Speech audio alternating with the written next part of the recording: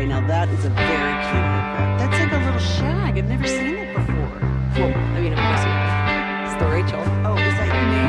No, I mean like your name. No, I'm Jen. Your name's Jen. Right, but I just mean like this is your haircut. But that's hair on your head. I'm not saying this is your hair.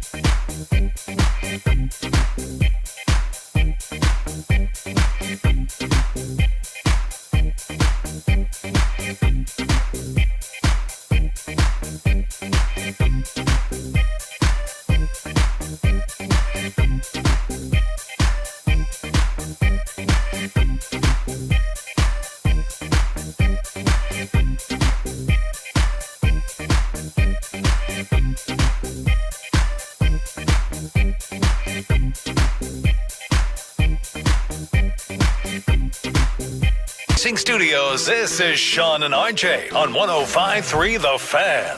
64 for the tie. Or it's the last play of the game. Snap, hold, 64. And sweet butter. But don't hurry to re-sign the kicker, whatever you do. Oh, man. Brad Sham, Babe Laufenberg with the call. That is the way we start off a Cowboys Monday, with a man down, like the Cowboys secondary, basically, here on Sean and RJ. This is your official home of America's team. It's DFW Sports Station. Sean Sharif, RJ Choppy, Peyton Russell. We got Aiden running the fan cam, Twitch, and YouTube. And no Bobby Bell. No. I think my personal thought is Bobby was victimized. I say that very loosely. By a DUI fishing expedition by a police officer. Why? He says he texted us he got pulled over, and then he said it was failure to signal. Is that what it was? No turn. Yeah, I don't like that rule. As my cousin who's a police officer said, if I ever pull you over for anything but speeding, I'm just looking for a DUI or a drug, something, right? I'm looking for something. I'm never going to give you a ticket for it. I'm just looking to get in your car. That's what I think this was. I don't think he did not end up getting a ticket. Not very well mannered, apparently, the police officer. But Bobby will hang on to that versus the luck of not getting the ticket and having to go through all that. Yeah, I mean, he might have been coming up on shift change, and he was like, "Ooh, this is my last ditch effort to get me a ticket for tonight." Oh, he pulled over the wrong guy because he works in sports talk radio. He's got a show, man. Come on. Dropped his name. I'm sure. Did he try to drop it? My name is Robert Belt. Roberto? Roberto? Yeah. I go by Roberto. Tune in right now to the 105 through the Fan postgame show. You will hear my voice. So Bobby will be joining us. Could you imagine if you're Bobby? You turn on the radio and you blast it. Turn it up and then you talk as you're talking. Yeah. Like, hey, look at this guy. Try to match it. Help me out with this game. I wish I could. Need a cigarette. I wish I could. That was an abomination. It was there was nothing good about that game other than the result and the kicker.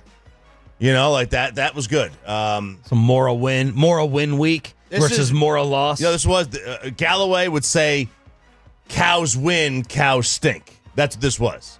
Cows win, cows stink. Because I look as good as I felt, and I'm sure you felt the same way after the Philadelphia loss. Yep.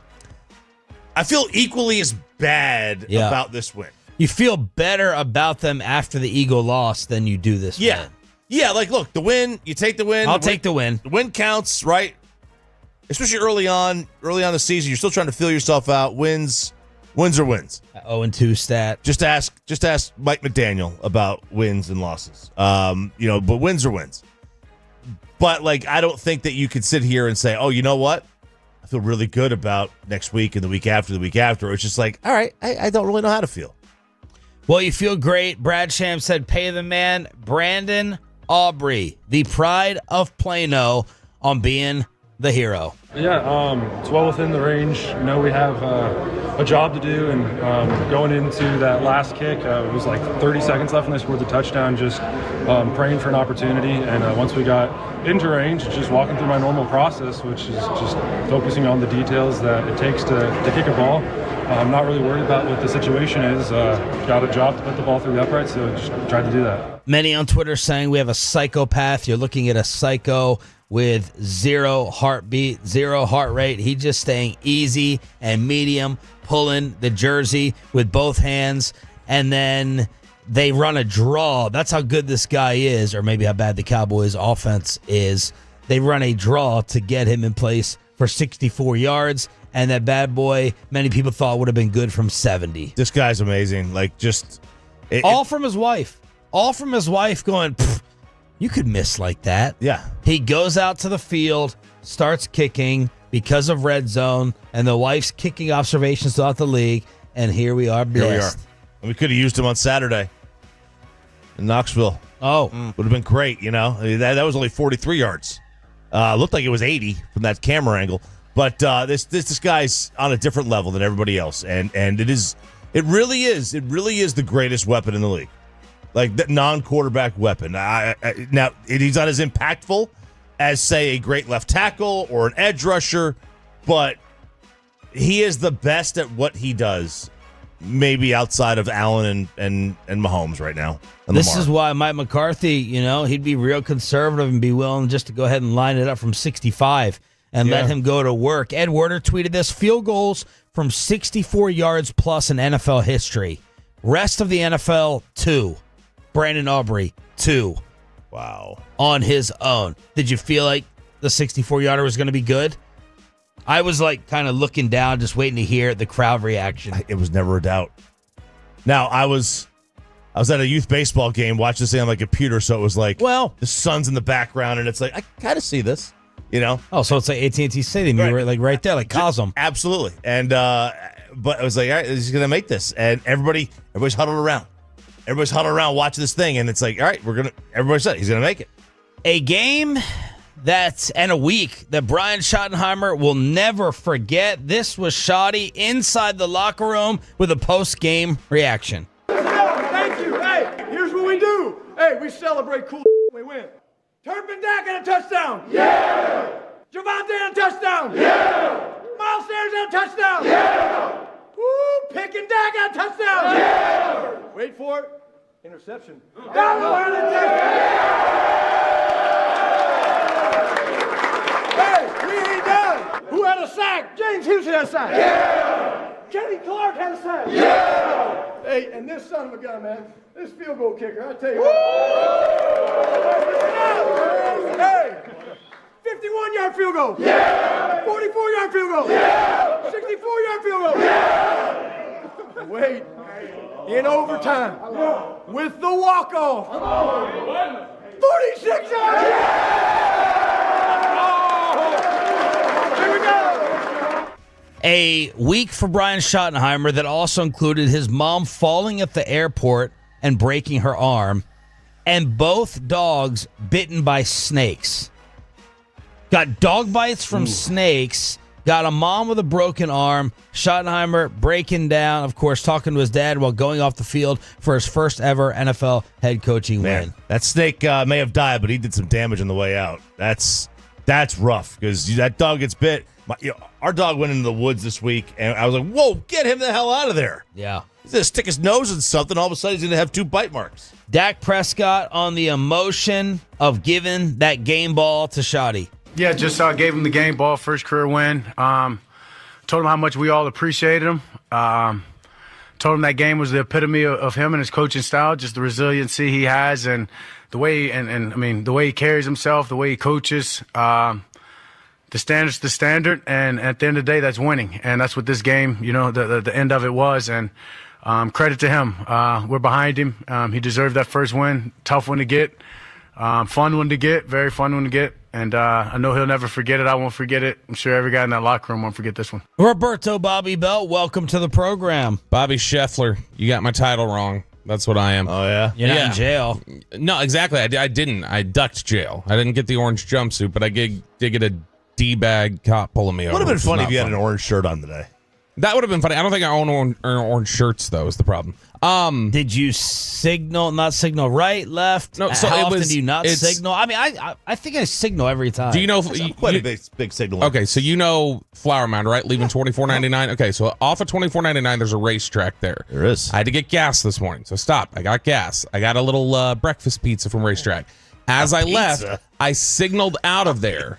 And he said that I signaled out into the near lane and that then I crossed over into the far lane. I think I just made a big swoop, but he said that I signaled into this lane and then crossed over, and they always have a cop sitting right there, and he pulled me over and he came by the car and he's talking to me. He's asking me where I got the dent in the front of my car, and then he was asking me what my backpack in the back seat was, and I was like, it's for work. I was like, I'll show. I'm pulled it out. I'm just like, you can look at it right now because I want to go, but here, I'll open it up. You can even look at it if you want. And he's like, oh, that's not necessary. I was like, no, look, here it is. Okay, cool. And then he was just like, all right, just sit tight for a second. And then he just sits back there for 5 minutes and he comes back and he's like, you're good to go. Just keep an eye on that turn signal. Cool. Thanks, dude. Well, that sounded nice. Yeah. No, it was not nice. He was clearly trying to he thought I was a drug dealer or something. That's exactly what it was. Yeah. I think. That's my assumption. Did you radio drop? I did say that I worked in radio, but then when no. But I knew I was going to be annoyed with him, and so when he said, "What do you do?" I told him I was a board operator for KRLD. I did not tell him I was on air at the Fan. Oh, he profiled the cop. He's like, wow. I think you're a 1080 listener. No. You want your traffic on the 8th. No. Do you know Will Kane? No, I did not. I did not want him to know I was on the air and then tune in to listen potentially, and then hear that I was calling. So that he comes to get you back, sitting outside downstairs. I live in flow mode. Those guys now, I could get pulled over by that guy easy. I guess things were so terrible for the Cowboys defense that Jerry Jones used the bat phone inside the Jerry suite, and Bobby was standing right there as Jerry let the media know post-game they signed Jadeveon Clowney. Well, he'll add some he's has been an outstanding player, and he'll add some real depth and some he's very credible, and he'll help us. It's the kind of thing that we will continue to do. It's a lot of the reason we handle our roster the way we handle it, so we can do these kinds of things. When was it done? That's what I want to know. Was it done during the game? Who was the Cowboy official who had to step outside and call Clowney's agent? He claims it was. He claims it was done during the game because he said it got done while we were sitting here. And so the only thing is, as soon as it happened, you've obviously got people that are turning around and then I'm like, hey, Jerry just said in the hallway that they signed. That was literally the last question he got in the walk-off. That wasn't even the main discussion that he had. So he was going to just walk. He just dropped it like, hey, by the way, we signed Clowney. And so everyone's like, wait, what? So we go inside, and then there were a couple people who were like, it's not done yet exactly. I don't know that he's totally right, but he ended up saying he felt comfortable enough to say it was done. So it's a 1 year, $3.5 million deal that can get up to $6. Fantastic. It sounds amazing. Could have used him yesterday. Well, what's Gilmore doing? Yeah. Yeah. What's Dion doing? They're leaning into pressure or run stoppage. Really, they're leaning in a run stoppage because that the problem yesterday was clearly the back half of the defense. I don't think that's like breaking news or anything like that. Hey, this could help for sure. I mean, maybe if you get some pressure on you and obviously help stop the run, but boy, they need help back there. It was time. It was the way it was a problem too in the secondary though. Miscommunication. It seemed like very basic stuff. Like, so I was watching it back yesterday and I heard Olsen referencing it too, of just the idea of like, they're either not getting deep enough or they don't know what they're supposed to be doing. Like, it all looked like communication or just super slow reaction time. Like, oh, wait, he's running. Okay, got to get back deep. It was all of them. Every single big pass they gave up, it was like, that looks like somebody back there thought it was a different coverage, or they were like, not my guy. I thought that was your guy. Should that make us feel a little... I'm trying to find any positives. Okay, I'm going to be positive today. I'm going to enjoy today, and then we'll get to the reality later on and tomorrow and throughout the rest of the week before the Chicago Bears. Should I feel better about it maybe being miscommunication and assignments than just straight up individual talent? No. I mean, you know what I'm saying? Yeah. Like versus like Diggs, instead of me just being like, Trayvon, he can't cover, he's washed, he's done. Well, Diggs was expecting help. That's better. I get it, but I mean, they play is zone. So like the only thing that could go wrong usually in zone is just you're not aware. Isn't the purpose of zone like kind of keeping everything like in front? You keep in front. You keep things in front of you. You play things safe. Like, and Russ is like, nah, we're just gonna go deep over the top. And see, that's the frustrating thing is that he went over deep too. 450. He was like, I'm just like, forget the check down. I'm just gonna go deep regardless. You walked in there yesterday against a 14-year veteran now at the quarterback position, and you said, let's play 30-year-old Tampa 2, and let's play a bunch of cover 3, and let's just... And he looked at... Every single time he threw it, it's almost like he was just like, oh, yeah, I know what this coverage is. I can just put the ball right there. A lot of Tolos giving Bobby early season props, saying the hot take that Eberflus could be one and done, that is looking... dead on. Star up, star down is your Cowboys report card. In case you did not know, it's brought to you by the greatness of Wild Fork Foods. We have an ultimate Cowboy fan hang to hook you up with at 7:15. We're not doing Expressway anytime during the Expressway. You'll need to know that at 7:15. Trust us, you won't want to miss it. One of our best giveaways ever. Nick Eatman, Ford Center at the Star in Frisco. Final hour of the show, but your Cowboy report card for Star Up, Star Down is next on Sean and RJ. But yes, earlier this morning,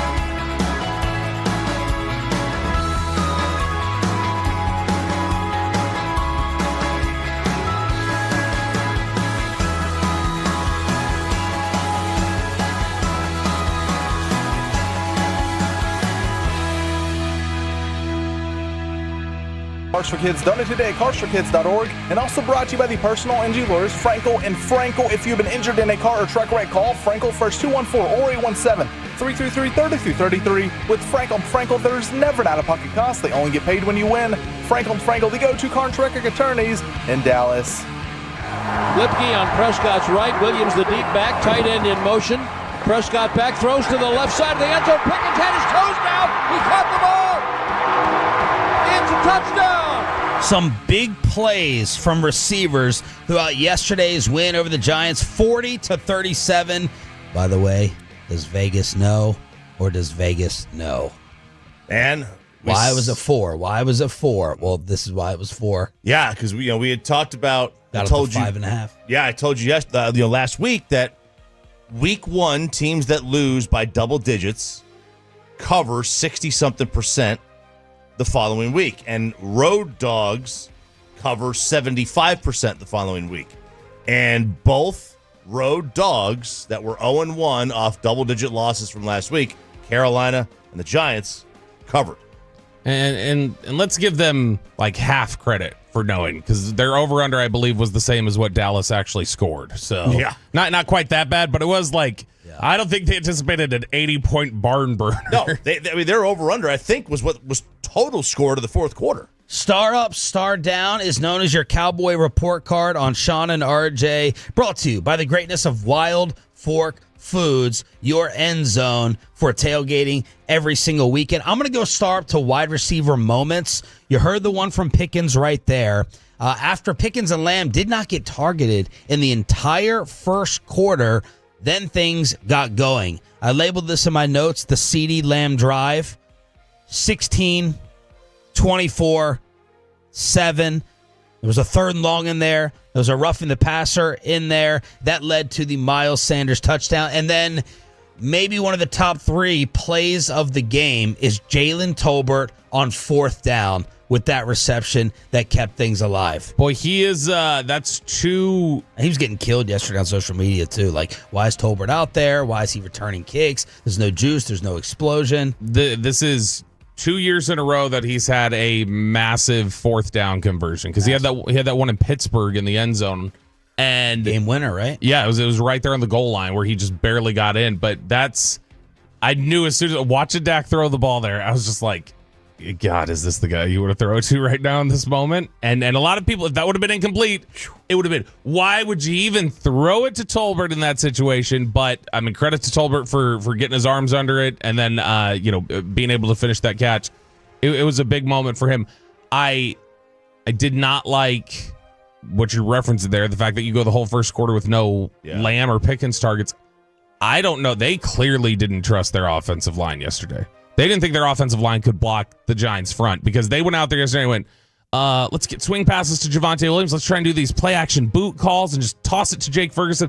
And the Giants were all about, cool, keep doing that. We'll sniff that out all day long. Abdul Carter, it's like, no, I'm not Micah Parsons. You're not going to do the play-action boot and think I'm going to just chase the running back. I'm going to keep containing. I'm going to keep my edge, and I'm just going to go charging after Dak. And they could not get any of that boot action going. 3 sacks. 7 quarterback hits. I felt like Dak's interception and a couple throws were on back foot where he was feeling that pressure up the middle. I think BB, before he got hurt, was beat on that. I think it was Abdul Carter who beat BB, but this offensive line not feeling fantastic after Tyler Smith got paid. No, look, and it felt like it was more than 3 sacks. Yes. And that's because of the quarterback hits. And some of those hits, Star Up, never interrupt your opponent when he's making a mistake, and that's what they did on this this game, because Dak was just under siege, but he was also just getting pummeled with late hits, right? And that is one of the Star Ups of this game, is that they let the Giants be absolute morons in this football game. 2nd and 11. Prescott back. Here's pressure up the middle. He's in trouble. Deep throw. Lamb on the left sideline at the 39 of New York. I don't know how Prescott got rid of that. I mean, the amount of 100 and some penalty yards, 150 penalty yards by the Giants. Yeah, I don't know how much credit I'm giving. I'm giving them Cowboys. I'm for giving the them credit. Giants being stupid. Let them be stupid. There was one time where the Cowboys clapped back, and that was a big time star down to Lamb. Do not do not get caught up with a lesser opponent. Do not go back and jaw with a lesser player. You're CD Lamb. There are like two. You mean when he's sitting on his butt on the sideline doing all the pointing? Yeah, and he gets the taunting call, which I don't care for that call. I don't care for that call, but look, it is the call. Everyone now that converts, like Pickens at the end when they're doing their first down, so I'm like, no. Don't get the flag. Don't go 15 yards backwards. You're CD Lamb. There are like two corners that you could jaw at the NFL. Nobody else is on your level. Nobody else. Stop. Yeah. Stop. We don't pick fights with Reetma. You know? Sorry, Jay. We just get on our level. If you're not on the level, don't jaw at them. I want to know, I don't know, maybe it's something we ask Jerry tomorrow. I want to be like, why is it a rule in the NFL that, or maybe KNC can throw this at Steven today. Why is it a rule in the NFL that you can have 3 penalties on one team and then CD at the end taunt is like, all right, offsets, let's just roll this. Why? Yeah. That seems like nonsense to me. One for one. Yeah, it's like if I broke 3 laws this morning and Bobby broke 1 and they offset. They offset. 3 traffic violations. He gets the same penalty. He gets the same penalty. It's just a stupid ruling. Yeah. It's so dumb. But yeah, start up to the giant penalties as this offensive lineman, this left tackle, gets benched off the first drive for 4 flags. 4 flags thrown, and he was not accepting it on the sideline. He's like, why am I being taken out? Dude, they tried it. Apparently, like, Olsen's like, they're trying to take him out, and somebody overruled Dayball. And I'm like, what? I'm sorry, what? Somebody overrules the head coach? How does that work? He had, I think it was 105 yards that he cost them. They cost themselves on the first drive. So they started from the 20. They picked up 110 yards of offense from the 20 on the first drive. Because they had so much yardage taken away. Hudson, it was the span of 7 plays. He gave up a sack and had 4 penalties that cost them 45 yards total. It was ridiculous. But look, don't let the Cowboys off the hook with penalties, okay? If I told you the Cowboys only had 2 fewer penalties in this game, you wouldn't believe me. It seemed like the Giants had like 8 more. I don't believe you. How many roughing the passer, quarterback flags? New York had 14 for 160. The Cowboys had 12 for 106.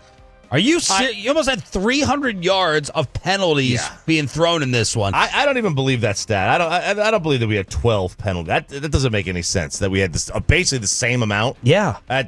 I don't remember that. And just in case, really, you got to call a spade. 2 bad football teams where a lot of people were just rooting for a tie outside of DFW. Just have a tie because neither of these teams deserve to win. Well, we didn't have the same amount of penalties. It didn't just feel that way. It was not even close to the same amount of penalties because Dallas had 12, which, that's a lot. Giants had 14, so that's pretty close. It declined. Dallas had 1 declined and 1 offsetting. The Giants had 7 other penalties that were declined or offsetting. They had 21 penalties called on them in this game. The memes of, like, how's the Cowboys-Giants game going? It's just a ref with, like, 30 flags behind him. 877-881-1053, the Franklin Franco Injury Attorney text line 4. Star up, star down. Yeah, big star up to the guy I was probably throwing dirt on over the summer. The guy I looked at and said, nah, there's no juice in that running back room with Javonte Williams. Motion now from Tolbert, inside handoff, Javonte Williams, and he breaks free, and Williams has a head of steam, and Williams to the end zone, and Javonte Williams running hard, took it home, 30 yards for Javonte Williams. Look, he could have been Cam Scattaboo out there the rest of the day and picking up like 1 yard per carry. Scattaboo looked good. And it wouldn't have mattered because that 30-yard touchdown alone would have gotten him a star up as A. It obviously gave you a little bit of momentum after a lot of struggles. 17-13. This was something where Javonte Williams, that 30-yard touchdown run, that was the first 30-yard run in 4 years. The last one he got was against the Dallas Cowboys as a rookie at AT&T Stadium. Oh, I thought you were going to tell me for the Cowboys, and I would have believed that too with Zeke. The first 30-yard run for the team in 4 years. That was for Javonte. In fact, I don't know. I don't think the Cowboys got. They may not have gotten a 30-yard run last year because Dowdle wasn't able to get one. He's a damn battering ram. That's what he is. He then had a first down run that was a battering ram on the next drive until Brian Burns kind of put him in his place a little bit and buried him into the ground. Yeah, you'll find your match every now and then. And he got the no 30-yard runs last year for the Cowboys. No 30-yard runs. So that's their first one in 2 years. Pepe, what are the Tolos saying for star up, star down? The 419 says star up to Dak, to Williams, Lamb, and Aubrey. Star down for the 419 says Wilson, Adam. And, I don't know what that says. What? His message got really messed up there. 214, star up to the Thomas, DBs. that's what he's saying? I think so. 214 also says star up to the Giants penalties, star down to the defense, and the offense for 3 quarters as well. One more thing on Dak. That drive to make it 34. I know all these drives at the end are going to run together. Yes. To make it 34-30, the touchdown drive late. He hit 4 different receivers on that drive. Tried to hit 5 different ones. He had incomplete to Ferguson. I mean, that spread the ball around late. That was a tremendous, big-time game, or would have been game-winning drive at the moment, but big-time drive by Dak. I'm giving Dak a star up. I know RJ Ochoa may disagree. I saw Marcus Mosier being the one saying, like, this game is on Dak. It was like a negative take. Every time the Cowboys were in a must-have situation, I felt personally confident that Dak was going to get it done, and he did. So I'm giving him a star up. 38 of 52 for 361, 7 yards a pass, 2 touchdowns, got sacked 3 times. His arm's going to feel like DeGrom after a start. 52 passes. 52 passes. He was good yesterday. He gets a star up for sure. I don't think he was as locked in as he was against Philly. Like I still think Philly was a better game, but yeah, he was good yesterday and just was having to weather so much. That first play we had up there where Sham was like, I have no idea how he got the ball out. He got destroyed on that throw where it was like Lawrence and I think it was Burns came in, and those two, they hit it. One hit him and like basically threw him into the other who hit him. He was taking a beating yesterday. The offensive line did not do him any favors. And Dak was asked if yesterday with that 0-2 stat, would you say, Choppy, last week was 6%? You got a 6% chance of 6.25 getting in if you fall to 0-2. Was yesterday a must-win? Todd asked me how 0-2 would feel. I would say it was a must-win. Every part of my mind, and I think that's why, just throughout the game and every situation that happened, I never lost faith. Like, I never lost confidence in this group and what we're going to be able to do, and we're going to be able to respond. Getting the ball back, with 30 seconds or so, and you've got a kicker that, you're only down by 3. Like, my confidence is through the roof. Like, the only thing is after the incomplete, they ran all that clock off. I'm like, come on, guys. Like, other than that, that was a little bit scary. But other than that, like, I believe in these guys, and not for one moment that I think that we're not going to win. So it was a must-win, and we answered the bell. 1-1. It's a complete different feeling than 0-2. It's a confidence booster, especially in a late game like this in overtime in an NFL game versus division opponent. Credit to every man in the locker room. Dude, if they had fallen to 0-2, you're looking at, I mean, it's still too early to start questioning things and, putting heat on any player or coach. But Schotty's job would have gotten much more difficult at 0-2 with trying to keep the locker room. What the hell are we going to do about this defense? We continue with star up, star down, your Cowboys report card. Jadeveon Clowney is here to help. Was Micah almost a New York Jet? And they're spending some of that Micah money on the offensive line. We continue with a Cowboys Monday next. But, Bobby...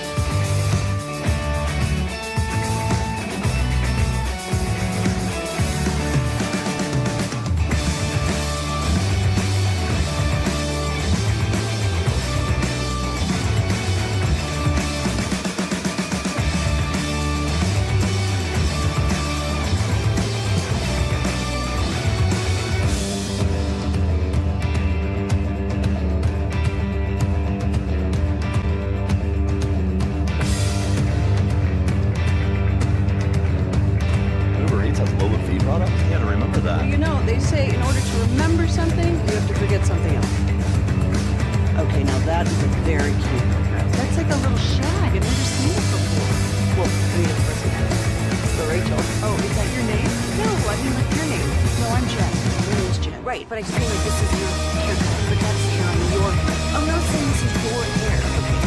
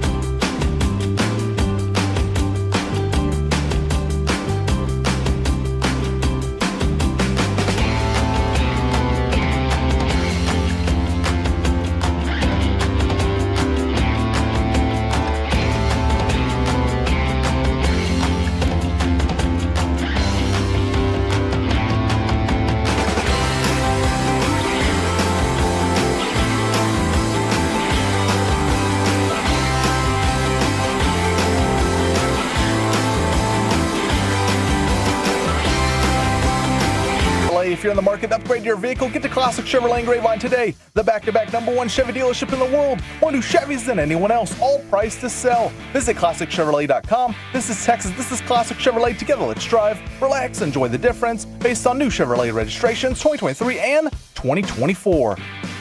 In the shotgun, 1st and 10. At the right tip of the blue star at the Dallas 48. Snap is back. All kinds of time. There he goes. Deep to Neighbors on the right side of the end zone. Oh, he caught it. Oh, my goodness. Over Elam and Wilson with 25 seconds left, and the Giants have regained the lead. Bobby, take us through the press box when that happened. I had tweeted out with the Cowboys score before that, well, this defense is still capable of screwing this up. And then Malik Neighbors, even while being blinded by Kaiir Elam, Elam had the hand over the face mask, over the visor. Neighbors still able to bring in another Russell Wilson. You let Russell freaking Wilson, who they wanted to replace after week 1, to throw for 450 yards and 3 touchdowns, and you allowed Danger Unlimited to be Mr. Unlimited. Man, either the defense and secondary is that bad, or Prime Russ has returned. Neither one is the answer. I know the answer. Neither one's a great thing because Prime Russ is still pretty darn good. But we know the answer, and that's a long-term 15 more week problem. But for that touchdown to happen in that moment, and it's not like Cowboys had to get field goals to tie. The Giants had to get touchdowns. Yeah, they did. That was the problem. They're down 4. That little seesaw back and forth, it's like, all right, you got something to play with here. They have to score a touchdown. Yeah. And they did every time. Yep, and that was the thing so we weren't even in the press box at that point. Usually around the 5-minute mark, we'll go down to the tunnel area to just be by the locker for whatever outcome there's. So usually that's a pretty uneventful last 5 minutes, even if it's a close game. It's like, all right, one team's driving, and we're going to see what happens here. You don't normally expect there to be 4 or 5 scores in those last 5 minutes.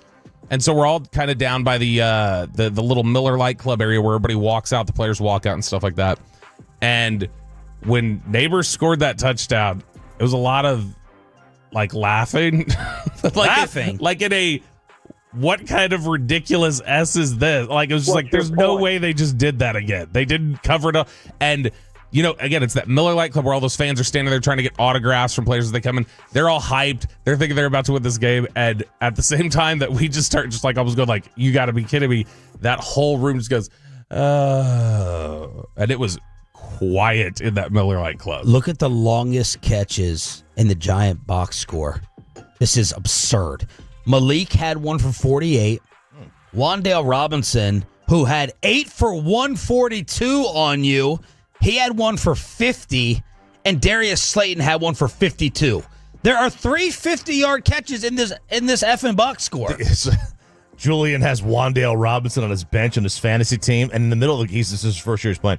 In the middle of the game, he's like, how do I get him to go into my starting lineup? And I'm like, no, man, you can't do that. You got to do that pregame, bro. Brian Schottenheimer on the defensive, I don't even want to call it performance. No, I think, again, Ed, somebody asked me that earlier. I want to look at the film. There was definitely some coverage busts, things we got to clean up. I know one time we didn't carry the guy down the middle of the field. That was the first touchdown. That was one of the linebackers. But again, we have to be better than that. You can't give up, that many explosive passes. And a lot of those were, again, either he was doubled, talking about Neighbors, or we didn't play the coverage the right way. Guy didn't overlap, guy didn't buzz, guy didn't carry 3. And when you do that, you open yourselves up. I thought the fans were really, really loud. Fans, keep being loud. We'll get the coverage unit fixed. Sometimes it's hand signals. You don't get your hand signals communicated. So one guy's playing something, another guy's playing something else. But I'll speak a little bit more to it tomorrow without watching the film because it will be something we spend quite a bit of time on to make sure we make those adjustments before we get to Chicago. Jadeveon Clowney is here to help. Jerry confirming with Bobby right there that they are bringing in Clowney, but the top 2 star downs that you're going to get from the Tolos that we need the breakdown of are going to be Trayvon Diggs and Donovan Wilson working in tandem. Brian brought us on the way as we speak, texting me to watch the film. Yeah, and that first one there, Schottenheimer went ahead and put responsibility on that one. That one everybody thought was Diggs on the first touchdown. He's saying is not. He's saying that's one of the linebackers was supposed to carry Neighbors down the field, and that didn't happen. You get that in Tampa too. You need the linebackers to be good coverage linebackers. I still don't understand why, if you were going to come in here and run Tampa 2 and run that system. So just explain what Tampa 2 is. Tampa 2 is like normal cover 2, except like the linebacker and center has to be like basically function as a safety at times and be a really good cover guy. That's where Derek Brooks was always 5 interceptions or sit like he was this. And the 2 safeties are going to stay deeper back. Yeah, they're keep playing, things in front. Yeah, they're playing the 2 zones up top now. This and then like the linebackers generally responsible for seam route stuff up the middle, different things like that. Because the weakness against cover 2, if you play Madden or any football game, is supposed to be on the sidelines, like that pass that you can run a corner route or you can run an out route. That's supposed to be the weakness of cover Tampa 2. So in like typical cover 2, like you will. Given when that's the read, like for instance, one of the cover 2 beaters a lot of teams run is it's an option route where the receiver's going, and as they're going up, they just read the safety. If it's single high, they run the seam. If it's cover 2, they're supposed to bend it and run the post and basically drop it in between the safeties. Tampa 2 says, all right, well then we'll put a linebacker that will have drop there, and that's how we'll be the cover 2 middle. He'll be responsible for the middle. So cover 2 different from Tampa 2. Yeah, Tampa 2 is a slight difference. It's a variation though. But it's something that I don't know, and I don't know which linebacker it was. It would have been Murray or Sand, probably Murray that was supposed to carry him. But again, if you were going to run this much and have the linebackers do this much that was going to be dependent on their coverage ability and things like that, why were you not investing in like linebacker? You just kind of went, yeah, we'll throw anybody out there. You treated it like the way Rod Marinelli treated defensive tackle for forever. Just like, I'll find somebody. I don't need somebody to do a whole bunch of that. But you need Sean Lee's back there. And Rod always had a Sean Lee here to do that. Neighbors putting it on Trayvon. That's what it felt like. A 29-yard touchdown against Diggs to make it 13-3. Now, Jesse Holley came out to defend Diggs a little bit, former receiver, friend of the station and show. Jesse said, look, 90% of NFL corners cannot cover Neighbors without help, especially not a DB recovering from a serious knee injury and on a pitch count. There was a 3rd and 1 that went for 28 yards, Neighbors versus Diggs. Donovan Wilson got the game turning interception in overtime, but he's going to have Cam Scatterbo nightmares looking at Scatterbo running him over. That's when Jackson Dart came in, and Scatterbo had a 24-yarder in the 4th. Donovan Wilson just trying to hang on for dear life, and then Scatterbo scores a touchdown to make it 23-20. But Wilson and Diggs in the crosshairs. Yeah, I will say Scatterbo, the most emotionally impactful 2-yard runs that you'll ever see. The 24-yard run, I would like to point out that he just had he's been fun. An easy lane, and then he still got caught in the end. The one near the goal line was a fun run where he's bull rushing, doing his Mike Alstott, then he just kind of does a spin. Well, that's twice you've invoked Mike Alstott. I'm going to do it all his whole career. Who else can he do? There's a white running back. A white running back that likes to lower his head in an aggressive manner. I wish somebody would just rip the ball out of his hand. Alstott was a stud. I'm just saying the reality is that he's Hunter Lipke's before photo is what Cam Scatterbo is. I want to give a star up defensively while we crush them, and I think this is an undercover. I had this moment and this guy as a turning point. I thought it was going to be the turning point, and then there was 17 other scores after that. I'm giving a star up to Solomon Thomas. Solomon Thomas with some big key plays in this game. He had a 3rd and 2 after a Dak interception. Huge play on that. He had a 4th down pressure that ultimately led to that Scatterbo drop with that pass. So I'm giving Solomon Thomas a little star up as we destroy the defense today. Brought to you by Wild Fork Foods. So I didn't notice Thomas as much. I did see people after the game though say they thought Thomas played well. So I think I didn't. I'm bet when I go back and watch today and see the tape, I'm guessing he's going to flash because there have been so many people saying like he put a solid performance out there. Outside Big of moments, that, at least. Outside of that, man, I did think, other than Kenneth Murray being responsible for that touchdown, I did think Kenneth Murray made a couple of plays, like big plays in the open field. Like he was a sure tackler. He had a couple tackles for loss. But, man, you're not generating any pressure. Yeah, we're blaming the back end and the linebackers and secondary.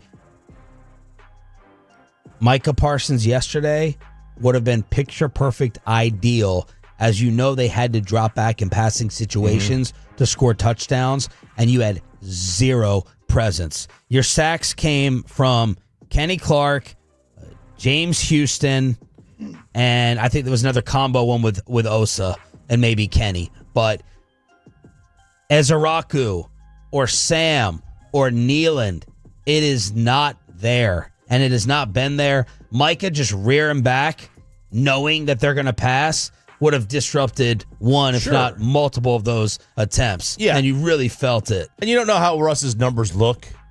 Just like, if Bland is out there, like, is Bland really going to be worth 175? You're like, we have no idea, right? But it certainly would have been 450 with all those touchdowns. I don't think. Yeah. Jeez. You mentioned, I was just trying to look up and see how some of the numbers looked yesterday, by the way, and you mentioned Solomon Thomas. He was on the field for 12 run snaps. He made 7 run tackles on those 12 snaps. Wow. They averaged 2.5 yards per carry on the run when he was out there, and when he was off the field, it was 6 yards per carry. Nick Harris tweeted this. This is the state of things defensively. Brevin Spanford, CeeDee Lamb, and Hunter Lipke made more tackles than the DN room. It's not good.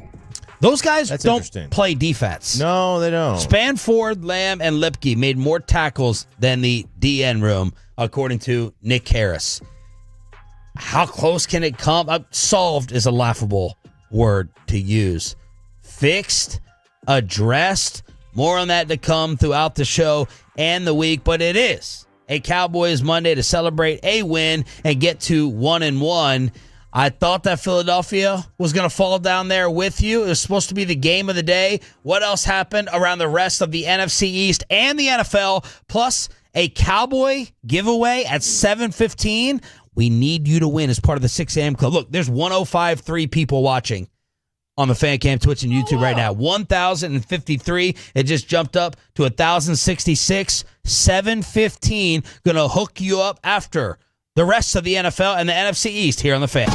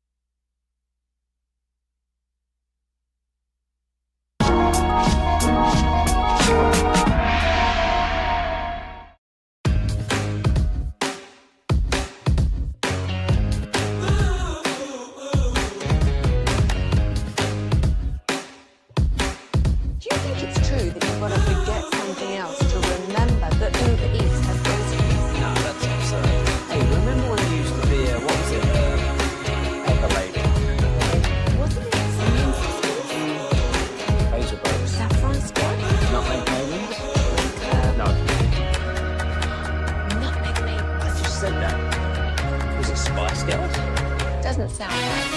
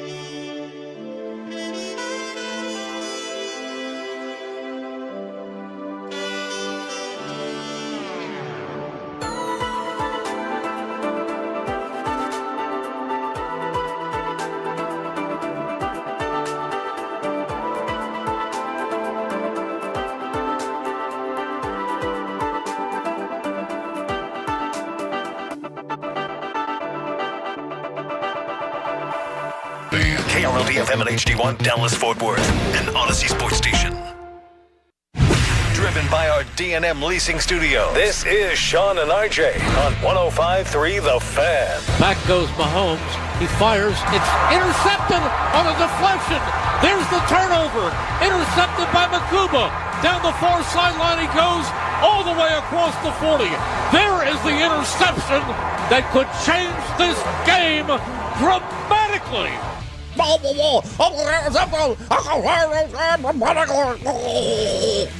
That's Eagles Radio with RJ gagging here on DFW Sports Station. It's a Cowboys Monday. I thought for a second we are going to have 1-1 across the board in the NFC East. With the Giants losing, they're going to be 0-2. But the Cowboys and the Eagles tied? Nope. Travis Kelce continuing to look washed.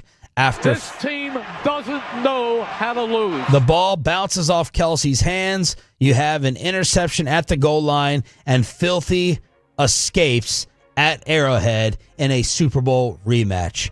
Ugly game and nauseating because the Eagles end up winning. The Kansas City Chiefs, RJ Choppy, are in trouble. They are in trouble. They're not explosive. They don't scare anyone. I got Mahomes as my fantasy quarterback. All right, so I have doing everything. I'm invested in this, but their magical one-score records that they've been putting up all these years, they're now 0-2 in those moments and to start off this season. Yeah, and they you had the Kelce, obviously the Kelce interception at the goal line. I mean, that's a go-ahead touchdown. I mean, you're at least tying the football game. It's 13-10. Yep. At the very least, it's a tie game, and it turns out to be a 10-point swing because a few minutes later, it's 20-10. So that's a brutal swing for the Chiefs, and they just don't. I mean, they've got Mahomes and Kelce, his legs. He can't be your leading rusher, right? He can't be your leading rusher or close to it. And he was by 30 yards, and that's a big time problem. So I saw Albert Breer this morning saying Kelce and Reed are failing the Chiefs. Put the blame on both of them. Oh, Andy Reid. On Andy Reid, because he punted on 4th and 7 with like 7 to go. When you're down, and then the decision to go for it on 4th and 1 from your own 35 with a weird play. Okay, all right, that kind of nitpicky, but that's not a championship level football team at the moment. Jalen Hurts had 0 passes past 6 yards at the start of the fourth quarter. No completion past 6 yards. Then he found Devontae, and then that stupid BS play. I have a new issue with the tush push. I have a new one. I know I've been bitching and moaning and crying and whining about it for 2 years now. But the Hurts push put them up 20-10. It was ball game. There's audio going around of Chris Jones yelling at Jalen. You didn't even have 100 yards. I think he ended up with 101. 101. So he accounted for, with rushing included, he accounted for 116. You win a football game on the road when your quarterback accounts for 116 yards. Like he only had 16 rushing? He had 15 rushing. 15 rushing? And 101 in the air. So 116 yards is what he accounted for. You can't win that football game. And Chris Jones was basically calling him a bum, and Hurts back with the recorded audio goes, shut the F up. We won the game. So that's Hurts and Chris Jones going back and forth. But yesterday, I'm watching the tush push and all the replay and everything, and I'm like, dude, their offensive linemen are in the neutral zone before the ball snapped. I think it was their right guard. Everyone's getting the side by, and I went and watched it twice, and I'm texting my buddy, and I'm like, are they getting off? Are they getting off before the ball's actually snapped? And he's like, yes, absolutely. And he's got no dog in the fight. Mm-hmm. And that is what the entire internet is focusing on today. How are you going to defend this when the Eagles' offensive linemen are allowed to get a false start? Yeah, I'm trying to remember somebody. And these aren't concocted, messed with, altered views. Like, This is what was actually shown in real time. Yeah, I'm trying. This has been the cry of Sherman or somebody, some former defensive player. This has been the thing they keep trying to get everybody on board with. Like, nobody's really jumped on yet, was the idea that most of the time they are lined up in the neutral zone just by the way that they crouch and they get in place. But yeah, this thing is, there's so many reasons why this shouldn't exist. And another reason is just the fact false start. Yeah, I mean, it's lining up offside, lining up in the neutral zone, whatever. It's a stupid play. It's not a play. It's stupid, but I mean, look, they have success with it. Same thing. He doesn't even have 100 yards, but what are you going to say? Jalen Hurts just beat you. You got to shut up, Chris Jones. You guys lost. Yep. Which, by the way, first time as a starter in Patrick Mahomes' career, whether it's college or high school or anything else, that he started a year 0-2. Since sophomore year of high school. Well, he didn't even start then. The team went 0-2, but he didn't even start then. So are they trying to say, or are they just missing this call, that this is the same as the Lane Johnson jump start? Like it's like the same theory? Yeah. Like he gets the early. Right. Is that how they're saying that this is okay? I don't know, because the one with Lane Johnson is specifically a rule about moving backwards, not like lunging forward. Like it's a technicality in the rule book about rocking back or getting into your pass set. So I generally have no problem with the play. But if you're going to false start on every play or you're in the neutral zone, I mean that completely changes the dynamic of it. Like that's not inside the spirit of the sport. Well, it's just an illegal. So yeah, it's a false start. infraction. Yeah, it's a false start. All right. Was Minnesota going to pull it off again? Maybe you bailed on the rest of football after that 4-hour Cowboy roller coaster. Here's what happened against the Falcons. They're going to hand it to Algier, and Tyler Algier scores standing. Minnesota might have let him score. I think they did. But Tyler Algier goes in with his first score of the year and his 11th career rushing touchdown. 6 points for J.J. McCarthy. The reigning NFC, doesn't give him NFC Offensive Player of the Week again. Yeah, not just for a rookie. Yeah, numbers are about the same. 6 points for the Vikings. They did not score in the first, third, or fourth quarters, and the Atlanta Falcons win 22-6. Watched way more of this game than I should have. Yeah. I saw 10 o'clock. I saw the clock say 10. I should not have done that. This was a brutally quarterbacked game. I like Michael Penix. I wasn't as impressed with Bobby with Penix in week 1. I'm not blown away right now by what I'm seeing from him in either of the 2 weeks. I didn't think he was good last night particularly. I thought week 1 he showed like in big moments he was going to make big plays. Like last night both quarterbacks were pretty mid. Yeah. Bijan is the one that stood out last night. I mean, that holy cow. And Saquon talking about how he got the best cut in the league. Yep. And he does. And basically right after they talked about that, right out of halftime, yep, he comes up with just a cut left and then a cut right, which just, I mean, he didn't put the DB on skates. He made him literally Jeff McGinnis fall to the floor. Like he fell right on his butt. Like that's not how they don't teach you to put your hands down when you fall. All right, you got to wrap up like this, like make a cross around your heart. That's how you fall in snowboarding. You don't want to break wrists. I'm trying to find the exact number I saw last night. Somebody had tweeted out the statistic that J.J. McCarthy had by far this weekend the highest percentage of throws that were uncatchable. And I'm trying to say, I can't find the number right now, but it was something ridiculous. It was like half of his throws. Yeah, I was worried about my J.J. McCarthy take coming out of college after week 1. I'm feeling better after week 2. This is the roller coaster I think you're going to see with rookie quarterbacks. Yeah. I mean, he played bad. He played much better on the road than at home. You would think he would have played. But he really played poor. He's played one quarter. He's played one quarter. It was a great quarter. It was fun. Great quarter. But yeah, he has not played. This is the roller coaster I think you're going to see with the rookie quarterback. The injury that has taken over the league again happening on Bengals radio. Burrow catches a shotgun snap, pump fakes, and Joe will be sacked at the 35-yard line. Eric Armstead pulling him down by the feet. And Burrow's limping badly. Joe takes his helmet off and sits down on the turf. He's pointing at that left ankle. Jake Browning begins warming up, and the training staff is looking at his lower left leg. He was in a walking boot with a single crutch afterwards, and people are speculating that it's a grade 3 turf toe injury that could require surgery and sideline Joe Burrow again for at least 3 months. Now, somehow, they still won this game. Jamar went nuts. 14 for 165 and a touchdown. They beat Jacksonville with Trevor Lawrence waving off Duval. Like, shut the heck up. Get out of here. But the Bengals, good news. They're 2-0. The horrific news, Burrow could be gone. You want their next 4 games? Brutal. At Minnesota, at Denver, home to Detroit, At Green Bay. Well, those first two games you may just have to score. Well, Denver scored put yesterday. 29, right? But score 13 next week against the Vikings, you get another win. I can hear Gavin Dawson already on G-Bag talking about the possibly injury-prone Joe Burrow, and this happens to them again. Yeah, this is, if you look at... What is the toe that we're taught? What is this? I assume it's his Sergeant Hulka. Big toe. Yeah, I would Is guess. that what it's really called? That's from the movie Stripes. The Sergeant Hulka will be our big toe. Okay.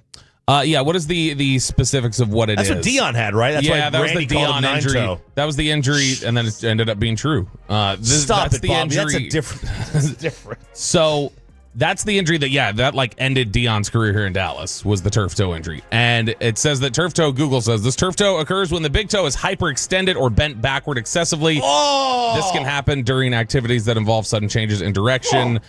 Symptoms, pain and tenderness at the base of the big toe, swelling and bruising, stiffness and limited range of motion, and difficulty walking or running.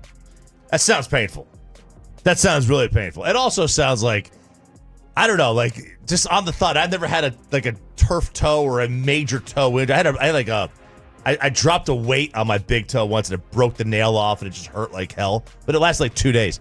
And it just sounds like I got a toe injury. That's going to keep me out for 3 months. It just sounds so, it's real. Yeah, and I do. I mean, it is kind of fitting now that Burrow does rhyme with turf toe a little bit, and so we can call him Joe Turf Toe. So that's one problem. I'll fly through the rest of the games. You stop me wherever you see fit, and our ultimate Cowboy giveaway is coming up at 7:15, not 7:30, not 7:45, not 7:50, 7:15, and then again in the 8 o'clock hour. The Lions start mocking Ben Johnson by dropping 50 on Chicago. The Cowboys are getting Chicago next. 52-21, Jared Goff with 5. Look, we knew this about Dan Goff might be petty too. Like the Lions are just incredibly, like, they keep receipts. What are they keeping receipts of? Ben Johnson was great with them. The stumble, bumble, fumble play. Yeah, it was they can't do anything without Ben Johnson. Like that's what everybody said that last week. They mocked that as a celebration. Yeah, yesterday. Lions can't do anything without Ben Johnson, and it was like, okay, yeah, that's Dan Campbell is just a petty individual. Dude, it's 2 weeks into it. Ben Johnson hates that job. Like when they show him post, I saw this clip driving it. I'm gonna send it to Peyton here. Is that he's sitting there? They asked about, like, did you think he was running it up? And he goes, what do you want him to do? What they don't kick field goals. They never have. What do you want them to do? They're right there on the goal line. They have to go for it. They don't kick field goals. The annoying Rams, somehow, someway, they're just 2-0. Winning again, 33-19 in Tennessee. The Titans are 0-2. Nakua went nuts on me. Devontae Adams, 6 for 106. So the Rams are 2-0. The Miami, dude, they need a psychologist in Miami. And listening to Mike McDaniel post game, he's not going to last the year. He may step away. New England wins 33-27. Tyreek had the 30-yard catch stat told to him late in the week, and he goes, "Are you trying to piss me off? Oh, we don't want that, especially if you're a member of the opposite sex." 33-27, New England, Miami's 0-2. Which, by the way, Miami is nothing impressive so far. They've gotten worked over. Drake May did look good yesterday. Drake May looked like he was in command. San Fran with Mac Jones. Who? 3 touchdowns. 26-21 over Kellen and the Saints. That was a potential trap. You know, you're without your quarterback. You're playing New Orleans. No Kittle. No, yeah, without Kittle too, and New Orleans stinks. Yeah, they're awful. But I mean, like that, it would not have surprised me if they wound up losing that game with the backup. Special teams, maybe gaff of the year with Pittsburgh touching the kickoff return. Seattle recovering. The Seahawks drop Aaron Rodgers to 1-1, 31-17. Seattle. They asked Tomlin about, do you practice that play? He goes, every blanking day, every damn day we practice that play. Lamar had 4. 41-17, Ravens over Browns. Real quick on that one Steeler play. When they change the rule every year with the kickoff, can you blame the player still? They're changing the rule every year. So what I didn't understand was the ball recovered in bounds? Why was it a touchdown? You thought that he rolled out of bounds? Yeah. I didn't think he had possession in bounds. That was a risky play by him. He should have just stopped and picked it up. He should have done whatever. I mean, whatever he did, they scored. I mean, it would have been, I guess... Would it have been a safety if he just kicked it out of the back? If he just hit it out of the back? I didn't see the specific play with Pittsburgh. I didn't see this play yesterday. So the ball bounces in the landing zone, and the kick returner allows it to bounce over his head, and it just kind of rolls into the back of the end zone, the very back. And the Seattle, player just jumps on it, and he rolls out of bounds, but they still gave the touchdown. Around the NFL and inside the NFC East on your home of America's team. And because of that, we're able to hook you up with some pretty cool things. How would you like to watch a Cowboy game with the Cowboy cheerleaders inside the film room at the Ford Center with a former Cowboy player? We hook you up with that. You need to watch the rest of the NFL first, Bobby, before you watch that. Go look at the other touchdown. Little busy trying to run down Jadeveon Clowney yesterday. And then yesterday I just tweeted, I don't know how to feel. Do you feel better about the Cowboys after the Eagles loss than you do after the Giant win? 877-881-1053 to win, and for Cowboy phone calls in the commercial-free expressway after this. And this...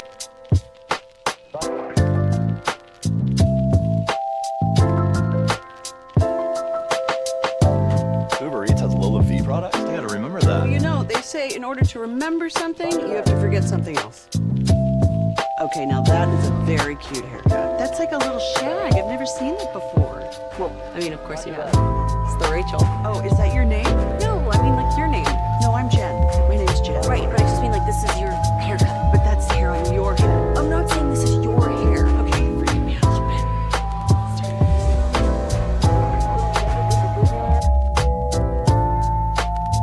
Roger that,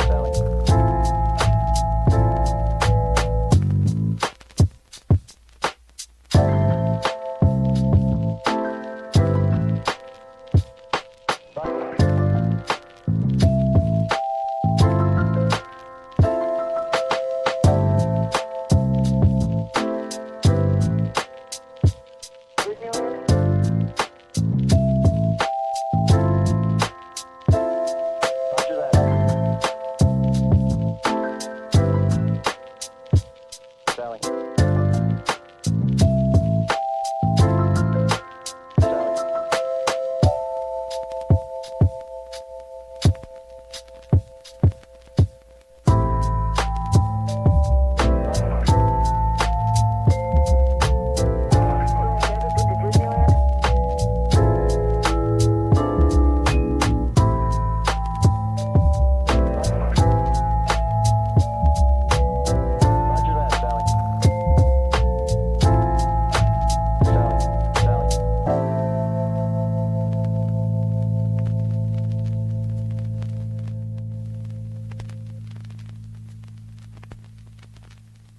Roger that, Sally.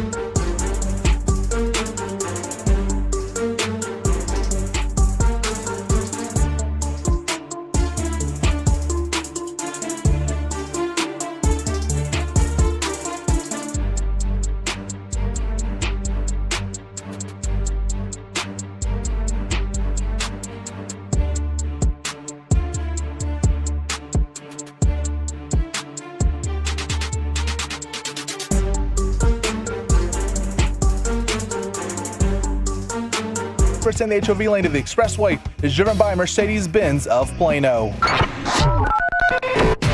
All right, Tolos, that's right now. Caller number 10 at 877-881-1053 wins a one-of-a-kind experience. Your chance to attend our Ultimate Cowboys fan hang presented by our friends at Whataburger. You and the guests will watch the October 5th noon game in the Cowboys players meeting room at the Star. Not only will you sit with where the players sit, you'll also be joined by the Dallas Cowboys cheerleaders. Plus, a former Cowboy player will be hanging out with you as well. You'll be served lunch from Whataburger and some other goodies to take home. Caller number 10 right now at 877-881-1053. And if you don't win this time, your next chance to win will be in the 8 o'clock hour. 8:15 to be exact. Well, I guess I would say 8:20. So make the Tolo appointment every day this week, and we're going to direct you to the other shows as well.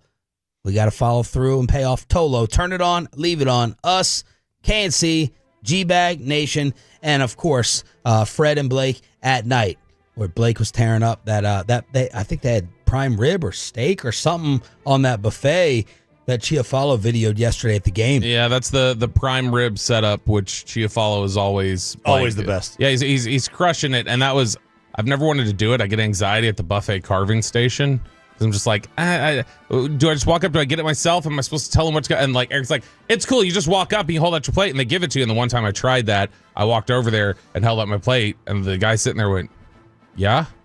And I was like, "You liar, Eric. I did have to say something." And Eric's like, "I swear I've never had them say anything to me." 877-881-1053 in order to hit us up on how you're feeling. Like, I'll take the win. I'm going to be happy today. But last week we did the moral loss. And I was surprised how many people went ahead and picked up that topic and segment. Now, the team is never going to put value publicly in a moral loss. They do, or at least they should. We also did another topic last week of, were you trusting the first half defense against Philly or the second half defense? And I think I had the strongest opinion of, I'm worried that it's the first half defense. Now, for different reasons. I was worried about Jalen Hurts just running and not spying him, and now I'm terrified of the back end and the secondary.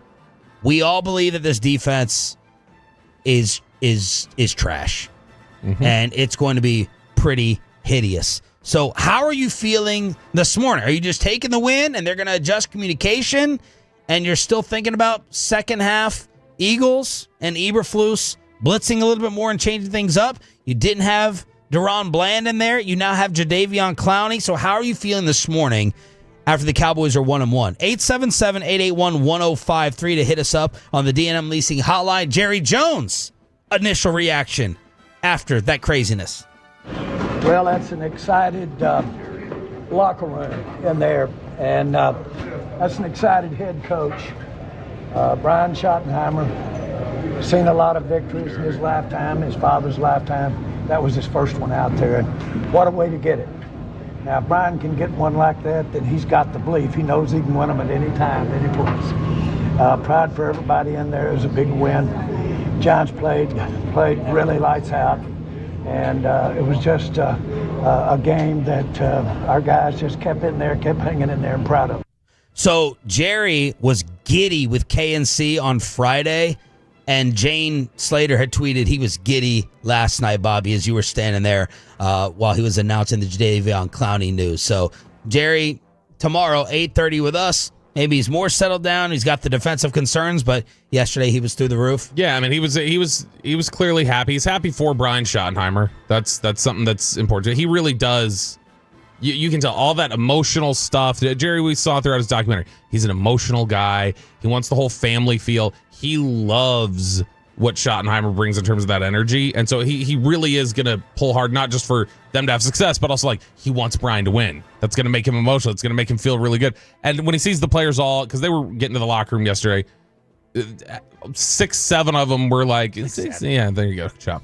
Would get to the locker and you would just hear a scream come from the locker, just like basically almost just like letting out, like, just like they were exhausted at the end. It was a tough game, but he was very upbeat, very positive, and hopefully he still recognizes the issues that they have. Yeah, let's hear Jerry's thoughts on those issues trying to stop points being scored. Well, I thought they challenge us, and Russell is just maybe the best that's ever played as far as a deep ball is concerned. Now, I can't tell you how many times we told each other that all week long. That was no surprise to us that he could throw that deep ball like that. But all teams, not to take anything away from New York, but listen, all teams present different challenges. This one today was his ability to throw the long ball. They took it, they were very effective against us out there with that. But I'm so proud of our guys for staying in there. Obviously, they could have slacked off at any point there over the last 30 minutes, didn't do it, won the game. Can't tell you how proud of them. On throws over 20 yards, RJ, Russ was 7 of 9 for 264 and 3 touchdowns. That was over 20 yards. Jalen Hurts would kill for one of those. Yeah, Just Bob. one. What they count a deep ball is officially he's over 15. Is that what they count as technically a deep ball? It depends on who it is. If it's the NFL's like game stats and information, I think theirs is like 16. I think ESPN does 20. It's just kind of a sliding scale. I mean, look, those are tremendous numbers. You go look, the fact that you won. He's going to win Player of the Week probably in a loss. Yeah, but you allow 7 of 9 for what 260 or whatever on 20-yard downfield throws. You're losing that game, I would assume 8 out of 10 times.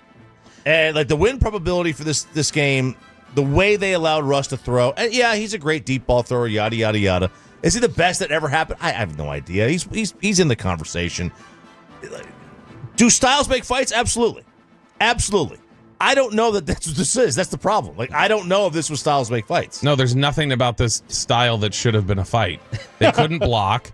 They couldn't get pressure very often against Washington in week 1. They can't cover. Like, there's all these things that were issues. And they couldn't. I heard Broadus in the Post keep saying they could not protect against Washington. No, it was like they kept having to throw the ball. Like, they kept having to do these quick 2-second smoke routes to Wan'Dale Robinson in week 1 because they couldn't block it up. Every single time Russ dropped back, he was moving or he was hit or he was changing his arm angle. It was brutal. It was just an awful, like they were bad across the board. That's why when I'm picking Dallas by 2 touchdowns on Friday and then again in the pregame show, that wasn't like really a testament to Dallas. That was the Giants are bad. Yeah. Yesterday, and there were a lot of people going like, ha, you underestimated the Giants. No, I didn't.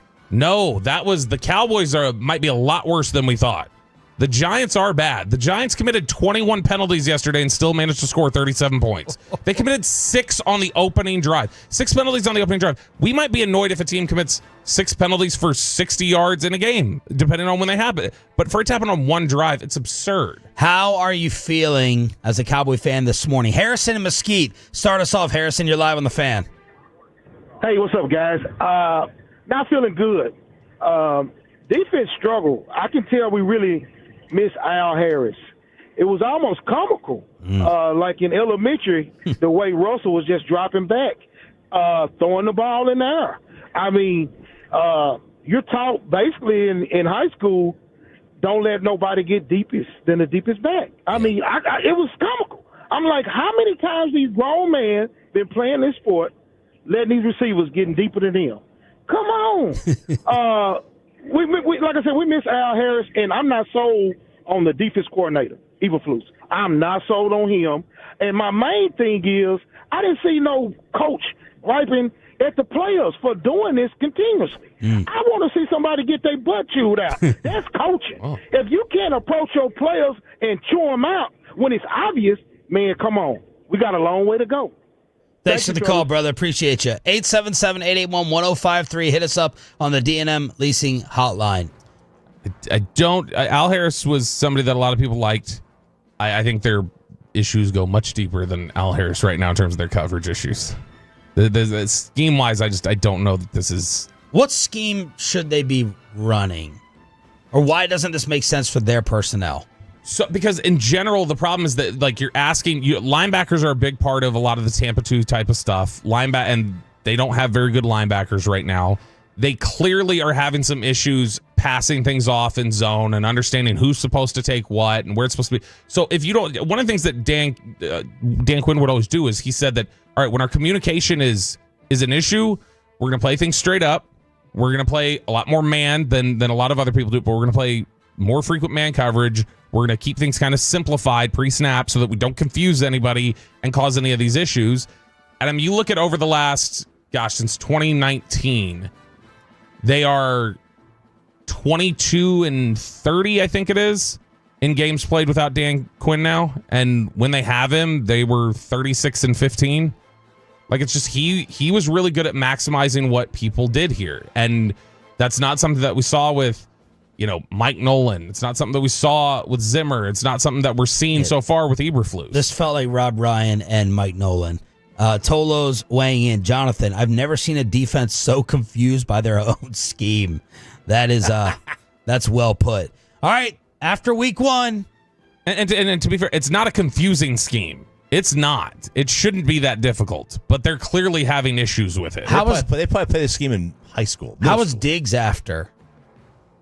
So I was out there with Jerry the whole time. I saw Diggs' interview. So I wasn't around him just walking around the locker. But from what I saw in his media interview, he seemed fine. He seemed upbeat. I don't think Diggs played as poorly as I think a lot of people were hitting him with. But I mean, we'll see if that's a post-Hut clarity note tomorrow. But I think that I don't think he was good necessarily, but I don't think he was their biggest problem yesterday. All right, Tolo Jeff, after the Eagle game, said, don't worry, you guys are fine. Don't sweat it. Jeff is back here on Sean and RJ. What's up, brother? Well. Bobby, first I'm going to take the beating that I deserve verbally. I want to take it off the table before you can even get to me. Yes, the Lions looked horrible after week one. However, with all the money Jerry Jones has, I have a solution. I assume, maybe not publicly, he may or may not be tight with President Trump. But if I was Jerry, I would see about getting that Golden Dome missile defense system, install that like a mobile thing, because that is the only way you guys are going to stop the pass. Shoot down the ball like midair? Yeah, midair, because the humans on the ground ain't getting it done. The pass rush ain't getting it done. Aubrey, I mean, my God. I mean, I don't know what to say, guys. I try, but that was pretty rough. I mean, listening to you guys, if I didn't know the score of the game, I would have thought you got beat by 14. Yeah, trying to balance it out a little bit, but it's the Giants. I'm glad we did the segment at 8 a.m. when we make picks every Friday, the last 2 minutes when I was like, well, what if they lose? Yeah. Because we almost didn't include it. No, because we were like, what are we missing? And it was like, how much panic would there be if they did lose this football game? And it does feel like we know what that panic would feel like. Well, it's because now I believe, like, at best, they're going to be a 500 team. Bobby has them being worse. He said that throughout the year. But my hope after Philadelphia was, all right, maybe that second half defense. Maybe it just wasn't the weather delay. And if this defense can be 15th, if they can be 13, 14, 15th in the league with this offense, I'm not worried about the offense except for the offensive line a little bit, then you maybe have a playoff team, a playoff contender. This thing is going to have to be 35 points every single week. That's what this is going to have to be, I think, right now. Good news, did they not have was their defense last year at the beginning of the year not very kind of similar? It was bad. They were giving up a lot of points at the beginning of the year, right? Mm-hmm. Yeah. Well, and it got better as the year went on because Micah was there and started disrupting things. Micah was there for sure, yes. But also, new coordinator. Yeah. There's a adjustment period. I get that. These are 30-year-old concepts, though. They are. They ran these concepts in middle school, man. Like they should have. But at the end of the day, the macro is we expected them to be 1-1. That's the good news. The bad news is we didn't expect it to be like this. But we're talking about Matt Eberflus like he's Monty Kiffin getting ready to fall asleep. Like, why didn't this pass through Brian Schottenheimer's judgment of we're gonna run 30-year-old concepts, or is this really gonna I blame Schottenheimer too. If this continues to go this way, Eberflus is his guy. I mean, there's a lot of the stuff is 30-year-old concepts. It doesn't necessarily mean it's wrong. There's a lot of fundamentals with it. I'm just saying they shouldn't. It's not like some complex thing. Zimmer last year, they had to learn things that Zimmer did with blitzes and pressures and things like that were were not something that everybody in the NFL practices, and it was something that they were going to have to get a handle on and something that they were going to have to get used to. With this stuff, I mean, cover 2, you should know cover 2, you should know cover 3, you should know who everybody's responsibilities. There's something, this isn't, again, it's not a very complex scheme. There's something that is wrong or broken with the defensive side's communication. The way that they're supposed to interact with each other, and also the linebackers are just not very good in coverage. They're not good. And that's something that I think is going to be an issue for them. We have breaking news from Adam Schefter. Joe Burrow is getting surgery on the turf toe, expected to miss a minimum of 3 months. God. Man, so that's 6 years in the league now, and he will have... I got it. 2020, 2 Pro Bowls. 2020, torn ACL, MCL, PCL, meniscus, missed the final 6 games. 2023, right wrist, missed the final 7 games. Turf toe right now, 3 months. Dude, being a Bengal fan sucks. That's rough, man. That's rough. And like all those are, I don't know. Those are kind of like, they're not muscular. They're structural. Like, can you avoid those? You know, like you get a pulled hamstring, you might just be injury prone. Like when you get something like that, I don't know. That sucks though. It's bad luck, but I mean, I remember when Julius Jones started having injuries stack up years ago, and people were like, somebody fell on his ankle, somebody did this.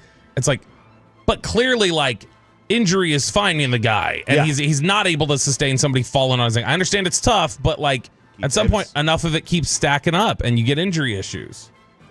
All right, let's get to Derek in Oak Cliff. Derek, how are you feeling as a Cowboy fan this morning? You're live on 105.3 The Fan.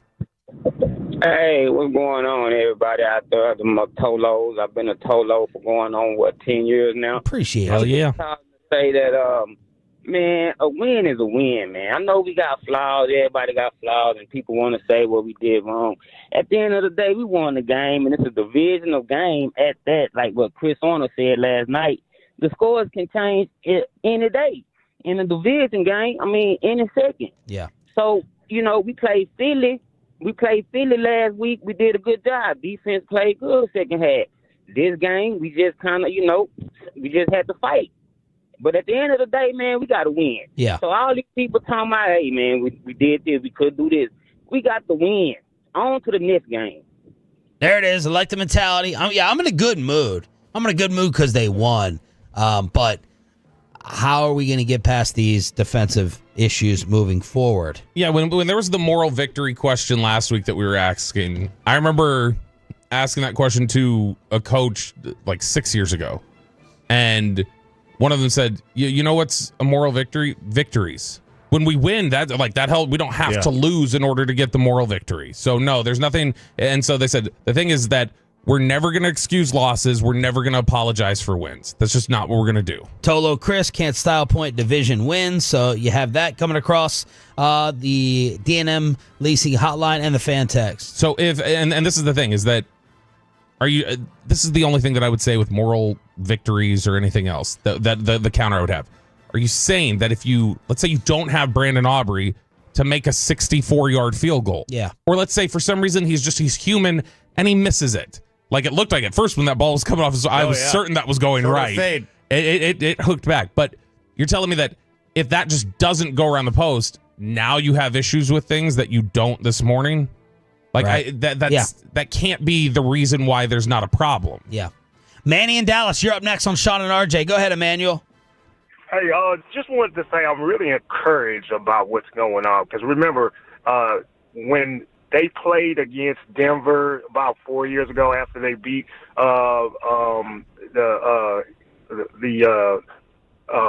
Patriots, it was a clock game. The Cowboys don't really do good on the first 12 o'clock game. I'm encouraged. It's the secondary. It's not the defensive line getting stopped on running, getting gashed with running.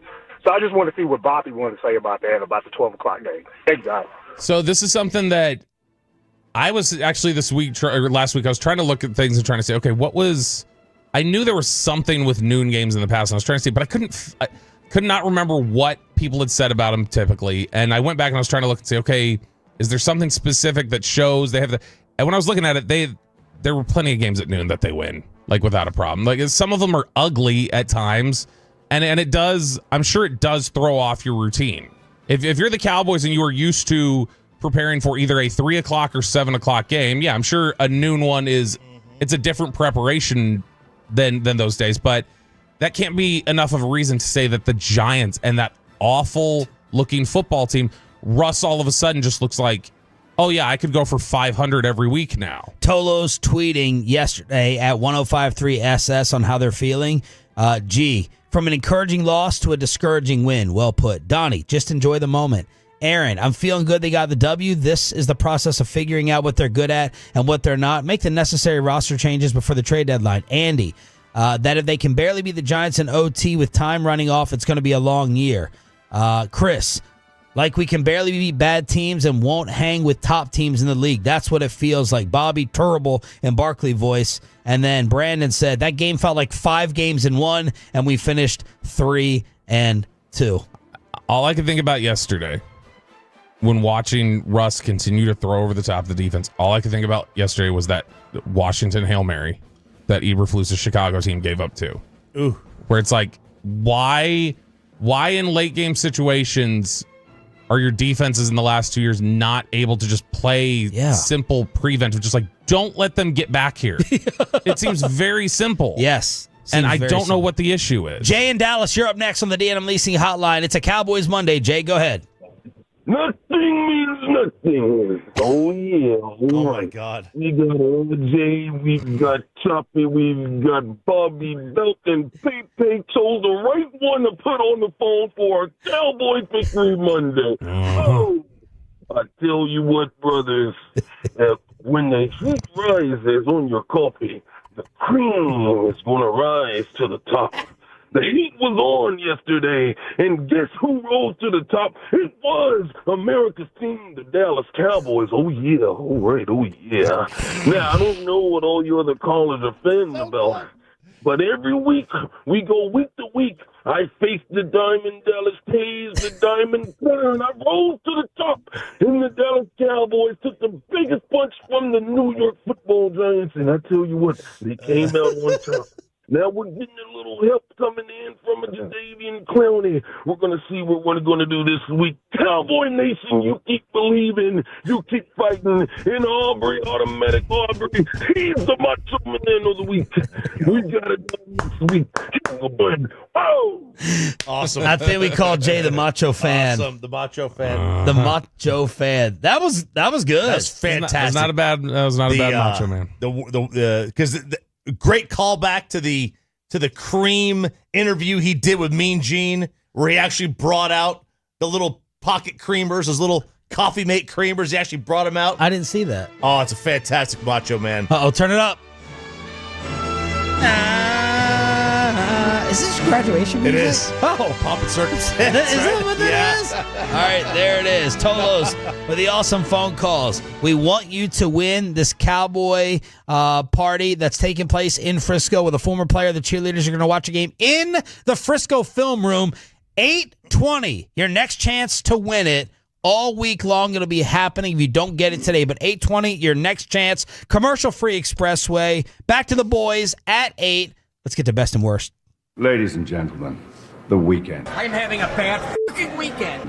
Let us know what you did. 877-881-1053. 877-881-1053. Franklin Franco Injury Attorney text line with best and worst. I'll start off with the best. Saturday, my mother-in-law coming through big. She's like, I think you guys are tired. You need to get out for a little bit. Need a little relaxation and break. Well, come watch the kids. Oh. And I was like, well, come as early as possible. 12, 1 o'clock. I didn't want to go out. 12 or 1? Yeah, I did not want to go out at 5 or 6. I'd rather be home earlier than leave later. Because the kid exhaustion, taking care of both of them up until 5, you look at each other at 5 o'clock and you're like, I don't want to go anywhere. So come at noon. Come at 1. And I just lined up my schedule like I was putting together a run sheet. Started off with Zach Wolchuk and Maya. We went out on Henderson. Had them for a couple hours. Then I had the next crew come in with Ritma after his work. And then Bobby and Kristen came in for the nightcap. And we did it big. Yeah? Yeah. I probably went to like 4 different places. Oh, my God. Ended up dinner at Nobu because I was like, all right, Chris. Dinner at Nobu? Yeah. We were dressed like in shorts. We were dressed like slobs in shorts, and I was like, Chris is probably not going to get this experience with Bobby. Yeah. You know, seafood. Hell no. The sushi. Seafood killed her last time almost. Did it? When we were in New Orleans, she had that allergic reaction. So I was like, you want to go over to Nobu? Have you ever been? So hit up our girl Vicky. In between, there was a Tolo bar on Henderson that was on. We got stopped going to the bathroom, bottle service. So we had a huge classic parent outs day on Saturday. Nice. Me and man, I do all the work for Bobby. I get Kristen all lathered up, buy her dinner, buy her the drinks, and then Bobby gets the whatever Bobby afterwards. Gets to pay it? Yeah, Bobby gets to pay for Bobby's there in the lobby to pick her up after. 1 a.m. Count Chocula, man. Hey, did you get that text? I didn't get that text. Did you get that? No, I don't think I did. Oh, shut up, Choppy. That's unbelievable. You were sitting at a baseball game. You're sitting out and about. I'd have got out. We were in Mesquite. Oh yeah, You wouldn't even get to my party. No. Hold on. I party. This I is was there. This is okay. We ran the table at beer pong. This is a lie, though. This is a lie. I felt like I forced you to participate in the party. I was happy you came, but it wasn't usual, Choppy. No, I got too late. Cell phones and dealing with this and that. I got too late. This is a lie because you would not have met up to watch Tennessee at a bar. No, I wouldn't have. Yes, and then after they lose, you wouldn't have showed up. I also texted everyone day of. That's true. I got the text at 3 o'clock Yeah, or 3 2 p.m. o'clock. I was like, short notice, but come on out if you like. And I was like, well, I already told somebody I was going to watch the A&M game with them, and so I'm going to have to go do that. I'll have to leave early, but Kristen was like, shoot, I'll stay. She's like, you can go, and you can just circle back and pick me up. I was like, all right, fine. Did she have fun? Yeah, she was. As soon as I got to Nobu to pick her up, they went to the bathroom real quick, and as soon as they walked off, I looked at Sean. I was like, she's lit. Wait, so what were you doing? Yeah, Bobby left us and went and watched the A&M game. So I don't leave Saturdays at all during the season. I don't leave the house generally because it's Sundays I'm working. So like Kristen wants me to be home on Saturdays generally, and so once a year, buddy man, he always wants me to watch one A&M game a year with him, like go hang out. And so he had asked me a month ago to watch A&M Notre Dame, and I had said yes. And so then when Sean's texting in the afternoon, I'm like, I can hang till I gotta go, but I'm gonna have to go after that. Yeah, I would love to. I would love to have you out, Ralph. I know you're not going to leave Tennessee. I'm not texting Peyton anymore. He's way too cool. He doesn't show up to anything. He'd rather go to random strangers' weddings than come hang out with me. So I don't text Peyton anymore. When you're free and no Little League and no Tennessee, let's do it. Next time my mother-in-law helps me out. We were in Mesquite all weekend, both days. We could have come over to your house. No. I thought about coming over to your house yesterday. I Googled it. We were 13 minutes. Yeah. I was 13 minutes from your house yesterday. So that was best of the weekend. What if Choppy would have just dropped in on your house? Oh, I would have hated it. What would you? I was gonna say he just comes up just like, this is the America we all used to grow up and just go over your neighbors, drop in. I did grow up in the era of the pop-in. Yes, it wouldn't have been RJ that I had, but whenever anyone does that. Oh, and I'm not prepared. Oh my God, it drives me crazy. That's why I didn't go to your house that one day when we arrived an hour early. I was like, this is early. But I was getting ready to host you for a party. No, so I was like, this is rude to just drop in. Best and worst. All right, best here. Look, this is great. My oldest son he has gone the life of the bit. I'm a big fan of the bit. Because he asked me, he goes, can I get a golf shirt? And I'm like, yeah. Then he asked for tan slacks, and I was like, okay. I guess he's dressing up. And then he asked for sunglasses and those little croaky sunglass holders. Oh. And I'm like, what's going on here, man? And he said, we are getting ready for Frat Boy Fridays that we're doing at school every week. And I'm like, you know what? You liked it? My son's part of the bit culture now. And this is not taking himself serious. This is great. I absolutely love this. He's got a little comedic brain. He's got a comedic brain to him. I'm a big fan of this. This is incredible. So that is easily the best. The worst, he's a cheater. Julian? No, Luca. Oh, the other one. Joey Greco's coming for him. He's a cheater. He has a tutor for math. So he did his homework. And then because last week he was trying to, you said this on the air. Yeah, he was trying to cheat on a test, and he looked over, and the teacher they give different tests. They give different tests. Well, now he let some kid copy his homework, and the teacher's like, well, that's cheating. And he goes, well, that's not cheating. Wait, he went from cheating to being the cheatee? Yeah. And I'm like, that's not. Who's the kid cheating off of him? He goes, they're all doing it. We go, we're all doing it. We're all copying each other's homework, making sure that it looks the same. And I'm like, you can't do this. That's cheating. That's aiding and abetting. So you had to explain to him that letting the kid cheat off of him is also cheating. Absolutely. Do you agree with that in the RJ Choppy Absolutely world? not. I was about to say. Absolutely not. Yeah. I completely disagree with this. You're free to copy off me. That's okay. Yeah. Me copying off you, that's cheating. He should have just pleaded innocent and he didn't know. That's what he said. That's what I told him. I said, listen, your first instinct needs to always be to lie. Whatever you're doing in life, your first instinct, lie. How many times would you guess you cheated on a test in your life? However many tests I took, I cheated that many times. Pepe, what randoms were you hanging out with over me? No randoms at all, Sean. Saturday was a full day for Mackenzie and I. We started off by going to Burleson, which is about, that was probably an hour 10 drive, I think, with traffic and stuff from Rockwell, but it's okay, we made it. It was one of my best friends, Adam, him and his wife's kid's first birthday party, and they went all out here. Had all the decorations. They were at Haley's parents' house. It was Adam and Haley. And so we stayed there for about 3 hours. All my friends were there, so it all just became a big hangout at some point, but then we had to leave. I couldn't stay the whole time. I had to leave. Mackenzie and I had to go to Irving because it was Tolo Abel's and his wife's Melanie, their wedding in Irving. And you're thinking, okay, Abel, who is this? This is the DJ of my wedding, Sean, next year, which I'm already giving you the date, Sean, because I hope you're there. I'm inviting you. I know you didn't invite me out, but I'll invite you. You get a +1, so you show up. You get a +1 station party at my house. He gave you a +1. Yeah. I might give you a +2, Sean. But yeah, this was Abel's wedding in Irving, so we stayed there till about 10:30, and I had the early wake-up call for the Cowboys game Sunday morning, so we had to leave a little early there. But it was great. DJ trade-off. You're going to attend and he's DJing your wedding? And it was funny. It was during his speech. He's giving a shout out to like his wife, his best man, his parents. And he goes, and there's Peyton and Mackenzie in the back.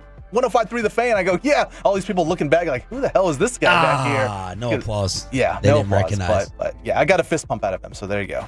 I got Sunday at AT&T Stadium was I didn't know what was going on, but you got recognized out on Saturday night going around. Peyton's talking about being recognized. Sunday when I got to AT&T Stadium, I don't think I've been stopped that many times heading, like just walking around the stadium, just like, hey, I love the morning show. Hey, I love the morning show. Oh, you guys love listening to the morning show. You guys are so much better than G-Bag. You guys are so much better than KNC. God, why don't they just have you guys do, a 13-hour show? Like they were saying a lot of that. But I ran into WT from Virginia, who had one of the deepest voices. It should have been a voiceover artist, that man. John from Edinburgh listens with his dad in South Texas every day. He was a huge fan. I saw G from Jersey. He was the one who took me to the Benny Todino's in New Jersey a couple years ago when the Giants played. Said he's already working on pizza spots for the 2 trips to Jersey this year. And then post-game, I saw Chris from Rowlett. And he said, oh my gosh, love you guys. Love listening, blah, blah, blah. I was like, thank you. Appreciate it.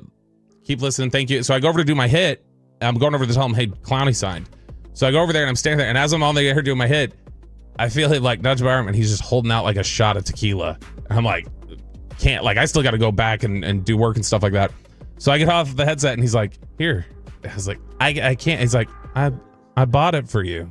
I bought it for you. He's like, this was a crazy game. Come on. I was like, fine. That's so what you would do to someone else. And I was like, all right, if a listener, but I have to take it. So I was like, it was a crazy game. So I took the one, then went upstairs and finished up my work. But thanks to all the Tolos I saw yesterday. Back to Star Up, Star Down, brought to you by Wild Fork Foods. How Micah could have been a New York Jet. Do we have to give Jerry credit for signing Tyler Smith and Charlie Kirk yesterday in Arlington? Back inside the Star with Star Up, Star Down after the...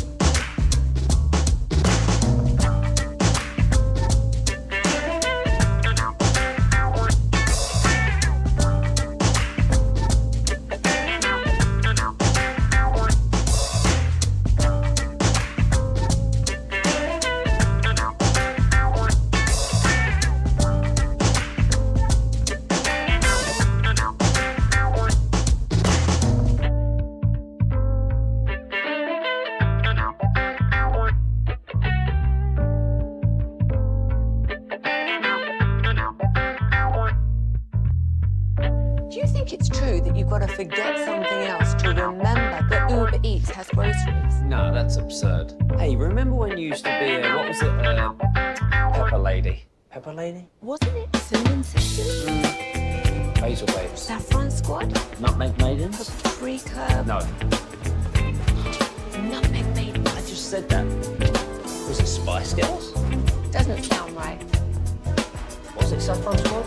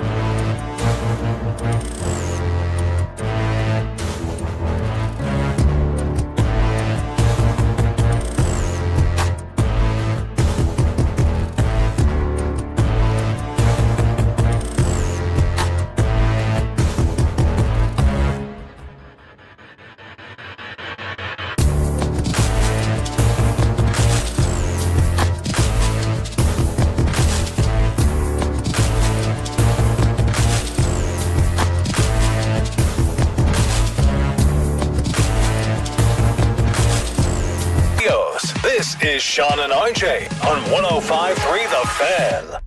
Giants got in the neutral zone. Free play, zips it into the end zone. Ball's caught by Turpin for a touchdown. Brad Sham, Babe Laufenberg with the call. Cavante Turpin getting involved every which way that they could possibly do it. Gets the touchdown from Dak Prescott, and the Cowboys survive a crazy one. People were trying to compare this to some of the Cowboy craziness over the years. Where does this rack up? This is high. I'm trying to think. Wasn't Washington last year? Games that immediately stand out. That was a wild finish. Some of it that's similar. Some other ones I thought the watermelon kick game was nuts. Yeah, Atlanta. They had an insane game, Baltimore? 2004 on Monday Night Football against the Seahawks, where Julius Jones went off, and they were down 10 with like 2 minutes left, and they score a touchdown, then they get an onside kick. Jerry Rice was playing for the Seahawks that day, put up like 160 on him. It was the last good game he played in his career. But yeah, this is probably a top 10 just wild, insane game, and not for a lot of good reasons. The Giants game in 2003 wasn't like crazy like this, but out of nowhere they're able to. No, that was crazy. They were losing by 3 with 11 seconds left, and Matt Bryant kicks the ball out of bounds. They get up to the 40. Quincy Carter threw a 20-yard pass, and then it was a 54-yard field goal timing out. Billy Cundiff tied the record for field goals made that day. They scored 35 points, and they scored 2 touchdowns. The Ultimate Cowboy Fan Hang giveaway is coming up at 8:20 here on Sean and RJ. We got Cowboys insider Bobby Belt, who was in Arlington, Peyton and Aiden in the back, and you on the Odyssey app, radio, Fan Cam, Twitch, and YouTube.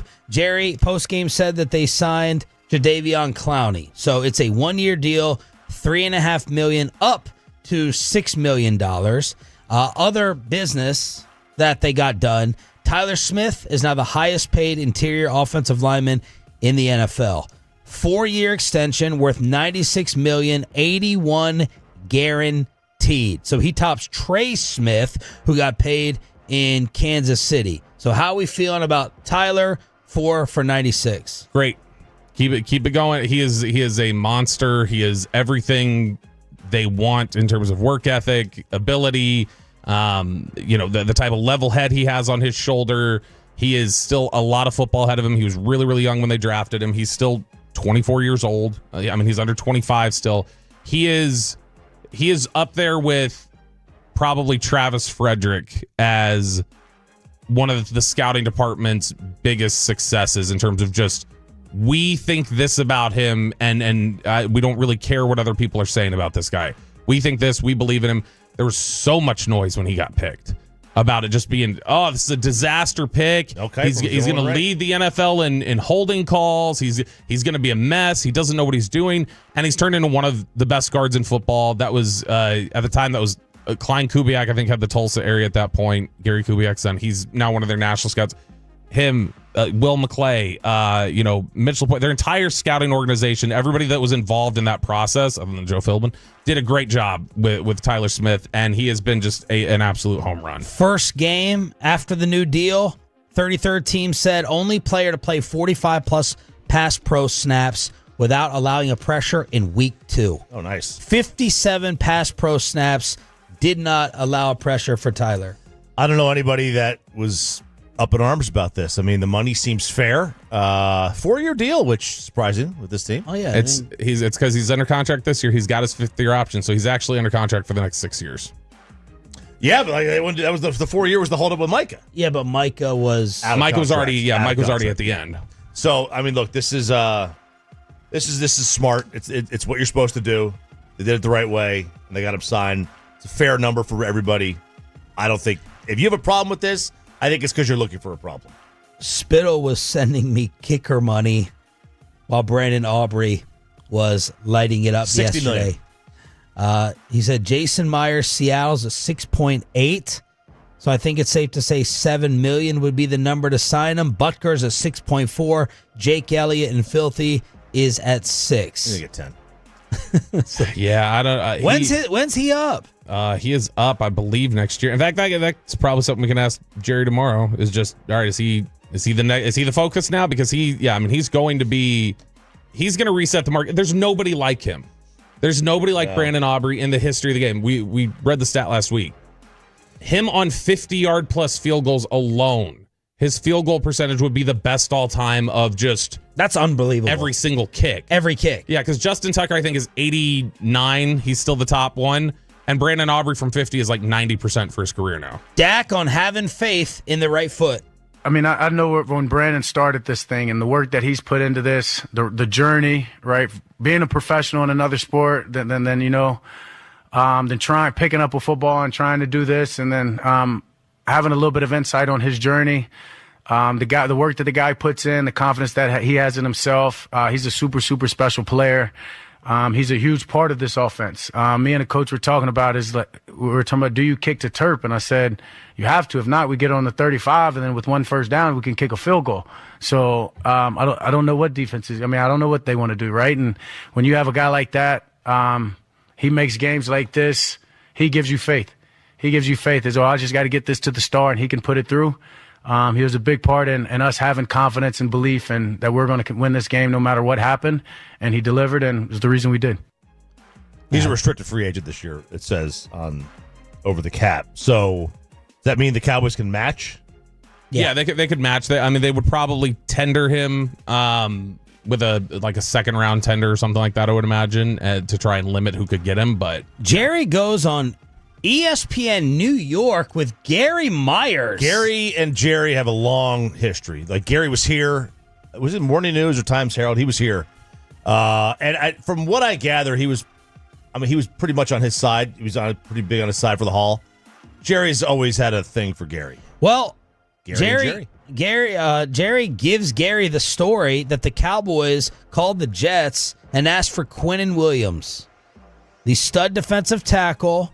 Conversation did not last long. Jerry said the Jets told him, we don't have the resources to entertain conversations. So Quinnen Williams and what? RJ, you were going through those different scenarios. Yeah, so let's just say, because the Jets pick is going to be what, top 10? Based off week 1, no. Yesterday, yes. Yeah, they got smoked by Buffalo. So, I mean, they're 0-2. Right, either way, they're probably going to be minimum 9 losses, I think. Probably. They're not a very good team. They're building a culture, but that culture is still without talent. So would you rather have had Quinnen Williams in 1 first or 2 firsts from Green Bay in the 20s? 2 firsts. Yeah, I'd rather have 2 firsts. I agree. Are we saying that it just would have been one other first with Quinnen? Probably. Yeah, so here's the thing is he's that got a 92 PFF. He's solid. He's more than solid. Where's he top? What D-tack on the league? Is he top 3 for sure? I don't know about for sure. He's top 5 though. I would say he last year he had a little bit of a down year, and he took a little bit to break out. Like, he was thought to be instantly, like, people were like, oh my gosh, he's going to be an Aaron Donald monster right out of the gate, and he wasn't that. But he's developed into a really, really good player, and so yeah, I'd say he's probably top 5 defensive tackle. D-tackle rankings from that executive list that we really like. Dexter Lawrence 1, Chris Jones 2, Jalen Carter 3, Jeffrey Simmons 4, and Quinnen Williams 5. So if they've already traded, and he's age 27. They've already traded away their 3rd round pick to the Eagles, and so then if they ended up giving up a first 2, and they're as bad as they are, so we get 1 pick in the top 100 next year as a bad football team. I'm fine with this. That's not going to work for us. And Kenny Clark shined yesterday, had some flashes. Yeah. Kenny Clark's been good for them these first 2 weeks. He's been everything that you would hope he would be.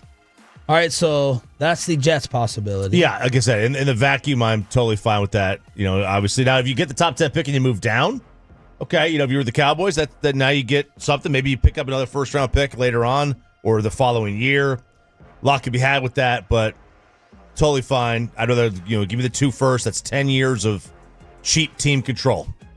2 lotto tickets. By the way, Dak was not fined for spitting in the direction of Jalen Carter, so suck on that, Jason Kelsey and filthy fans. And then we have a total asking, when are you going to talk about it? When are you going to address it? The Cowboys joined the New York Yankees and other teams in sports who did the moment of silence for Charlie Kirk yesterday in Arlington. Were you there at that time? Yeah, I was there. This is something that the NFL had, when they did it on the Green Bay game the other night, that was something the NFL made the decision for. So the NFL had made that determination. NFL made that decision. That was not a Packers decision. That was the NFL making that call. After that, they were going to say that, okay, we're going to leave it up to teams to their discretion on Sunday. So the Cowboys ended up reading a statement. In fact, this is the exact statement. Fans, we ask that you please join us in a moment of silent reflection regarding the murder of Charlie Kirk earlier this week. This kind of tragic, deadly violence can have no place in our society, and we condemn all violence in our communities. There's the silence, and then the PA said thank you. He got asked about this, Jerry, after the game, about the moment of silence. This is what he said. We just all abhor violence, and it's impacting us all. And certainly we all stand together on any front relative to the threat of violence. And we just all hope that we'll go through a time. I was involved, a young guy, but aware in the 60s when they had huge violence, lost President Kennedy and his brother, and many others, Martin Luther King. And so it's something that we really all need to just be aware of, support our law enforcement, and do everything we can to keep the violence in check. And look, this is something where I was asking around yesterday a little bit, and I was trying to figure out, all right, how do they, when the NFL leaves this up to teams and says, hey, you guys can decide if you want to do this or not, like, who's involved in that decision? Who's discussing this for the Cowboys? Is it just one person? Does Jerry just go, hey, the NFL left this up to us. This is what I want to do. Is it something Steven does, PR, whoever else? So after asking around, it sounds like there's a group of people. I don't know who else is involved necessarily, but there's a collection of some of their decision makers that all sit down with Jerry. They have the discussion. Ultimately, it's Jerry's call after they have that talk of what they want to do. But I had heard they were all unanimous on, yeah, we're going to go ahead and do this. A lot of teams have done it around. The Cubs did it. Have you guys seen all fine reaction? Like, you're not hearing boos or something break out from it after, right? I haven't heard boos. I haven't heard people booing. I think social media. People on social media have been upset. But at the actual game sites, there's some people, like, you can hear them talking still sometimes. So, but like, it's just like, I'm not going to observe it. But I haven't heard anybody just booing. I haven't really either. And it seems like most teams have done something. Yeah, that's my big opinion on it is, without being that familiar with all of Charlie Kirk's opinions, I've tried to do a lot of deep diving over the weekend. I'm just surprised that someone even at his level is getting recognized like this in this manner. It's not an elected official or like, right. I mean, he obviously was a humongous figure with a ton of following, but flags, being lowered and everything, I would have thought more for someone that wasn't. I mean, he basically was a political influencer. Exactly. Yeah, that's the thing. Like, So I'm really surprised that the New York Yankees and the Dallas Cowboys are doing this for him as a political influencer, right? Not a politician. Like, politicians, and I think that's what struck like to the core. Was like, if you see a politician get assassinated, like that's awful. But I think politicians are like they're already on a little bit of an alert. They're people in power. They have lobbies. They're constantly at risk. You don't see influencers now he's an activist too, right? So he's not just an influencer. Yeah. And we've seen activists, Malcolm X, get assassinated in the past, but that was 50 years ago. I think it's I don't know that it's obviously they're saying Charlie Kirk. I don't know if it's as much of a moment of silence for Charlie Kirk as it is a moment of silence for discourse and where everything is right now. All right, let's hook you up, as we're going to do every day this week on all the shows, the ultimate Cowboys fan hang. You have to win this next. But we got to get you over to QC Kinetics. We're going to get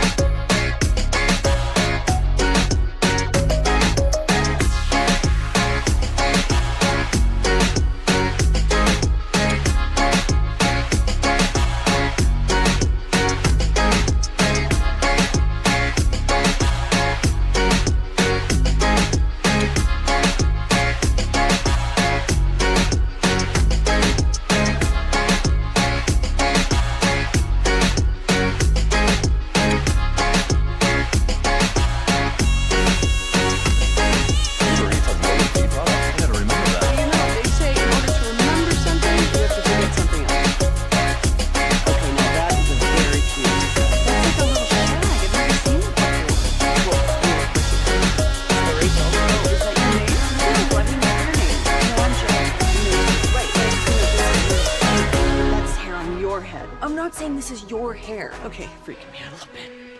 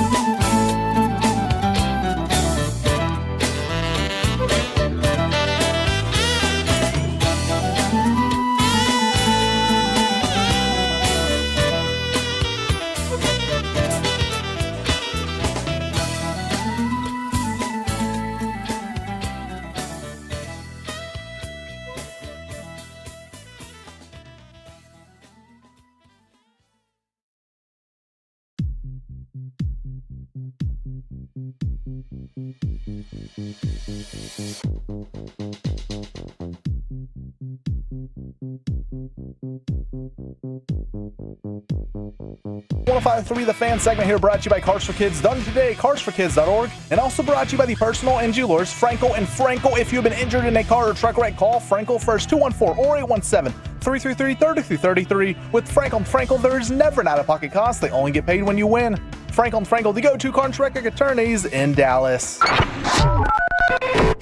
All right, tell those right now. That's right. Call number 10 at 877-881-1053 wins a one-of-a-kind experience. Your chance to attend our Ultimate Cowboys fan hang presented by our friends at Whataburger. You and a guest will watch the October 5th noon game in the Cowboys players meeting room at the Star. Not only will you sit where the players sit, you'll also be joined by the Dallas Cowboys cheerleaders. Plus, a former player will be hanging out with you as well. You'll be served lunch from Whataburger and some other goodies to take home as well. Call number 10 right now at 877-881-1053. And if you don't win this time, your next chance to win will be with the KNC Masterpiece. Good morning, Metroplex. It's a Cowboys Monday after the 40-37 thriller over the New York Football Giants. Star up, star down, brought to you by Wild Fork Foods. And we'll get right back to it in Below the Belt, but win that giveaway. Twice a show right here on DFW Sports Station. And then we pass you along to the other ones as well. Hey, we are also your official radio station for this. With the kick and the pitch. And that's hit to deep right field. Going over, Garcia goes over the wall. A walk-off three-run home run for Pete Alonso. And that's how this one ends. The Mets will snap their 8-game losing streak as Alonso clubs his 34th home run of the year. A three-run blast, and the Mets walk it off 5-2, the final in 10.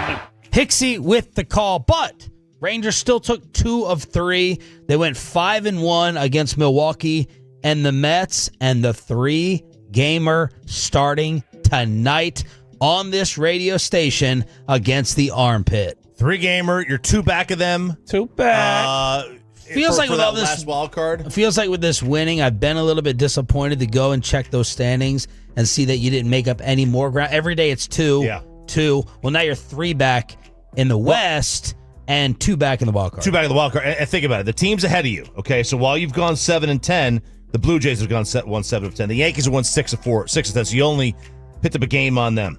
The Guardians, for crying out loud, have won 9 of 10. So they've actually gained 2 games on you. The Mariners have won 9 in a row. The Mariners have won 9 of 10. So all the teams that you're chasing have basically, except for Houston, done basically what you've done. Yeah. And look, I thought the Rangers polished the Mets off. The Mets are 12 back now. They were 13 back going in this game. They're 12 games back in their division. They were 6 back a week ago. And now they're sitting there. They're just a game and a half up on the Giants for that final wild card. But there the Rangers sit looking for that final wild card. 2 back of Boston. 2 back of Houston. 3 back of Boston. The Yankees lead the wild cards. They're 4.5 back of them. Did you guys hear on Friday night or see the clip from the Mets broadcast? Yes. On DeGrom, where the TV broadcast had stuck around for him, and Peyton's got it. Yeah, this is. Are you talking about the Keith Hernandez stuff? Yeah. This is when DeGrom is coming out. Now they had already scored. They put up a 6 spot. Rangers put a 6 spot up at the top of the first against their top pitching prospect, and now DeGrom is coming out. And the in-house DJ is like, I got to do anything to get this crowd going. Cap to what was just a disastrous first inning for the Mets, and now Jacob DeGrom takes the mound back in his old home. City Field, let's go out and get this party started. Back with our guest DJ. Listen for DJ Lomo.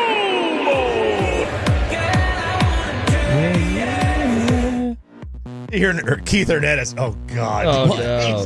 I love him. Wow. And they keep it going. Keith Hernandez right after that was like, we stayed here. We didn't go to break because this was supposed to be a moment. Like, this was supposed to be DeGrom coming back to Citi Field, and we wanted to stay here so you guys could see the ovation that he got, the reception that he got.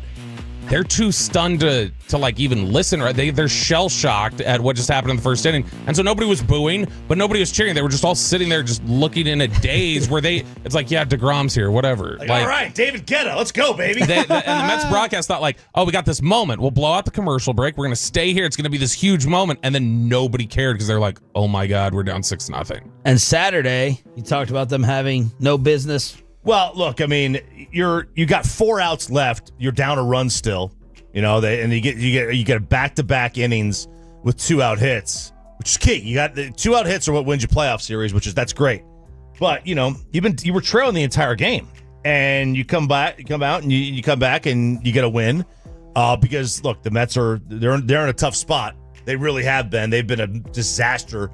They had at that time they had lost like 8 of 9. And including 6-7 straight. So it was a brutal existence for the Mets. But there you are, and you get those back-to-back innings with 2-out hits, and you steal one. I mean, you really did steal one on Saturday. So you got Monday Night Football. You got a doubleheader tonight, but Rangers, Astros on this radio station with Jack Leiter on the mound as your 3-back in the West, 6:30 pregame, 7:10 first pitch. Now, they used to do the Monday night doubleheaders. They would basically put them on one at like 5 and one at 7. Right? So there was portions of the game where they were kind of overlapping. They're doing 6 and 9 tonight. Nice. That Raider Charger game, that'll be 1 in the morning by the time this thing gets over with. 9 o'clock our time. Yeah. I mean, now, let's see, who are the 2 games? It's Bucks Texans at 6. Okay. And then Chargers Raiders at 9. Yeah. Yeah. They used to, sometimes I feel like they have them on simultaneously, not just, I guess. Yeah, it was like 5:30 and 7 they would do it. The Berman game. The Berman game was always there. All right, so 3 games tonight, Rangers included. By the way, there were 2 runs allowed over the weekend by Aroldis Chapman, and Robert Garcia came in and had a couple more innings of scoreless ball. So he is now the second longest active scoreless streak in Major League Baseball right now, Robert Garcia. What? Mm-hmm. Choppy apologies, but we got to cover this subject matter as well. For the lead with 7 seconds to go. Snap, set, kick on the way. No good. The kick is no good. You recognize that voice? The old Titans announcer. Oh. Yeah, he's now he went back home, as we say. He went back home. It was Rocky Top. Home sweet home. Yeah. I feel. Look, your email recapping this had me laughing a lot. Explain yesterday. yourself. Yeah. Why have you laughing? Why do you have laugh? It just even the misses. Yeah, we were coming back from baseball. Well, and I watched the whole game. I watched the Cowboy game at baseball, and I watched the Tennessee game at bed. I'm on my phone watching this thing, and I get in the car, and we're still up. Okay, we were up 38-30. Couple minutes to go. 4th down. Gunnar Stockton throws a tremendous pass in the corner of the end zone from like 30 yards. It was like 4th and 30. And he throws this great pass. And at that moment, you see the text pop up on the screen, right? On the GPS screen. You see the text pop up. And she grabs the phone. Was like, oh my God, what did he say? And I was like, no! Don't touch the phone! Oh, don't touch the phone. It's not like looking at the text you're mad about. She touched the phone. Yeah, I don't care. Don't touch the phone. We're about to have a 2-point conversion. We were winning. We were doing fine. Yeah. The phone was in the same you're watching it on the phone. Yeah. While I'm driving. Yeah. Yeah. So that's perfectly safe. Yeah. I'm more listening to it, and then as I can hear Fowler and Herb Street. And then I just look down, right? Yeah. Yeah, totally fine. Totally safe. So she messed with the phone before the 2-point conversion. Yeah, and I was like, don't touch the phone. You can't do this. Well, oh, man. And I'm assuming she at that moment, she went into root against Tennessee mode. Okay. And she was like, I'm glad they lost. Wow. Now I'm glad they lost. And I was like, oh, don't you. Oh, man. I'm so mad. So mad. I was like, don't touch the phone. Yeah. I'm a superstitious guy. And What's not superstitious? Like, you want to know what happens with the 2-point, right? Yeah, because you can still hear it because, when you swipe up, it just kind of goes to that small box. Yeah. And I was like, I don't care. I look at my phone. I have 86 unread text messages at this moment. I don't care. Just don't touch the phone. Right. And The kicker missed it. I knew he was going to miss. That's what happens. That's what happens. And it just, and my group chat that I'm on, they're all upset with Heupel. Why did you run him out there with 20 seconds to go on the clock? Why didn't you run enough? You had 7 seconds left and a timeout. Run one more play. Get him get him in the middle, not on the left. He wanted to be in the middle, but they didn't. They decided to kick the field goal with 7 to go. I actually feel okay though. Like we're in the conversation. Like that's fine. We were going to lose a game anyway. Copium is a beautiful thing. It is. Chop. It is a beautiful. Sean was talking about that because this was going on at the bar route. Sean was talking about that where he's like, why are they not trying to run another play? What are they doing? Like they're just content to kick it from here. But I'll tell you what, Josh Heupel lost this game when he was a total coward in handling the play sequence after the fumble in the fourth quarter. I don't know what that. Go for the jugular. You're talking about Tennessee. Georgia has not been able to cover Tennessee all day. They've been able to do whatever they want, pushing the ball down the field. And he goes 3 straight runs to Deshaun Bishop and then a kick. It's like, why? Like this is still Georgia's still in striking distance now. They go down the field, they get the touchdown, the 2-point conversion. You can kill them. You can end it right there if Heupel just calls a more aggressive game. Another thriller. Let's give props to the Aggies. 4th and goal from the 11-yard line. Down 6, 40-34. Concepcion in motion from right to left. The shotgun snap, Marcel. Throws, end zone, caught! Touchdown! Nate Barkacher! We're tied! An extra point to come! The Aggies dropped Notre Dame to 0-2 with the 41-40 win on the road. 2 things happen here tonight. 1, A&M put themselves squarely in the playoff field. Projections are right now they're the 5 seed, which would host South Florida. They are a really good team. Look, it's a really good, solid win. The second thing that happened here is that we are about 90 days away from seeing Notre Dame's 10-2. They deserve to be in the playoff because they beat Navy 9 times, which is the equivalent. And do not think for a second that that's not going to happen. They are going to be 10-2, and they are going to sneak their way in the playoffs despite beating absolutely nobody. Great win by A&M. Really fun game. Tremendous drive by Marcel Reed at the end. And then, of course, you had they Romo'd the snap, which allowed them to keep it to 40-34 and not 41-34. This was, obviously, one of the other big things coming out of this was Bryce Anderson, the A&M safety, where he was on the field for a long time and wasn't moving after he had gotten a neck injury. He ended up going to the hospital. He's got feelings back in his limbs. They're optimistic about him, so that's positive. But, man, Mario Craver for them, the receiver, he had 207 receiving yards in this game. I saw the note yesterday. We're 3 weeks into the season. Craver had more receiving yards against Notre Dame than any Texas receiver has all year combined in 3 games. Mike Elko destroyed a chair, and don't worry, Longhorn fans, we got you covered tomorrow, Choppy.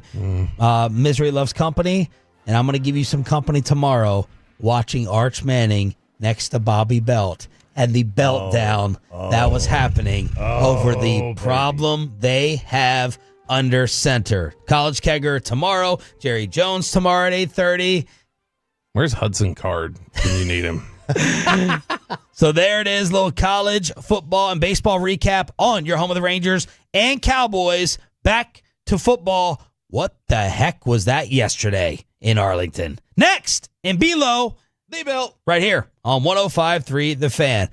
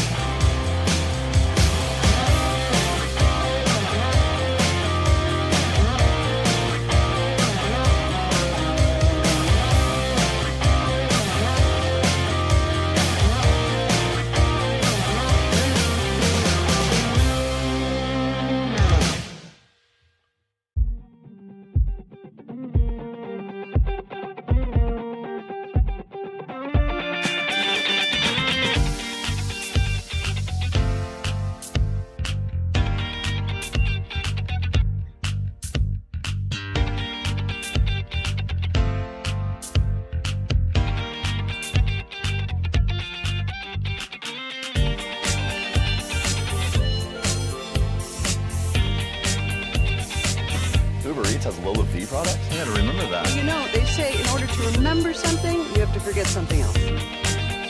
Okay, now that is a very cute haircut. That's like a little shag. I've never seen it before. Well, I mean, of course you have. It's the Rachel. Oh, is that your name? No, I mean, that's your name. No, I'm Jack. Your name's Jack. Right, but I feel like this is your haircut. But that's your hair. I'm not saying this is your hair. Okay.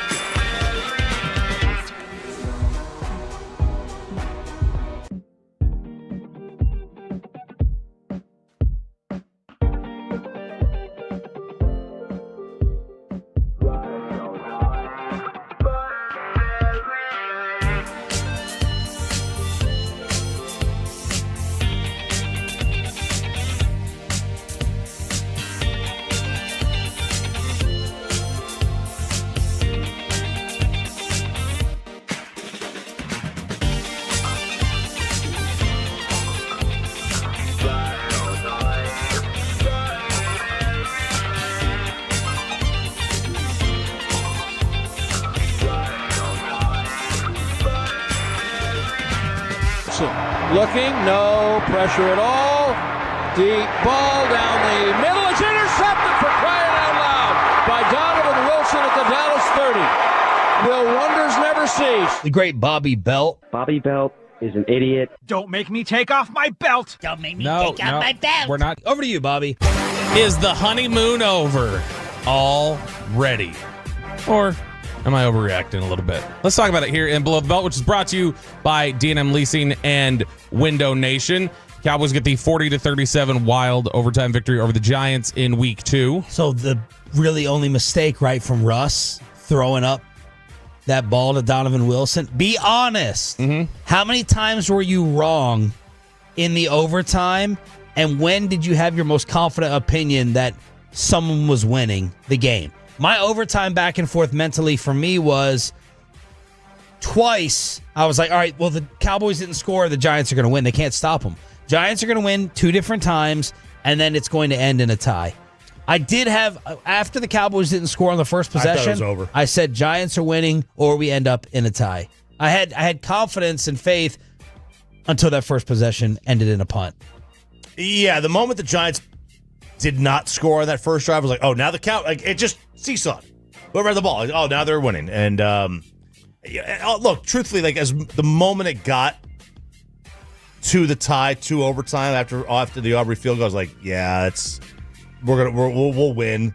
We'll find a way to win. But as soon as we punted, completely went back to nope, Giants are winning this game. Yeah, it was after Dallas failed to score the first time. It was each time somebody got the ball. I thought, well, they're winning now. So it's like when the Giants got the ball after the first, it's like, oh, Giants are winning. Well, then when they punted, it's like, all right, well, Dallas is winning. And then they punted again. It's like, well, okay. And then by the end, I was thinking something is going to happen here, and they're just not going to be able to kick it, and we're going to get 37-37.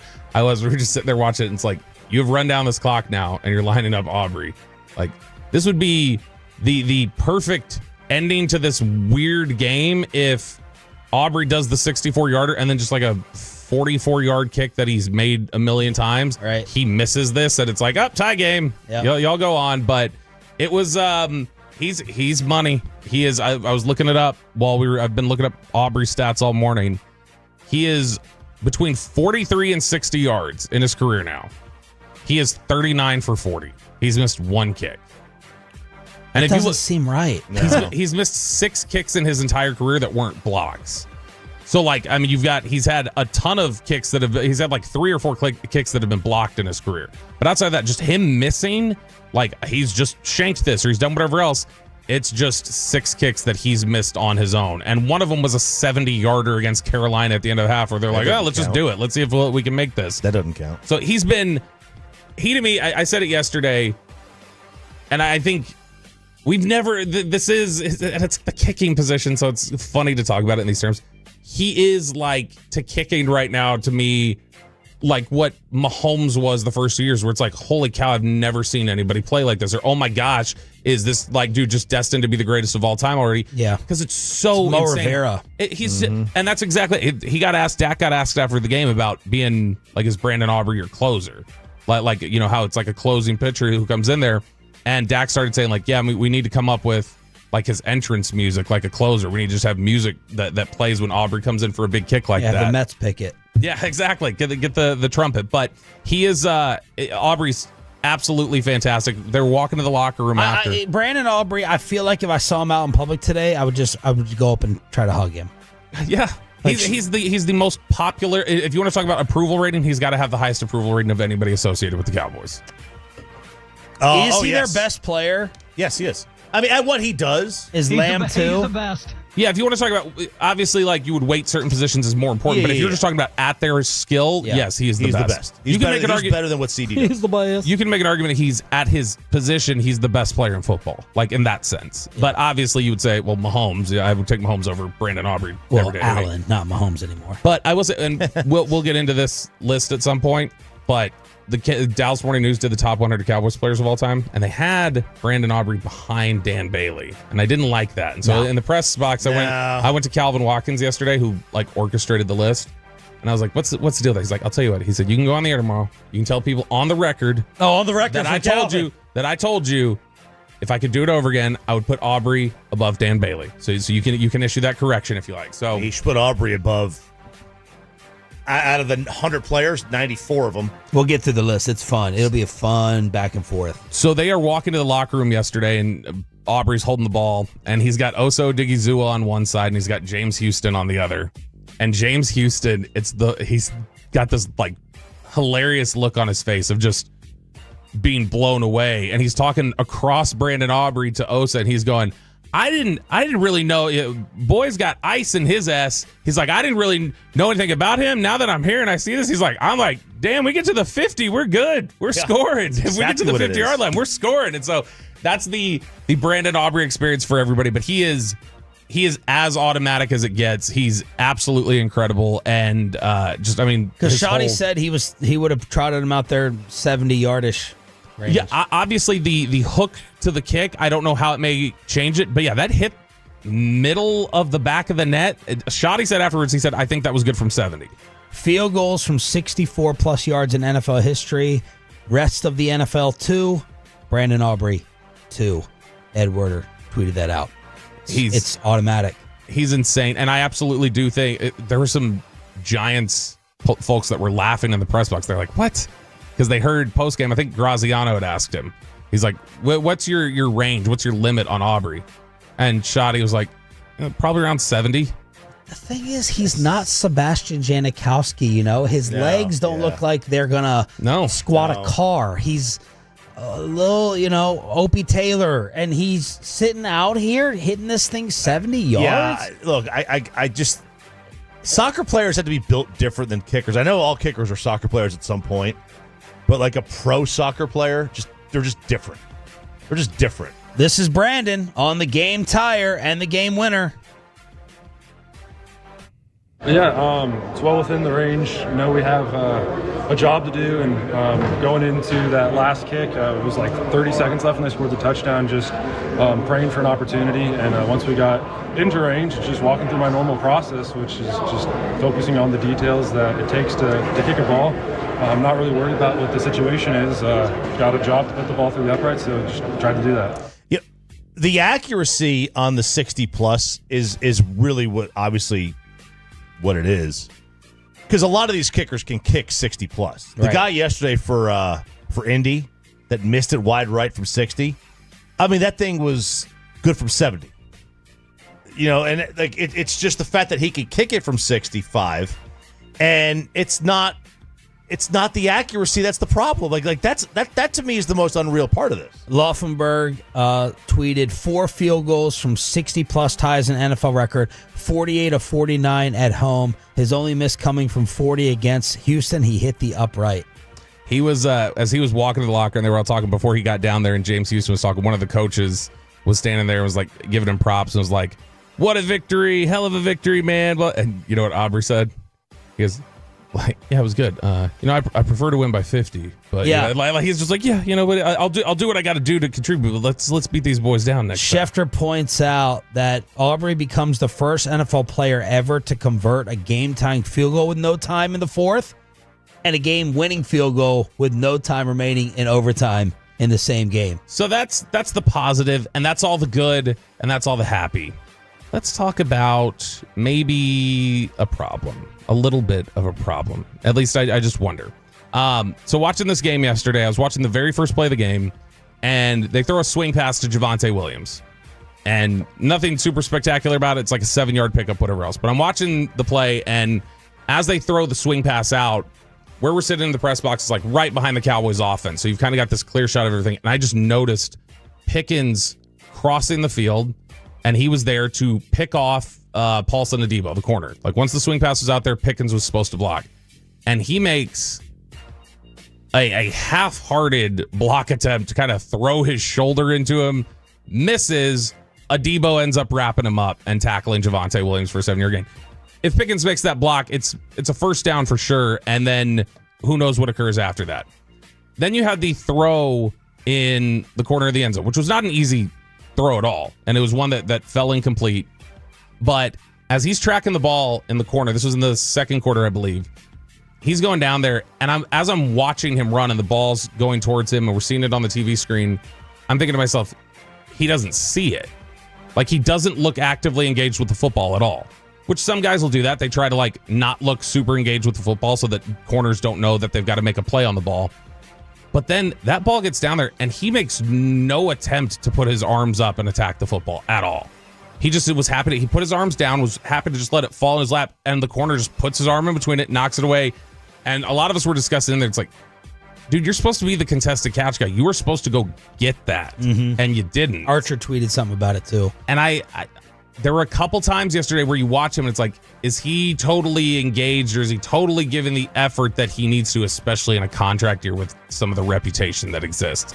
And maybe I'm wrong. Did you watch him in Pittsburgh? Yeah. And did this happen? So, yeah, there were times where this would happen, and everybody thought it was just he's checked out on Pittsburgh. But he also, because there were other times he would really go after the football. You know, you and RJ agreed on that first one. It didn't jump out to me. I'd have to go back and rewatch it. A lot of these, ISOs and the plays that you're talking about, I did not notice that in the first one. My Pickens take yesterday was, when you get in 3rd and 18 and 3rd and 20, just heave it up. Just toss it up to him. Something good's going to happen. 8 catches for 98 yards and a touchdown in 2 games. He's drawn 3 DPIs with 79 penalty yards, so 177 yards of offense on 16 total targets. Marcus Mosher tweeted that out. It's a tough one because I was, like you said, I was on Bobby's side with that one in the end zone. There were other times in the second half that came out and they were, getting the ball to him, and it was like, all right, he's just out there trying to get flags. Yeah. I just felt like, but he makes great. I mean, he does also, like you said, he comes up with big plays. I mean, he had a lot of big plays in this game. He had a big play in week 1. They didn't end up beating Philly, but he had that huge, was it 4th down? He had that huge catch that kept the drive going against Philly last week. Dak with the improving chemistry with GP. They keep pass interference in them. We're good. We're on this. We can get better. Me and CD can get better. All of us can get better. That's the standard, and that I'll hold us all to in the sense of like practice. Like we're never going to say we've made it. We're complacent in our relationship, and there's no room for improvement. So we can definitely improve more. But I think just that touchdown at the end of regulation before they got their last little heave, right, was just a prime example of just the trust, putting that ball right there on the front pylon. Know he's going to run a great route and coming out of it. Hell, and in the overtime, right, the catch across the middle, had to let it go a little early, and he pulls away and goes and makes the catch.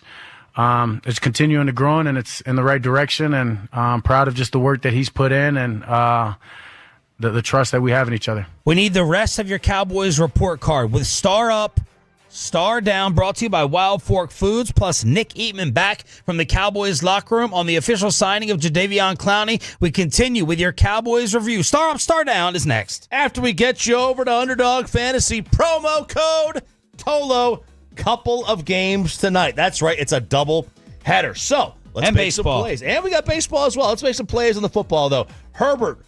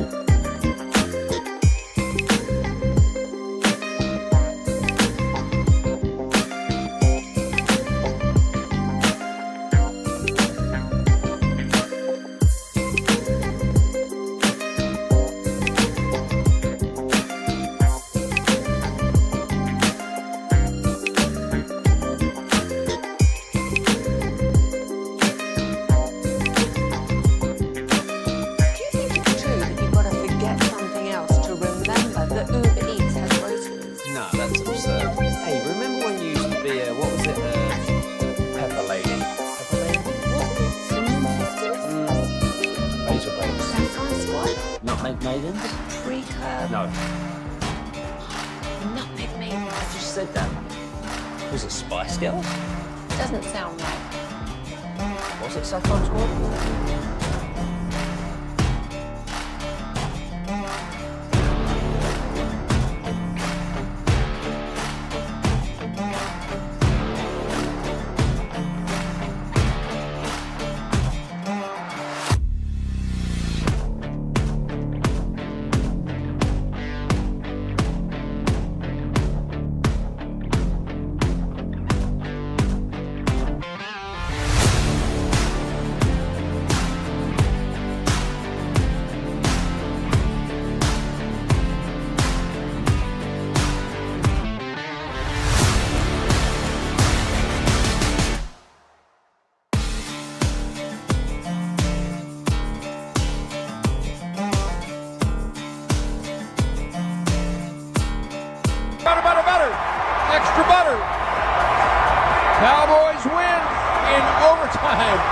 40-37. Final hour, fist pump time on the Fan Cam, Twitch, and YouTube. It is a celebratory Cowboys Monday. Yes, we're pointing out the bad with Star down and the defense and all these issues, but I was dreading coming in here, even off a tie. I was going to be miserable and in a bad mood off of a tie. And then you lose, 6% chance, start off 0-2. And I said on Friday, if the Cowboys start 0-2, their season would be done. So you pull it out, 40-37, division opponents, all that crap. We got the whole week, including Jerry Jones tomorrow at 8:30 here on DFW Sports Station. Sean Sharif, RJ Choppy, Cowboys insider, who was at the game yesterday, Bobby Roberto.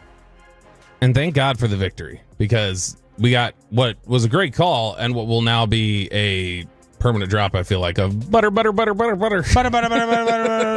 I enjoyed Brad's got the energy right now, man. He's looking slim. He's dropping the weight. He's got big energy. He's been just super light and fun lately. There's got to be a popcorn deal for Aubrey around here, margarine, something. Yeah. I got Tolos right now saying, can you guys ask Jerry tomorrow to get more Aubrey stuff in the team store? There's only one shirt available. That's from Joel. So we'll try to make Jerry even more money tomorrow. I will say this.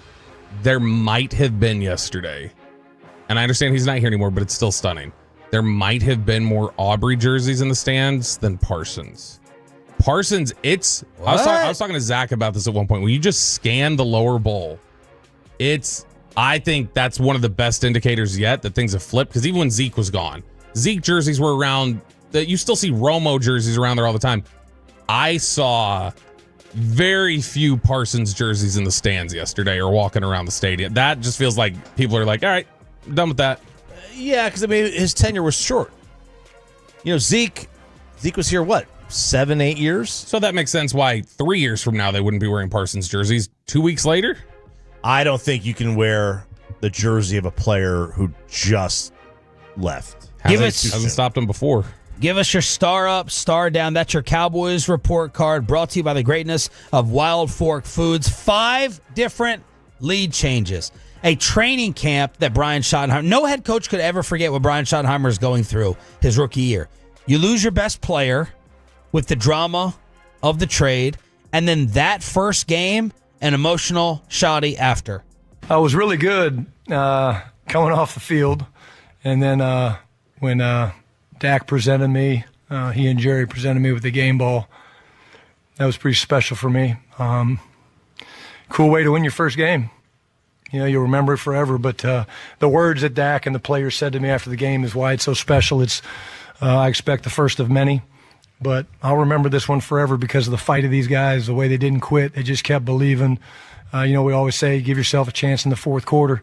I guess we had to go a little longer tonight, but we found a way to do it. And very, very special. But so proud of those young men, man.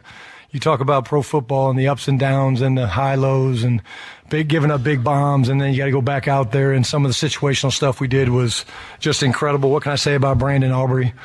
I mean, just, 4 field goals, 51, 44, 64. Would have been good from 70, and then the walk-off 46-yard kick. Yeah, so proud of those young men. The hard work that they've done. This is about them. This isn't about me.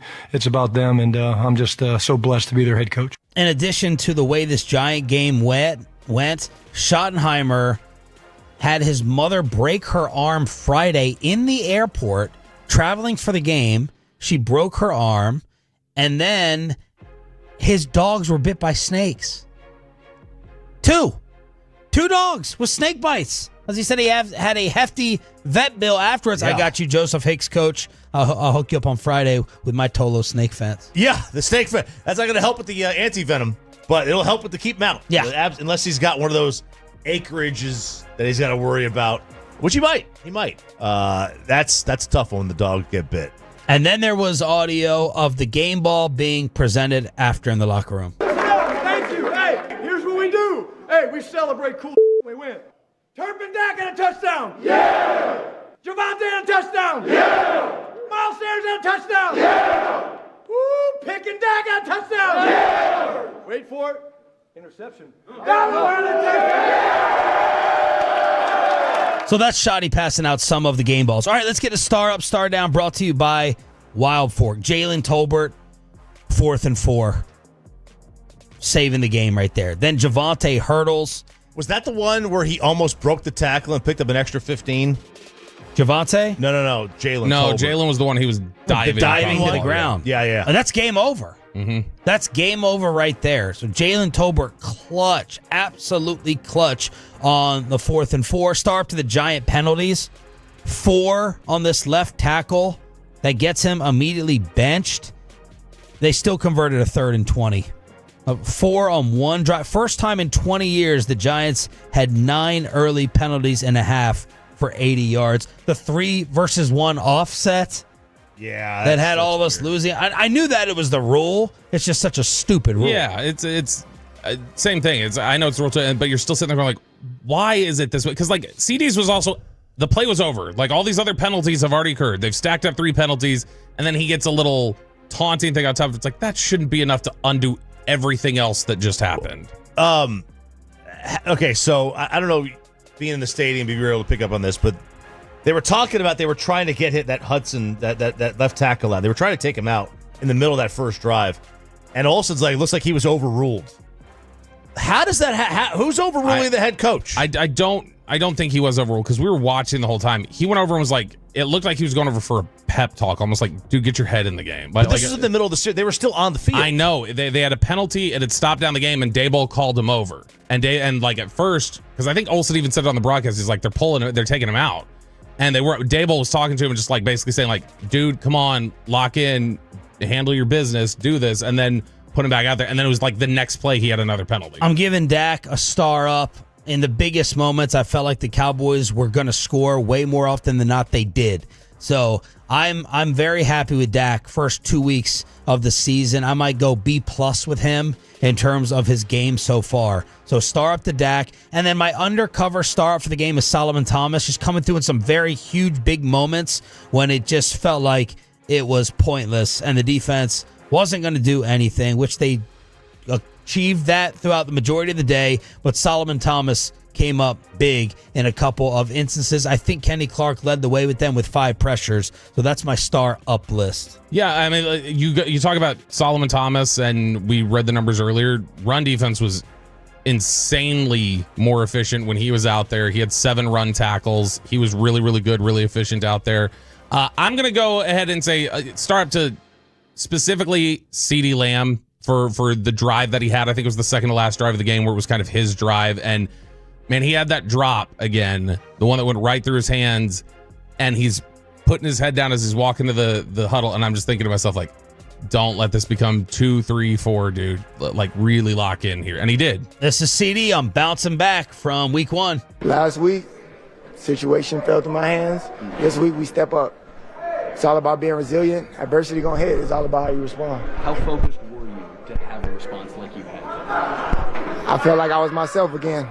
So once we hit the 4th quarter, I knew it was my time to turn up. Star down.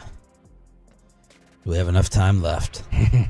By the way, this offensive line, they can't get a pass. I'm looking forward tomorrow to post Hut Clarity at 7:20. Was it Guyton?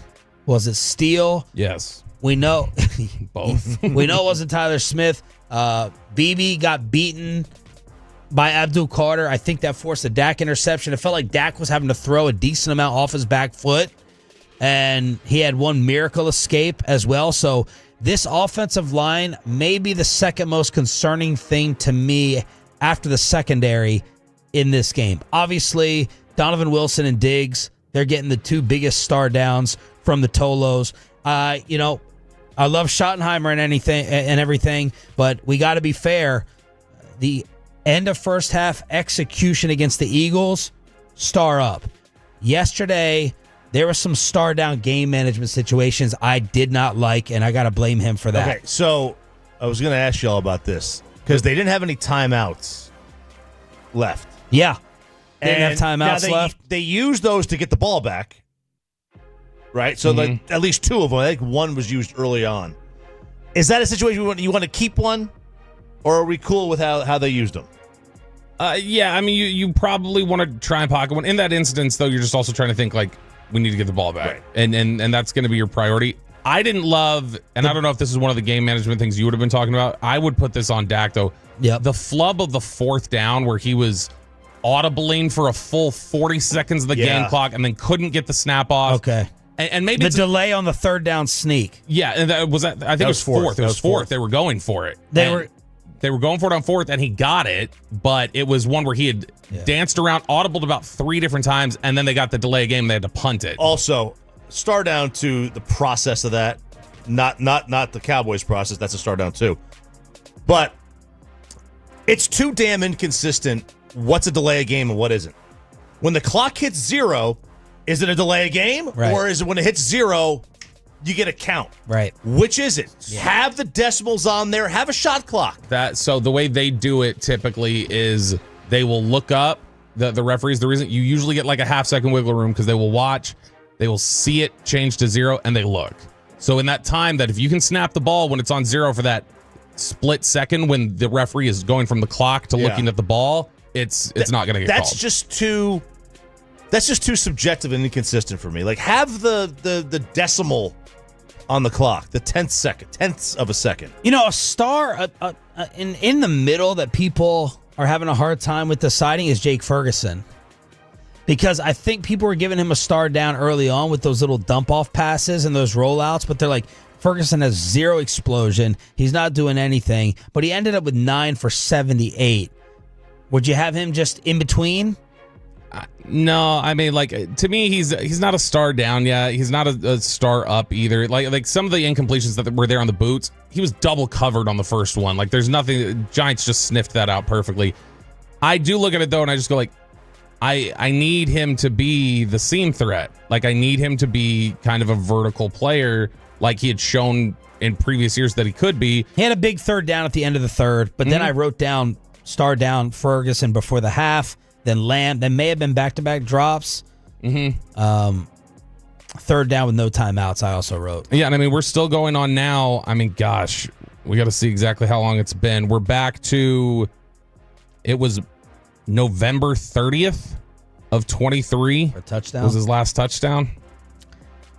A long time. If you don't include Green Bay. He obviously had the ones against Green Bay in the blowout. All right, so there it is. Some star up, star down brought to you by Wild Fork Foods on your official home of the Cowboys and the Texas Rangers with the Armpit tonight at 6:30. First pitch at 7 o'clock.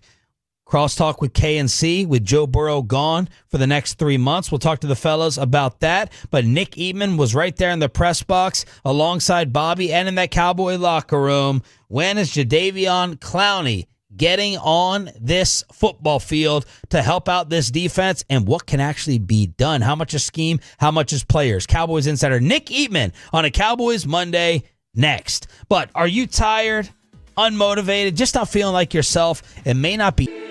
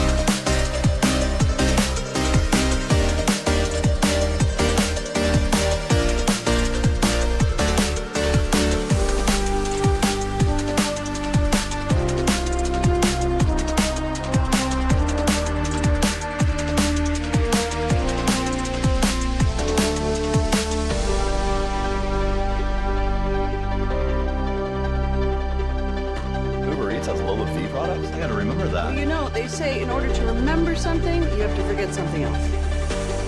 Okay, now that is a very cute haircut. That's like a little shag. I've never seen it before. Well, I mean, of course it is. It's the Rachel. Oh, is that your name? No, I mean, it's your name. No, I'm Jen. My name's Jen. Right, but I seem like this is your haircut, but that's hair on your head. I'm not saying this is your hair.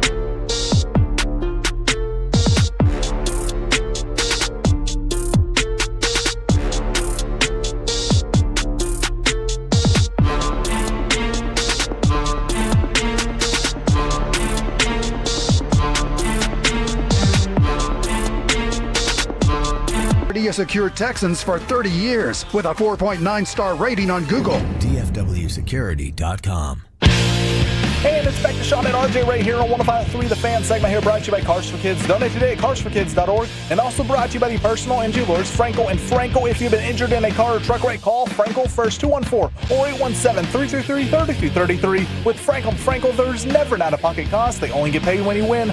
Franco and Franco, the go-to cars wrecking attorneys in Dallas. Wilson in the gun. Back to throw. Deep ball to the end zone. He goes. The ball is caught by Rondale Robinson, who ran away from Diggs and Wilson.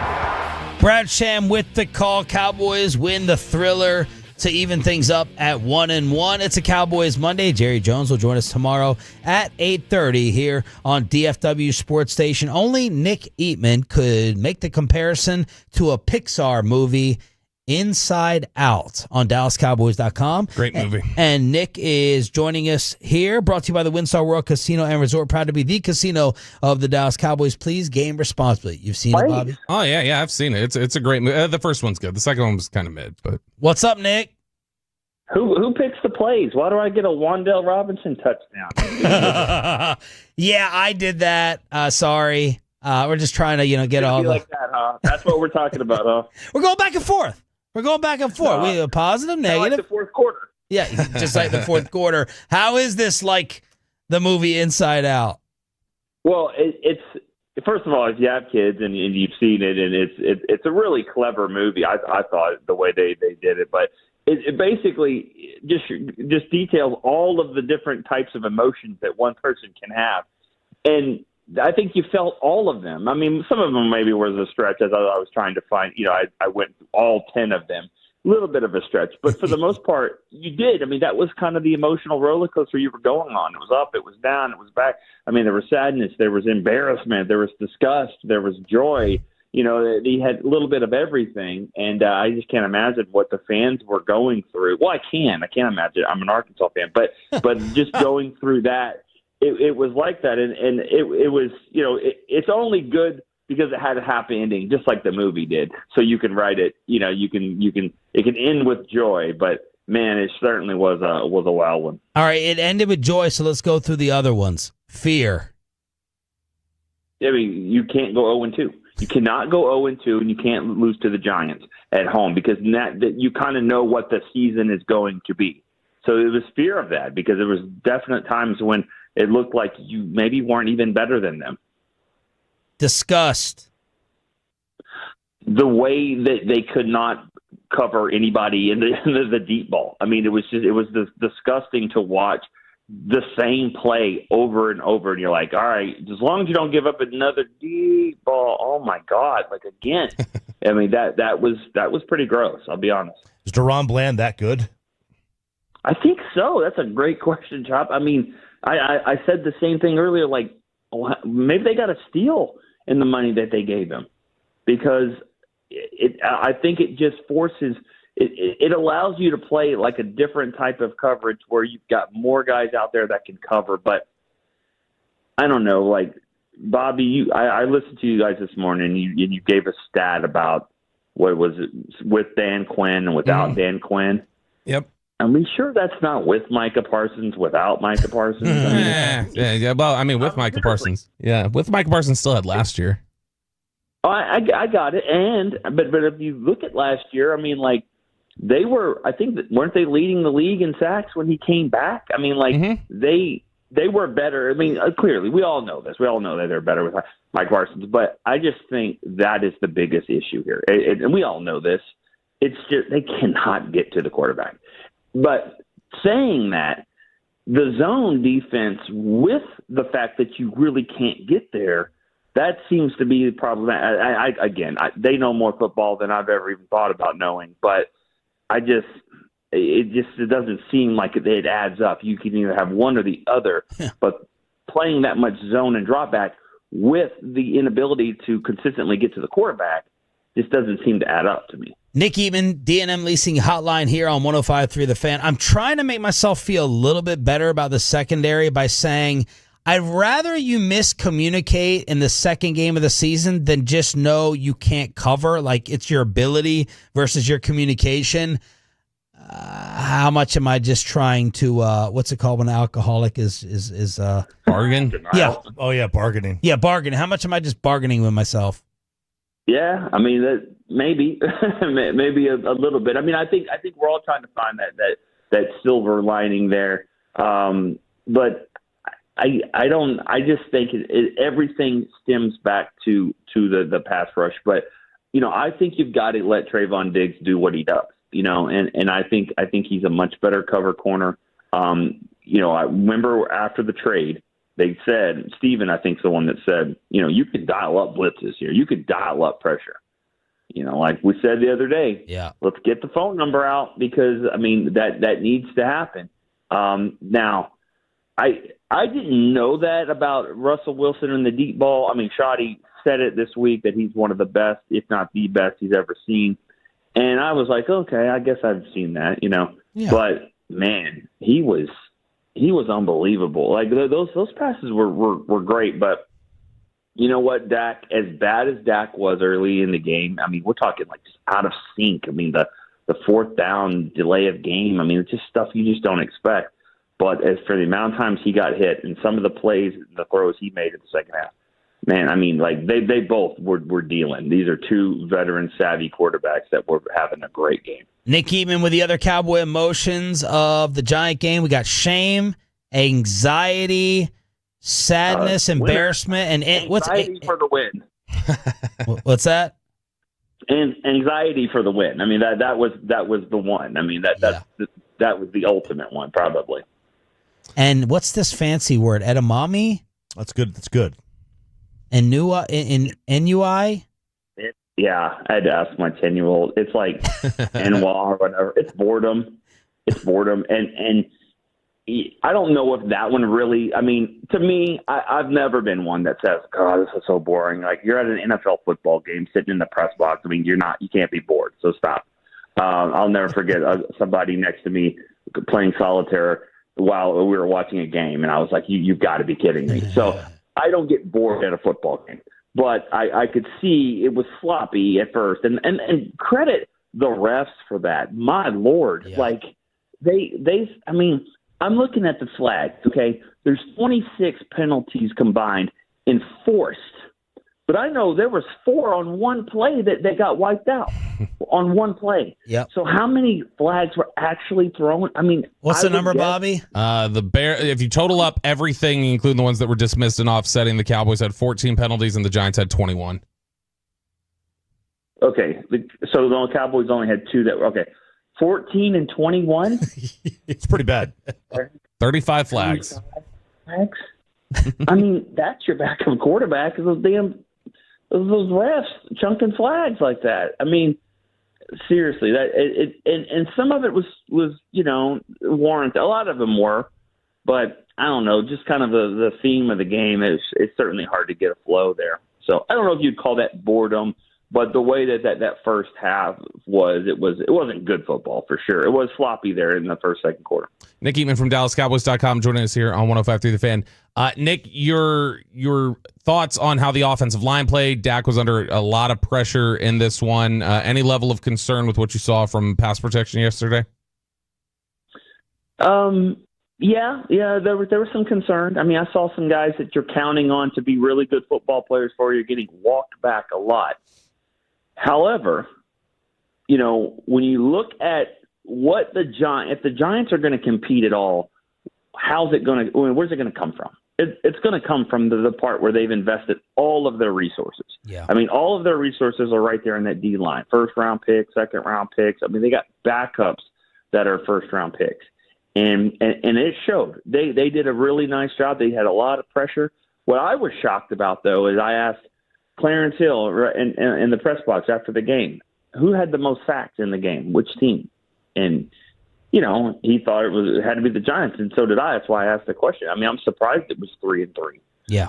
Now that third Cowboy sack was kind of iffy because it was a play that Russell Wilson threw it backwards, so they count that as a team sack. But I thought the Giants had a lot more than 3 sacks. So the pressure was dialed up. They did a really nice job. It's hard to run the ball, but I'm not overly concerned. I mean, it was concerned, but I thought they held up pretty well compared to the fact that that's what the Giants are trying to do, and that's the only way that they're going to win games. Nick, injury situation, obviously Kevontae Turpin left the game, wasn't able to return, and then we saw Cooper Beebe go to the locker room. Any word yet coming out of this game how those two are looking? Guys, the only thing that I've heard was just what I heard yesterday, or heard and saw. I mean, we saw Cooper Beebe with a walking boot. That doesn't mean anything anymore. Really, walking boots are just to get just to get the swelling down. They could have a walking boot and go play that day. So I don't know exactly what that means, and I know that Kevontae had X-rays, and he said they were negative. Now that's what Kevontae said. I don't know what the Cowboys are saying there, but he was in a neck brace, right? That's new to me. I didn't see the neck brace. He said they were making fun of him for the neck brace. Going to court trying to get a little settlement. Check it out. Well, that is why. That's another reason why your running back doesn't look like that. That's why running the football. You don't see. Yeah. There was running backs in high school that weigh more than he does, and so he's not a running back. And that's just, you got to be careful with that. If you're going to run the football with him and put him in those situations, things like that could happen. I'm not saying that's how he got hurt or why he got hurt, but I just know that he can't go that long and run the football. He's got to be away from those guys. He keeps getting hit, he's going to get hurt. So but that is how you have to use him, though, right? I mean, that's like you're going to use all of them. Yeah, you have to, and you have to. To me, you have to use 53 yards of the width of the field, and that's what they're doing. That's what he does. He had a very big drive there when they were pinned back up and they were trailing, and he had a couple of nice plays on there. He had an end around, and then he ran the ball for a loss, but then he got it back on a 12-yard pass, and then that might have been kind of where the injuries stemmed because I didn't see him much after that. But the kick returns, there were many of them. But the kick returns, didn't it feel like a lot of times they were one tackle away from breaking it? And not just with him. Tolbert had a couple where he got through that first wave, and so did Sanders. And man, if he would have been out there for every single one of those kick returns, I think one of them would have been a really big play. So they certainly miss him, and hopefully he's not out for long. Jerry announces Jadeveon Clowney is done. 1 for $3.5, can get up to $6 million. Are you a fan of that signing? Sure. I mean, he's a productive player. from where he's been. I mean, when he plays, I think the stat we came across, if he plays most of the season, he's averaging 6.5 sacks when he gets like 10 games or more. So, and that's including last year too. That's not just like, 5-10 years ago. I mean, so I think he'll hold the edge in the run game. I think he'll provide something for you. I think he'll give you another Dante Fowler type that we had a couple of years ago we saw here, but they still need to get somebody that scares them. And this defense, it needs Overshown, it needs Bland, maybe it needs Clowney. I mean, it needs Jesus. Dude. Okay, well, he's not here. I don't think. Again, I don't know that, but I just wouldn't think so. But I don't know that. I don't want to spark that debate. Yeah, no. We already had enough with the pregame. Nick Eatman, DallasCowboys.com here on DFW Sports. So have you seen Inside Out 2? Yeah. Oh, okay. Yeah. I've seen it. Yeah, he named 10 emotions. So there's only like 5 emotions in the first. So that he got 10 emotions. That's a reference to the second one. Okay. And they I've added never seen it either. this crazy character, Anxiety. Like, if you've seen, you got to check out Anxiety here, because this one, that wild hair and everything, and that is the epitome, I think, of what the game was the other day. Check out the character Anxiety, and that's pretty much what I think a lot of fans were looking like after the game. And check out the column, DallasCowboys.com. Nick Eatman every Monday and Wednesday recapping on the Fan. Thank you, brother. Good stuff. All right, thanks, guys. See you. Nick is brought to you by the WinStar World Casino and Resort, proud to be the casino of the Dallas Cowboys. Please game responsibly. The big Joe Burrow news and everything else happening as we discuss it with the KNC Masterpiece. Crosstalk is next. But first, let me go ahead and get you set up with Wild Fork Foods. This week's $100 gift card giveaway. If you go to 105throughthefan.com/contests, 105throughthefan.com/contests for the awesome giveaway. It's $100 every single week. Now, what are you going to go ahead and spend it on? How about an A5 Wagyu beef ribeye? You chip in a little bit extra, that could be yours. You got the USDA prime beef whole peel tenderloin. You can just take 5 pounds worth of filet mignon and serve it up as you wish. Wagyu beef tomahawk. You got a prime bone-in beef ribeye roast if you want to go ahead and get those things in the freezer. So you get $100 of that Wild Fork money.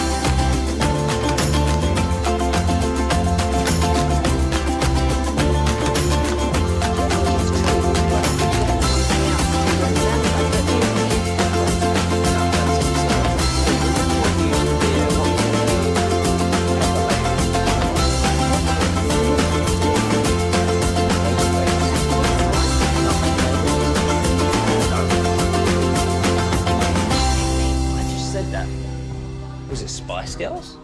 Doesn't say. Was it Saffron Squad?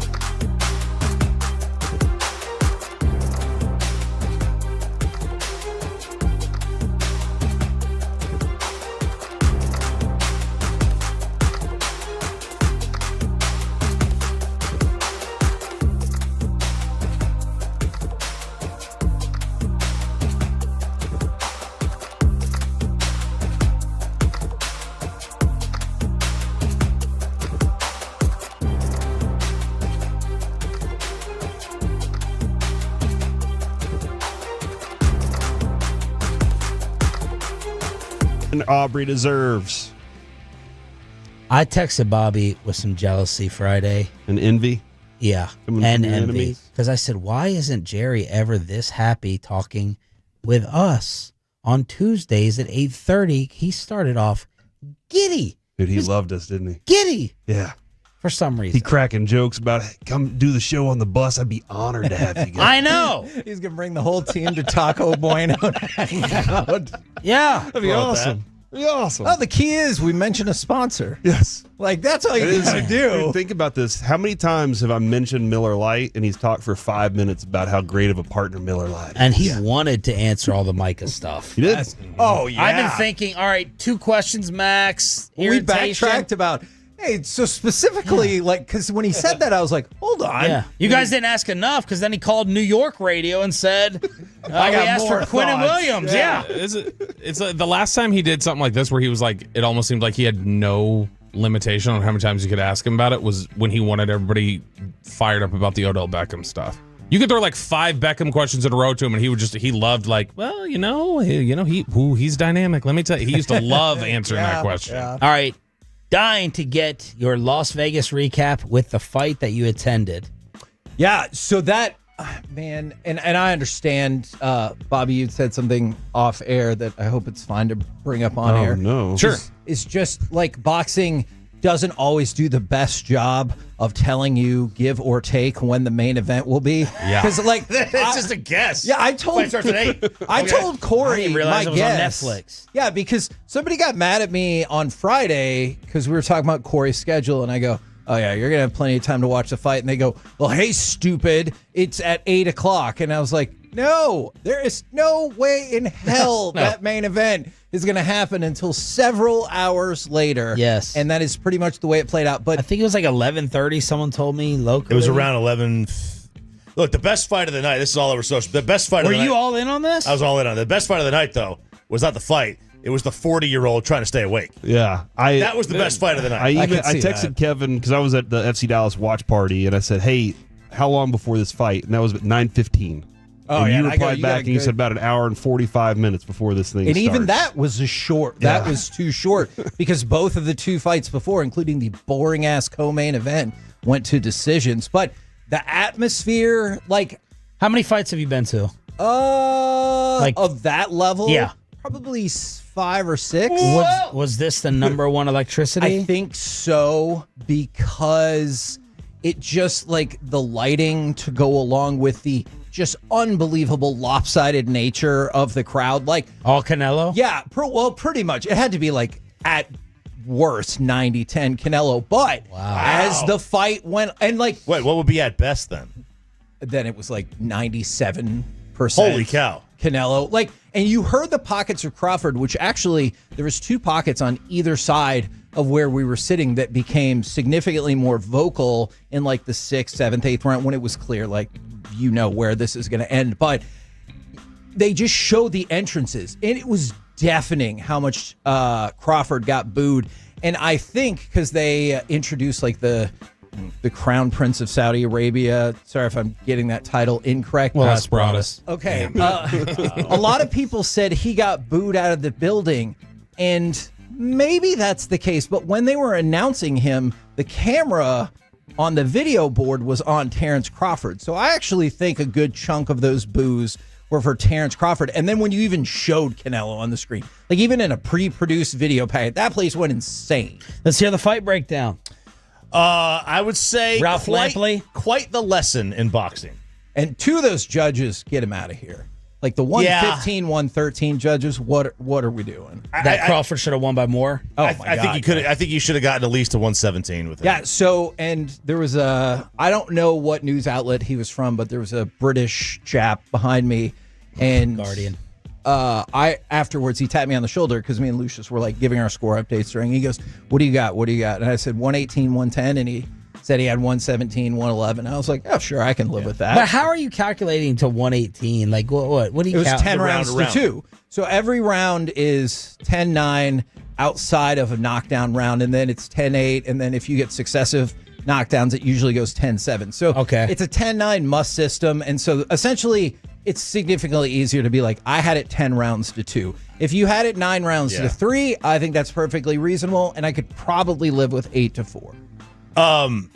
Look, this was I was listening to Lampley, Jim Lampley, with Rogan a couple of months ago, and they were previewing this fight, and they were speculating that Canelo may have slowed down a little bit. I don't know, but they were like both like saying like, this is kind of setting up where Crawford cuts out early and is the aggressor or could Which be. He was, and that's how he's going to win this fight. He's not going to have the power to knock down Canelo. Although a couple times, came man. close. He hit him with a counter. And Canelo looked back at him like, "What the hell? Yeah, that's what I was talking about. There's no way you just did that." That was and awesome. he did. Like he's so good though. Like he's so good. At 147, 154, that feels like that would have floored the opponent. But Canelo obviously has a hellacious chin. Well, they also, it's funny that because you mentioned that because they talked about how Canelo rides horses as part of his training. Oh. And like it's the interior muscles on your leg that allow him to stay up, and his legs are just so strong. And it's not his chin necessarily; it's his legs. He'll do two hours. I didn't know that. He'll do 2 hours of equestrian daily before he goes to do his boxing training, and it's all It's lower clearly body. working. It's clearly working. And we were talking about one of the great fighters of our era that just got beat. He got beat by a guy who was putting on a show. He put on a clinic. Crawford was it that a good fight? A great fight? So, and that's why I thought it was it was not a great. It was not a great fight. That's why I wanted to get y'all's opinion. I definitely have it in the good category just because it was impossible not to get caught up in the atmosphere, and that definitely raised how good the fight was to me. Plus, you saw the underdog pretty much dominate from the how big word of an go. upset was it? Yeah, and that's the thing is the numbers weren't as big as I thought they would be. So Crawford's like plus 165. So it's not an insane upset or anything. Did y'all think it was a good fight? Fight weight too, basically. No, this reminded me of the Lopez-Lomachenko fight where Lopez came out and just he was the underdog, totally dominated the fight. And this is the same thing. It was just like the underdog just was the better boxer. And he really quieted the crowd. When you say the atmosphere and everything else that went through it, is that because you were there, though? Like, if you're watching that on TV, absolutely. would you be like, this fight didn't do it for me? Absolutely. And that's why I wanted to get y'all's feedback, because I can't stay interested up till 11. That was my problem. They start coverage at 7, and I have to sit there. I'm interested when it first starts, and then I'm sitting there for 4 hours going like, are you going to start? Right. By the time it starts at 11, I'm like, I've lost my interest. You've killed the spirit of this over the course of these 4 hours, and now I no longer care. Yeah. I get that. Yeah, I was too buzzed with Bobby's wife.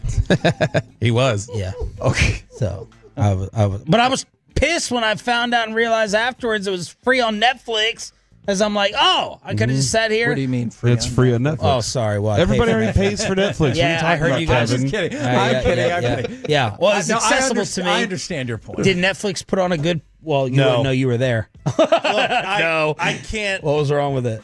Well, I think their choice of I don't know the guy's name, but he's the UFC. He's a UFC announcer. Like, I don't think you could do a UFC announcer for boxing. Like, I need Bruce Buffer. No. Don't say anything about the Buffer boys. Get sued.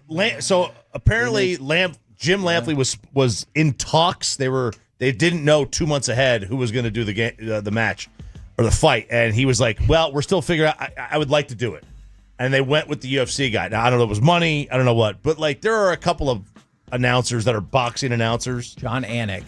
That's who did it, right? Anik did it.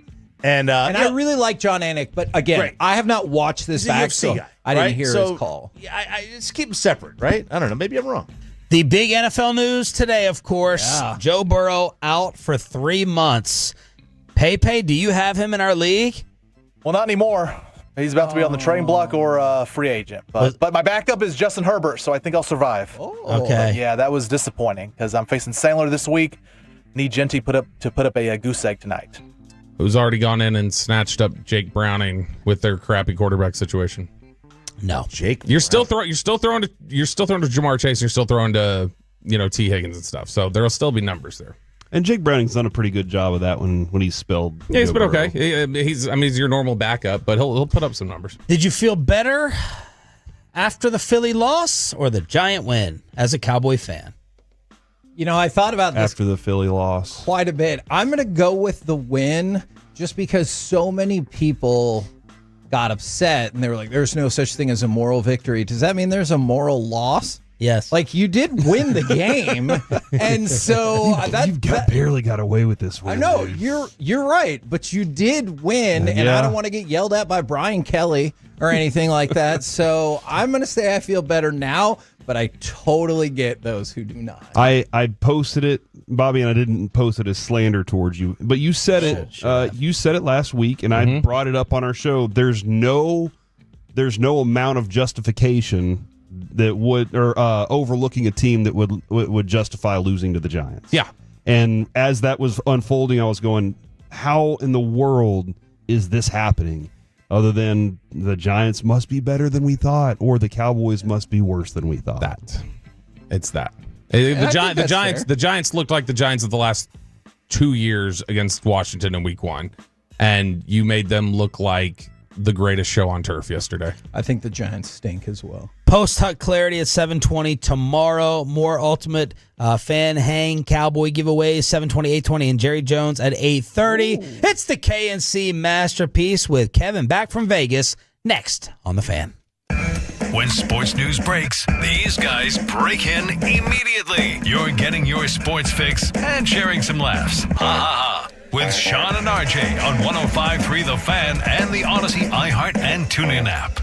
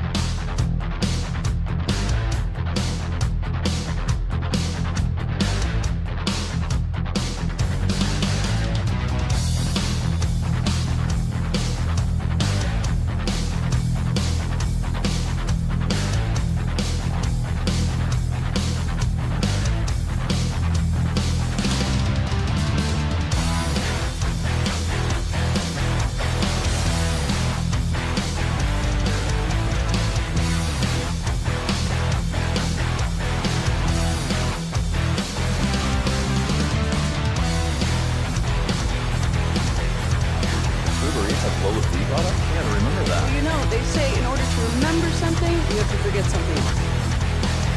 Okay, now that is a very cute picture. That's like a little shag. I've never seen it before. Well, I mean, of course you have. It's the Rachel. Oh, is that your name? No, I mean like your name. No, I'm Jen. My name's Jen. Right, but I just mean like this is your haircut. But that's hair on your head. I'm not saying this is your hair. Okay, freak me out.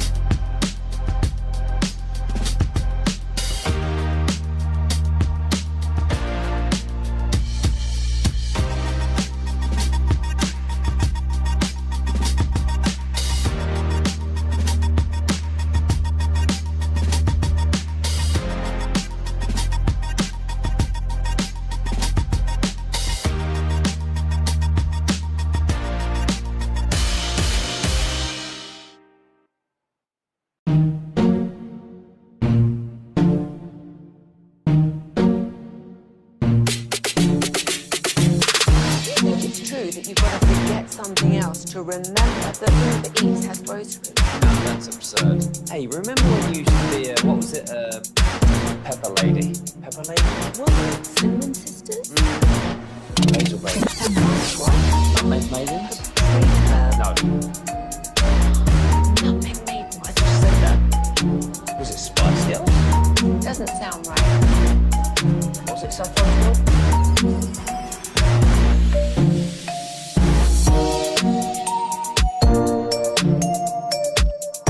The KNC Masterpiece on 105.3 The Fan. KNC Masterpiece right here on 105.3 The Fan. 877-881-1053. Frankel and Frankel Injury Attorney text line.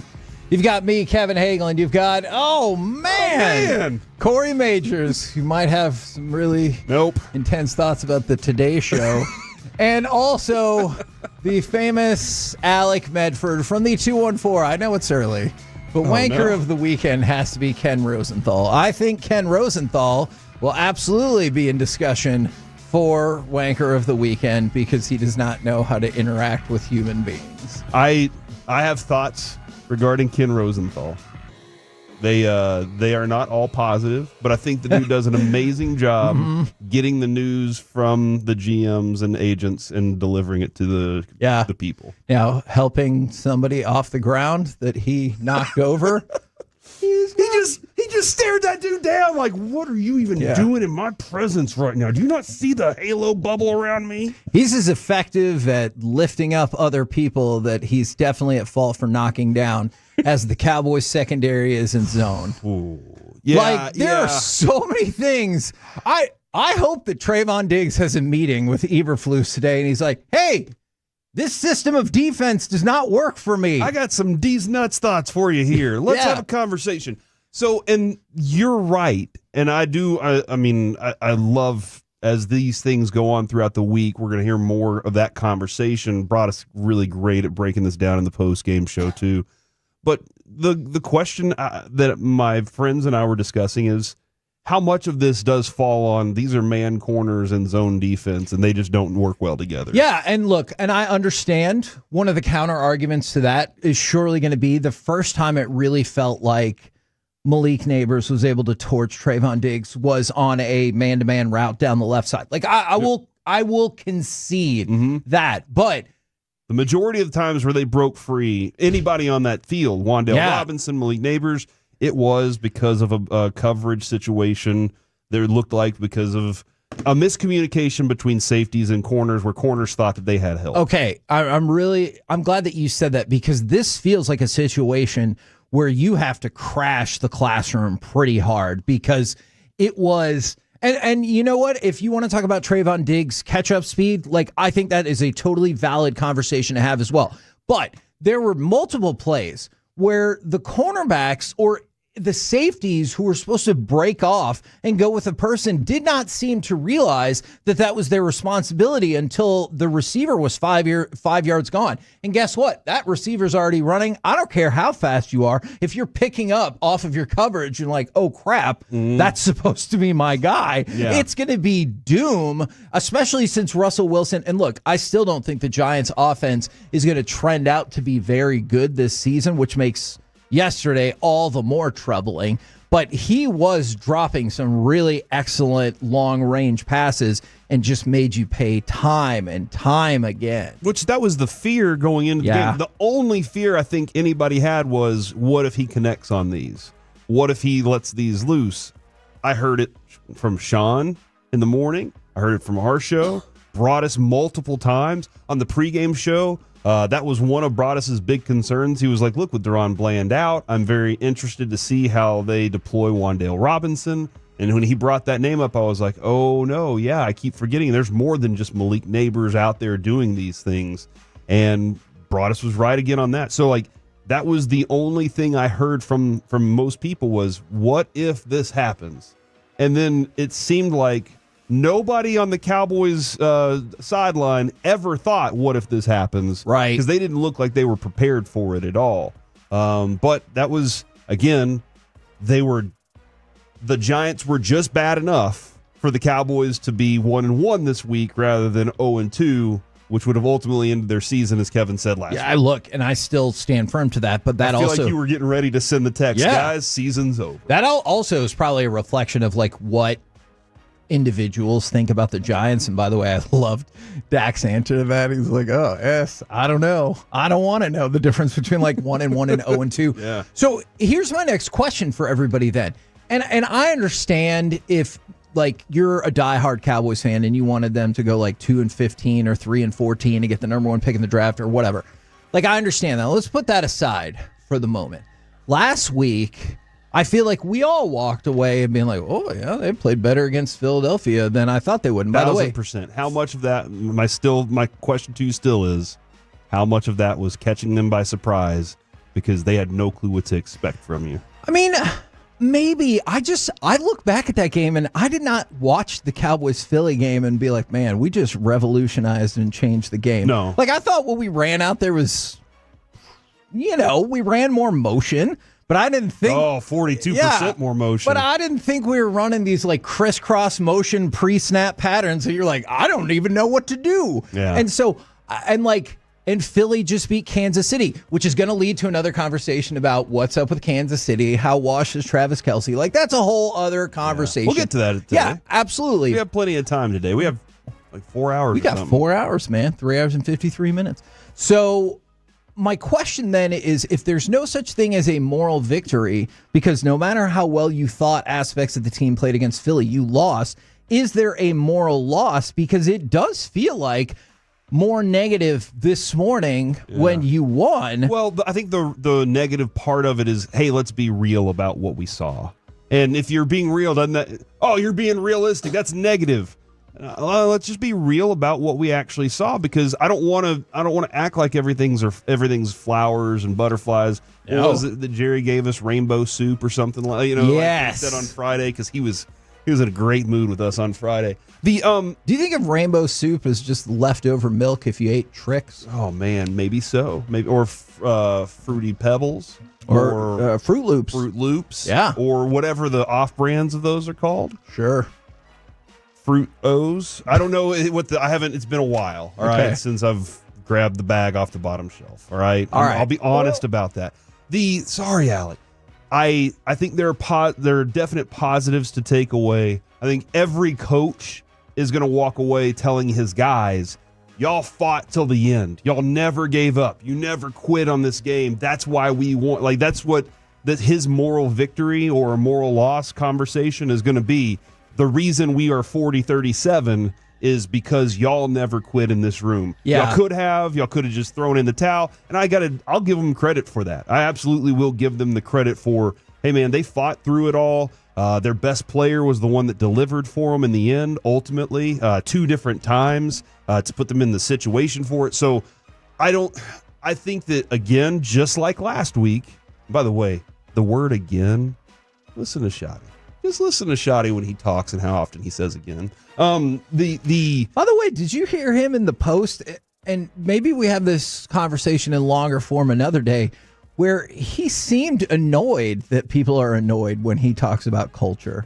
You know, like the fan base generally, it feels like they like Brian Schottenheimer, but some get annoyed because they're like, culture, go win a game. And he goes, sorry, I know people don't like me talking about this, but our culture. And so it's been 2 games, and he already referenced that he thinks people are annoyed by. I like that he has a finger on the pulse. Then that's fair. Rather than just ignoring it and acting like nothing exists. Like, right? Like the culture thing was the only thing we could talk about during the offseason. It was the only thing that we were given privy to, honestly. Yeah.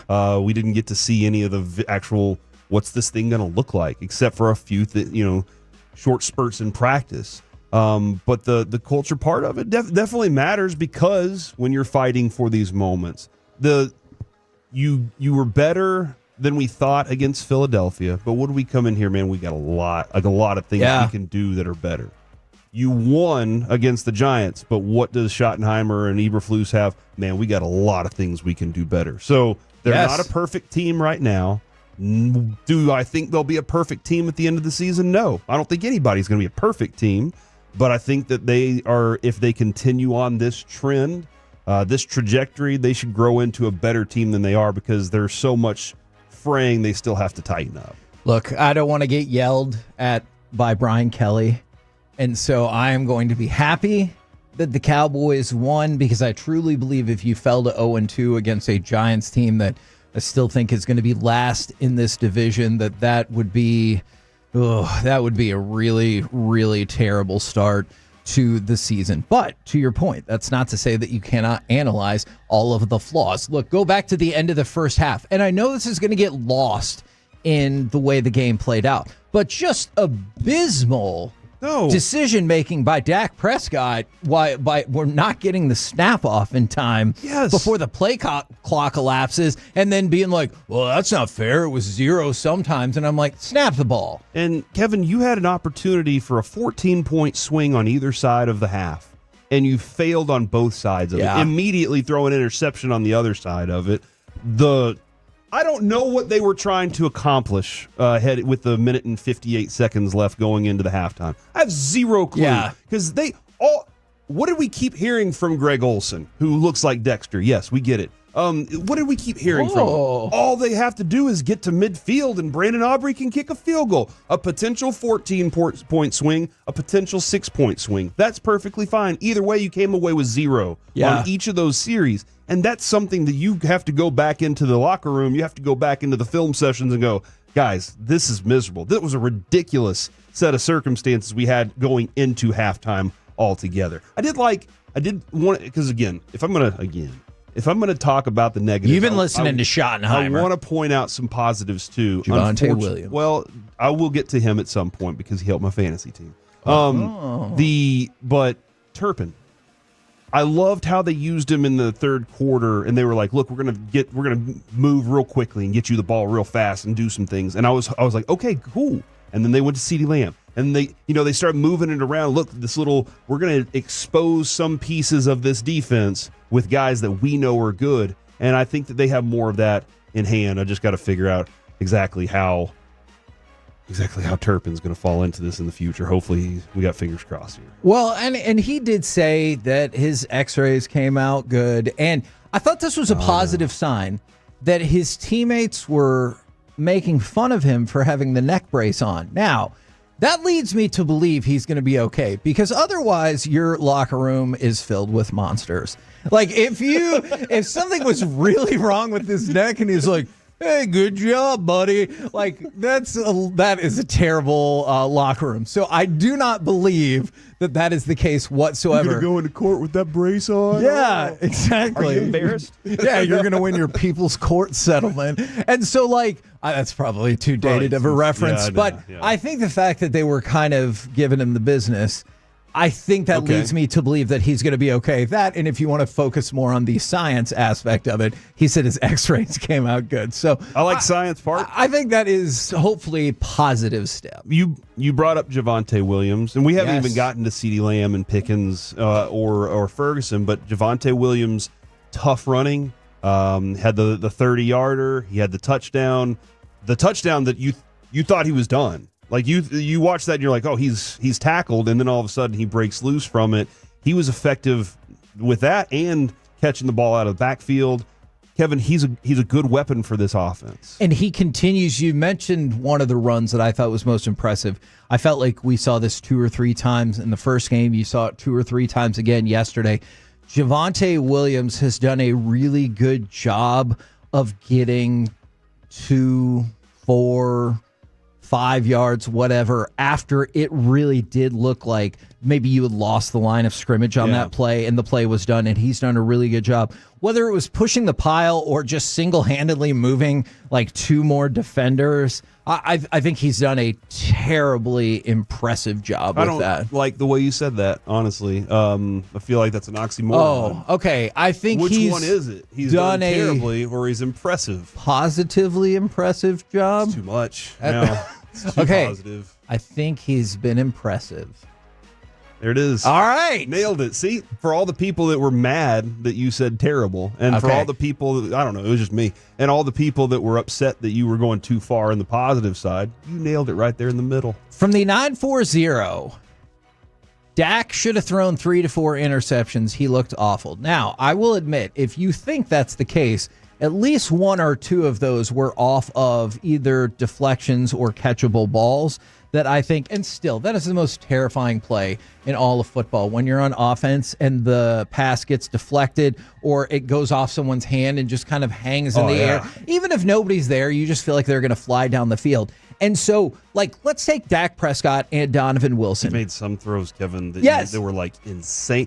Insane that he threw into double coverage and completed it. Yes. But other ones that I'm just like, man, that Dak really put that one on the number. And that is the dynamic that we saw in game 1, right? You're like, first half offensively great, defensively and then you kind of flipped it in the second half. We'll take Dak Prescott and Donovan Wilson, for example. I mean, I think you could look at Donovan Wilson and be like, not your finest hour whatsoever. And he had an interception. Yeah, but then he also had the interception on the still perplexing throw from Russell Wilson. Russell Wilson threw that ball as if there were 4 seconds left in overtime, and he's like, might as well do something. And so Donovan Wilson still did get the interception. Did not think he had a good game whatsoever, but he got that interception that set you up for the win. Dak Prescott, at times, very curious the way he was running, especially the clock. We talked about the end of the second half. And then you go to the fourth quarter and overtime. 15 of 20 for 187 yards.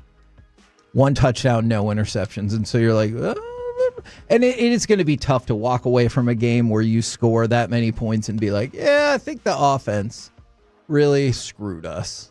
Like even if they would have lost, I'm not going to go, hey, Dak, good job not covering another bomb from Russell Wilson to score a touchdown. Like that's not going to fall on him. But for most of the day, I thought he played better in week 1, despite the fact that there was a giant statistical difference. And we'll get to it later in this week. But the questions moving forward will be, how will Clowney help the pass rush? How can they correct and fix this secondary problem? Is Bland the secret to that? Can the offense be more efficient, look less clunky? Because they look clunky to me. Despite being productive, they looked clunky at times. And then how can you just get cleaner games? Because at one point, Kevin, I thought, man, Cowboys look far superior in the discipline world compared to this team. And then all of a sudden, it just fell apart at some point. So there are still lots of questions to answer about this team. We're the KNC Masterpiece right here on 105.3 The Fan. Coming up next, let's talk more about Cowboys, Giants, but also what was the most surprising or interesting result across the rest of the NFL weekend, and does it pretty much have to be the Bengals and Joe Burrow? We'll do that next right here on The Fan.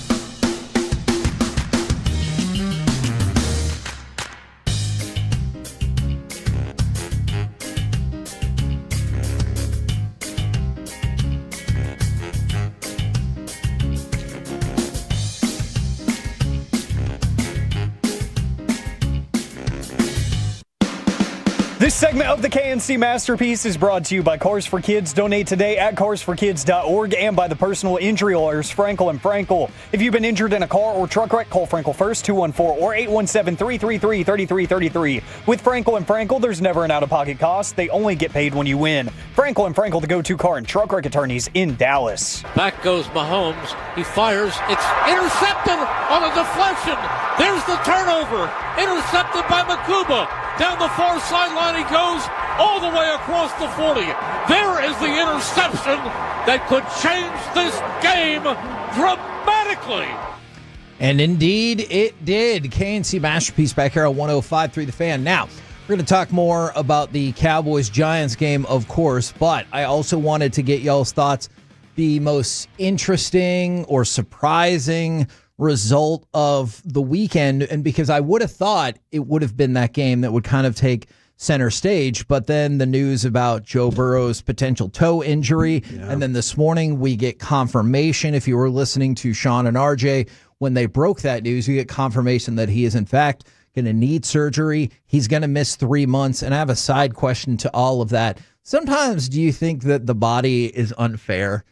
Because, like, you could have a back injury and be out for a month, and you're like, oh, the back, that's a lot. And then you have a toe injury, and you're like, a toe is so little. So it's a little toe. Yeah, and then they're like 3 months.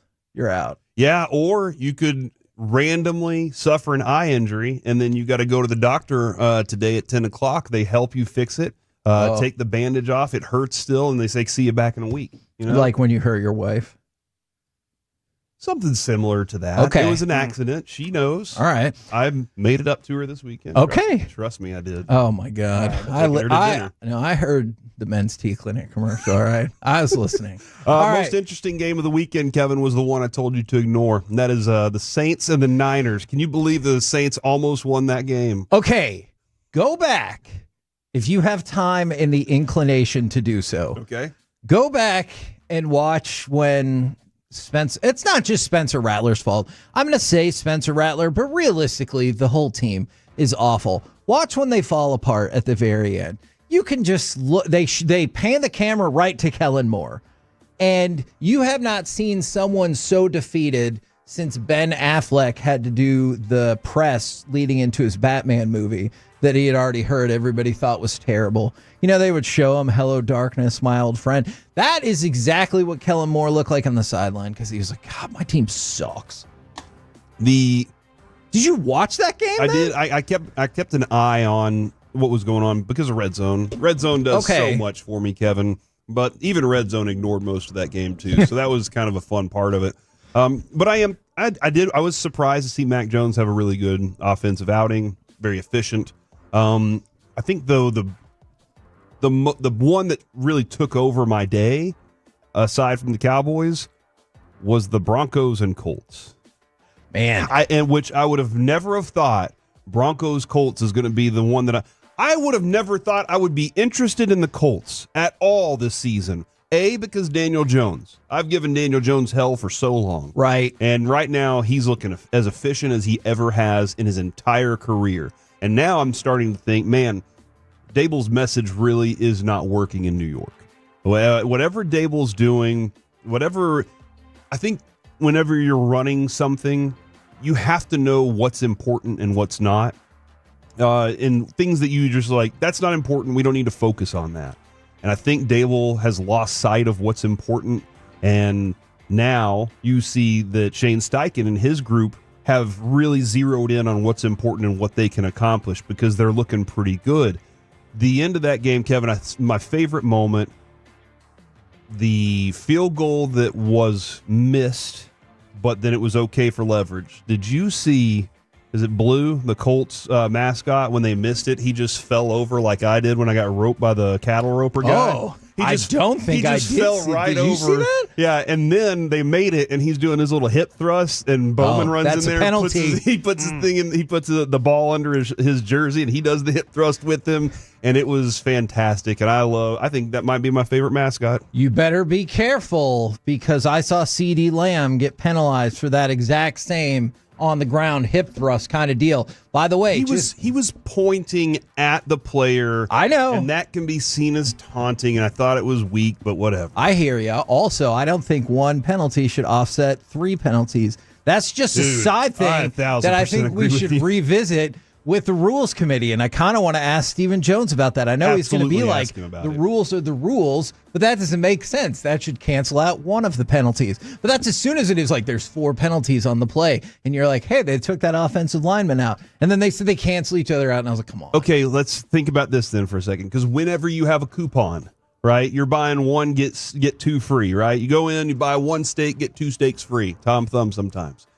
They're gonna say the one you bought was the most expensive one, right? Okay. And then they're gonna give you the 2 cheaper ones. So you gotta that's how it works. Yeah. So with those penalties, the way you're doing it, they're gonna take out the one that's the lowest and keep the one that's the highest, or they're gonna take out the ones that are highest and give you that's the fine. One. That's fine. Even in this scenario, you can take out the highest. Okay. It's the same thing like if you ever went to Movie Trading Company and you're like, I'm going to buy this for $16.99 and then this other one for $2.99 and I get one for free, and you're like, stop. You need to rethink your decision-making process, all right? Maybe you really don't want to own Mannequin on DVD, but look, it's $14.99. Let's take better advantage of the sale, all right? Because then if you get that $14.99, you get the $2.99 one for free. Exactly. So like, you need to rethink what you're doing right there, and that part really bothered me. I also agreed that I didn't like that CeeDee Lamb penalty, but as soon as he got it, I was like, son of a gun. I bet all of these things offset while he was running through all of them. The game that Red Zone tried to force me to love, though, was Cardinals-Panthers. I did not care for it. Hey, the Panthers, this might be a giant waste of time. The Panthers tried to make that game interesting They did. later. Because for most of the game, they're like, we are not particularly interested in being competitive. Very today. valid. I am very excited to watch Tet McMillan play, though. He's a fun receiver to watch. I can't wait to see him get in the end zone. Hold on. Is it couple just more times. because he is a fun player to watch, or do you also think about like how he would have looked with the Cowboys? I realize they made Pickens move. I gave that idea up. Okay. Once there was a fleeting moment yesterday, Kevin, where he made a catch, and I was like, that could have been him, in a Cowboys jersey. Okay. And I gave that up. The other thing that I question now, I'm moving on from that game now, unless you want to stick. If on that JJ game. McCarthy is any good now, that's in a minute. It's 2 games, people. I do not know how Patrick Mahomes can trust Travis Kelce ever again. Okay. In a big moment. So I saw this stat. I can't remember if it was during or after the game, that since the beginning of last year, when Patrick Mahomes targets Travis Kelce, they have 4 touchdowns and 5 interceptions. And now yesterday's a great example of the unfortunate quarterback gets tagged with the interception. That's a touchdown. He should have caught that. That's a touchdown. And then not only does he not catch it, it ends up being an interception. And I was just kind of kidding earlier when I was saying Travis Kelce is washed. I don't think that, but I think you've seen a precipitous drop from his Hall of Fame heights. And that play was embarrassing, man. Yeah, no, that one on the sideline that he dropped. Now, maybe the pass was a little low, but I've seen him make that catch 1,000 times from Mahomes. They have a great chemistry with that, or they did. And yesterday you could see it in his face and you could see it in Kelsey's face at the same time. And while we're sitting here relying on them hoping that they would beat the Eagles, like that's one of the things we were hoping would happen. Eagles didn't play a great game. That's 2 in a row now. Agreed. And they're still 2-0. Yeah. Like, what a great, I hate saying this, but what a great spot for the Eagles and their coach specifically, where you're still 2-0, but you can get all over the players for being like, you guys have played nowhere near what you're capable of, but you can still fall back on the 2-0 record. Yeah, but that can be a very, like you said, as the coach, you got to keep pushing that because you can get very caught up in the idea of, no, we're 2-0. What do we have to worry about? Yeah, I do not think that will be the case there. But the watching that lack of chemistry between those two in big moments, Mahomes just doesn't have that person that he can trust right now. And last night, hearing him as they were walking away, he was like, here we are at 0-2, and I don't know how you feel about him saying this. We have a great opportunity to see who around here wants to put in the work to get back to what we are. I think that's fine as long as he includes himself as part of that group. I think you're right. He has to, man. Yeah, 'Cause he hasn't looked great either. Yeah, and I'm not saying that's an indictment against strictly Patrick Mahomes, but I feel like that's what a leader would do, is be like, hey, we got to see who wants to put in the work, and I need to go back and reflect on myself as well. I just think that's part of being a leader. That's not to say like it's only on Patrick Mahomes, because it definitely isn't. And if you take away Travis Kelce as a weapon, you do start to kind of wonder what kind of weapons that he does have. But also, I wonder if we're going to go back and reevaluate maybe the last 2 seasons, or if some people will go back and reevaluate the last 2 seasons and maybe start to give more proper credit to how good that Chiefs defense has been. Because that Chiefs defense yesterday, they played well enough for them to win the game. And in most scenarios, it feels like the Chiefs would have won that game, but the offense really let them down yesterday. They're not doing their job right now. Yeah, I know I was kind of joking about it because, again, it's just 2 games. First game, he did a phenomenal job of bringing the team back. Yesterday, J.J. McCarthy looked every single bit of being a rookie, and I realize this is his second year, but since he didn't play last year, it was not a captivating offensive game on either side, but it was interesting to see the radical swing of J.J. McCarthy's the man, he can do it all, to, man, we struggled against a Falcons team that had lost their own season opener. And it was, it was kind of a Dudsville effort, I thought, from both quarterbacks on either side. I think the part about, we'll get to Penix at some other point. Let me pause you on something else then. Cooper Beebe. Is it happening? Ian Rappaport is rapporting that he is out 6 to 8 weeks, which I almost said a bad word. That sucks. But also, based on everything we were listening to on The Fan yesterday, and, Fred, Blake, Bobby, everybody is getting, Chris Arnold, everybody's getting audio, everybody's getting insight, is they talked about how ridiculously swollen his ankle looked. And when you talk to people in the locker room, as you heard in the postgame show, it did not sound like a whole lot of optimism. And so Rappaport is saying 6 to 8 weeks, because I believe it was Nick Harris who added, like, his ankle looked like it was swollen to the size of his head. Great. What, the offensive line was perfect yesterday, that'll right? give him some time to work on those snaps a little bit, but he's man. Get better soon. Did you just have the textbook definition of insult to injury? Is that what you just did to Cooper Beebe? That's sounds like exactly what I just did. I hope he gets better sooner than even you think there.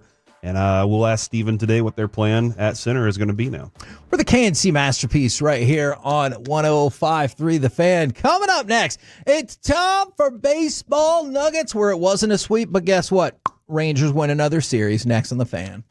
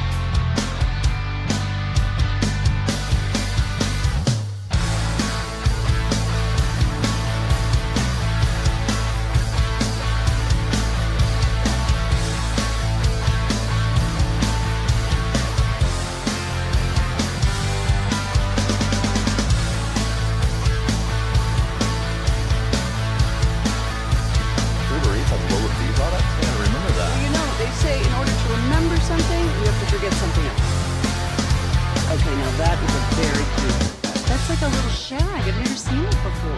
Well, I mean, of course you have.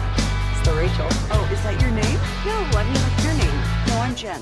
Your name's Jen. Right, but I just mean like this is your haircut. But that's hair on your head. I'm not saying this is your hair. Okay.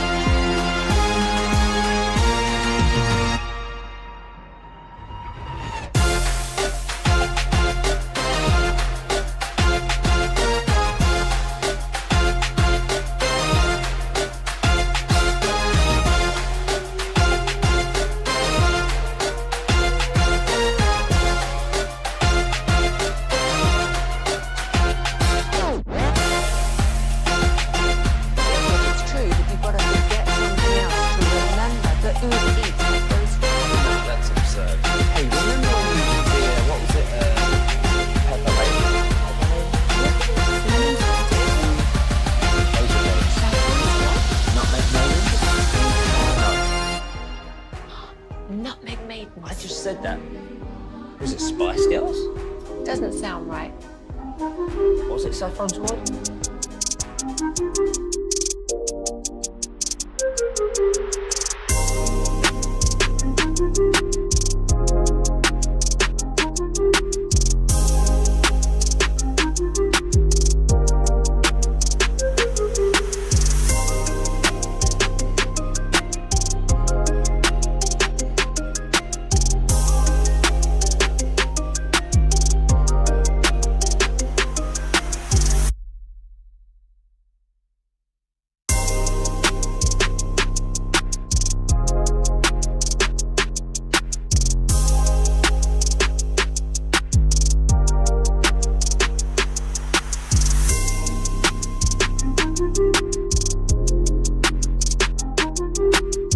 If you're in the market to upgrade your vehicle, get to Classic Chevrolet in Grapevine. Back-to-back #1 Chevy dealership in the world. They've got more new Chevys than anyone, all priced to sell. Visit ClassicChevrolet.com. This is Texas. This is Classic Chevrolet. Together, let's drive. Based on new Chevy registrations 2023 and 2024. The 01 delivery.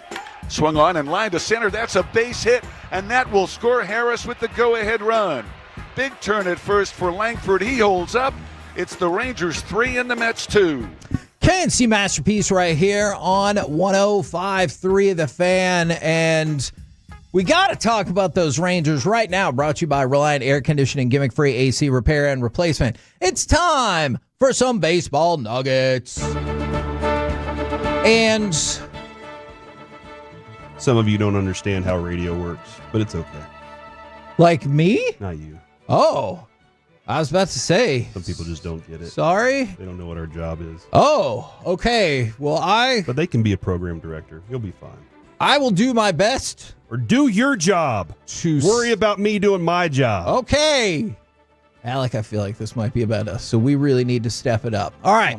So let's start by talking about those very same Texas Rangers. Now, yesterday, Adolis Garcia with the quad issue we had talked about. Hopefully, he would come off the injured list pretty much right when he could. You see him come back. He was hitting fourth. Dustin Harris back to Round Rock. And obviously, Dustin Harris, it was a short time, but already involved in numerous memorable moments for the Rangers down the stretch. And I know that they did not get the sweep, but yet... Did they lose ground in the division? So they lost a half a game.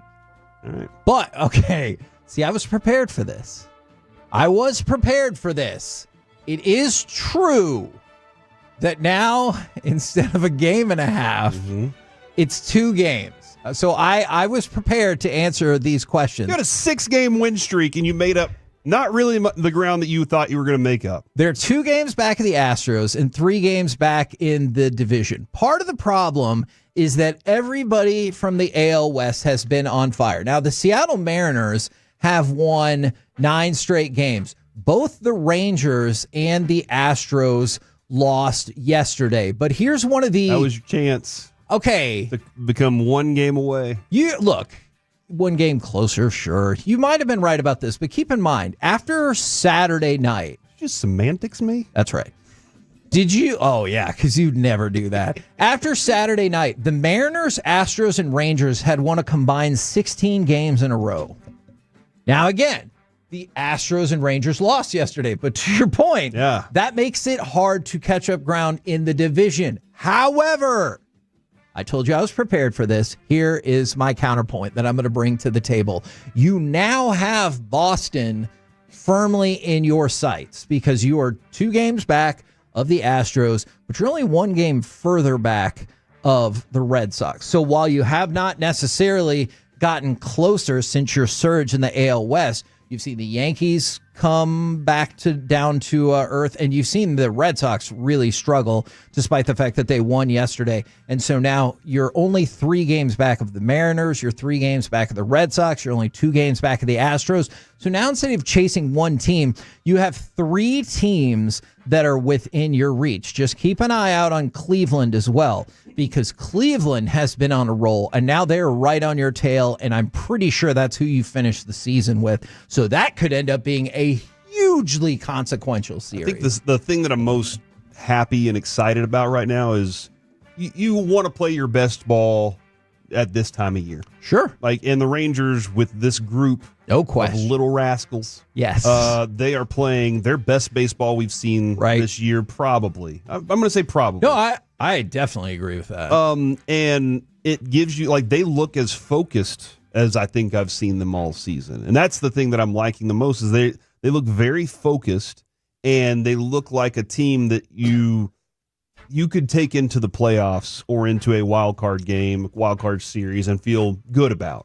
Like, I'm not going into it going, man, we're a buzzsaw, but I feel like they're as focused as I've ever seen them be. I still love DeGrom pitching. I feel like I got to watch something special having him be in a Rangers uniform. And Kevin, on Saturday, I wanted to just like reach out to Patrick Corbin and say thank you. Right. I don't often have this where you watch somebody and you're just like, God, that's just beautiful watching him pitch. But some of the pitches he makes are art. And it's just so much fun. Again, I've said this a number of times this year. It's been more fun to watch these pitchers pitch this year than I ever even expected. And watching Patrick Corbin on the mound is a lot of fun. Unfortunately, Latz wasn't as sharp as we've seen him previously, and that's why aren't continuing this win streak. Let's start another one. Let's start another one right now. Let's win 3, put the Astros in our rear view, and move on with this sucker. And then from the 254 fan, the Astros have won 4 out of 10. But that's too big of a picture. You're right. That is factually accurate, which we always talk about is the best type of correct. But that's too big of a picture. Before yesterday's game, I'm saying they had won 3 of 4. And so that's since you made up a huge amount of ground. Like, we watched Houston implode, and that is why you were able to make up so much ground. And quite frankly, that's why the Mariners, along with their win streak, are in first place right now. But then they won 3 of 4 prior to yesterday's game, and so you did not make up quite as much ground there as maybe you would have hoped. But you brought it up. Can I tell you that I think I have faith that they will make it up. Okay. And it's going to happen in the next 3 days. I mean, this feels like... And then a Marlins series that we thought nobody would ever care about is going to be so important. I will still tell you this. If you look at the last 4 series of the season, your book ended with the series that will directly impact like your other competitors that you're trying to take out. In between, the Marlins and the Twins are done. Like, they have nothing to play for. They're not particularly good teams, and so they're done.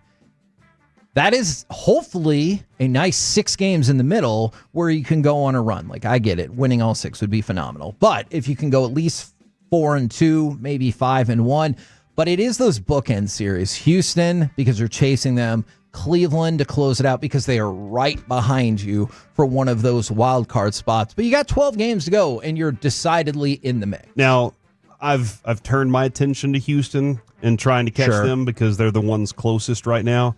Kevin, their remaining schedule after us, Seattle. Ooh. So that's promising, but then they have the A's and Angels.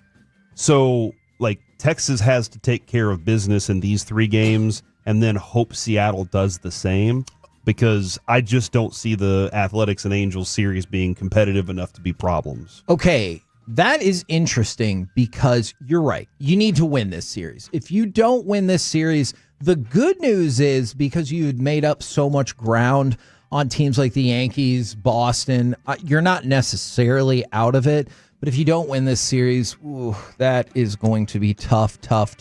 On the flip side, you look forward to Texas's next series. If Seattle and Houston are playing each other every single night, that means you can make up ground every single night. If you're able to sweep your next series, you will make up a combined 3 games of ground on those teams. And when you look how close the margins are and the fact that after that you'd only have 6 games, that is going to be vitally important. But we'll deal with that in a few days, because today you start the series against the Astros and you have to win this series. You have to win this series. You don't have to sweep, although that would be delightful. Let's go ahead and sweep, though. Agreed. I don't know. Kevin doesn't want to sweep the Astros. No, I just said I agree. Don't put that on me. But you have to win this series. 877-881-1053. Do you want to sweep or whatever Kevin said? I also would like for them to sweep.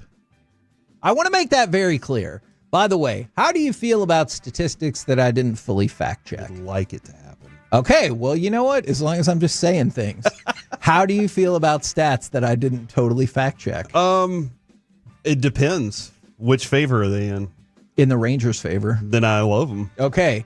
And this is, I don't think it's going to hurt people's feelings if it's untrue, but I did see the statistic, and I will warn people, I didn't totally fact check like I usually do, is that the Rangers scored 8 runs Friday night at Citi Field. Jacob deGrom had made 110 starts at Citi Field and never gotten that many runs in support of him. Are you serious? Yeah, so even though he spent his career with the Mets, he had never had the sort of offensive output that he got in his favor on Friday night. So that feels pretty neat. Yeah, let's keep adding to that. And then, by the way, one of the people that continues to be a driving force for the Mariners, Cal Raleigh, he hit his 54th home run yesterday, ties Mickey Mantle, I believe, from 1961 for the most home runs by a switch hitter in Major League history. And so he continues to have an incredible season, especially from the power perspective. I know Aaron Judge is still the favorite to win AL MVP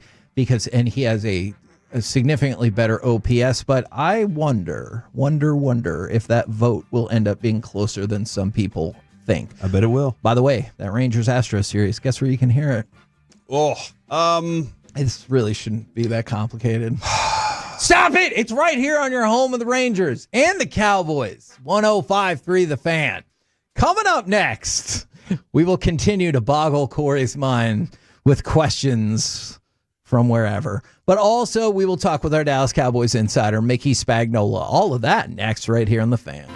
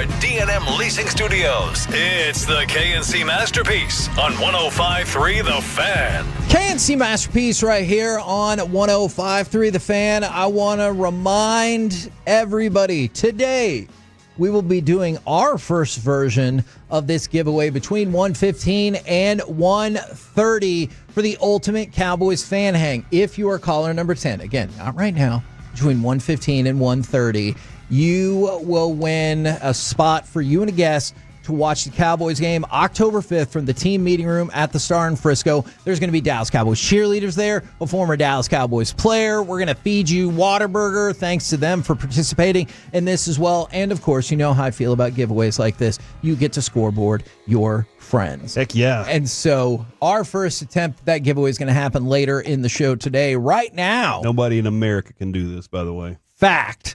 Brought to you by Ford and your North Texas Ford dealers. Ford is the best in Texas. It is our Dallas Cowboys insider, Mickey Spagnola. Good morning. Good morning. How's it going?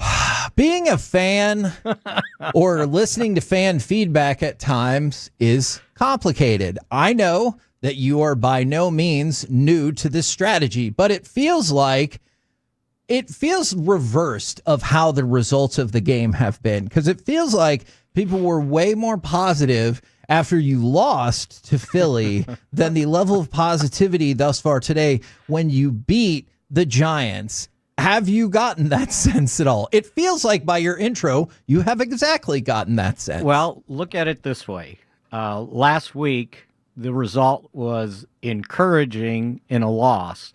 And for 59 minutes and 56 seconds, this was discouraging, right? Until you suffered some relief in the bitter end, right? Yeah. That you actually won the game when you were sitting there probably contemplating everything that went wrong and not necessarily the things that went right. Sure. Including having the very best overall undoubted kicker in the National Football League.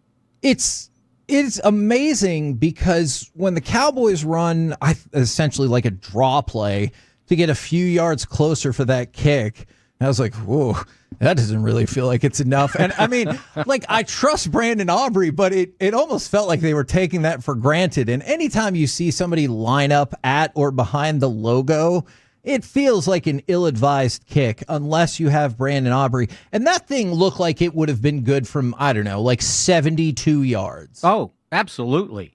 So when they were going to settle for a 64-yard kick, and I was thinking back to pregame warm-ups, and I was standing kind of on the sideline, kind of in the back, and he was doing his warm-up kicks, and he was kicking awfully well. There was no fades or hooks. Everything was going right in. And the last kick he normally takes in warm-ups is from 58 yards. He hit that thing, and it landed high on the protective net that is right there, in the back. And that thing would have been good from 70. Wow. So I'm sitting there going, okay, he's got the distance. Now, do you have the nerve to sit there with the game on the line and do it from 64 yards, right? Like hit it dead solid perfect? He did. Thanks to Dan Jenkins. And he did. And I don't know if people really understand, even if you're sitting in the stands or you're watching on TV, I want you to go and basically get on where the ball was placed down at the 46-yard line, right? You're 46. Yeah. And look at those goalposts. They get narrow and narrow and narrow when you look at it, right?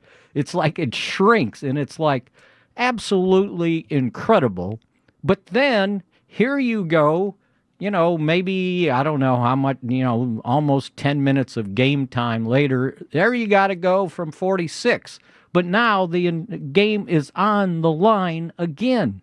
And I'll guarantee you those go uprights start squeezing on you and squeezing on you. People are chanting your name, and you go out there and hit that thing like it was a chip shot, right? It just incredible, just absolutely incredible, and it almost overwhelms all the things that you sat there, came out of that game and going, oh no, I don't think I like this about this team, right? Yeah. But it's a win. No, you're right. The stat that I saw that I wanted to throw out that puts all of that in perspective for me, Brandon Aubrey has 2 field goals of 64 yards or longer. Every other player in the history of NFL football combined also has 2 field goals of 64 yards or longer. In the history of the game? And he's only one way from the NFL record. That's right. 66. That's right. Justin Tucker. So, yeah, he's got the second longest and the third longest under his name. And it's just incredible that he has that much nerve. And, afterwards, at the end of his press conference in the locker room, somebody was talking about all the same stuff, and he basically said, yeah, well, this is my job, and this is what I do, and they gave me the opportunity, and the person was getting ready to say, man, that sounds like, and he goes, ho-hum, huh? Mm-hmm. And I'm going, yeah, absolutely, and maybe that's why he's able to do what he does.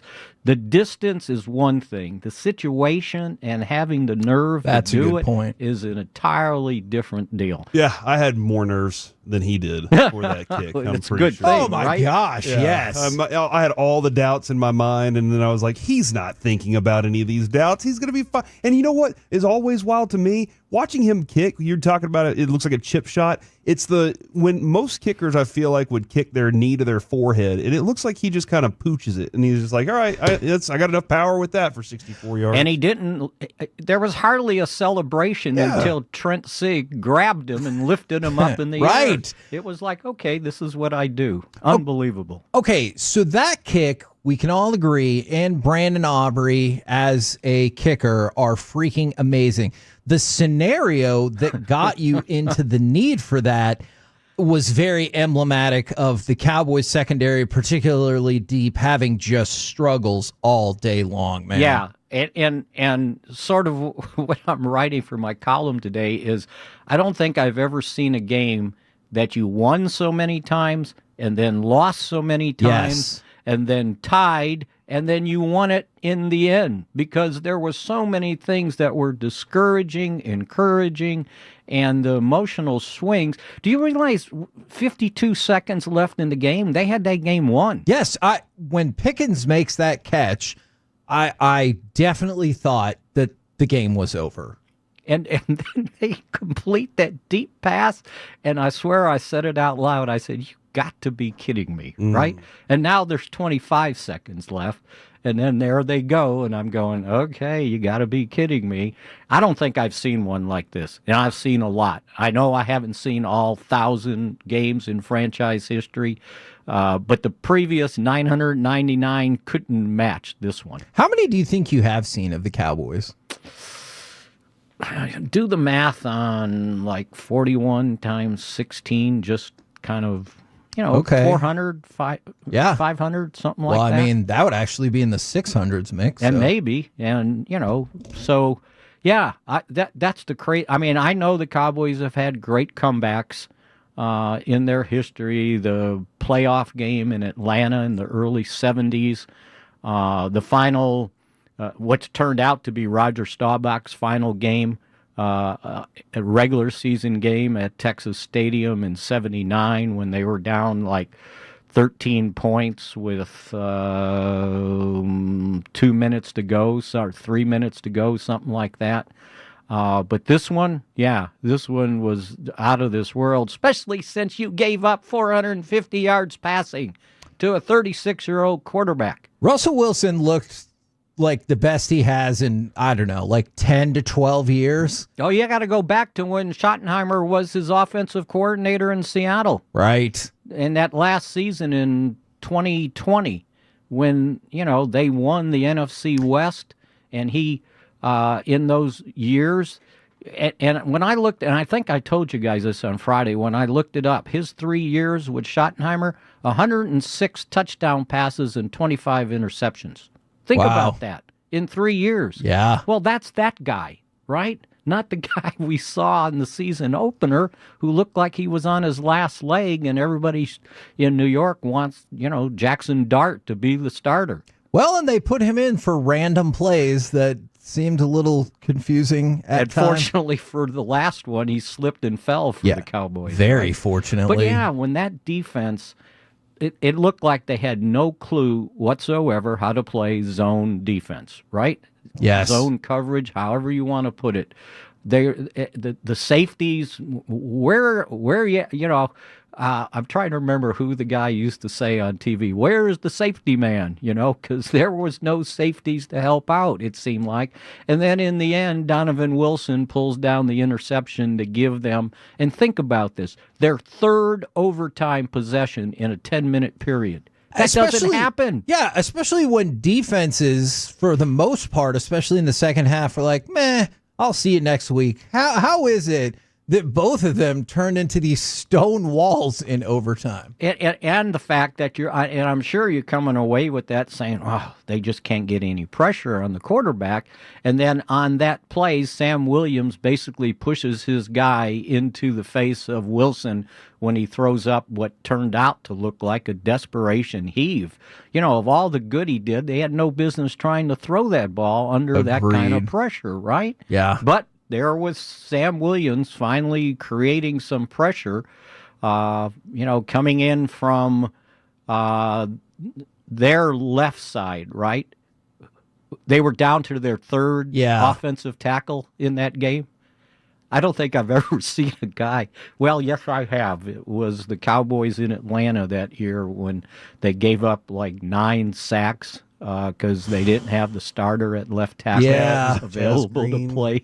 Yes, Chaz Green. When that guy started the game off, those first 2 series, and Dayball's going, get him out of there. They left him in another series or 2. Yeah, evidently the coaching staff won the fight there. They're like, no, just give him one more chance. Well, you know what? That's what happened in that Atlanta game because the offensive line coach basically said, no, our guy will be all right. He'll settle down. And it never happened. And the tackle looked furious when he got pulled out of the game. And I was like, you can't really be uncertain of what's happening, right? Whether you have like 2 false starts, 2 personal fouls, or a hold or something like that. Oh, that's another thing. Have you ever seen 4 penalties on one play? All right. Let's talk about that real quick because we've got Stephen Jones coming up at noon, and I think Corey and I would both like to submit to the competition committee that 1 penalty should not offset with 3 penalties. Yeah, how does I didn't understand the logic.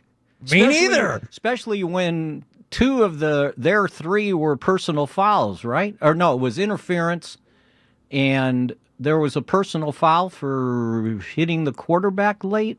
I think that is correct. And then CD gets a personal foul for pointing.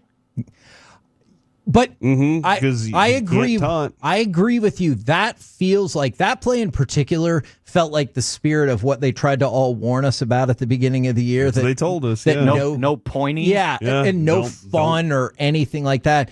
I can't hurt anybody's feelings. Yeah, I didn't like that because as soon as they threw the flag, I was like, "Son of a gun!" I didn't know what happened because I was writing down what I saw, right? And then when I saw it again, he had the 2 arms out pointing. Yeah, and I'm going, oh, come on. Seriously? Yeah. How does that offset 3 penalties? I was really hoping he was just kind of pointing it at the offensive lineman that was running at him, and I was like, his own guy, and I was like, that's another thing I don't think I've ever seen. 4 flags on one play. Oh, man. But that's football, right? That, you know what? I'm glad that you wrapped it up like that because as if that wasn't enough in the meantime, like right after the game, also Jerry's like, oh yeah, no, we did sign Jadeveon Clowney. Yeah, guys, don't forget. Yeah, like I don't want to distract you too much. I'm definitely going to distract you just a little bit. Think about Aubrey and this signing, and that's it. That's all you need to think about. Well, if you think on, it would have been Friday when Schottenheimer said he called him and talked to him. Yes.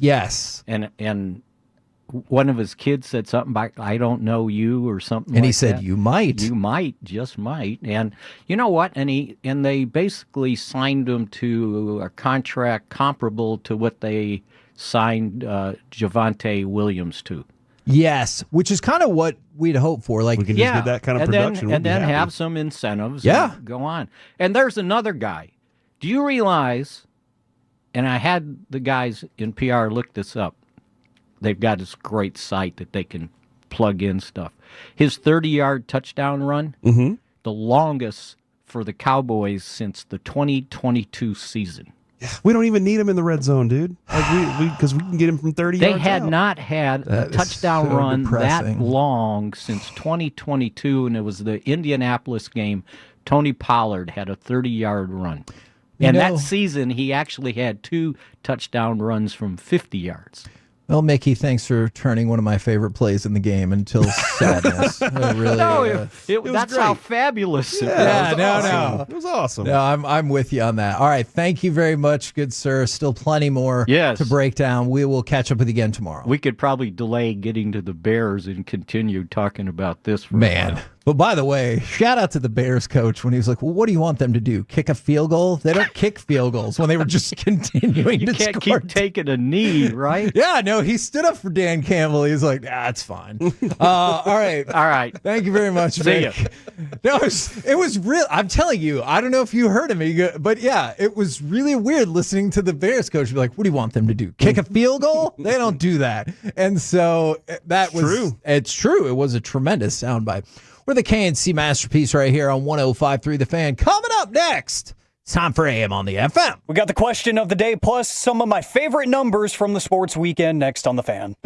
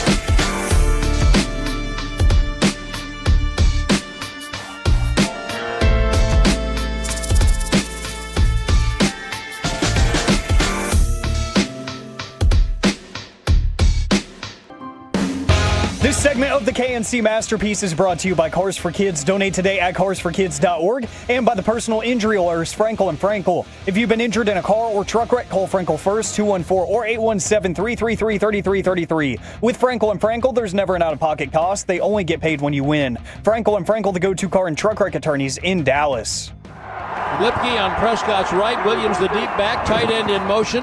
Prescott back. Throws to the left side of the end zone. Pickens had his toes down. He caught the ball. It's a touchdown. That was the first time of the eventual 3 times that I thought the game was over. The ensuing Giants touchdown. And then, of course, when the Cowboys finally did win the game in overtime, 40-37 over the Giants yesterday. We got plenty of Cowboys talk going on. We got our Cowboys unique giveaway in about 2 hours, and Stephen Jones coming up at noon. But right now, it's time for this. What does this button do? Please, please, do not push the button. You have no idea what it... Alec, you be quiet. Alec, that was awful. 1 for Alec, 0 for Peyton. Don't you dare touch that dial. Don't you dare do it. It is time, 4 a.m. on the FM. My name is Alec Medford, the man that they call the pride of Mansfield, Texas. 877-881-1053. That is the Frankel & Frankel Injury Attorneys text line to answer today's question of the day. Plus, got some of my favorite numbers of the sports weekend. One of them includes a cowboy. We'll get to that here in just a little bit. But gentlemen, some great national holidays today. It's National Double Cheeseburger Day, which I feel like that could be any day for me. You know, I'd take one. That is a any great day. holiday. It's National Cheese Toast Day. Didn't know that was a thing. Okay. Is that toast with cheese on it, or is it you actually like put cheese in the toaster? That I hope not that one. That feels that sounds messy. difficult. I don't like that. But something we can all vouch for: National Tackle Kids Cancer Day. Absolutely. Yes. And today is National Online Learning Day. Something that because of my age, I had to do a lot of because of the pandemic. So yeah, not the greatest times, but it did make me realize how accessible certain things can be if we just put them online. Didn't realize that. And so it got me thinking, gentlemen, what is something that you would like to actually sit down and learn? 877-881-1053. Because for me, I desperately want to become fluent at another language. Yeah. I have not picked one that I'm like motivated to get after, but I've told myself for years now, I will be fluent in a second language that is not English. It's just a matter of when. Because I've always been intrigued and I want to be able to pick that up and actually travel to that language's native country or one of the countries that it is spoken in, and walk around and have conversations with people, and actually get to know people and not have to go to all the like American tourist sites. I can go to places that just exist in those areas, and I can understand things and actually meet people. That would be pretty cool. So I'm with you. And that was probably going to be my answer, but I don't want to repeat what you just said. So I would really like to sit down and learn more about astrophysics and understand people's thoughts about a multiverse.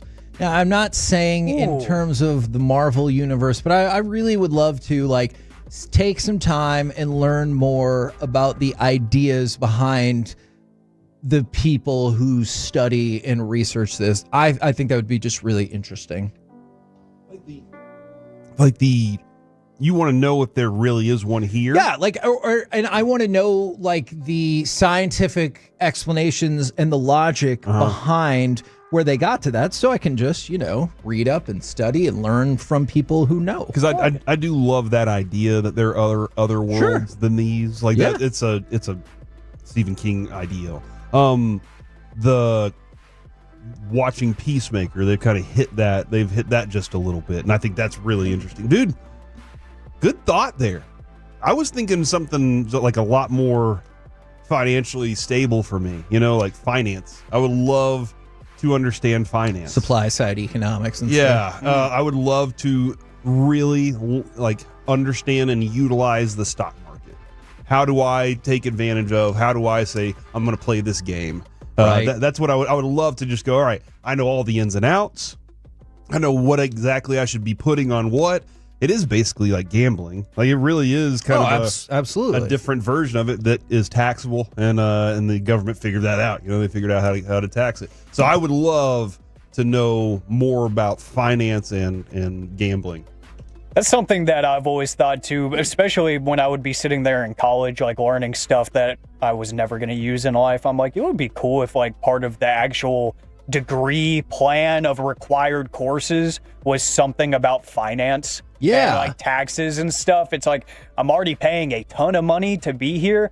You may as well teach me some real life stuff too, which there were a couple of classes that I was like, I didn't realize this was going to be that useful, like business and professional communications. I was like, that sounds stupid. But then like it taught me how to like reformat my resume. And it taught me like what to expect in different conversations with different levels of management and stuff like that. I'm like, okay, cool. Like, I'm actually going to use that one day. Man, I like this one from the 469. I would like to be able to memorize the Bible so I could just drop in. Well, Luke 23 says, because, like, I know parts of the Bible, but if I get challenged on, like, but what did you think about 4 verses later? I'd have to be like, well, let's see, 4 verses carry the Jonah and... So, yeah, I do not possess that ability. That was always shocking to me, like growing up in church, like whenever one of the, family friends would walk by and they would crack a joke that had a Bible verse in said joke. And I'm like, how do you just know these things off the riff? And of course, this is when I was like, like 12. So I'm like, right. I can still barely comprehend some of the words in here. But like the fact that people can just drop those mid-sentence, any scripture, any line, I'm like, good for you, because that's a lot of work. Yes. From the 469, learn Spanish just so I can watch people's faces look surprised that I know what they're saying. Have you ever had that moment where you've been like in an elevator with somebody and they're talking and you just start laughing at what they said and they look at you like, oh crap, and then you're just like, aha, gotcha. It is fun to do that. Sometimes I actually do know what they've said. Sometimes I do not. I've always loved the idea too of knowing the flavor palette of everything.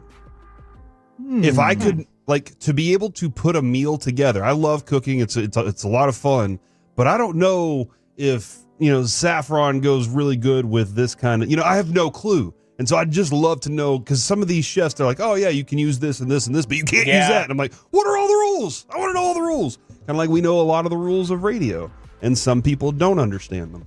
Whoa. Huh.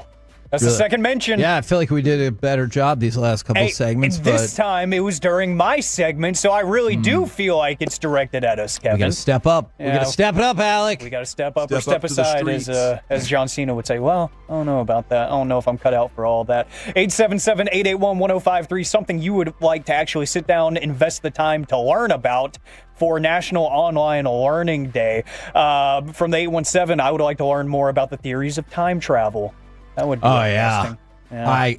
I'm with you on that. And I feel like there's a lot more to that than we realize on the surface. There's probably people who have dedicated their entire lives to trying to piece all of that stuff together, and good for them. Good for them. From the 214, I would like to know more about nutrition, fitness, and overall health. I would like to be that person, like I have some friends that are like nursing majors or RNs now that you can tell them symptoms of stuff and they're like, yeah, it's probably this.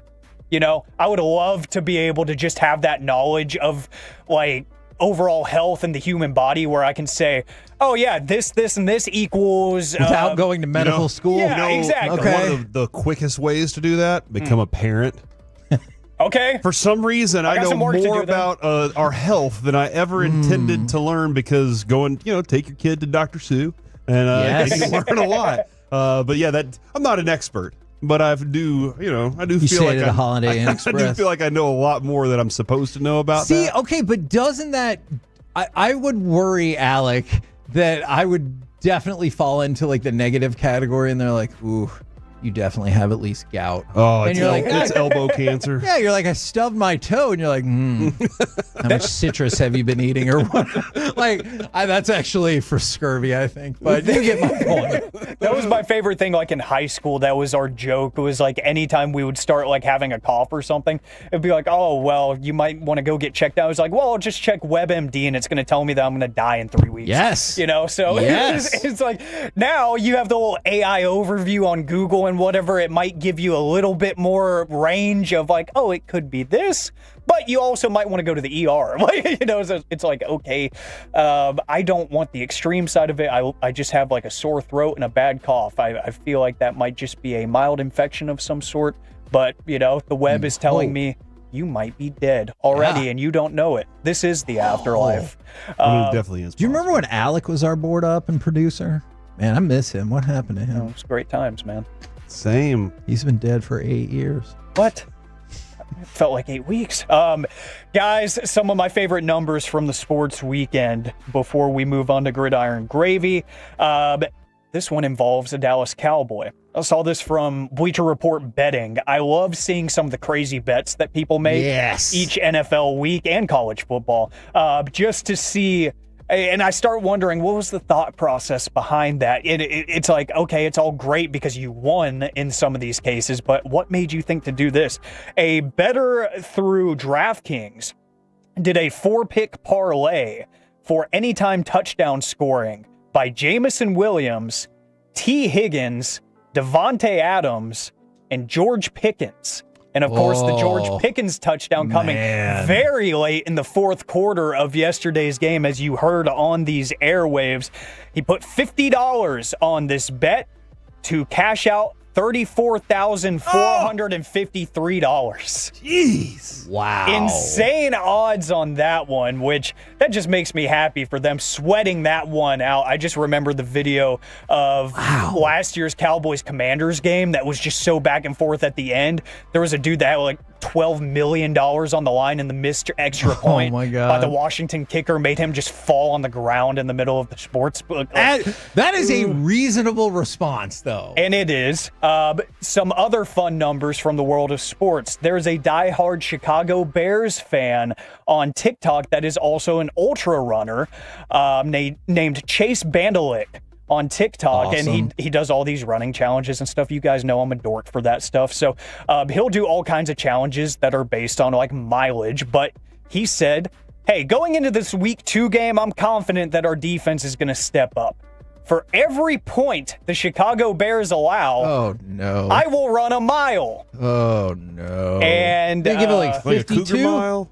Yeah. No, but they ended up giving up 52 points. So he has to run 2 marathons, essentially? Yeah. So I don't know how Like quick, in one day?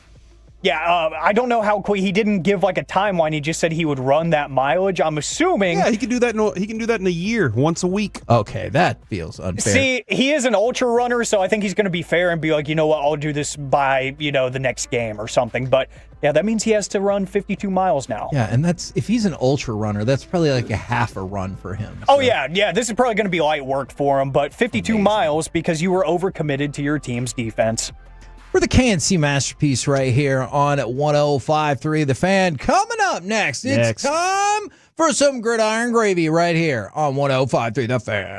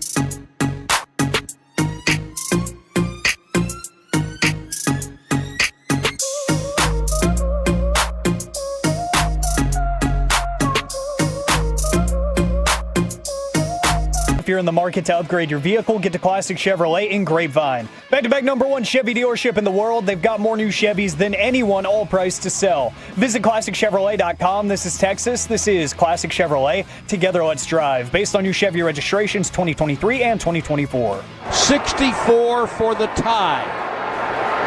Or it's the last play of the game. Snap, hold, 64. Sweet butter.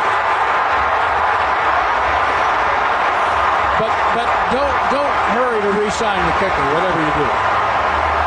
Oh, man. And we will need to ask that question of Stephen Jones coming up in about 15 minutes. But right now, let's say we go around the entire NFL and dip into some gridiron gravy. Dip it and rip it. Now, prior to the Ravens-Browns games, there was multiple players who said the 12.5-point spread was disrespectful. And if you watch much of that game, it was not super competitive.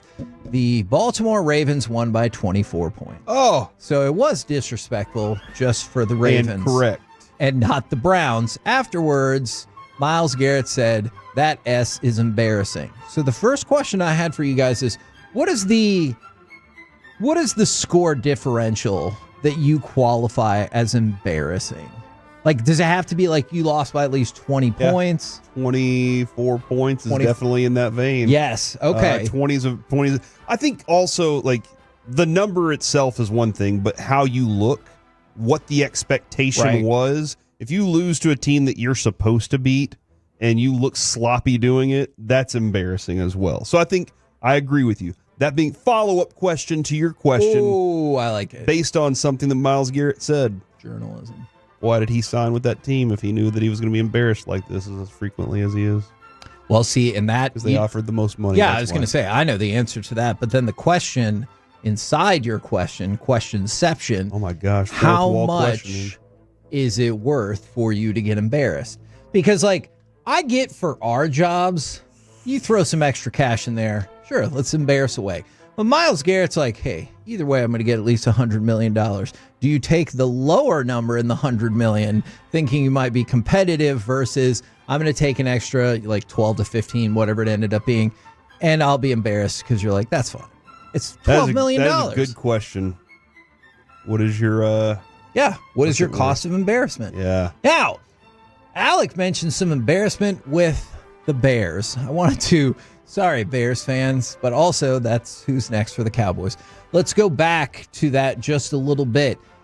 Jahmyr Gibbs, David Montgomery, they both scored touchdowns. Amon-Ra St. Brown scored 3 touchdowns. And then this is your Randy Moss-esque stat of the day. Jameson Williams, he had 2 catches for 108 yards. That is a robust average of 54 yards per reception. He had a catch of 64 and then a catch of 44. If you have a day where your shortest catch is 44 yards, it probably was a pretty good day for you. Yeah, I'll say so. You feel like you can go to that receiver down the field again. Yes. And now, will history eventually... Why did they just throw it to him every time then? You know, that's an interesting point, because they were really worried about diluting his per-catch average. And you're like, oh, really disappointment. Only 30 yards in the reception. That's going to really hurt his average for the day.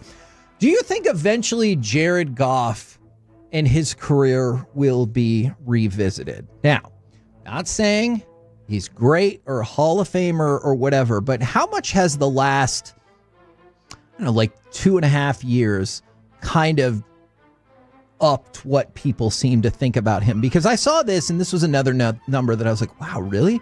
Jared Goff, 5th time in his career, his offense has scored 50 points or more. That's tied with Peyton Manning for the 3rd most ever. That's only behind Drew Brees and Tom Brady. I'm not saying Each of those guys has a championship. That is true. Yeah. But I think if Jared Goff won a championship, that would change so much about him. Because he's been. Yeah. But when he went, he was a product of the system. Agreed. I don't agree with that. I think he's a good quarterback. I think he played in the system. Okay. I think he got mismanaged by the coach who thought he couldn't think for himself, and now he actually can think for himself a little bit.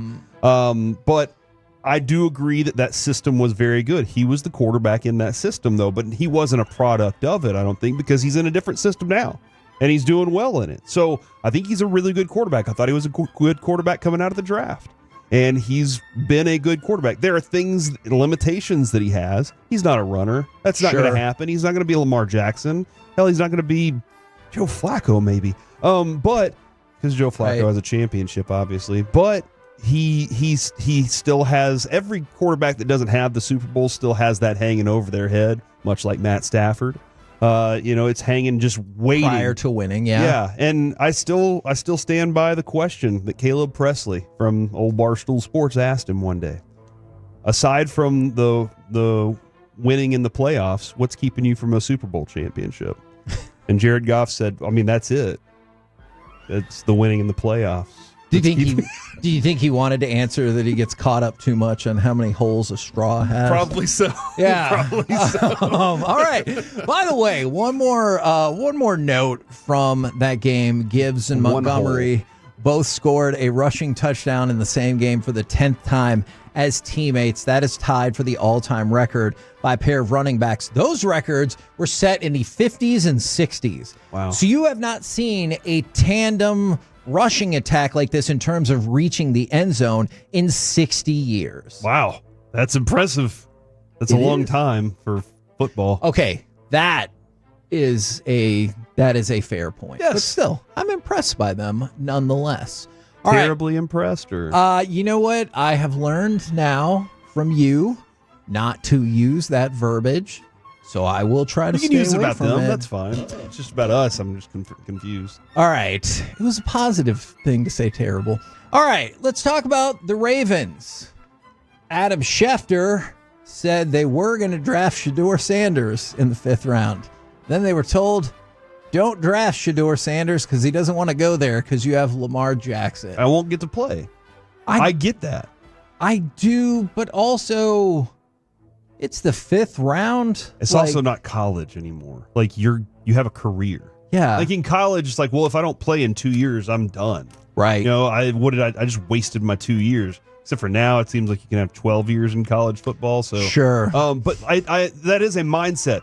Well, he's not starting for the team that he's drafted by right now, and he's not playing for them either. And he actually just got passed up in mop-up duty for another quarterback. So maybe going to the right franchise is the best thing. Or maybe his dad played for that franchise and didn't like the franchise in general. But I am rooting for Shedeur, but it feels like these are the kind of stories that come Make out it difficult when you're like, dude, you're in the 5th round, like get drafted by whoever, that I think kind of feed into that narrative that like, that's why people stayed away from him, you know? I agree. Okay. I do agree. Now, sticking with the Ravens, all 4 of Lamar Jackson's touchdown passes against the Browns targeted a receiver more than 10 yards down the field. And I specifically wanted to talk about this. This is not for you because you have clearly, well, I want you to participate. Okay. But you have clearly acknowledged that Lamar Jackson is a good passer. Yes. But I wanted to bring this up because I was shocked by this statistic. Since the start of 2024,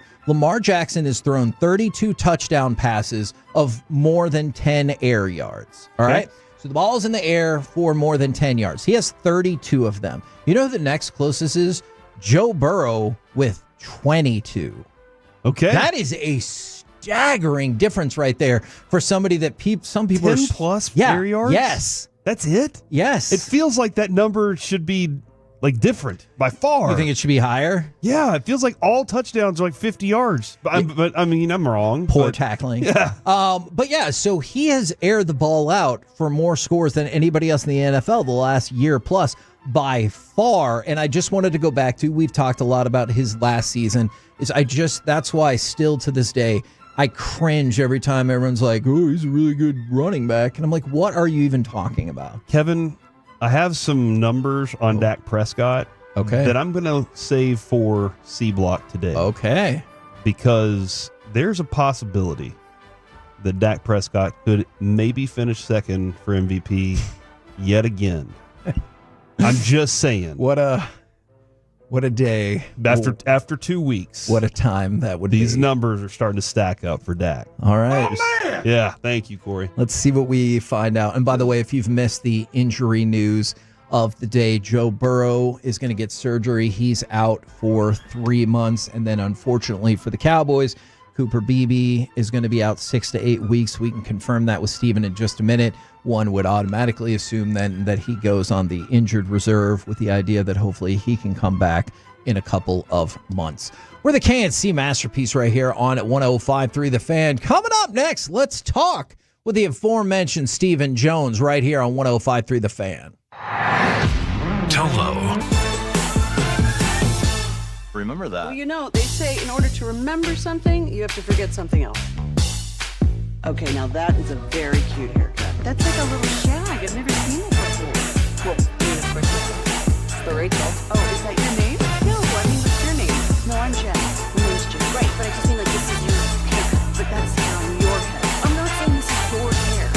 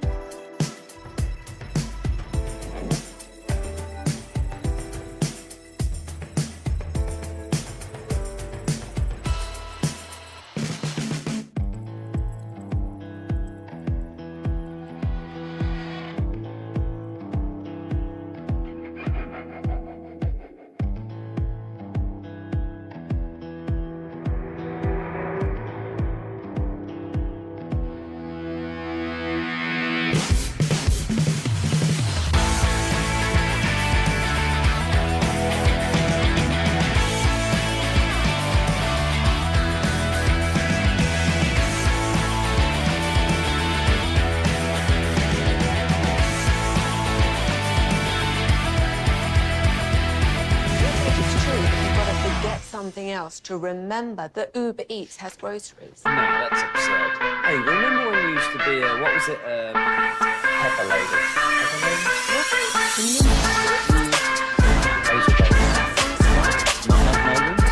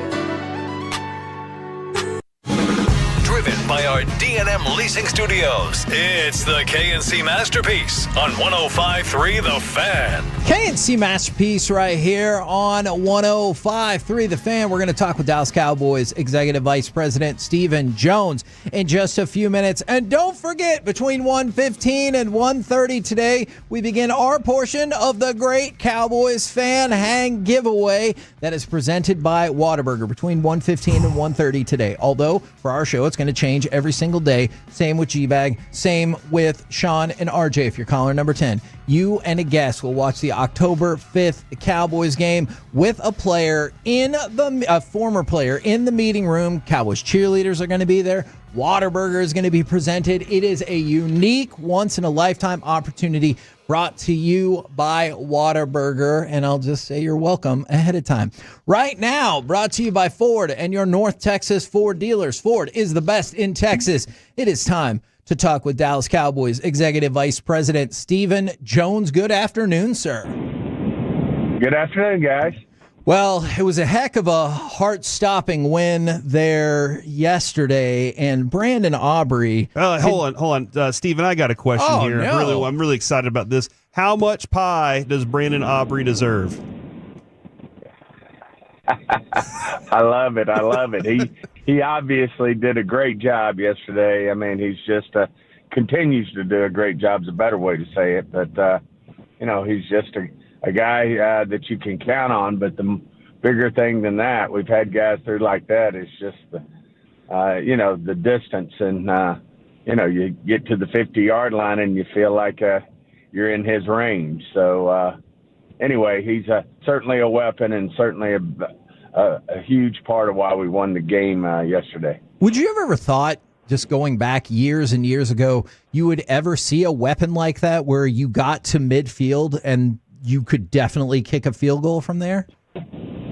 No, I mean, you just it's evolved, and I'm on the competition committee, but in general, these kickers, have really gotten to where, one, they're really accurate, but two, they do it from long distance, and it used to be a 50-yard field goal was, getting to where it was pretty iffy, and these guys around the league are pretty accurate. With those type of kicks, not to the extent our guy is, it doesn't feel like, but, it's just, it's evolved, and these guys are really, these soccer style kickers get a lot of power, and they're really good at it, and hats off to them. They got a great skill.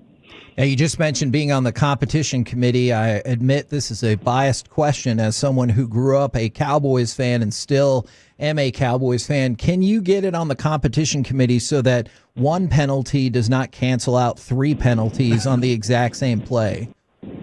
That was interesting. I mean, there was a lot of those officials had a lot of activity, and they were very busy yesterday. But, for the most part, I must say, the fouls that were called looked, pretty legitimate and hard to argue with. It was just one of those games. It was physical. It was a typical NFC East battle, and they were certainly wanting to set a tone, and we were wanting to do the same. And, we evolved into, after a real slow start, we came around and, played good football in a lot of areas. Obviously, there's a lot of areas we have to improve on if we were going to be the team we want to be this year.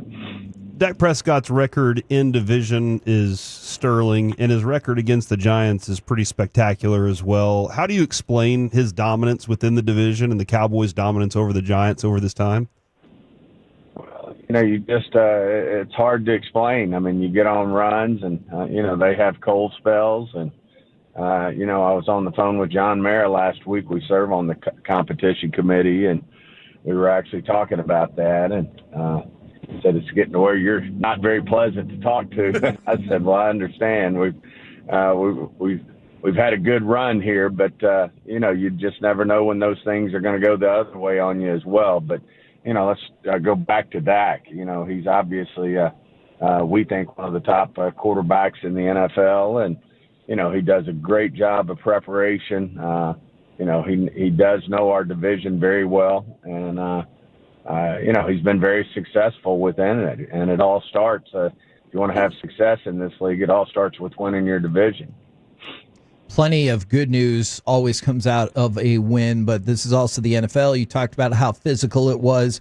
We saw the injury to Cooper Beebe, and the word is this morning he'll be out 6 to 8 weeks. I wanted to see if you could confirm that, and then the assumption that he'll go on the IR. Well, it's, we hope it's on the shorter end of that. I'd always bet on these, guys like Cooper Beebe who are resilient, they're tough, they play through things, and, just feel like, hopefully it will be on the shorter end of that, but there probably is a pretty good chance that he'll end up on the IR, DTR. And, the good news is we've got a couple of young centers. I thought Hoffman stepped up yesterday and did a really nice job. And, it's got to be next man up. I mean, this is the game we're in. You look around the league, there's, injuries are part of it. And that's why you have 53 players, and you have 16 practice. You have a European player, 16 practice squad players. You got, designations like IR, DTR that allow you to bring guys back now, which I think is good for the league. I think everyone's embraced that. It's kind of unanimous around the league that it's certainly a good position to take where if guys are going to be out a while, they can get that time out and then come back. So, it's just a physical game. And, the guys continue to get bigger, stronger, faster. And with that, with those type of things come, injuries are going to happen, and they're a part of our game. Absolutely nice to have a win like that, Stephen, coming away from yesterday. Our listening audience has been very expressive about the secondary yesterday, though, and we've been kind of discussing it. Is the personnel there still trying to figure out how to work best within Eberflus's defense, or did you feel like there was some lack of communication yesterday? What was the feeling there on the secondary? I just feel like we're evolving. We've, played pretty good against the pass, against the Eagles. We gave up the one big play. Obviously yesterday was not the same story. And, it never helps to be missing one of your top corners in Bland. And obviously Diggs is coming off a significant injury. So, this is going to evolve. The good news is Bland is going to be coming back. I think Diggs is just going to get better. I think we're getting a guy like Rebel back, and Carson, and I think there's going to be help on the way. In the meantime, we got to continue, to work to get better each week. And Eberflus is Coach Eberflus has had great defenses throughout his careers in the NFL. He had top 10 defenses in Indy, did a great job in Chicago as the head coach / play caller. And we just have a lot of confidence that we'll certainly get this right. I think that the pieces are there. We just got to get everybody rowing in the same direction and make sure we understand philosophically what we're trying to get accomplished. And I really have a lot of confidence that we'll get better. Any ETA on those potential reinforcements, whether it's the longer-term ones of Revel and Carson or hopefully shorter-term with Bland? Well, the guys who are on the IR have to be there for 4 weeks. So Revel and Carson will be there for 4 weeks. And, since Revel hadn't had any type of practicing with us because of his injury, he's certainly been in the classroom and takes the mental reps out on the field. But, we expect that, he'll need the full 3 weeks to, get into football-type shape, practice, and that type of thing. Carson should be a lot more ready to step up and go. And then certainly we hope Bland, probably looking at, depending on how his week goes, probably a long putt for him to make the game against the Bears. But certainly we hope he'll have, a chance if he doesn't make it this week, hopefully the next week. The effort and the type of game you got from Javonte Williams yesterday, when you signed this player, was that kind of like, this is what we're going to get from this guy? We certainly, that was in the plan. I mean, we had him, and as everybody knows, who follow the Cowboys and the moves we make, we had, really top grades on him coming out. We really liked what he did his rookie year. He He then had, the unfortunate major knee injury, and it usually does take a couple years to come off that. He split some time last year. We like what we saw and what he did, and really thought his arrow was up when we signed him, and he's done nothing but exceed expectations since he's walked in the door with us. And as you can see, we're running the ball really well. Schotty's committed to it. I think we're doing a good job doing that, and feel good about what that future holds. But also look forward to getting, as we move forward, hopefully getting an opportunity to get Bland up and see what he can do. Blue. Oh yes. You talked about some of the moves the teams have been making. There was a couple over the weekend with Jadeveon Clowney, and then going back to Tyler Smith, 4 years, $96 million. Why was this the right time and this the right player to get that deal done?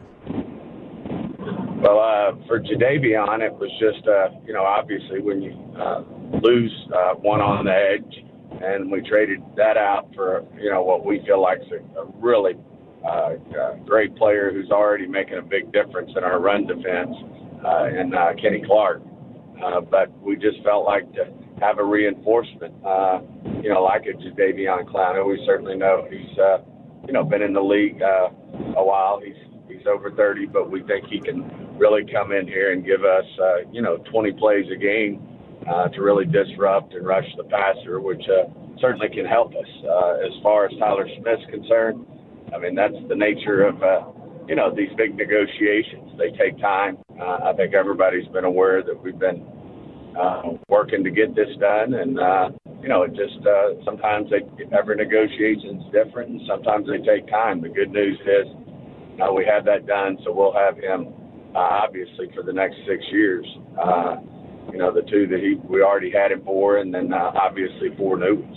How much easier does that make handling the salary cap hit when you're able to sign somebody who is still under the rookie deal for another 2 seasons? Yeah, I think it just certainly evens that out and makes it, very manageable. You're talking about two of our top young players in the game, in our organization, and for that matter in the game. I know a lot of people feel like Tyler's, if not the best, one of the top guards in the NFL, and certainly Bland has, really played extraordinarily for us when he's been healthy. And I just feel like that was a good move for us, and certainly, not spending, as we talked about, spending all your money, a lot of money on one particular guy. You can spread that out over guys like a Bland, a Tyler Smith, a Lupke, a Jadeveon Clowney, and have draft picks to boot in the future. Obviously, you wouldn't have had the extra draft picks, but as our salary cap guru, is it not fair to say that these deals still could have gotten done even if you kept and extended Micah? Yeah, it would have been a stretch. I don't know that we're able to do everything. It's a lot more shorter term, and, especially a guy like Clowney. That probably wouldn't even have been a thought, in terms of looking at something like that. But certainly, they were in the mix, but it allows you to be a little more aggressive and get the deal done. Stephen, we got to see all the range of emotions of your family up in the suite yesterday as the game was coming to an end. Throughout the entire time, you got Jerry, his hands are all clasped and ready to go and hoping for this, and then the celebration. How would you describe Brian Schottenheimer's emotions after his first victory? Yeah, he's, again, it's just so real in terms of authentic, in terms of what he's about. He just never changes, in terms of the emotion and energy and the way this team responds to him. You could tell, every player in that locker room was thrilled to get Coach Schottenheimer that first win. And Jerry and I felt the same way. As I told Coach Schottenheimer, getting that first win in any given season is always the tough one, is getting that first one. And certainly good to get the first win, for the whole team, the staff, the organization. To get that first win was big. It was as you said, certainly a roller coaster, but you don't ever apologize with how you win in the NFL. A win is a win. And, as I said last week, I don't think anyone in the organization felt there were any moral victories in the loss to Philadelphia. So, people say, well, you could be 0-2. And I said, well, you could be 2-0, but at the end of the day, you are what you are. You're 0-1, and then we win the game, we're 1-1. And we got a chance to improve every day going forward and get this team to where we want it to be to compete, to be a really good football team this year, and then see what happens.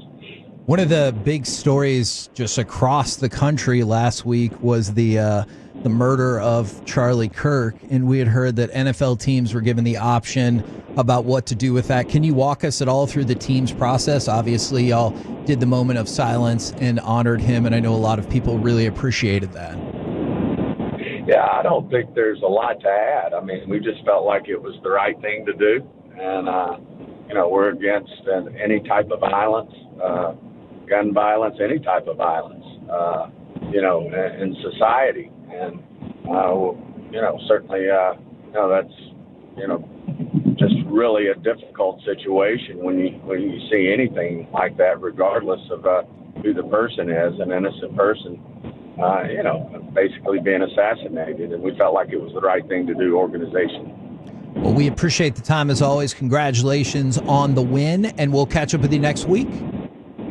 Hey, guys, great being on. Look forward to next week. We'll get another one. There you go, Stephen Jones right here on 105.3 The Fan. A couple of different things there real quick, and then we'll move into thank you and no thank you notes. I guess I'm not as familiar with this phrase. I certainly understand what it means, but a long putt for the availability. It's a long shot. Yeah, it's a long shot. Yeah, for the availability of the Bears game for Deron Bland, and I certainly understand that. I just have not heard that term quite as much. It's my first time to hear it in that manner. Yeah, yes. But I think we all understood, and so maybe don't count on that. And then kind of, if you're projecting out, maybe we're thinking Kalen Carson in week 5, and then maybe Ravel in week 7. Okay, yeah. Ish, based on how he talked about, you're also going to need some time to ramp up. And then the other thing, I'm glad he said they could have gotten all these deals done with Micah. It just would have been more difficult. But the one thing that he said that I was like, now that makes a lot of sense to me. It would have been maybe more difficult for them to be as aggressive on Clowney. Now that I don't think they would have even picked up the phone. Yeah, I will concede that. I think they could have gotten these other deals done, but I like how he used the term aggressive because it kind of sounded like maybe he was like, well, here's my number. Yeah, we'll see. And at the end of the day, they were like, all right, we've got the money. We can make it happen now. So Absolutely. Go do it. We're the KNC Masterpiece right here on 105.3 The Fan. Man, after a game that had the craziest of ups and downs, let's do some Dallas Cowboys thank you and no thank you notes. We will also work the combat corner into the expressway next right here on The Fan.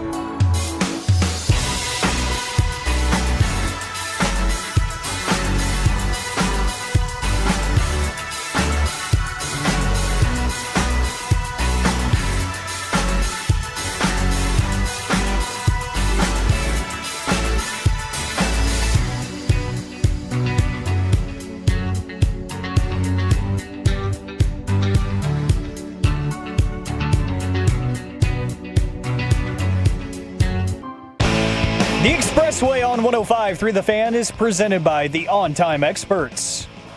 Snap to Wilson. Looking, no pressure at all. Deep ball down the middle. It's intercepted, for crying out loud, by Donovan Wilson at the Dallas 30. Will wonders never cease? Intercepted, for crying out loud. The Cowboys will go on to win that game 40-37 in overtime. And this should be one of the more fascinating editions of Dallas Cowboys thank you and no thank you notes that we've ever had. I would say so. Because look, Steven said it. We've had plenty of people say it this morning, and I understand that. You never go out and apologize for a loss. So I understand the positivity. I can guess that there will probably be plenty of negative notes as well. But can I say this is going to be, and I can't believe I'm starting it off with this. Oh dear. This is a thank you note regarding the Cowboys game. Okay. But it is a thank you note to the Giants. Okay. This is a positive thank you note though, Kevin. Boo. Thank you to Malik Neighbors for showing me that you can catch a football with your eyes closed. Kyer Elam's hand was over Malik Neighbors' face mask, and he still caught that football for a touchdown. And that was just insane to me. Like, just that dude is that good. Like, he is that good. Now, obviously not good enough to win the game because they really needed him late in that game, but put him in the right position. Big game from Malik Neighbors yesterday for sure. Okay. But that catch was just wildly impressive, man. Yeah, I will. Terribly impressive. Okay, you told me not to say that. Now, this is can I give a thank you note and a no thank you note to the exact same player? Yes. All right. No thank you to Dak Prescott for ending the second half by the first half by not quite knowing how the play clock works. That was really frustrating. But thank you note to Dak Prescott for playing exceedingly better as the game went along. We talked about it, 15-20 in the fourth quarter and overtime for 187 yards, 117 passer rating, and a touchdown. So thank you to him for that down the stretch. Also, thank you note to the defense. I know you might be like, hold on just a minute. I watched that game yesterday. Fair enough. Afterwards, Dak Prescott said that multiple defensive teammates apologized for putting him in such a bad situation. And Prescott thanked them for denying the Giants points following his interception. And I just appreciate that level of accountability of being like, hey, we stunk. Sorry that we made it, that you had to score all of the points in the world to try to just get this game to overtime. And I appreciate that. Yeah, man. That was... it was rough. Well, here we are now. Okay. With a win. Do we say thank you to the Giants for calling a designed play for Jackson Dart to fall down? He that was not designed for him to fall down. Nobody's designing. Hold on. Wait. Now I'm going to use Corey logic. I never get to do this. Corey? Was the play designed for him? It was designed. Yes or no? Yes. Corey, did Jackson Dart fall down? He did fall down. Thus, was the play not designed for Jackson Dart to fall down? No. There's nobody draws up a play for negative yards. What about when they kneel the ball? There's one play drawn up for negative yards that the entire universe of football runs. Okay. God, you're on a roll right now, and I'm proud. I'm so proud the way that you're using Corey logic right now. I never get to do that. This is really impressive. I like what you're doing with the way that play went. He was very frustrated by slipping and falling on that play. For sure. You could see it because he knows his opportunities to impress are very few and far between. And so this is his chance to be on the field, show that that he can do his thing, and he wanted to do something special for his team. And that was a big moment. Did it baffle you at all the way and the times in which he was brought in? No. I did have this feeling because Kevin, that game wasn't really like Russ didn't look great really to me until the fourth quarter. Like great whenever he started delivering big time passes. Okay. I thought the offense I don't know if I in the agree red with zone that. They struggled. That's why they only had 6 points to start the game. They were stinking in the red zone. And so there were some moments when I was like, I felt the Cowboys made him look better than he did.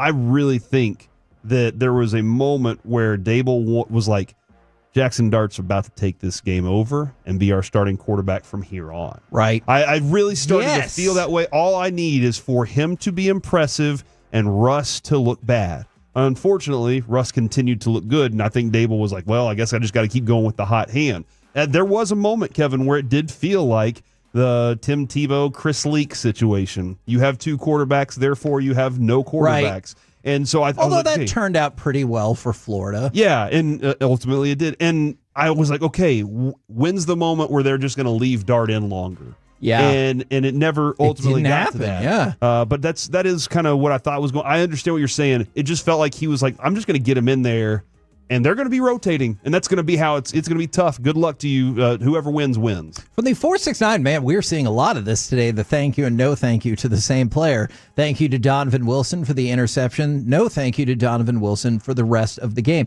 including when he it wasn't totally, but he kind of got trucked by Scattaboo as well. And that's one of the things, Alec, is like, big, strong running back. Donovan Wilson is known for physicality, and so that was a little bit jarring to see him get kind of taken back a little bit. It is, because he's known for one thing and one thing only. It's certainly not coverage. It's being a heat-seeking missile. Yes. And to see him get kind of owned in that moment was unfortunate. That's when I tweeted. I was like, I don't think he's very good anymore. And then he makes the interception that, it was a lollipop right to him, but still he comes down with it, and that turns the game around for you. So thank you and no thank you. Yeah, that was a can of corn. Yeah, actually, that is the best usage of that in a football context I think I've ever heard. From the 314, and I get it, that interception was great, but thrown nowhere near the receiver. I will say thank you to Russell Wilson for maybe thinking there was like 2 minutes, just 11 seconds left on the clock instead of like 2 minutes and 11 seconds, because he threw that up as if he had no situational awareness of what was happening in the game whatsoever. From the 806, no thank you to Kyer Elam. This ain't training camp anymore. I tried to convince myself of this yesterday. I don't know if you went through the same saga. I thought Kyer Elam was good in week one, with the obvious exception of the bomb he gave up. So when he got torched again early on a long pass, I was like, okay, maybe this is going to be the deal that we have to make. He will give you perfectly serviceable, if not better than serviceable, coverage for the rest of the game, but give up a big play. Yesterday, maybe did not feel like you found his weakness. Yeah, the deep ball. The deep ball. That's a pretty big weakness. That's the one that in football. We would like you to not have that weakness if possible. I'd like to thank CeeDee Lamb for looking more like CeeDee Lamb in this game. Now again, 9 catches, 112 yards. Like he had that in the last game pretty much, but there were a couple of big catches that he made in this game. I know there were a couple of balls that hit off of his hands that he would have liked to have had back too. But I thought he had a very good bounce back game, and it didn't feel like he got involved in the game until later on, which I thought was crazy because Schottenheimer was like, yeah, of course we're going to get the ball to him early. That's how we run our offense. And they were like, we're going to wait a little bit before we start going to CeeDee Lamb a lot. Right. And then I got to say thank you to George Pickens for being able to draw those pass interferences. Dude, and a skill. I was listening on the TV broadcast where it was Greg Olson who was lamenting the underthrown pass interference call, right? Yeah. When he's like, look, the defender is doing what they're supposed to. The receiver has to stop. Because on the first pass interference, I think it was, George Pickens definitely had to stop because it looked like he had a free and clear route. Luckily, that led to pass interference. But otherwise, he should have just kind of taken off with that thing.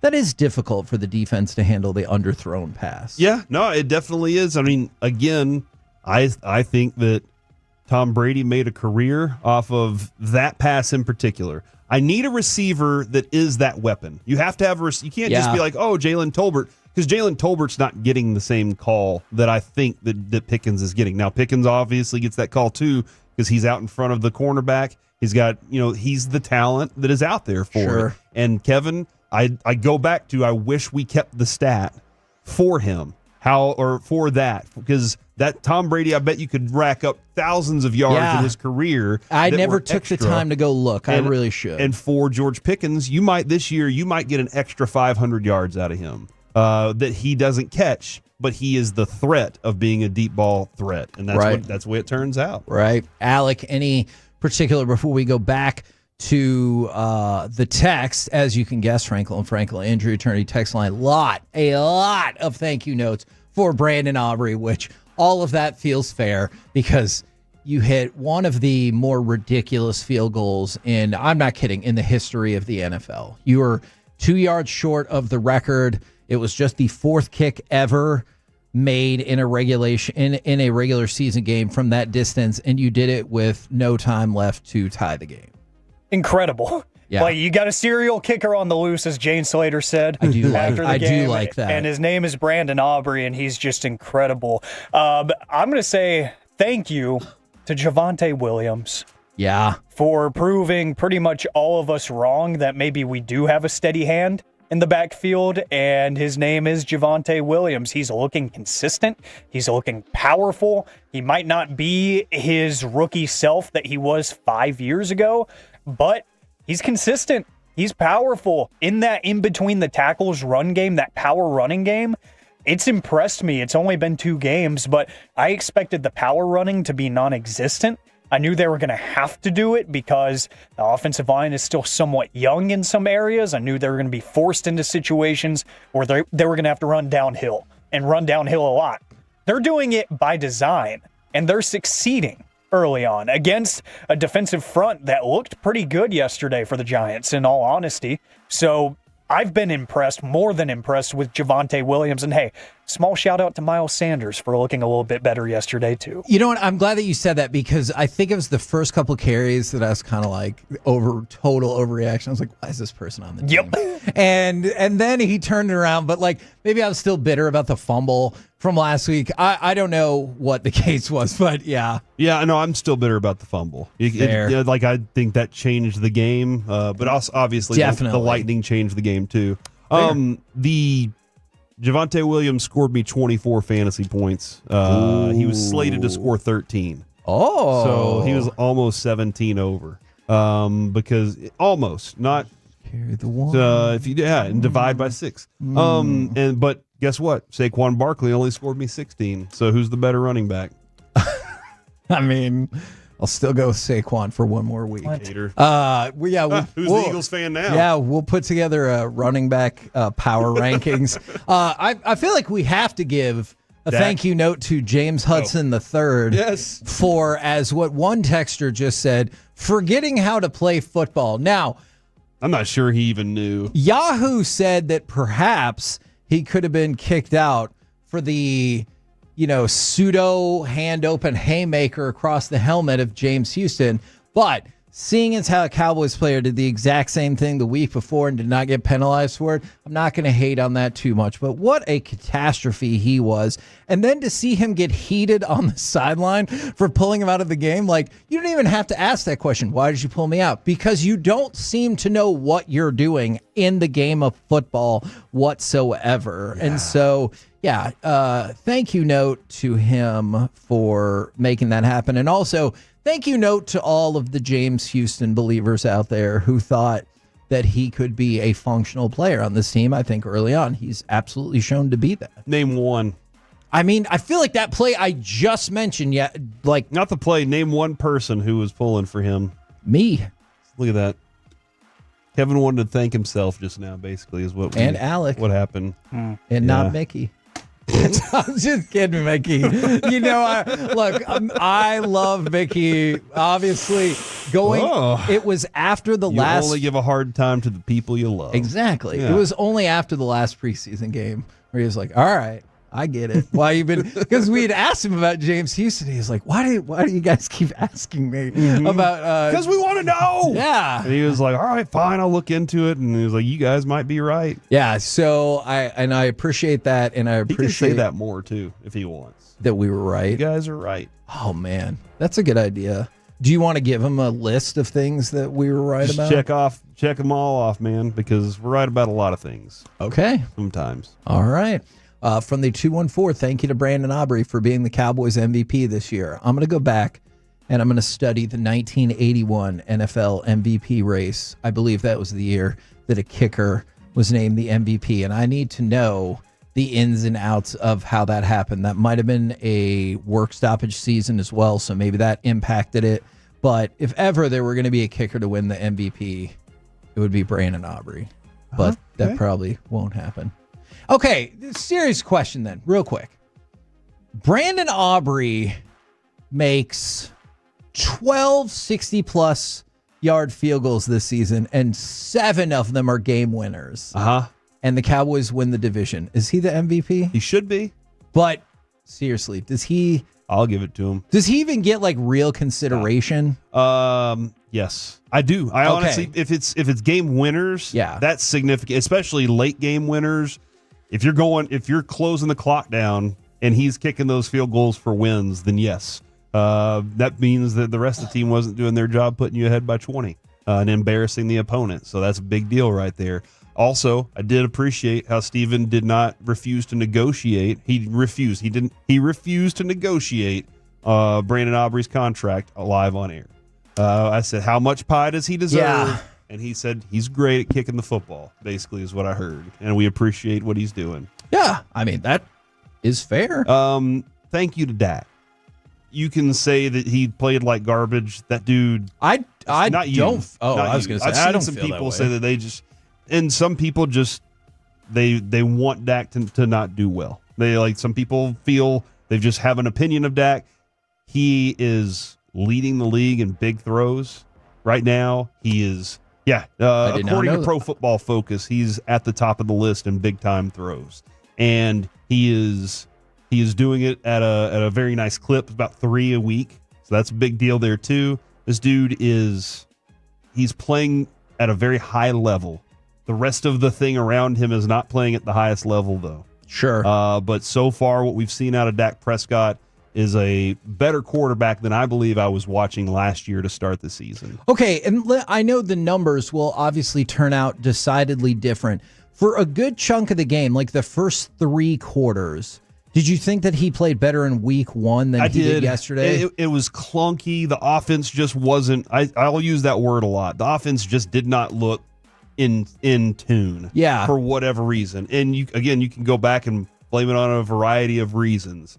But whenever it's time, it seems like Dak's playing at dude, this goes back to his entire career. That first half, that swing right there was bad. The play calling just looked weird. The execution looked weird.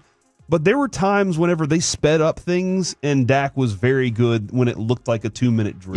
Yeah. And that's his whole career. Hasn't it always felt like that? Whenever it's tempo, whenever it's this, and then you go, okay, finally, all right, screw it. We're going to do tempo right out of the gate. And then it's like, well, no, I'm not actually good at that. And you're like, when are you at your best? He's like, I don't know. I'll figure it out.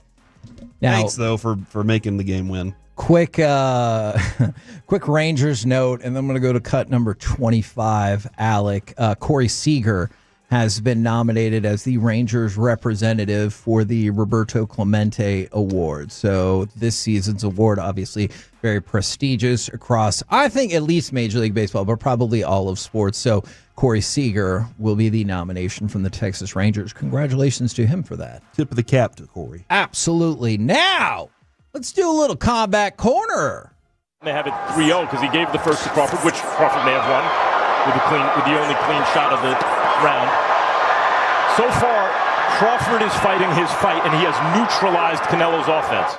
Now, let's talk about the big fight over the weekend in Las Vegas. I'm hoping you guys on our social media platforms got to see the pictures and videos from me and Lucius, including one where I admitted, Corey, that I don't understand art. So I've got a little video out there that just gets right to the heart of it. Did you guys partake in the Netflix extravaganza? And if so, did you just kind of try to cut to the chase to watch the main event? I was involved with it kind of when I got home from my FC Dallas watch party. I told you you'd have plenty of time. Yeah, I had a lot of time. I turned it on and kind of just started perusing around the house, doing some other things, and just kept eyes on it. For me, this Bud Crawford hits like a truck. All right, this dude, every time I've watched him in a fight, the opponent looks stunned the first time they get hit in the face by him. It's like this dude brings a brick wall with his fist. And I love watching it. He has a different approach. The way his focus on things, I love it. It looked like, though, a fight between two guys that had mutual respect for the game they'd have. This was not a grudge match. Yes. Yeah, this was these are two boxers out there boxing, and I really enjoyed that part of it. The one thing that I was confused about, and I just didn't know this because I'm not as in tune with it, was after the fight, Bud goes and gives the belts back to Canelo. And I was like, why did he do that? And then I looked into it, and I didn't realize those belts have his name. They're custom fitted for Canelo. Right. He keeps the belt. Right. But then the championship now goes to Crawford, and he gets one sent by the organization to him, and he gets to carry those. But I just thought, like, afterwards, he goes in, he talks to Canelo, they high-five each other. He high-fives Canelo's kid. Like, I was just like, this is great respect amongst competitors. Now, so I want to get back around to that in just a second, but I would also say I would guess that maybe Crawford really would relinquish those belts. I don't know how much of a future he wants for himself fighting at 168, even though I know there are some people who are curious how close he is to the end of his career in general. You look at that fight and they're like, probably not really that much. All right, so you talked about you like the respect factor. Alec, I want to bring you in on this as well to get your thoughts on the fight. Did you like the respect factor, or sometimes are you there for the good old-fashioned we hate each other boxing, or in some cases UFC bout? Yeah, the grudge match is always fun just because you know things are going to get heated and they can get quick at any moment, and the pace can pick up really, really quick. And I like that in combat sports. But at the same time, you can't be like beggars can't be choosers when you want the big money match, when you want two of the best on the planet to go against each other. You know, when you're forced into that situation, there's no time for a build-up. And sometimes it is just two great fighters saying, hey, you're really good at this. Let's fight each other. You know, and I'm okay with that in this case because I knew we were going to get a pretty good fight one way or another, and I thought we did. So in this case, I'm okay with it, and I definitely got what I expected out of it. And from the 972, they said Canelo got 150, Crawford got 10 million. Can you explain that? I'd heard closer to 100 million for Canelo, and I don't really think that's that difficult to explain. Canelo was the A-side draw in this fight, and it wasn't even close. Like, Terrence Crawford showed that he's a better fighter in this fight. Terrence Crawford is a phenomenal fighter, but he has not been a particularly bankable fighter. Now, Terrence Crawford will argue, and maybe rightfully so, it's because all the promotional heat never got behind him like it did with Canelo. And I think that's a perfectly valid thing. But going into this fight, that fight took place in a football stadium because of Canelo. Okay. Not because of Terrence Crawford. Not that Terrence Crawford couldn't sell at an arena, because he absolutely could. But a stadium, that was driven by Canelo. And I looked at the revenue for that. The live gate for that thing was like $47 million. That is mind-boggling. That means, because I don't think that factored in merchandise, that's more than an average of $600 a ticket. And I looked around, and it really did look like every seat was filled. I didn't walk through, but it really did. And so that's the reason. If they did have a rematch, I would imagine that the purse numbers would be significantly closer together. But that was a very pro-Canelo crowd, and you heard them quiet after like the third or certainly the fourth round. And then you heard pockets of the Crawford fans like really, really picking up. I had this question to you earlier, off air. Mm-hmm. So I hope you're comfortable with me asking you this question on air. Kevin, where does Canelo rank in the grand scheme of things? Where is Bud Crawford making his case for where he belongs? So, and again, is this subjective? Yes. This is a very subjective. I don't know if there's a real way to quantify these things, but I'm a little afraid of this question because I'm going to throw out what I do not think is a spicy opinion, but perhaps some people will view it as such. For Terrence Crawford, I think it's pretty simple. I think you're going to look back right now, and he was the fighter of the post-Floyd Mayweather Jr. era. Now, I know Floyd's still doing things and might do his weird fight with Mike Tyson or whatever. Or I guess, there's wacky fights out there in the world. But I'm saying, like, when Floyd, like, really stopped being competitive, this has been the Terrence Crawford era, or at least he would be viewed as, like, the B-side to the Floyd Mayweather era, perhaps when it comes to skill and technical dominance. I don't think that can be really questioned. For Canelo, he is surely going to go down as one of the more bankable stars in especially recent boxing history. And I think he should get a lot of credit for being a bankable star at a time where boxing didn't have a lot of bankable stars. Look, Jake Paul, probably the second most bankable star in boxing. And that is a sad reflection for a lot of boxing purists about the lack of, like, money stars. And there's no question, Canelo is a money maker, and rightfully so. He is a great fighter. I guess it comes down to, do you just go by what the record says, or do you go by the fights that you saw? So, like, he is, I don't know, like 63-3 or something. He has a ridiculous record. Oh, that is a ridiculous record. And he fought a lot of the great people. Like, obviously, one of his losses was this weekend. Another one of his losses is when he tried to go up another weight class to grab another belt that, like, maybe he doesn't normally sit at. And then he lost to Floyd really early in his career. Didn't have a lot of fear of fighting. Yes, good exactly. fighters. He fights the people that matter. And even Floyd Mayweather was like, hey, I'm glad I got to fight you now. And not later, because he was like, when I fight you later, you might be a problem. But it goes back to that trilogy with Triple G. If you take it at face value, and the scorecards say that Canelo won 2 of those 3 fights and the other one was a draw, then he definitely sits in the great category. If you watch those fights, and I think you could make a very strong argument that he lost those first 2 fights against Triple G. Okay.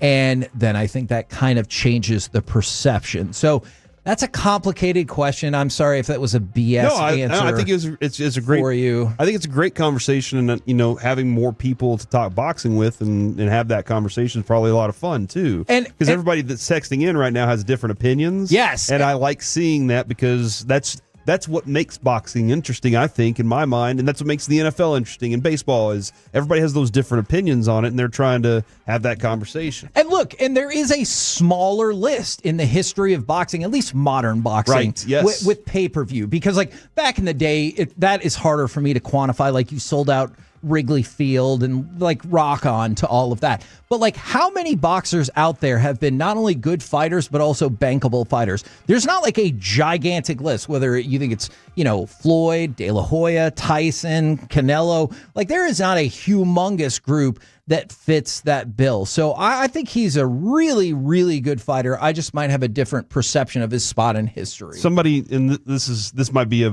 a bigger topic for another time, but somebody texted in and said they'd rather watch Crawford fight than Mayweather. They'd rather watch paint dry than Mayweather. I get it. There was a time when Mayweather was electric. Once he got to a certain point, he did change his entire approach to fighting. It looked like he was like, look, I'm going to get ahead by points, and I'm going to keep you away. And that became boring. But there was another time earlier on that he was very fun to watch. Yeah, and somebody said don't leave out Manny Pacquiao. It is a shame that we didn't get that Mayweather-Pacquiao bout until probably like 4 years after the preferred destination. We're the KNC Masterpiece right here on 105.3 The Fan. Coming up next, it's time for the C Block. Long list for hits and misses next on The Fan.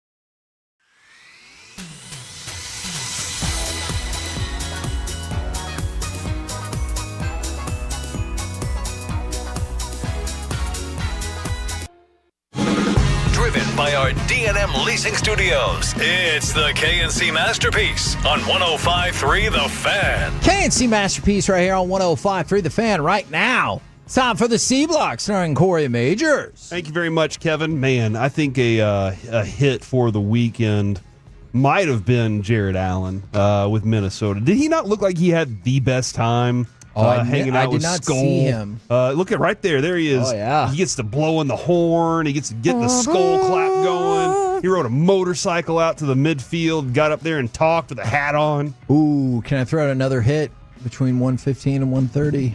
We're going to do our Cowboys fan hang. So whoever wins, preemptive hit for them. Kevin, can you do me a favor and please explain exactly what the ultimate Cowboys fan hang is? All right. One-of-a-kind experience brought to you by Whataburger. Whoever wins, 10th caller between 1:15 and 1:30, although it will continue on G-Bag, and then us, Sean, RJ, and G-Bag all week long. You and a guest get to watch the October 5th Cowboys game in the players' meeting room at the Star. You'll sit where the players sit, plus you'll be joined by Cowboys cheerleaders, a former player. There'll be food from Whataburger, so we're getting close. So will you hear Corey scream, "Let's give something"?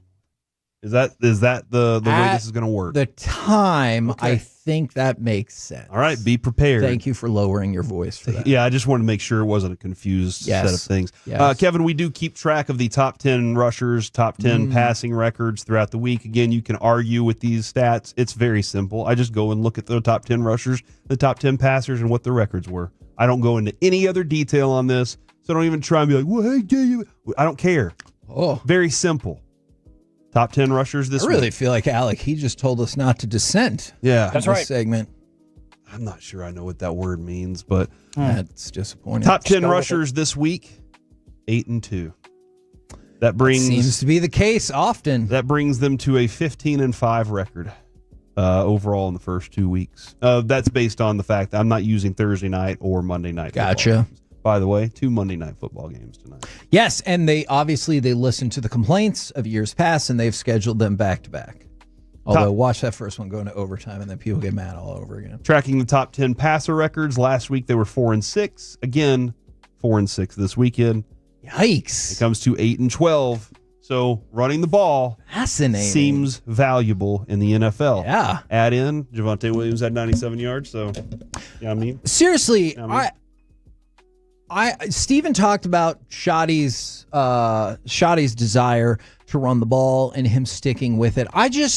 One of the early stories of the season to me has really been the effectiveness of Javonte Williams. Not necessarily from like eye-popping statistics, but if you're watching the game, he has made numerous plays where I thought there was nothing there. I think he's been really good off of delayed holes opening up and the patience to wait and go find that hole. And then you've seen him move the pile numerous times. I thought the play was dead. So I've been really impressed with him so far. Also, somebody texted in and said we were kissing Jerry's ass because of how much we were talking about Dak Prescott being good. This is from Brandon Laurie. All quarterbacks over the last 2 weeks via Pro Football Focus. 549 passing yards for Dak Prescott. That's third in the NFL. 89.9 grade. That's second in the NFL. Wow. 88 passing grade, that's second in the NFL. 9 big-time throws, that's first in the NFL. 28 first downs, tied for second in the NFL. And 86.9 grade under pressure, that is second in the NFL. Kevin, I do think there is a chance that Dak Prescott could finish second in MVP voting yet again. Mm-hmm. And nobody will talk about it, just like last time. No, they'll talk about it like a million freaking times, and we'll never hear the end of it. He's getting paid $60 million to finish second in MVP voting. Look, if he consistently finished second in MVP voting the rest of his career here with the Cowboys, I'd be just fine with that.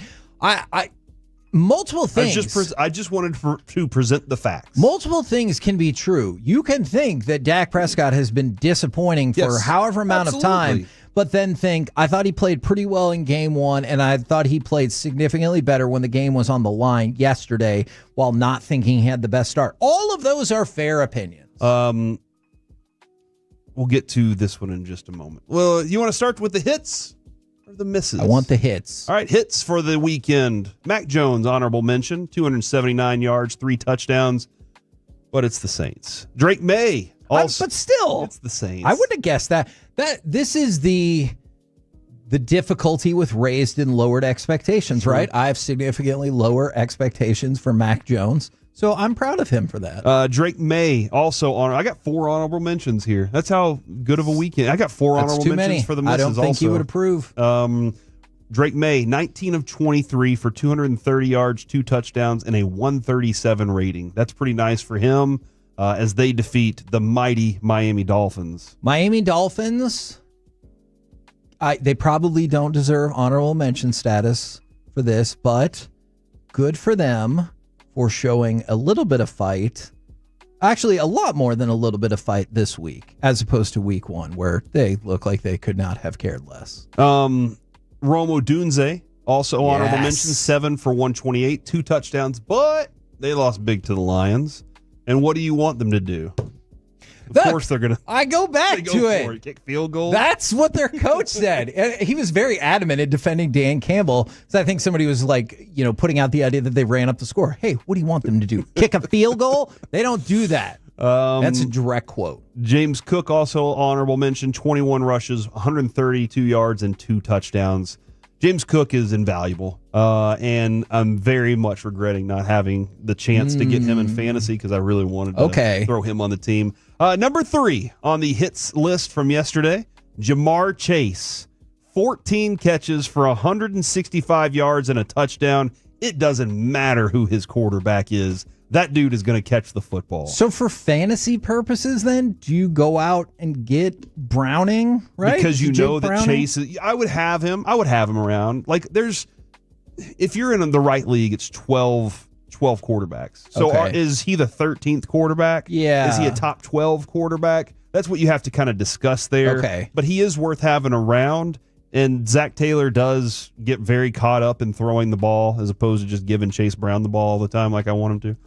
Number 2 on the list, Amon-Ra St. Brown. 9 catches, 115 yards, and 3 touchdowns.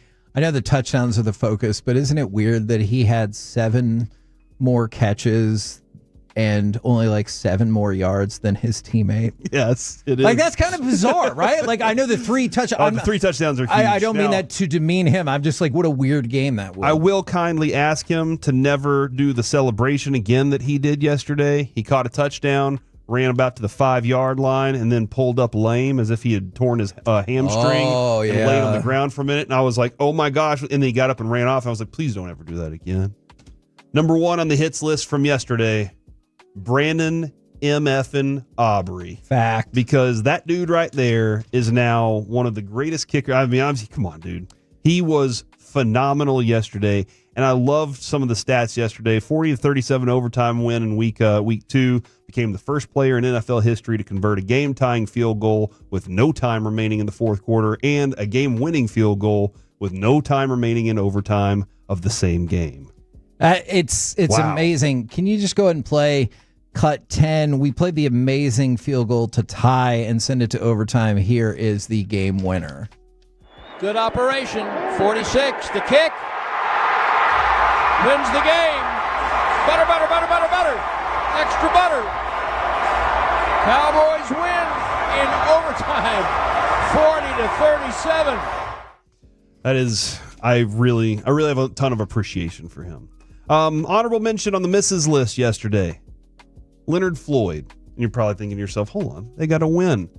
Parker Romo, who was signed this week, hit 5 out of 5 field goals yesterday for the Atlanta Falcons.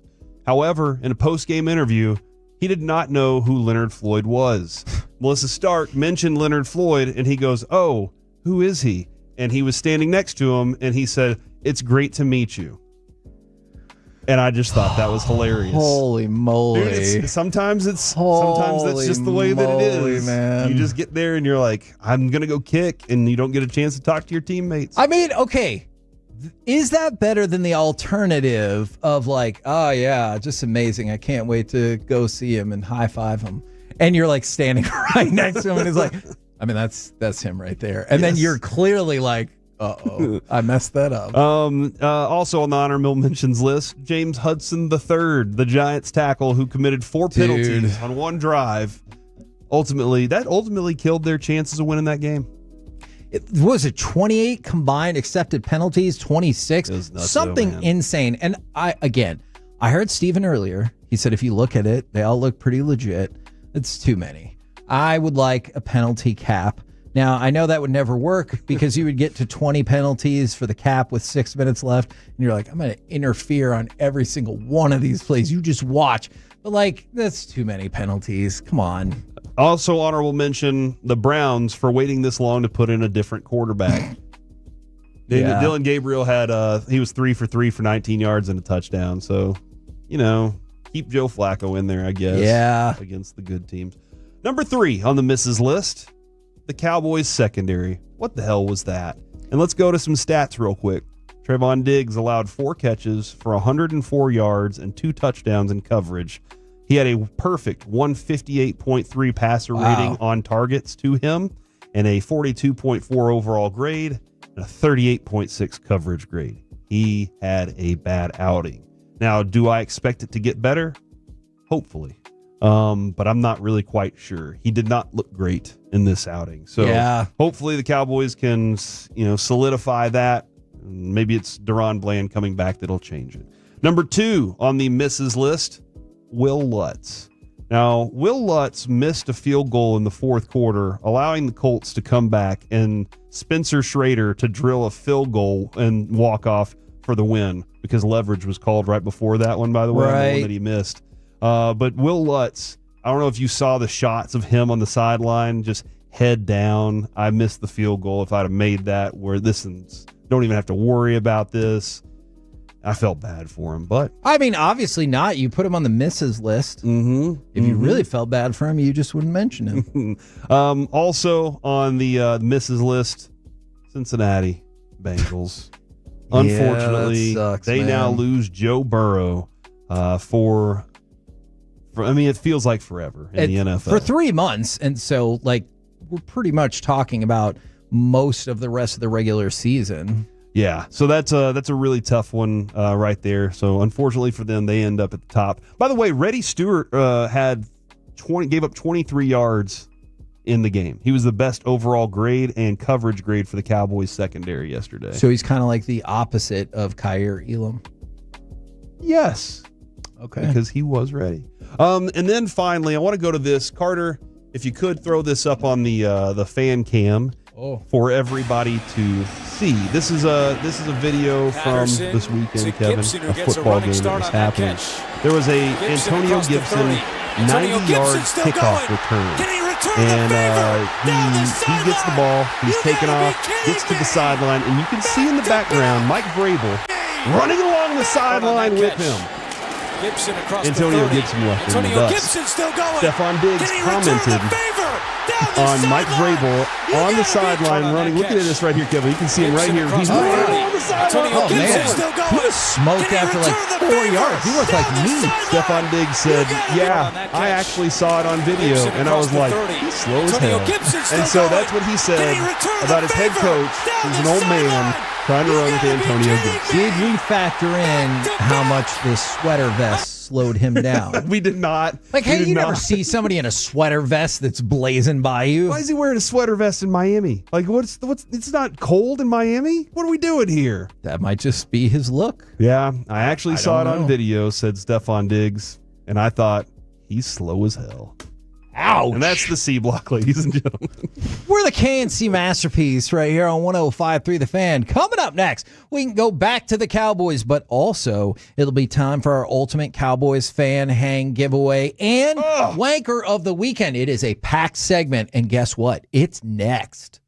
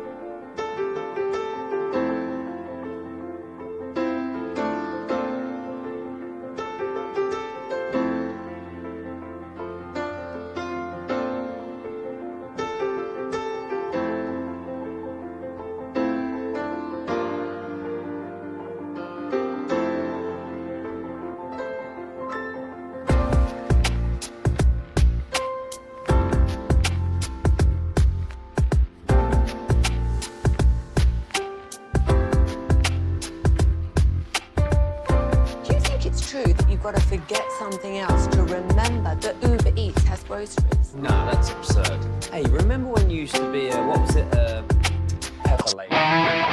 This segment of the KNC Masterpiece is brought to you by Cars for Kids. Donate today at carsforkids.org and by the personal injury lawyers Frankel and Frankel. If you've been injured in a car or truck wreck, call Frankel first, 214 or 817-333-3333. With Frankel and Frankel, there's never an out-of-pocket cost. They only get paid when you win. Frankel and Frankel, the go-to car and truck wreck attorneys in Dallas. Retreats, deep drop.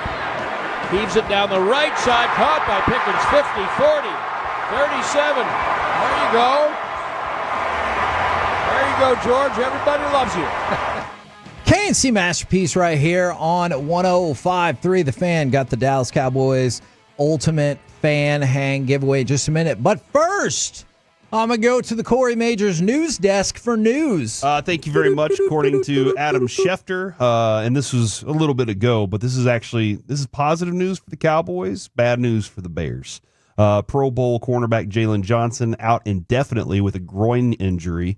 Team's still evaluating the full extent of the injury, whether surgery is necessary. It does look like he's going to be out. I saw from somebody else the rest of the season. He exited the second quarter. The Bears lost to the Lions, sustaining the injury while breaking up a pass. Missed all of training camp with the groin injury before returning, re-aggravating it Sunday, and now out indefinitely. Again, I think I can't remember, was Rappaport maybe? But either way, he'll be out against the Cowboys on Sunday, so their best cornerback not going to be on the field. Okay. Well, I mean, you're right. I'm never rooting for anyone's injury, but it does look as though that the Cowboys have caught a break going up to their next opponent.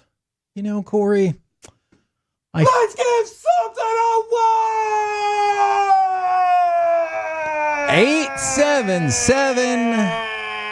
877-881-1053. Caller number 10. Right now, sorry I said that again, will win the chance to attend the Ultimate Cowboys Fan Hang. If you are caller number 10, you and a guest will get to watch the October 5th noon game in the Cowboys player meeting room at the Star. Not only will you be there, along with your friend or an enemy you want a scoreboard, you're going to be joined by the Dallas Cowboys cheerleaders, a former Cowboys player, and Whataburger is going to be serving you food, plus there'll be goodies to take home. We're doing this for our show, G-Bag, Sean and RJ, every day, all week long. Now's your chance. Caller number 10, 877-881-1053. In the meantime, how about we do some wanker of the weekend?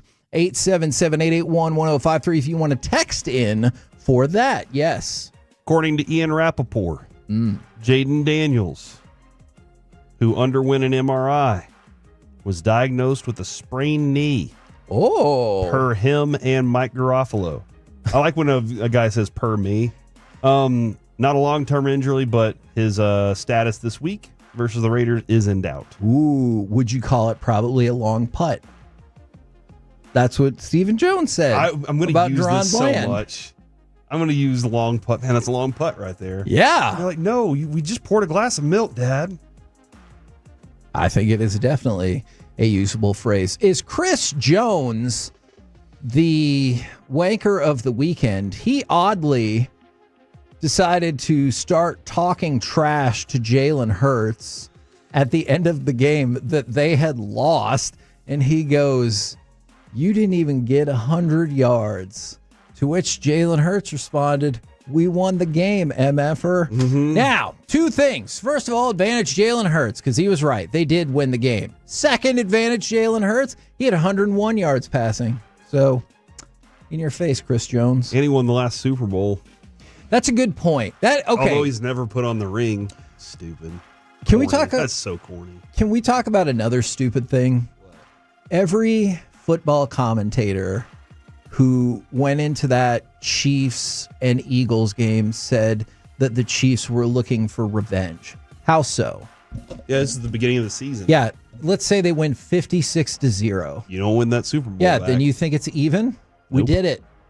We got revenge for the Super Bowl. No, they didn't. Yeah, like what are we even talking about? It's a game in the regular season. Did the Bills get revenge for losing that Super Bowl to the Cowboys and then beating them when they didn't have Emmitt Smith? No. So, that's stupid. Obviously, somebody else fumbled the ball. That's when Charles Haley got mad. That's a good point. So, yeah, that was stupid, and I just wanted to throw it out there. I feel like this answer. By the way, the tush push is so annoying. I just wanted to leave it okay. that. You know what? I'm glad that you said that. I would not have voted against it, and I still would not. It's just annoying that they're so good at it. NFL, well, yeah, especially when two of their offensive linemen get to take off early. Hey. NFL officials are the wanker of the weekend for fine. The play exists. It's going to continue for at least another year. Two of their offensive linemen went before the snap, and neither one got called for a false start. That would have pushed the refs you don't back. know what to do. Yeah, they're they confused. Don't. They but they're don't. Like, I don't know, man. I guess you're right. Now, wanker of the weekend potential here, Ken Rosenthal. So, look, I'll just tell you one of our complex backstories with Ken Rosenthal. Got plenty of them. Is a wealth of baseball information. Yeah. We had him on. Very well connected. On our weekend show. Thought the interview went really well. Our very first producer, Waddle, said, hey, we'd love to have you on again anytime. And he didn't specify a time or anything. Ken Rosenthal clearly disagreed and said, well, I'm very busy. And hung up the phone. Like, he didn't say next week, 2 weeks. It was just an open-ended, and his response was, I am very busy. So I also, can I add a story too? Yeah. I was interviewing Mitch Moreland in the clubhouse while they were awaiting the Yankees series to end so that the playoffs could commence. And I'm interviewing Mitch Moreland. Ken Rosenthal walked between people and got in front of me and in between me and Mitch Moreland and started asking questions. And Mitch looked at him and said, hey, man, I'm talking to him right now. And then continued to finish the interview there. And I didn't say anything to Ken Rosenthal. I just kind of was like, okay, he's a very well-respected, journalist in this clubhouse. I get it. But I really appreciated Mitch Moreland for giving me he was here first. Yes. He's got a dude just walks up and just goes, my turn. Well, it's this kind of dude. If you watch the Brewers celebration after a victory over the weekend, Ken Rosenthal is moving out of position because the player is about to get Gatorated or ice bathed or whatever. If you can see the video from the Brew Crew scoop, if you can pause that at 2 seconds, you will see Ken Rosenthal look back at the cameraman that he ran into. He ran him over because he did not want to get any ice or water, which one could never get out of their clothes. In that situation, he ran the cameraman over, knocked him down, and I'm telling you, if Ken Rosenthal could shoot lightning bolts out of his hand like the Emperor, he would have done so to that cameraman. And so he shoots a look at him, and then he would have also gotten called for a taunting penalty in the NFL, the way he tried to bow up and look down at him like he was about to do something. And then he looks back at him again, throws his hand up, does nothing to offer to help the guy up. Meanwhile, two people step in and try to help that guy up while Ken Rosenthal, who pushed this person over, just walks away. Yeah. I watched it all move. happen, and I just thought to myself, classic Ken Rosenthal. Yeah, so is he the wanker of the weekend, perhaps? He can carry that title any week. Okay. Any on any given week, I'll just say. Again, I don't know. Never really sat down and had a great conversation with him. So I don't know. Maybe he is a super nice guy. He's just misunderstood. From the 214, somebody asked, y'all know how often you can vote for the Roberto Clemente Award? Is it daily or just one time? I don't know, Kathy. I will look into that. Thanks, Kathy. Is the Cowboys secondary a candidate for wanker of the weekend? Yes. They weren't great, Kevin. Yeah. The numbers, and Malik Hooker has some bad numbers too, according to Pro Football Focus. I do wonder how much development. Steven said we're evolving. Whenever it came to the conversation of does your personnel know how to play in this defense? Do you think that's code for we don't quite know what we're not doing there yet? We're not there yet, and I have no clue when we'll be there. But we're not there yet. So like that's what that tells me is yes. Right now it doesn't look right, and Steven can't say everything was fine. You watched it, 450 yards put up by Russell Wilson. Yeah, like that was. And Kevin, Mike talks about comfortable takes in baseball when a pitcher is throwing something and the guy doesn't even try to swing because he's like, that's not even comfortable takes and comfortable swings. You swung so confidently, like you knew what that pitch was. That's what was happening with Russell Wilson yesterday. He looked like when he got the ball in his hand, he was like, I'm throwing it deep. There's nobody there. Good luck to them. He looked so comfortable making some of those throws. Now, so, yeah. At least one more candidate. Is Arch Manning the wanker of the weekend? So what is this, Tailgate Tuesday? We'll do that. On a Monday? Tomorrow. Arch Manning threw 10 straight incompletions at one point. He was the first Texas quarterback to have 10 straight incompletions in 20 years. So it would be bad for any quarterback, but this was the chosen one. And is this going to be the second straight perfect rated quarterback that under-delivers at Texas? Because Quinn Ewers was perfect rated also? Yeah. Did he earn that perfect rating? Manning? Yeah. So is your question if it was Smith or whatever? Arch Smith. And that's what people had asked, and I thought no, just because it did seem like he had the measurables, he has a good arm, he is able to escape the pocket well.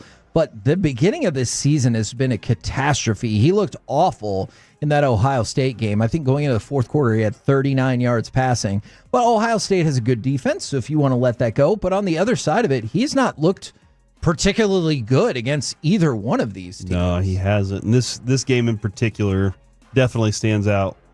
Did you see? I got a notification. I don't remember if it was ESPN or what, and it was like, Arch Manning draws boos from crowd, yada, yada, yada. And then it had a smiley face at the end of it. And I was like, is this from an A&M website? Like, what's happening here? That feels biased. I need to go see exactly who that was from because that just seemed weird to me to see the smiley face on a news story. Okay, yes. I have not seen that information. I did hear the boos, but here's the great news for Arch. Arch. It got deleted. Oh, probably because of the smiley face. Here's the great news for Arch Manning and the Longhorns. They're still in prime position to make the playoffs. And guess what? If he continues to get better as the season goes along and plays best in those playoff games, everyone will forget about these early Arch struggles. It was the sporting news. It wasn't. It was the sporting news that threw that in there. Sorry. I just assumed it was an A&M message board or an Oklahoma fan forum. It could have been. Hey, it doesn't say that the reporter wasn't from one of those schools. Yeah, or something along those lines. So yeah, I think unfortunately Arch Manning also qualifies as wanker of the weekend. Can I throw out one more, please? I dare you to. The Houston Astros. They're the wankers of the weekend just because, and we're about to play them, and I want them to lose every single game. And even if they weren't in the playoff race with the Texas Rangers, I'd still want them to lose every single game. And that series is starting. And guess what? We talked about this a week and a half ago. You went into that series against the Astros, the biggest series of the season so far, and then we discussed, would that be the case until we got all the way back around? And here we are all the way back around, and once again, it's the biggest series of the season. So you know what? Just screw the Astros. They can be the wanker of the weekend just because. Who are you rooting for tonight? The what? The Rangers. I'm glad you answered it that way. Otherwise, there would have been hell to pay. That would have been really weird if I was like, I don't know. You thought I was going to say, yeah, I'm too smart for that. Are you? Sometimes. Many times I am not. This time, yes. We're the KNC Masterpiece right here on 105.3 The Fan. Coming up next, let's chit-chat with the fellas from the G-Bag Nation right here on 105.3 The Fan.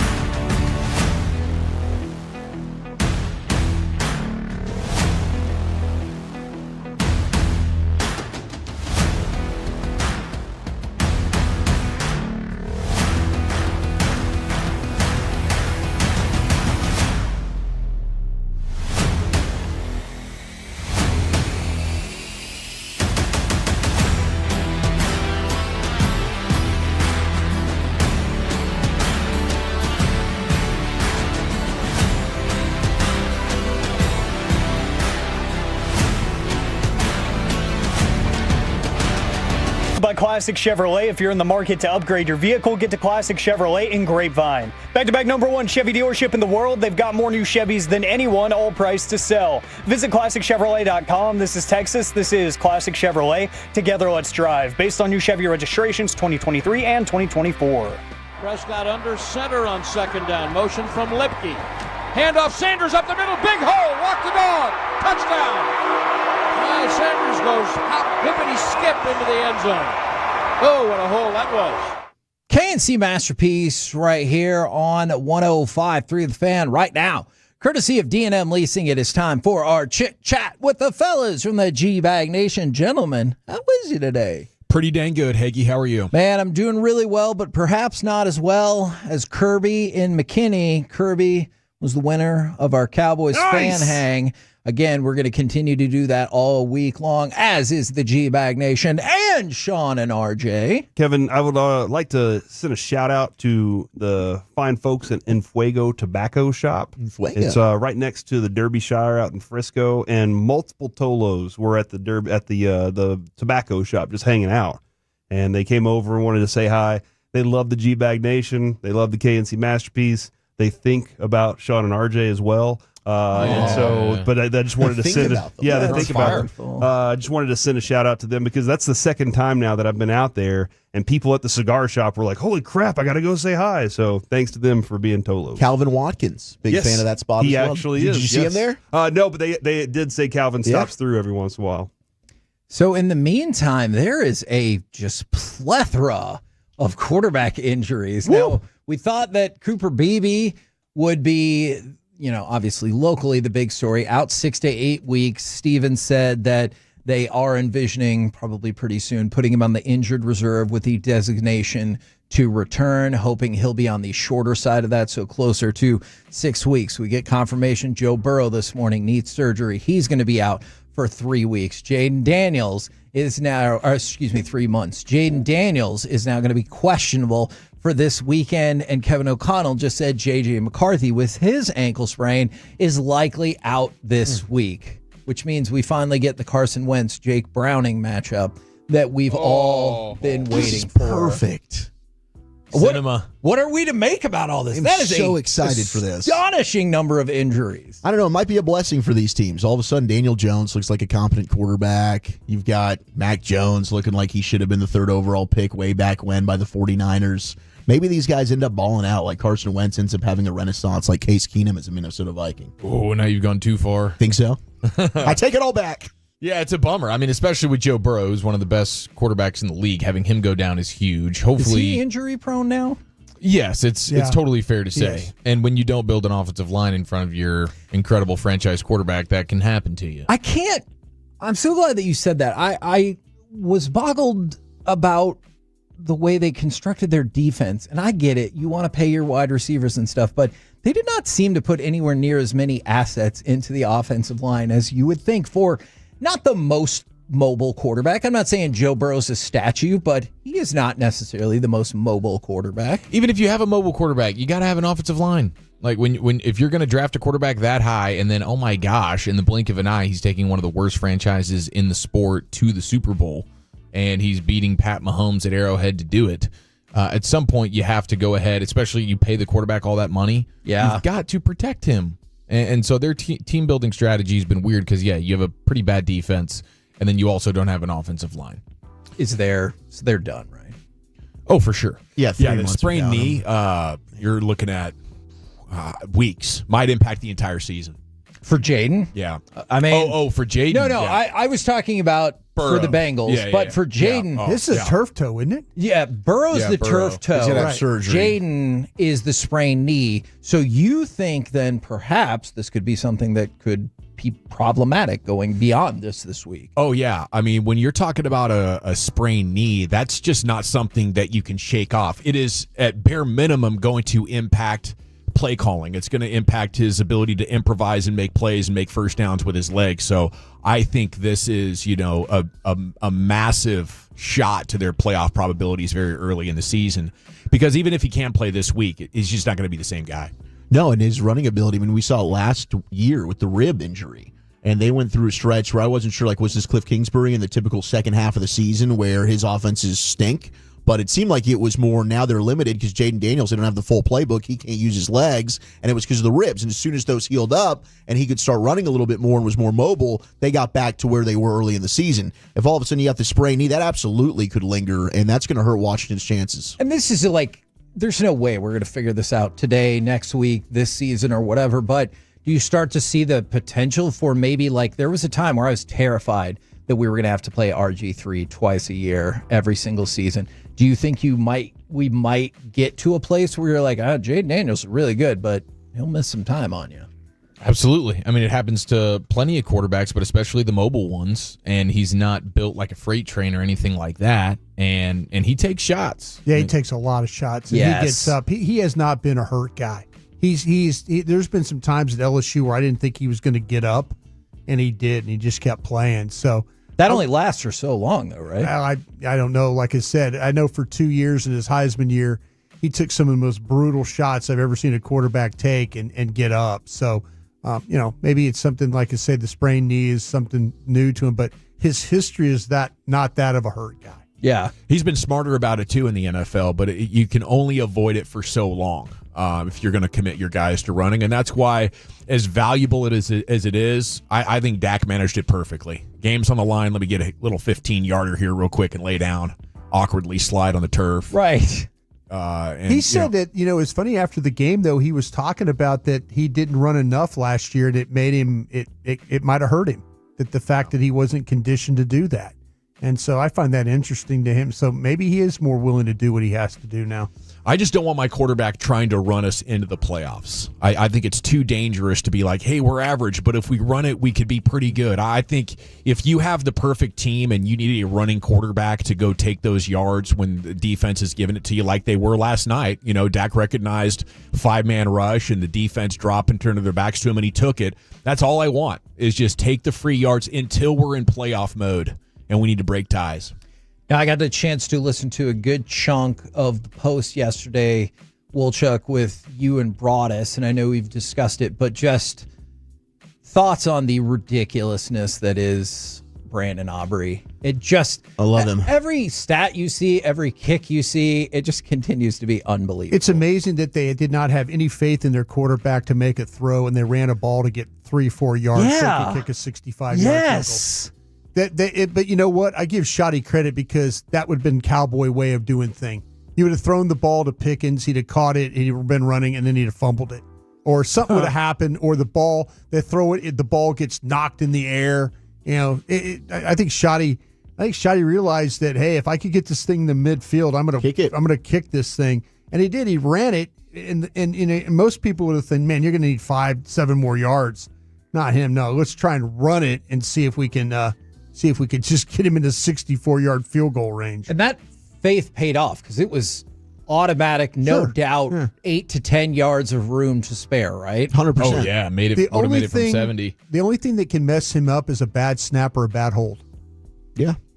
He's pretty damn automatic, man. The only thing that can mess him up is that. It has to be, the operation has to be poor one way or another because he's not going to miss the field goal. Pay that man his money. He deserves every 5 single for 50. penny. Let's just make it happen. Now, I heard $7 million a year. I think you're fine. You're the highest paid kicker in football by about $500,000. Let's just keep year. track. We're 2 weeks in, and you might be 0-2 without him. I think it's possible with Aubrey. You'll look back on it and say, "Dear God, how did we win this game and that game? Oh, we hit a 60+ yarder that nobody else in the league besides maybe the Steelers can do." Okay, game changer. I'm going to throw this out there. Then he makes 7 field goals of 60+ yards this year and has 5 game winners. He in the MVP conversation? No, not naturally. That's crazy. I know, but it's a quarterback Was award. it 1983? The last 81 maybe? You might be right about that. Yeah, I thought it was like 1980. Yeah, it might be. It's in the early 80s. Yeah. 81, 82. They had a kicker. Mark Who won? Mosley. Mosley from the Commanders. Or at the time, the Redskins. That's why I asked, and I appreciate your honesty because I bet we could get something going for Offensive Player of the Year though. If you launched that would be. Does he count as? I mean, I guess. Well, we finally got an alignment award, so maybe that would make us just push for a special teams award. Okay. And then Aubrey can We do win have it one every in year. college, right? The Lou Groza Award. They do, yeah. All right. I was just that was a thought that crossed my mind. I realized I love the thought. It's just a long shot for any non-quarterback to win it. It's got to be historical, which that would be. Yeah, but it's a kicker. It ain't happening. All we need now is to just make sure he doesn't get Mulligetta as his agent. He's got France already. He's got France. But Tyler had France, and I think we just got that done. True. As long as we paid him the most of any guard, we definitely did get it done. But I was listening. I appreciate your courage in walking Brad into the question of, should we really be that happy about a win? I thought you were about to get the Brian Kelly. Oh, I was prepared for him to just swap me down. But I did. I felt much better after an Eagles loss. Than If I it do was about Eric, a win. he would have lost it, but not Wooly. No, Eric, he hates I butter Eric. him up a little bit. Why do you think that is? Eric just Jewish brethren. Eric just what? Eric, yeah. Eric sits wasn't there. chosen, man. Eric will draw him off sides in a heartbeat, and Eric appreciates it too. And he'll take a bite of his lineman burrito as he's doing it out there. They'd be like, "Hey, Brad, crap went on." Then see some burrito while I listen. Hey, I'll Brad. give him a little fist bump in the booth at halftime while I eat some of his sushi. That's so funny how you, Fred, and Blake were lining up in there like just. Oh, it was great. I had to down break the chicken. news to Fred. I'm like, Fred, you want to go hit this sham radio booth for halftime? He's like, what do you mean? I'm like, what do you mean? What do I mean? The sushi. He's like, sushi? It was like you guys were waiting on a table. Yeah. Everybody's just kind of hanging out like party of three, party of three. goodness. Davis, party of three. Once Sham gets back to his broadcast position, that sushi is free reign. What do you guys? What do y'all got coming up on the program Pure today? Gold as always. Hagee, thanks for asking. Cy Young Show 420. Do me a favor at some point during the show, ask Lucius what the PR person came and talked to him about during the fight. Roll home with the G-Bag Nation. We have been the KNC Masterpiece. Make your way back with us tomorrow, 10 a.m. to 2 p.m. right here on 105.3 The Fan. Hey, good night, Kevin. Good night, Kevin.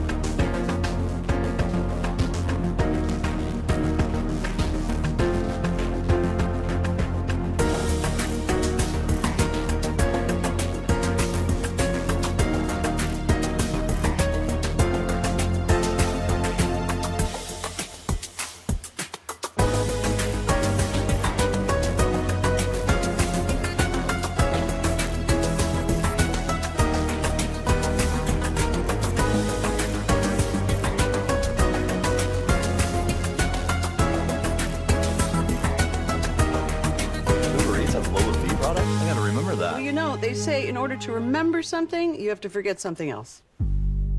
Okay, now that is a very cute haircut. That's like a little shag. I've never seen it before. I mean, of course you have. It's the Rachel. Oh, is that your name? No, I mean your name. No, I'm Jen. My name's Jen. Right, but I just mean like this is your haircut. But that's hair on your head. I'm not saying this is your hair. Okay, great.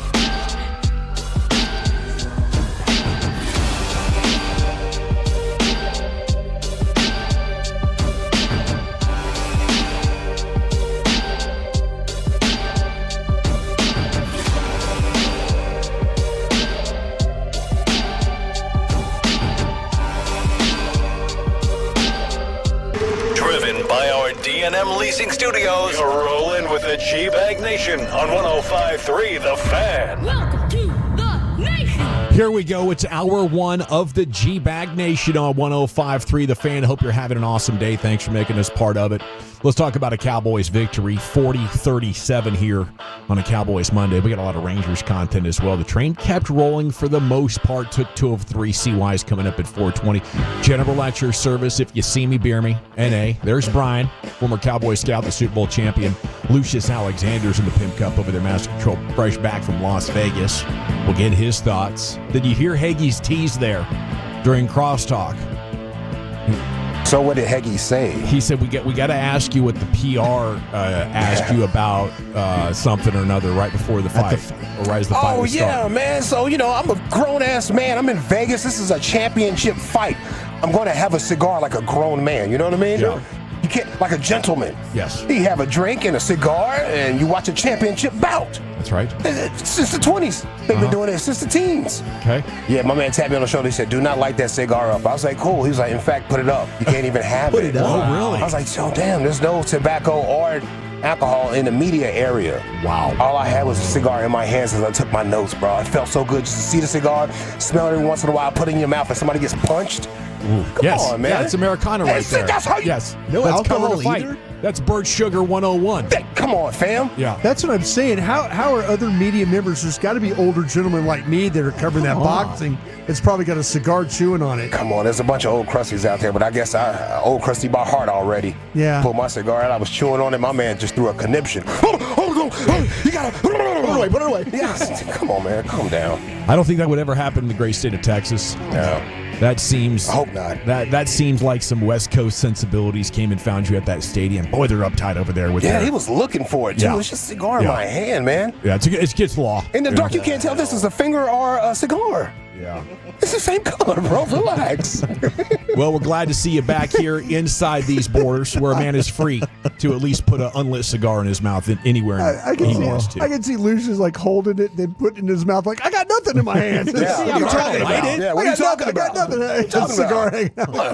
What kind of tobacco Gestapo do we got going on here anyway? That's crazy. Was it fantastic, though? It was great, man. It was great. Netflix, Turkey Al Sheik, all those guys, they pulled out the red carpet for us influencers and broadcasters. There you go. I was around influencers and stuff. Right on. I don't know their names because they're just usernames. Yeah. Okay. I can describe them, but it sound terrible. They go by their handles? Yeah, they go by in their public? handles, but some people recognize them. Completely different world. Well, welcome back, buddy. Look forward to more coverage throughout the day, including LA Live coming up at 5:40. Maybe we'll hear more about the fight. Crawford over Canelo. That was a little bit of a surprise, according to the sports books. Crawford in a clinic. Yeah. That was especially after the 6. He was awesome. Yeah. Now it puts more context into the Errol Spence fight, and just shows that this guy really has it figured out on a very high level, despite being 37 years old. Yeah, he's the man. Wolchuk and Chiafalo, of course, here. Carter Freeman coordinating your video. You can always text us if you'd like at 877-881-1053. Looks like the chat's live over here on YouTube. Like the video, sub, hit the bell button so you never miss when we go live or upload. So, yeah, things we like, things we didn't like. Guys, go ahead. What would you like here? Cowboys victory. This was nice, wasn't it? I mean, Dak was amazing. Yeah. Javonte Williams was, he's running back one, isn't he? You can feel kind of good about running back one. That's something you like. Javonte, and he's a guy that gets better as the game goes on. I mean, this is back-to-back games, fourth quarters coming around, and this guy's running tough. Yeah. I mean, he's always falling forward, similar to the days of Marion Barber. And Zeke, of course, when he was young. But he is tough to tackle. That guy is a load. Yeah. I think that's certainly a positive takeaway. We gave Brandon Aubrey his praise. I mean, there's not as enough that you can really say about him. But Dak was great. I mean, when you went back and watched the All-22, I think Dak was even better than I felt coming out of the game, specifically in the fourth quarter and overtime. But he had some throws that were drops. The Schoonmaker pass over the middle, like Scooney, catch that. Tolbert along the sideline hits him right in the hands. Tolbert doesn't make the play. So like Dak was on, and when you needed him most, he really did step up and made some big time throws. Yeah, I was wondering what's the number with Aubrey that you would say we're going to let you go? Because I think it might be like $15 million. I think it's that important. I would trade him before that. You trade him before? What do you think you get for Aubrey? A first round pick. That's what the question now you have to ask yourself, because we used to have this discussion about Tucker with the Ravens, kind of back in the day. Yeah. What would you trade for a guy that you know that you can get points from at midfield? That's where, and if you're a team that's kind of at the bottom of the, at the end of the, you feel like you're a really, really good team, having a guy like that could be the final piece. A guy that puts you over the top, that you don't have to worry about it, that can kick off directionally, can kick it into corners, as an athlete. Man, I don't know how you wouldn't ask for anything other than a first. Yeah, and he has all those things, kickoff and the distance, all that kind of stuff, but also the clutch gene too. It's like he doesn't shake in his. He's an assassin when it comes to late game stuff. We've seen really good kickers and then they fold under the pressure. And he doesn't even do that. It's just well oiled from top to bottom. He said after the game, you're the best kicker in the NFL, so you should go out and have confidence in yourself. And damn it, he did it. I'm paraphrasing, but that's what he said. Especially if you're a dome team. If you're playing half your games indoors, he is a weapon. I mean, and not to say that he can't kick outdoors, but like to me, inside it's automatic. You get him inside, there's a 68, 70-yard field goal in that leg. And most of the league is that way now, right? Yeah. So you'll be able to have that. And that is a position where it ages well. Yeah. So you're hoping he's around and you don't have to worry about a kicker for the next decade. It's like the Tiger Woods of kicking just showed up. Like everybody had been playing golf for a long time and you'd had other greats like Jack, and all of a sudden this guy who could bomb it and hit it straighter and had the short game mastered and has the full complement of skills has arrived to do stuff and redefine the position. Yeah, you're in a I remember if you had a kicker that was making them over 50 yards, yeah, that was like a big deal. Oh, yeah. You're like, oh, Jesus, Adam Vinatieri, look, he made a 48-yard field goal. Ha! Yeah. That's brilliant. Gosh dang, and now these guys line up and kick them from 60. I mean, yesterday, the Colts are going to lose a game to Denver. The leverage penalty? And they get a leverage call, which is never called in the National Football League. Almost never. Yeah, but that was a 48-yard miss right there. Think about that. Think about being in a game where your guy, you're just like, oh my gosh, I don't know if this guy's going to make it from 48. You're right. I don't know what it was like when you guys were growing up, but anything over 50, like every yard after huge. That, it made it almost impossible. 54, 55 yards, it was a prayer. Yeah. And now I don't know if we give enough attention to just the precise nature of what it takes to kick it that hard, that far, without it being, how wide the uprights are. It is amazing because like you look at guys like the Mike Vanderjagt and the Adam Vinatieri's and those guys. I mean, guys that were high-end kickers for such a long time. Tom Dempsey's 63-yard record held up forever.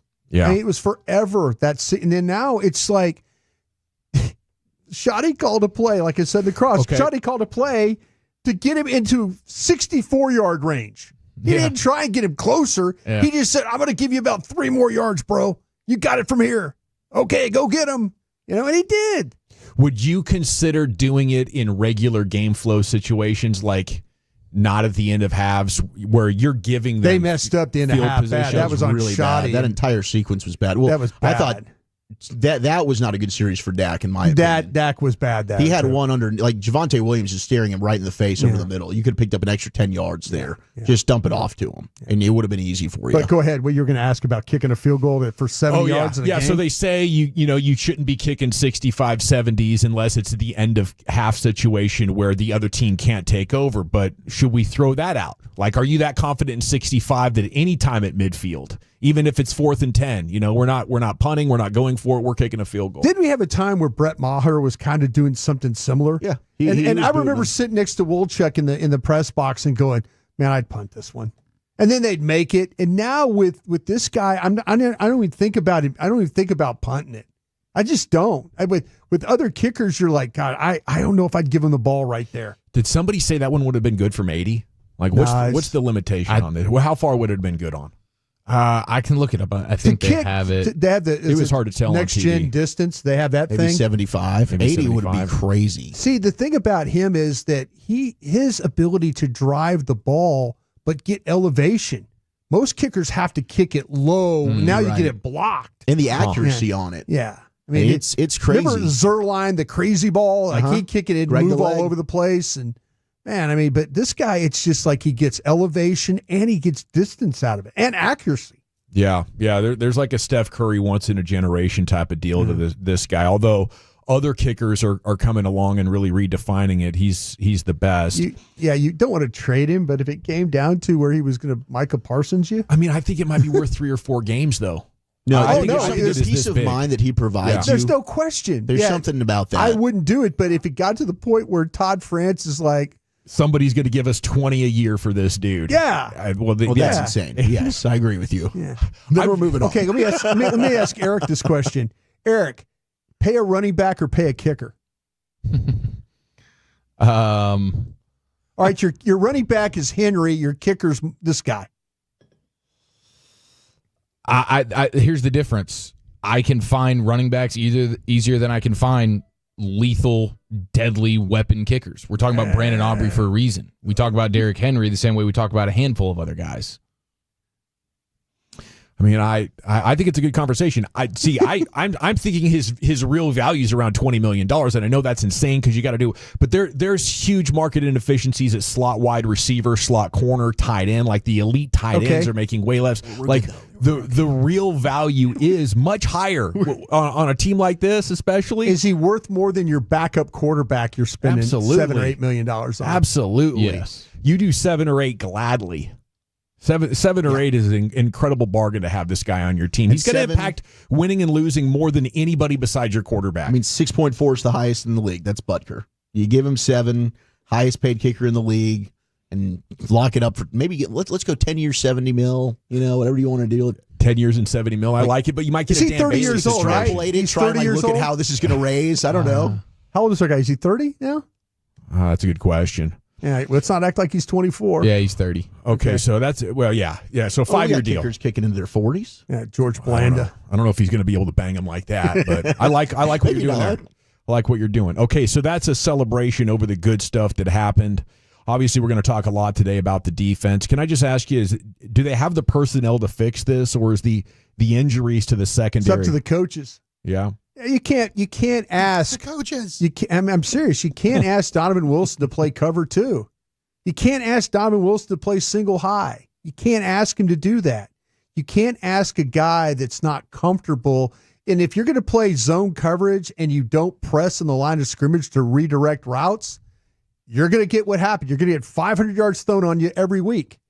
That's you've got to be able. If you're going to play cover 2 and you're going to play zone, you better redirect routes, because if you're letting these receivers, Neighbors, Robinson, whoever, run on you from depth, these guys don't turn and run like that. Elam doesn't turn and run. Even Bland doesn't turn and run like that. It's very rare that you can find a corner that can collision a route and then run with the guy. Disappointed with what Eberflus is doing so far? You know what? Yes. They always tell us, hey, you know what? We're trying to put our players in the best position. No, you're not. You're asking Donovan Wilson to cover from depth. He can't do that. He can't do it. You just watch the tape. It's his career. Agreed. He hasn't done that. He's a better player closer to the line of scrimmage. You just can't sit there and cover 2 all day and then even put him, like I said, in single high. You can't. That's not his game. That's Matt. Worked against Jalen Hurts, didn't it? If you have a veteran they quarterback, didn't try. If you have a veteran quarterback that has seen cover 2 most of his life, that's seen that you can't. They did nothing to discuss. Russ Wilson's practiced against that every day in Seattle. I'm watching He's used to it. If I'm the Giants, the reason why I ran verticals on you is because I saw that Jalen Hurts didn't see it in the Philadelphia game. Right, Hurts just didn't try. Didn't try to do it. Yeah, you can. to me, it's as clear as a day. If the Giants came out with a plan is like, if you're going to sit in too deep, we're just going to run vertical routes, and you're going to have guys that can't react to them. It's in the corners, like I said. Diggs didn't have a chance. Elam didn't have a chance. You're at 8 yards of depth, and guys are running off the line. It's a 40-yard dash to see who could get downfield, and then all of a sudden you don't have any pass rush. Now you're in trouble because now Wilson's protected, and he could just throw it. The interception he had, the worst pass he had all day was the interception. You know what happened to him? Pressure. Sam Williams got in his face. Finally. Sam Williams got in his face, and he had to throw the ball over Sam Williams. And if Sam Williams wasn't in his face, that ball's going to Neighbors along the sidelines, and it's another big play. Yeah. It was incredible, the accuracy. I think you do have to tip your hat to Russell Wilson, but that was a tremendous breakdown. I didn't think he could do that, but my God, you protect him. He was. Yeah. They had a good plan. And I think what you just said actually makes me more optimistic. I don't think this coaching staff is going to reload that game plan against a similar quarterback. You can maybe get away with this against Caleb Williams. You can maybe get away with it against Jordan Love.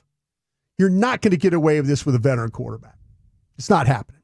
Well, they got away with it at least on the scoreboard, or the offense made them right. Yeah. And holy crap, they were almost 0-2. It would be a wasteland right here if they had not won that game, and we'd be focused even more on the Texas Rangers, who did take 2 of 3 from the Mets. Had a chance yesterday, Big series in H-Town, boys. Can't wait to ask CY coming up at 4:20. Adoli comes back. He gets in there, and guys are hitting in front of him. Guys are hitting behind him, but he's not hitting. Like, how much would that stop you in your tracks? I know, it's tough with these little rascals and what they've been doing. I mean, the little rascals were magic. Do you want to dance with who brung you? Yeah. Or, I mean, it is the Astros, so we're getting ready at 6:30 tonight, 7 o'clock. I think if it 10 of 14 against the Astros this weekend. This is probably the one team I'm not worried about that. But hopefully you sweep them, and then we can have that conversation against the Marlins. Yeah. Okay, G-Bag of the Day champ on the other side. Best of the weekend's coming up at 2:40. What's the top 10 looking like today, Zach? It's a glorious day. It's National Double Cheeseburger Day, Eric. Eric. I've got the top 10 double cheeseburgers in all of America. Where's your favorite? That's next to the nation. Patolos, I love supporting local family.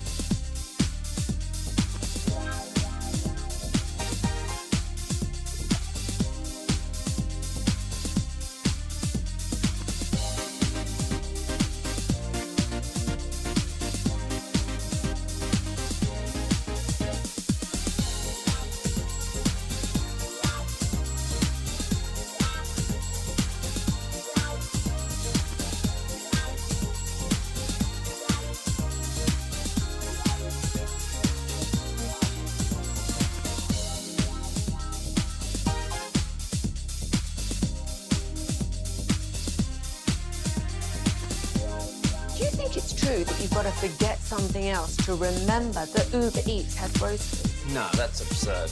Hey, remember when you used to be Pepper Lady? Pepper Lady? Wasn't it Cinnamon Sisters? Basil Babes. Saffron Squad? Nutmeg Maidens? Pre-curb? No. Nutmeg Maidens. I just said that. Was it Spice Girls? Doesn't sound right. Was it Saffron Squad?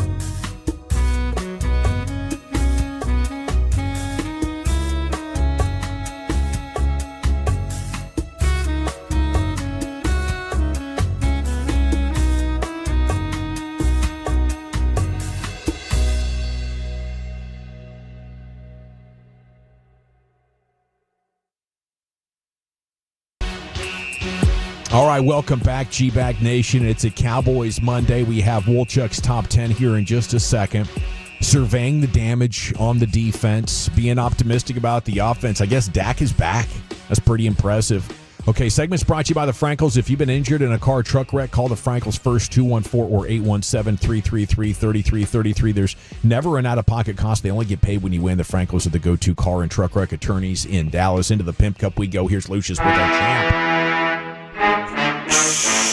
Shoot yeah, boy. Shoot yeah, boy. Right. Shout out to all the Tolos and everybody. Please excuse me in my voice today. Maybe for the next few days. Had a whole lot of cigars over the weekend. I'll tell you what. Man, you met Holyfield, though. I sure did. I met a whole lot of people. Great picture. I was able to take one with Holyfield because I was like, hey, can you take a photo of us? You know, you got to hand your phone to somebody, right? Absolutely. But some of the people, I just didn't feel like doing all of that hand your phone stuff, too. So I just took the Ray-Bans and, just walk by, shoot a little dap, and just keep moving. But, man, there was so many people out there. I love fight events. I love boxing. It's the red light district of sports. Chef's kiss. It is. All right, G, back of the day. We do it every weekday on the Fan 530. Replay the champ right about here. I believe this is still day 2 going for 3? Or is it day 3 going for 4? Because we didn't do one on Friday. We did not. It's 3 going for 4. 3 going for 4. All right. Cowboys.com, stand up. The Cowboys break with your man Brian Broaddus. Thank you, sir. Voch Lombardi and Miss Amber Garcia. Your boy Voch was breaking it down. You know what I'm saying? Watching that film. Javonte pairs with them well because he's patient and he's physical. So the more Tyler's pound on you, like he gets to come behind you and then pound. There was this one play. Dang. There was this one boy. Ooh. That was his one play. Boy. I got slippery. There was a couple of plays yesterday. The hurdle, the 33-yard touchdown run. Yeah. Is Javonte shooting up the fantasy boards now? He's got to be. Yeah. Well, he's if he's not already claimed in your league, he's getting claimed this week. He's going to be a big waiver wire commodity. Yeah, sounds like a guy that, as long as it stays healthy, stays on this track. They're gonna threaten you with the pass game. That was pretty impressive. And George Pickens opens things up. Jake Ferguson had a big game. There are a lot of ways this team can hurt you, and I think Javonte Williams, as long as he stays healthy, he's going to be a big benefactor. I'd never take him off the field. The guy had 6 catches as well. Yeah, he owns the backfield. I mean, Miles Sanders does not look like he can run well, personally. And they're not activating Jaden Blue. And Hunter Lipke, for paying him, he's not involved in the offense at all. All right, let's cook with this top 10 here at 226. Here's the Wooly Bully. Alrighty, National Double Cheeseburger Day, 877-881-1053. Oh, yeah, make it a double. Why the hell not? So I've got the top 10 double cheeseburgers in all of the U.S. of A. A couple other quick observations. I would love to see what Robert Flournoy could do with Jalen Tolbert's role in this offense. Well, you've been on that for a couple weeks now. But now I see more and more people are kind of like, even those that wanted to fight about it. Like, well, did you see how many touchdowns he had last year? Yeah, I did. Saw every single one of them. Didn't impress me. That 11-yard catch was pretty good for him. That was one play. And it was I know. I mean, they needed. You're right. They needed a clutch play. I'm just pointing that out. Player. It's not like he's not. I just think you can do better. I don't think you're wrong. I'm just saying though that, man, that was Dak had to make some tight window throws. That ball to Pickens might be the best one. The touchdown to Pickens. Yes. There's maybe a foot that he could throw that ball into a window. One of maybe the best passes. He's thrown a lot of great passes. That one's top 5. It was beautiful. Yeah, it was pretty. The other issue is now the return game. Because if Turpin's got to miss any significant time at all, and we don't know, maybe he doesn't. Maybe he's back against Chicago, but he's got this neck injury. MRI today, from what I've heard. Tolbert and Sanders back there returning kicks for you.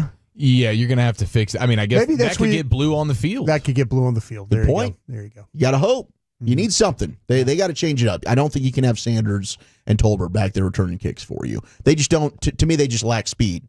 They don't have any element of make you miss and burst. And you need that, especially from a kick returner right now. They do. They need help at kick returner, but I also think they need help in their wide receiver room.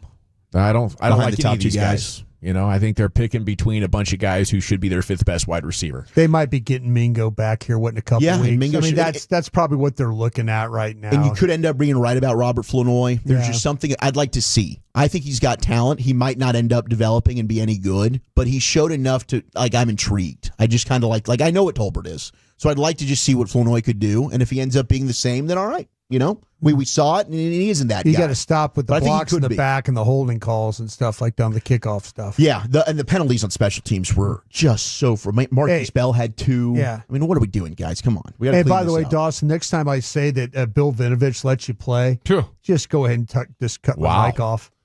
What's that, like 35 flags that got thrown? I think it actually went down to 26, but That were accepted. That were total. accepted. That were accepted. Yeah. Yeah, 30. I think Bobby had that this morning. It was 35 total. Yeah. 21 for the Giants, 14 for the Cowboys. And then that one, the offsetting thing, when you get 3 penalties on one team and 1 on the other. Yeah, it's 4 total. All for penalties. some finger guns, man. Come on. KNC asked Steven if they could look into not having 3 be able to be offset by 1. I thought it was a good question. And then Sandler's got an Adolis Garcia nugget.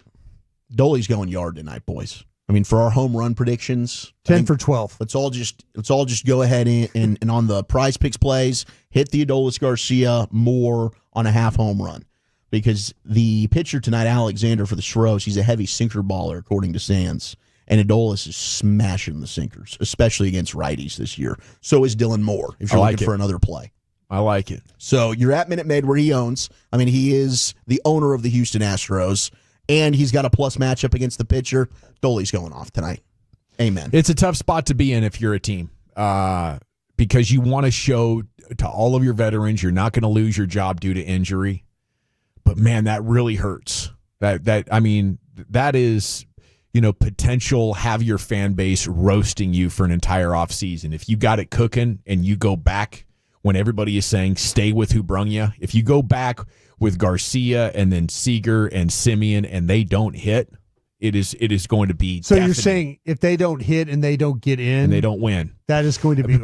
You're kind of in to make you feel sick. From the organizational standpoint, it's not like these guys have dominant OPSs. It's not like they're just adding up, and there's something about the magic of what is happening, and the fans are asking them to stick with the magic. They're saying no, we're going to go with the math. And it's so tough. And it's something that we can discuss later on when we have Chris Young. I mean, I was texting Jared actually about it, and he said, Simeon, we could have a conversation about Dolly and Seager are kind of proven. And Seager, there's no question. Like, Seager is going back in the lineup for me. And he was good before he got hurt. Dolly, I think, and like Michael Hellman against lefties, like you got to play him. Yeah. Right? I think Cody Freeman against lefties, you got to play him. There's something about the unit right now, and I've had it described as like a lineup. It's like a beating heartbeat. And right now they're functioning as one. Even if the numbers don't necessarily show like, oh, they're incredible, they're finding ways to get each other across home plate. Mm-hmm. And they were struggling to do that prior. So there's something about this that I don't want to mess with. 585 Texan, isn't his name Ryan Flanoy? Well, the R is silent. It is Flanoy. It's not Flournoy. It's Flanoy. We learned that last year because I thought it was Ryan Flournoy for the longest time, but it's Flanoy. So we have that right. Is he? Did he say the first name that you're messing up, or the whole name? I don't think I think there was a Robert Flanoy. Did I say Robert? If I said Robert, I apologize. Yeah. But Ryan Flanoy. But we had a lot of back and forth about like, is it Flournoy? Is it Flanoy? Yeah. Apparently they are silent. It's in the block Flanoy. better and don't hold and don't block in the back. Yeah, I think as a receiver, I just want to see what you can do, man. I think he can make some plays. Let's get to the top 10 double cheeseburgers on National Double Cheeseburger Day. 877-881-1053. Power Burger and Pilot Point. Never had a better bacon cheeseburger ever. And they're 52 years old from the 903. It's a good run. Where? I'm sorry. Pilot Point. Pilot Point. Power Burger. Power Burger. Way the hell out there. Might be worth the drive. It might be, bro. Mm-hmm. 214 is a single patty guy. And that's okay. I know Brian's also a single patty from that Dave single at Wendy's. Yeah, that's I like the single with cheese. Yeah, I do. Nothing wrong with that. I am impressed the way that Eric eats hamburgers, though. I am impressed. Yeah, it's very impressive. It brings the chefs out of the kitchen. That's how impressive it is. How many patties was it? 17? Holy crap, that is insane. Was that 6 that night in Arizona? No, it was 3, but they were much thicker than I was anticipating. Power Burger. Power Burger. Oh. I thought we were laying out on the thicker than I thought. The only place I go with the double patty on that. Yeah. Sorry, Lucius. I thought I was laying out there for a minute. It was one of those botched situations. It was appropriate. And Lucius gave it like he found it on MapQuest. Oh, Pilot Point. You knew what you were doing. But the only place I go the double is the In-N-Out. And the whole time I'm thinking, man, I really wish I was at Whataburger right now. Yeah. And Whataburger and Shaq. They don't throw any bacon on that joint. You want some bacon on that thing. Yeah. Do they even have? Do they have? No, they don't have bacon as an option. I don't believe. They are interesting. I think it's the best when Eric takes another Whataburger, like a single, and deconstructs it to make a bigger Whataburger on the other one. Just trying to be efficient, you know? He just, like, he'll leave you, like, all the mayonnaise and the mustard and the lettuce and tomato and with the bun, and there's no pat. You're kind of unwrapping it, and you're like, what's there's this? like nothing in there. And you know, Eric's already attacked it to make his burger bigger. Saving the buns and the sauce for Just wrapping them up like nothing happened, you know. Oh, don't notice anything here.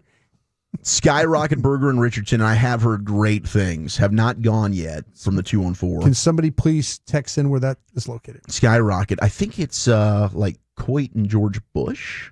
All right, that's the case. We might have to make a trip over there. Yeah, for I could actually pop in there on the way if we need to. I can pick some up.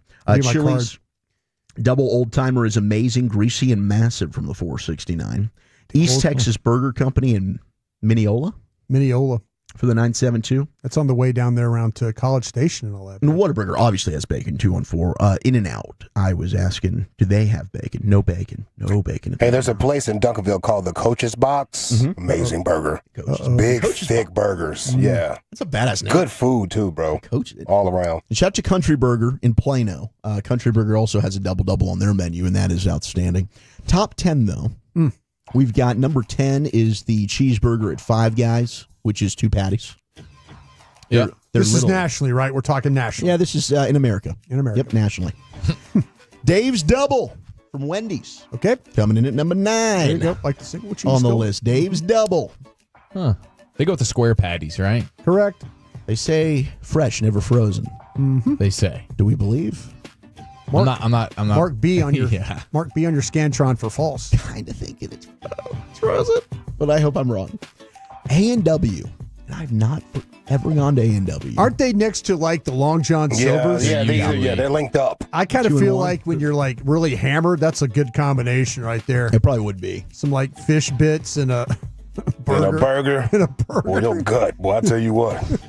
They call this. I wonder if they're money laundering myself. There's never anybody in the parking lot. Where? I have wondered that too. Where? A&W and Long John Silver. Yeah, there's never anyone in line. You've never had a conversation with someone who's like, yeah, I got to run to A&W real quick, or I just got back from A&W. Sorry, I don't need to go to dinner. I'm just telling you though, my mom is like a fan of that Long John Silver's. She's like, if you make her the happiest woman in the world, you bring her some fish from Long John Silver's to shrimp. Oh my God. I'm getting some A&W just trash. Happy on Mother's Day, Mom. What is A&W? What does A&W have? Is it just burgers, that's chili dogs? Oh, chili dogs. Maybe like a little. Do they actually have root beer floats? They have a whole lot of root beer. Okay, a lot of root beer options. All right, root beer float. And the root beer, yeah, I mean, like the root beer's going to be good. That's got to be like a root beer float would be good there.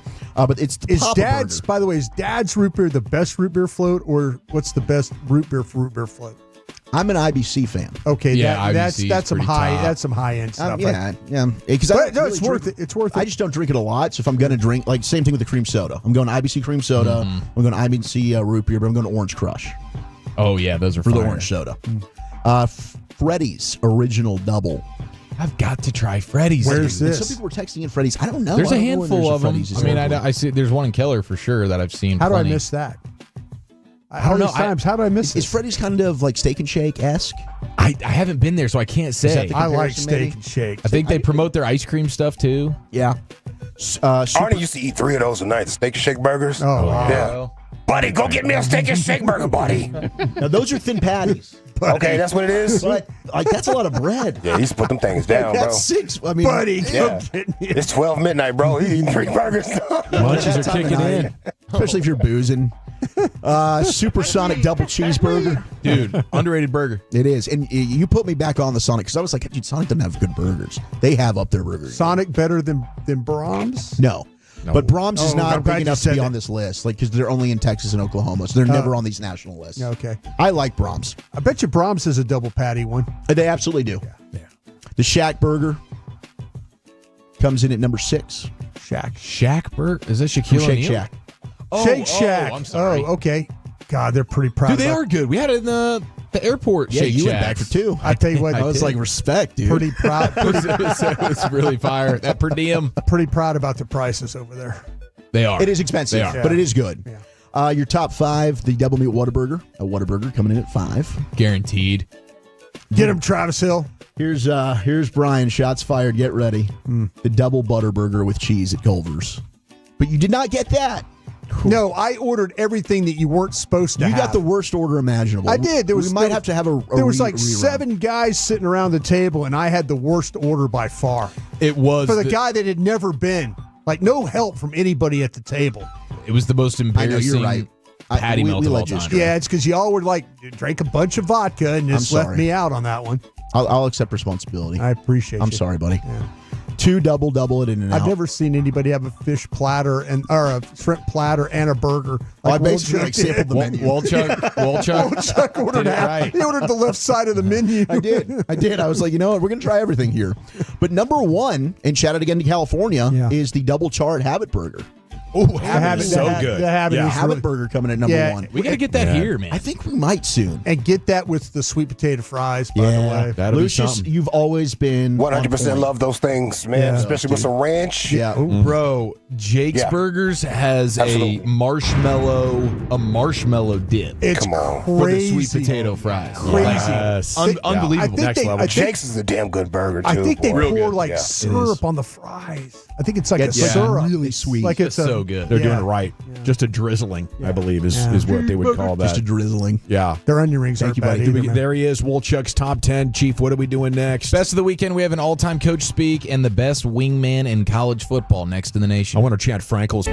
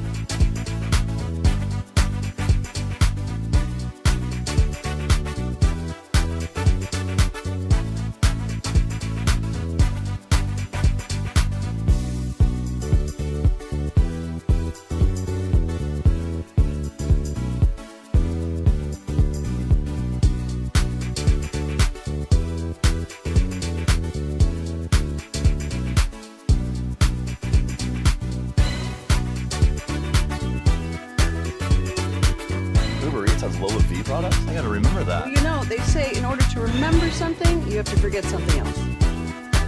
Okay, now that is a very cute haircut. That's like a little shag. I've never seen it before. Well, I mean, of course you have. It's the Rachel. Oh, is that your name? No, I mean, like, your name. No, I'm Jen. My name's Jen. Right, but I just mean, like, this is your haircut. But that's hair on your head. I'm not saying this is your hair. Okay, freaking me out a little bit.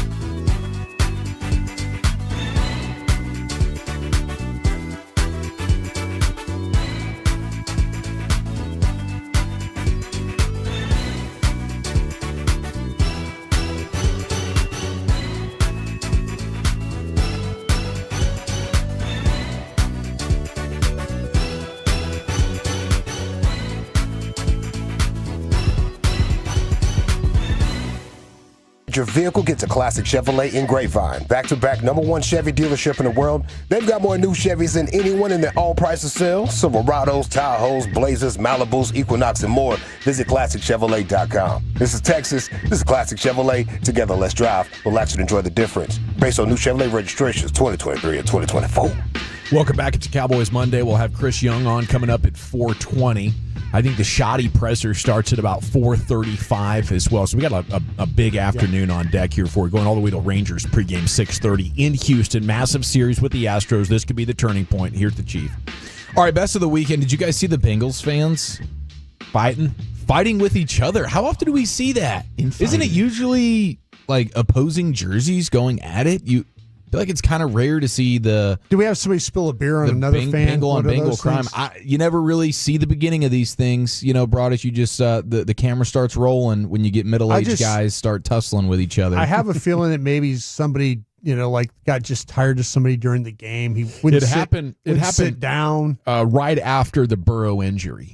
That seemed to be the catalyst. Okay, I think probably, you got people. Burrow sucked anyways. You're crashing out. Yeah. We're losing our guy, dude. Shut up. He's going to be back. Dude. By the way, they got nice the hats, the fans. Have you seen the little bucket hats, the Bengals bucket hats? No. I like that, bro. It looks like the helmet, but it's a bucket hat. Oh, That's really? Yeah, it's dope, man.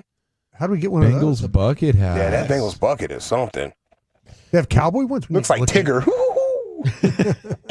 What is old guy doing look here? At that. Yeah, it's nice, bro. It is. Man, that'd be clutch for training. Old Ohio guy will always fight. Yeah, but you just have such terrible balance. You can't even survive yourself swinging without falling down. I know, that's my favorite part. You get these like 55-year-old hammer dudes, and they're just whiffing on haymakers, and then they fall down. Yeah, it always ends up on the ground. Nothing like throwing a punch and then falling down. It's in your mind. You think you still got those moves and you can do these things, and then your body tells you, no, man. Especially when you got arthritis, bro. Little up right there with your technique. Control your bowels, dude. You can't trust the fart, fam. So that was pretty amazing. Now, I would like to take you to my favorite coach at the podium, and there's always fun coaches at the podium in NFL and college football, right? I mean, to Brian Kelly this one up today. Well, I'm not going to Brian Kelly it up. I do see it in the midst. So you should play it. I got it for G-Bag of the day. Okay, perfect. He's ridiculous. But if you play it early. Yeah. I'm good on playing it because I really want to get to. We don't need to play. We'll save it for G-Bag of the day. Whoa. I do want to get to. I'll vote for it. That's stupid. Our coach is stupid doing that. I think he's since come out and apologize He should. at the podium. He absolutely should. I kind of like these coaches. I like if it's occasionally. Like Vrabel's doing it every time he's at the podium, basically. But I like a little lash out here and there. Yeah, and then there's also like a funny nature to some of these, and then some where they're just like downright mean. And it's like, come on, dude. And especially with the college one, because it's usually like a kid, like a 20-year-old kid. He's writing for the Louisiana State. Yeah. The Reveille. Whatever. The Reveille, yeah. I totally didn't know what to say. But I would like David Hellman wrote for the Reveille. Oh, did he really? Oh, yeah, he was good. That's where he got his start, huh? Yeah. Can't believe he gave that up. Yeah. All right, let's go. Let's get to Miami Dolphins head coach Mike McDaniel. Soon to be fired. No. Soon to be fired. San Francisco. That's weed. This sounds like weed. Come on, fam. Why? He be vaping on the sidelines. He's too cool to be a head coach sometimes. It's Mike McDaniel and the weed at the microphone after losing once again. To win games, you have to win the game, not lose the game. Knowledge bomb. That's like Trent Dilfer. He's worn out. You can't lose games and still win in the NFL. That was Trent Dilfer, and now Mike McDaniel, who's paid handsomely to coach professional football teams, is giving Dilfer a run for his money. That is his analysis about his Miami Dolphins, who are as down bad as a team could be at this stage in the season. 49ers at the end of the year for him? Yeah, 100%. That would be a quality control coach or some type of senior advisor. Run game whatever coordinator. label they got to put on there. Or maybe the Packers. They'll get all the band back together again. Are there any theories that maybe Miami's getting the best of them a little bit? I mean, he's too high all the time?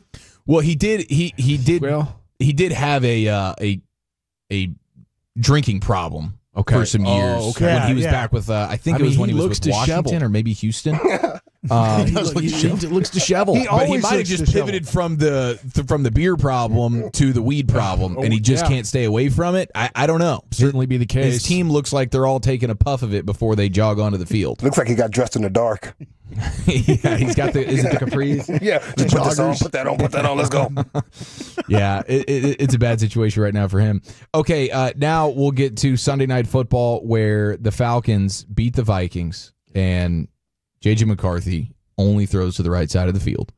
But that's not the point. The point is that the Falcons signed a kicker named John Parker Romo just a few days ago, and he goes 5 for 5 on field goals and ends up being named player of the game, alongside Bijan Robinson and Leonard Floyd, one of their edge rushers for the Falcons. And this is the interaction they had. Like, he just got to the team. He has no idea who these guys are. Let's keep going. And I know you're learning your teammates' names. You know their names, right? I know Bijan. This is Leonard Floyd over here. You guys want it? Nice to meet you. Back to you guys. Now you know why I pulled it. I was just going to say that's a laugh bracket nominee. That is crazy. Sounds like a stork. I'm going to hear it again. Back to you guys. Wow. That's Pelican. Pelican. Geographic.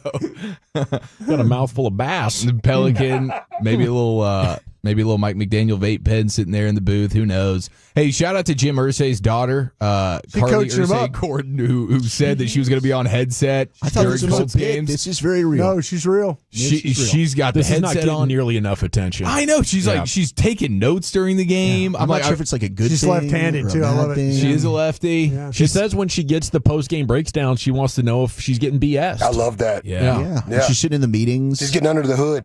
Well, she's put the pressure on. It's clearly working because the Colts are out here playing. Yeah, I mean, Daniel Jones looks like an MVP candidate through 2 weeks. Accountability goes a long way. That leverage penalty yesterday. They haven't punted all year. Yeah, they haven't punted all year. It's unreal. And when you play the Dolphins, that'll help. But still, now they just play the Broncos. Yeah. Broncos supposed to have a good defense. Yeah. Let's get Charlotte down there. Yeah. Just checking in on you boys. Hold them accountable.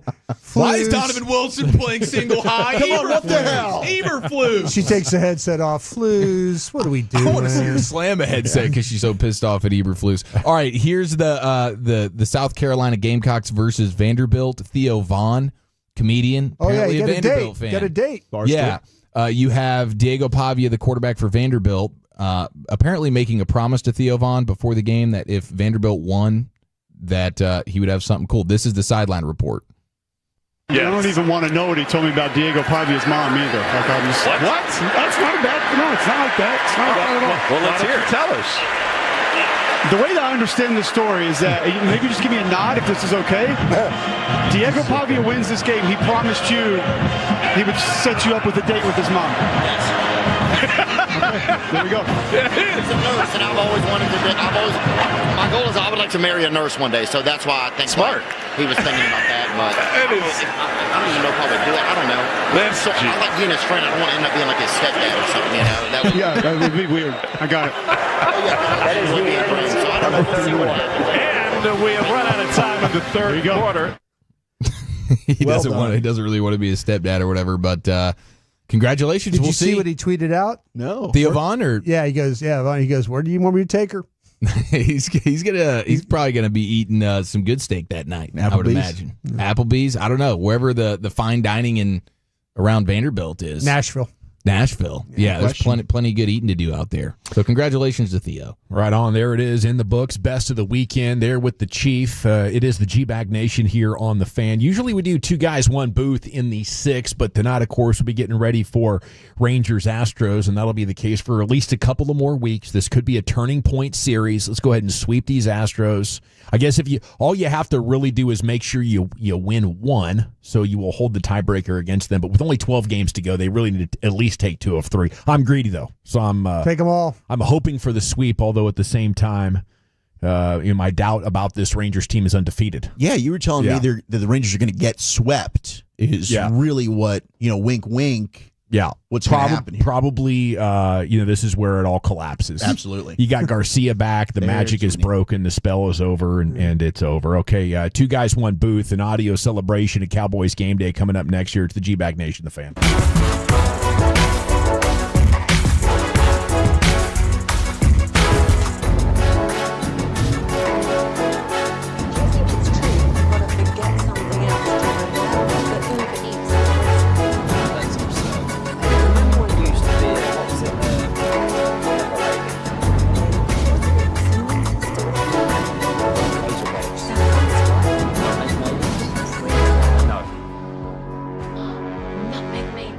Said that.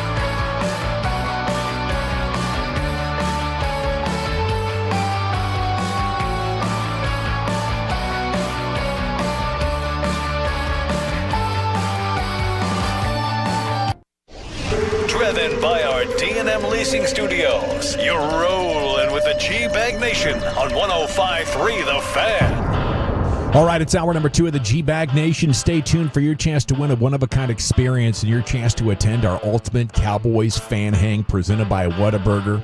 Multiple chances throughout the day. It's time now for an audio celebration of Cowboys game day. Here's Wolchuk and Chiafalo with 2 guys in the booth. All right, it's the best way to recap a 9-hour game day here on 105.3 The Fan. Thank you to everybody who went through it with us, from pregame with Eric and Brian to halftime and game time, of course, with Brad, Babe, and Christy, and then postgame with Brian and I as well. It's time for the 2 guys, 1 booth. But go ahead and do that, and then we'll. I'll do this. Oh yeah, I'll do that. You want me to do this, or you want me to do this? You do that, and then we'll do. I'll do this, and then we'll come and do that other. Do that other. Sounds great, boys. We start in the pregame show where we have a new award-winning segment where we give out the Meat Church menu. Yeah, I love it. I've heard both of them. Thank you. Yeah.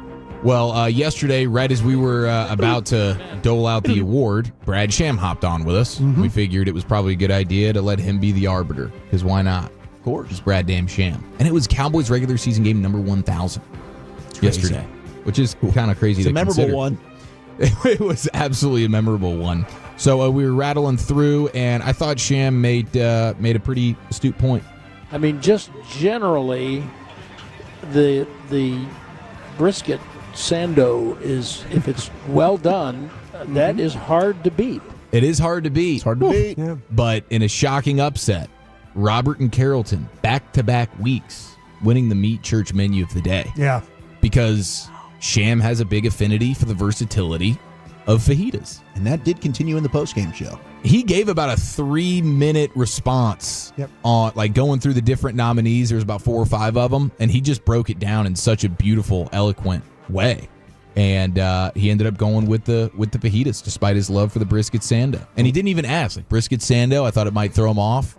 He was locked in. He's locked in. I just love that you got him to say Sando. Me too. Yeah. And he's saying it kind of questioning himself at the same time and draws it out. I thought it was maybe the moment of the day. It's a culinary artist right there. I mean, he designed his own burger, a rodeo go. That's true. And they had a sushi, like, did you guys see the sushi tower thing that they had in there? No. Yesterday? There's a sushi tower. No one touched it until me and Fred got there, and I was like, wait, there's. Of course, you guys. It was like a tuna tower. Didn't even see that. It was like a tuna deal. Where were they hiding? It was like right there to the left of the main sushi plate. So little tower. Yeah, I don't know if Brad just like threw that in there. Like, how many plates did you hang in there for? About 3? It was just a good size one load up. Took it back. Had some Babe Laufenberg chicken tenders as well. Those chicken tenders underrated. I know. I was surprised at how good those were. Same here, man. My gosh. Eric, I was trying to help you out. You know, the gentleman that brings the food in, like, he was kind of trying to watch the game, and I tried to put him in front of me. I said, come here, stand up here. He's like, oh, no, man. I was trying to get him, like, trying to take care of the guy that feeds us. You know what I'm saying? I appreciate that. Sweet man. Yeah. All right, let's get to the coin toss here. And, well, if only they were correct with this prediction. Okay, Russell Wilson has suffered his first defeat of the afternoon. And so the... Should have started Jackson Dart. Yeah, Russ is pretty damn good. Man, wasn't it amazing that right around the time Jackson Dart is coming in for an entire series, Russ is like, hold my beer and watch this. Yeah. Whoop, whoop, whoop. Ball Crazy. in the air It in a fueled hurry. him, dude. Crazy. I think it did. I think he saw the end of his career happening, and he said, you know what, I'm going out guns blazing. He mentioned that in the post game. Damn. That he'd heard a lot of talk. Need to go out there, earn my spot. I mean, and that's a regular series, like early in the 4th, right? Yeah. That was crazy to debut Jackson Dart in that spot. It worked on one of those Scatteraboo. It wasn't bad. I knew Scatteraboo was going to play more. He just went right up the gut for about a 40-yard run. I guess everybody just assumed Dart's going to run the ball, and the one time he did, he tripped over the 33-yard line. Yeah. It's like, man, we need more of those plays. That's tough. All right, let's go ahead and get to the next one here. And I have no idea why Bill Belichick's girlfriend got name dropped, but she did. I mean, how do you overcome 5 penalties in a drive? Well, you throw 150 yards. Well, and get penalized on that play. On that play. Wow. 2nd and 8. They're offside again. Oh, my goodness. Oh, it's Hudson again. It's my guy again. Bless his heart. Off at the 55. Give him a break, David. Yeah, come on. help him out. Isn't there a limit, like Little League? Isn't there, do we have a mercy rule where we can't call another penalty on the guy? No, unfortunately, but I just saw a shot of Brian Dable, and it looks like he's not calling him to the sideline because he's afraid of what he'll do to him if he gets him over there. I've never seen that before. It hadn't happened since 2000, according to CBS Sports. A player getting penalized 4 times in the same drive, and he did the slap of James Houston, right in the head. The slap. You saw what Guyton did. Did you an feel like arm bar on Sam Williams? I think it was bad. Man. I kind of feel like that Houston was going down. He was going to push. He was falling forward. I mean, I'm glad it was with the Cowboys. It was a little incidental. I don't think he intended to slap him in the back of the head. Houston was stumbling a little bit, and he caught him right. It's a rough start there for James. Yeah. And then he got benched. Yeah, I thought at one point Dayball demanded him out. Then he got overruled, and then the next play there was another penalty, and he's like, "Okay, now we're really taking him out, right?" And he was arguing. He was ticked off. They pulled him, and Bo or whatever was okay. Not bad. He solid tape from Purdue. And I just think getting out of here in these games does crazy stuff to people. All right, not everybody. I know on our show we're not always paying attention, but this can happen at times too in the game. Players, broadcasters. Take it away, Brad. And there's a marker down, and we may have to call. The snap, delay game. Office number 4. 5-yard penalty. Wow. Did it look like? I wasn't watching the clock. Did it look that way to you? Neither was Dak. Well, therein lies the problem, and ladies and gentlemen, here comes the punt team. That one was an infuriating play. And even going back and watching it, like Dak is changing things at the line of scrimmage. It's like there is clearly a hole here. If you're going for a quarterback sneak, you have an opening. There is a gap. You're going to get this easily. And all your adjustments, they're not moving their defensive line. Just line up and run the damn sneak at the first down. Let's move on with our business. I think they probably outthought themselves on that one. Absolutely. They were trying to snap that ball with 1 second left is what they were doing. And then we talked about it a little bit. This was a crew that had 2 of the delay game penalties going in. Yeah. I thought they were trying to fake a hard count because they went through all their theatrics. Initially they were, and they were then it was but they had fake, a good look. fake, and then get to the line and snap. And they didn't get to the line fast enough to snap it.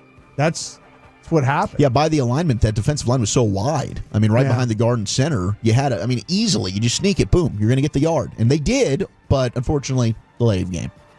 Then all of a sudden, Scattaboo makes an appearance. The guy is like tackling a bowling ball rolling downhill now. Let me just go on the record. I don't want to tackle anybody, but I really don't want to tackle Cam Scattaboo when he's got ahead of steam. I mean, he's a physical runner. I don't want to tackle him when he's sleeping, to be honest with you. Probably still. I really don't even want to get into that. Babe will get a little risky on this. He will, bro. He will. He had he was talking about some crack or something, and then in the overtime, I mean, rear crack, like a rear end. Yeah. Oh no! He was on the field. Whose crack was it? His own. Oh, he was at Texas, and he was talking about at UTEP, the sweat, ice. Yeah, it was so hot, and we don't have that. I know. I asked. Khaki Kevin Walker. I think that was an That's overtime. The goal. We're gonna have a conversation. I know. That was an overtime. And I called for Count your days. All right, Kev. I love you, Khaki Kev. You're a mean green. We're gonna workshop this. Don't you worry. How about those collisions though with Scattaboo and Donovan Wilson? Oh, and he just ran over him. Like, Donovan Wilson usually is on the other side of that. Right. Yeah. Two guys. That is the guy like him, Derrick Henry. They're on the Mount Rushmore right now of guys you don't want to tackle. Yeah. Even if it might just be a 1 yard gain for Scattaboo, but you're going to feel it. Absolutely. All right, let's get to some of these highlights. And of course, we got to get to the player, Brandon Aubrey, the pride of Plano, Texas, 64 yards. Game on the line. Can he send this into overtime? 64 for the tie. Or it's the last play of the game. Snap, hold, 64. And sweet butter. But don't hurry to re-sign the kicker, whatever you do.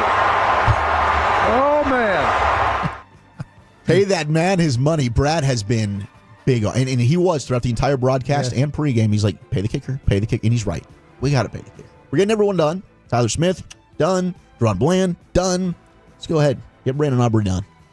And now we get to the one moment that allowed for the defense to get just a little brief moment of love in the post-game locker room when Donovan Wilson went up for this one.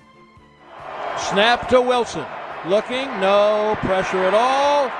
Deep ball down the middle. It's intercepted, for crying out loud, by Donovan Wilson at the Dallas 30. Will wonders never cease? That ended up being a heck of a catch for your strong safety to make. It was. He did high point that thing well. Yeah. Sure did. Tracked it. Sure did. You're right. Probably the worst throw of the day for Russ, but Donovan Wilson made him pay. That's all you can ask. If you're given the opportunity, go make the play, and he did. Credit to Sam. Thank goodness he did. And finally, Sam Williams. Was not a good game for Sam, but he did get pressure there. Let's go to the game winner here. After Dak Prescott scrambles for 14 slides, lets everybody know about it. Hell yeah. Cha-ching. 46 yards. You got it again, Butter? Good operation. 46. The kick. Wins the game. Butter, butter, butter, butter, butter. Extra butter. Cowboys win in overtime. 40-37.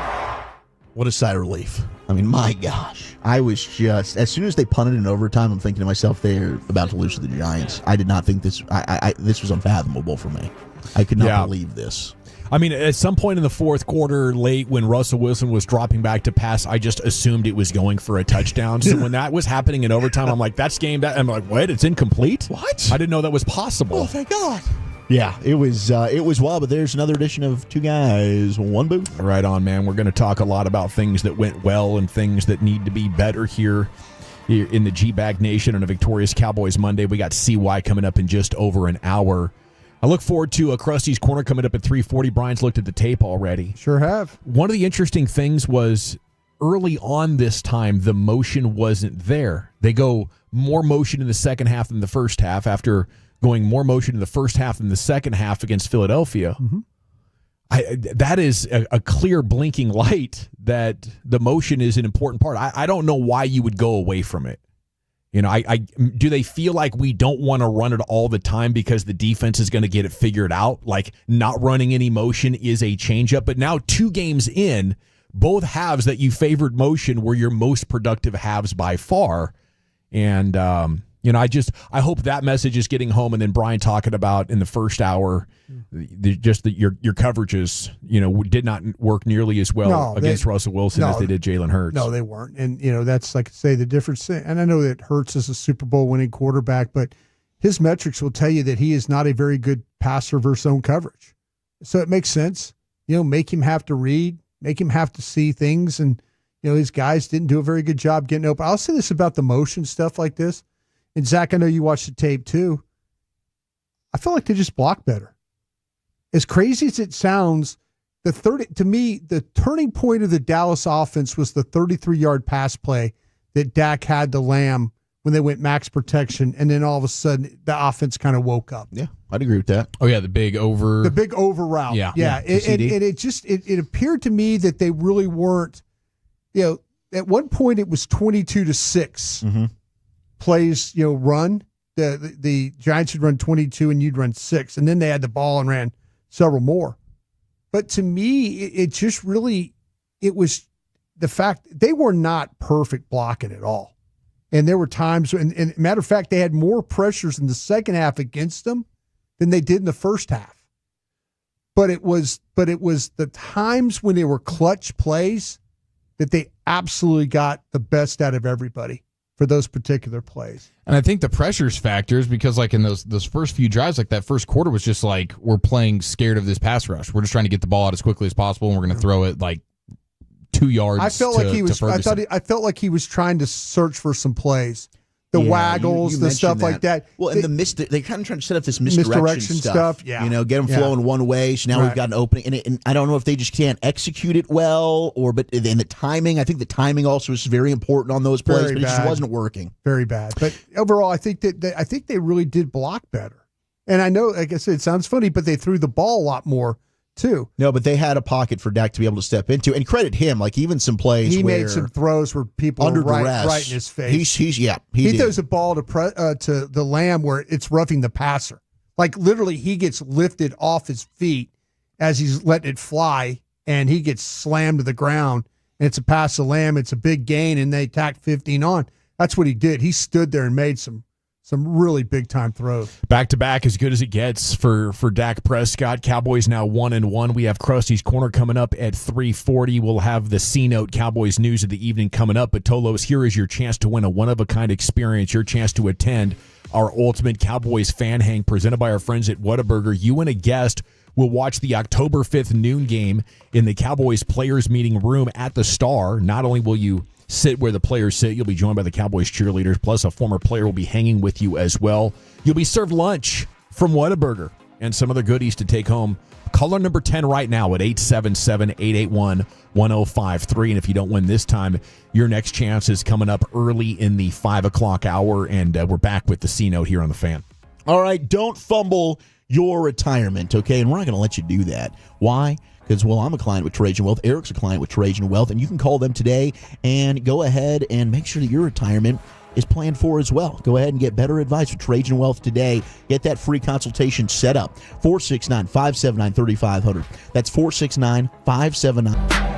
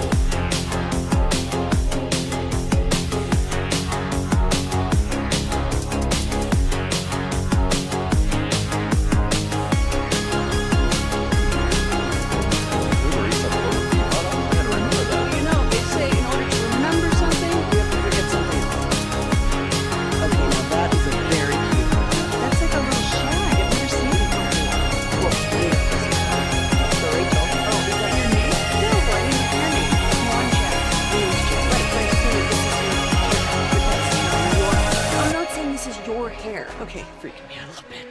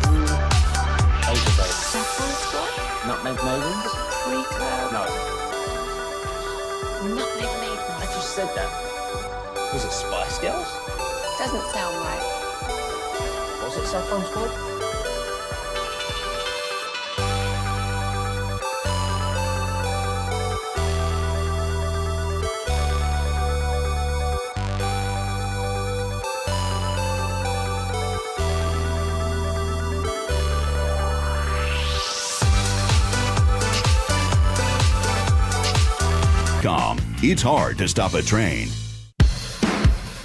Welcome back, Nation. Time to hit the C note here. Cowboys news of the evening. Part of it not going right yesterday. Kaiir Elam leads the NFL in yards surrendered. Unfortunately, he is who the league thought he was coming out of Buffalo, and even though he was great on off-season workouts and a training camp, he was getting all the picks and the PBUs.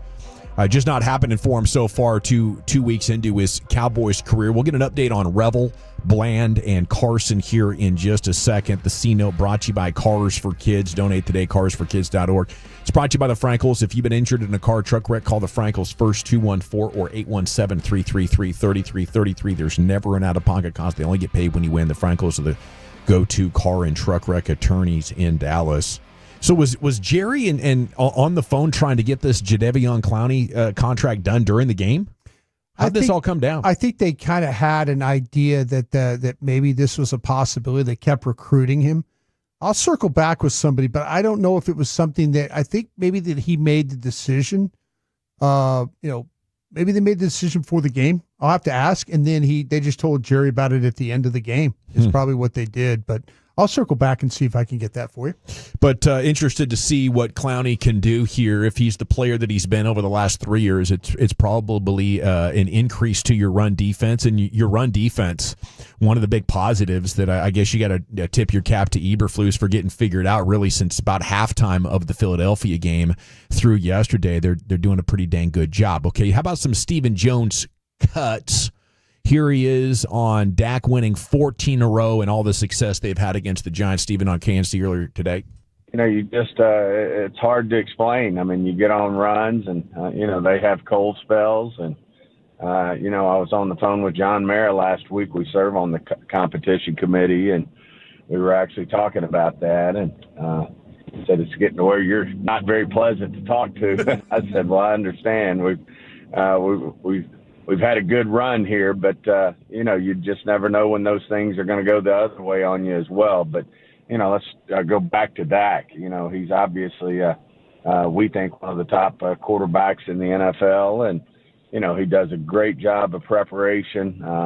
He does know our division very well. And, he's been very successful within it. And it all starts, if you want to have success in this league, it all starts with winning your division. Well, number one, you do have to count your blessings that the Giants have completely fallen apart the last 14 years, because if they would have been able to hold the standard that they had with Coughlin and Reese, then you would be in big time trouble right now with Eagles, Giants, and Jaden Daniels there in Washington. But I wanted to get your thoughts on him calling Dak one of the best quarterbacks in the NFL. They've said that consistently, but now he's come out with these 2 games. Where are you putting Dak? Through the first couple games of the season, he's absolutely been. I mean, I think Pro Football Focus has him graded as the second best passer in the league. I want to say Matthew Stafford is their number 1 guy right now, but I mean, he's been. Don't tell Bob that. But I mean, he's been absolutely outstanding under pressure, and I mean the amount of third down conversions. I think they're second in the league with their third down conversion rate.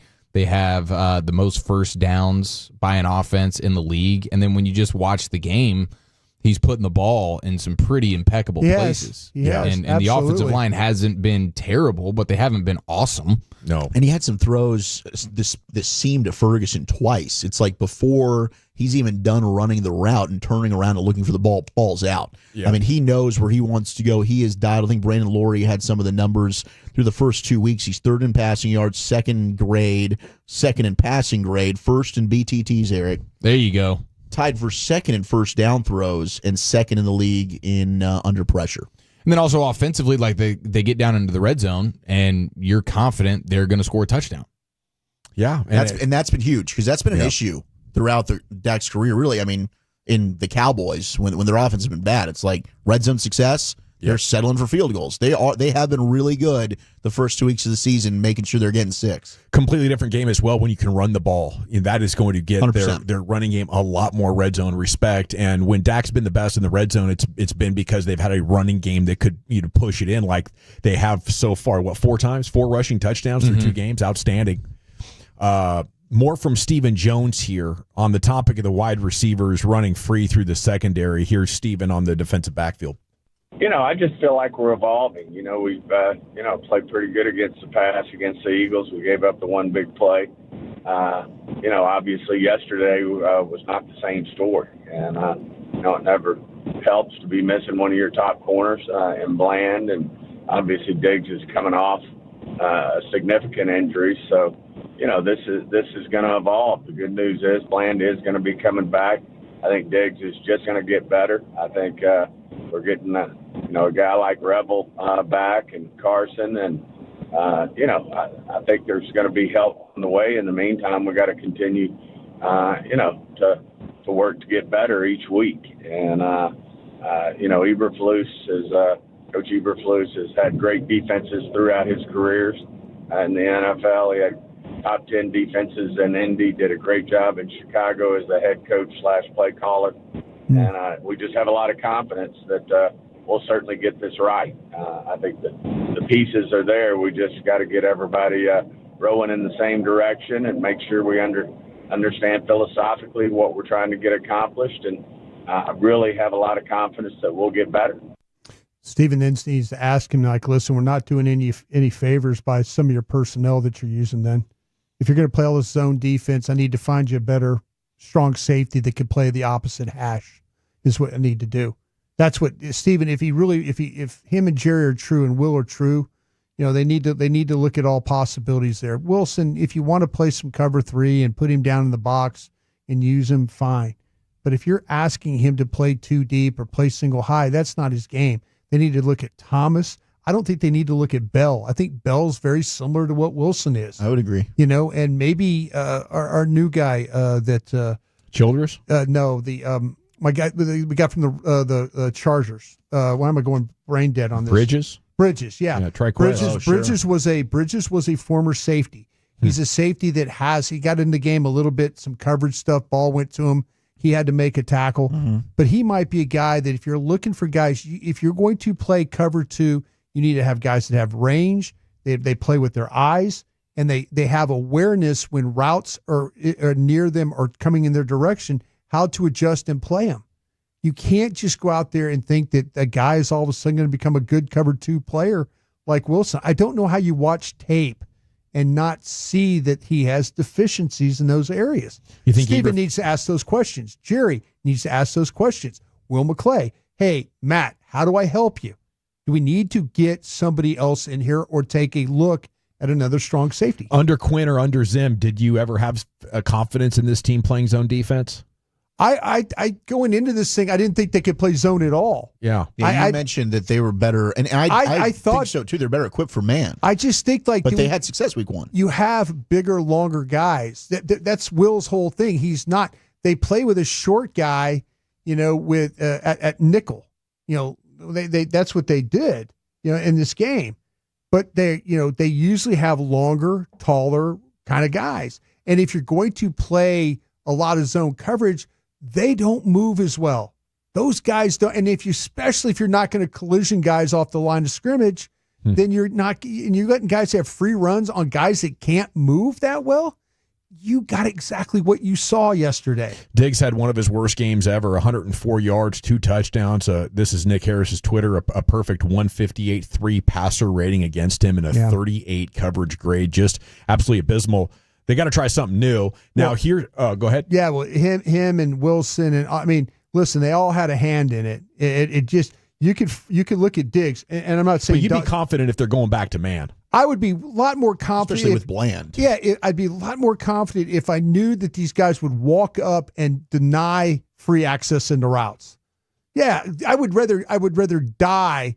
Don't let me die by free access and guys just running through the secondary. Mm-hmm. That's what the Giants did. Their game plan clearly was like, okay, you're going to play man coverage. You got a guy that can't play off the hash. Yeah, you're going to play 2 deep. You got a guy that can't play off the hash. Yeah, personnel. I think that I agree. Look at with all you. the big plays. Look at who was on. Look where who was on the side to where all the big plays were thrown. Dono. Yeah. Yep. Yeah.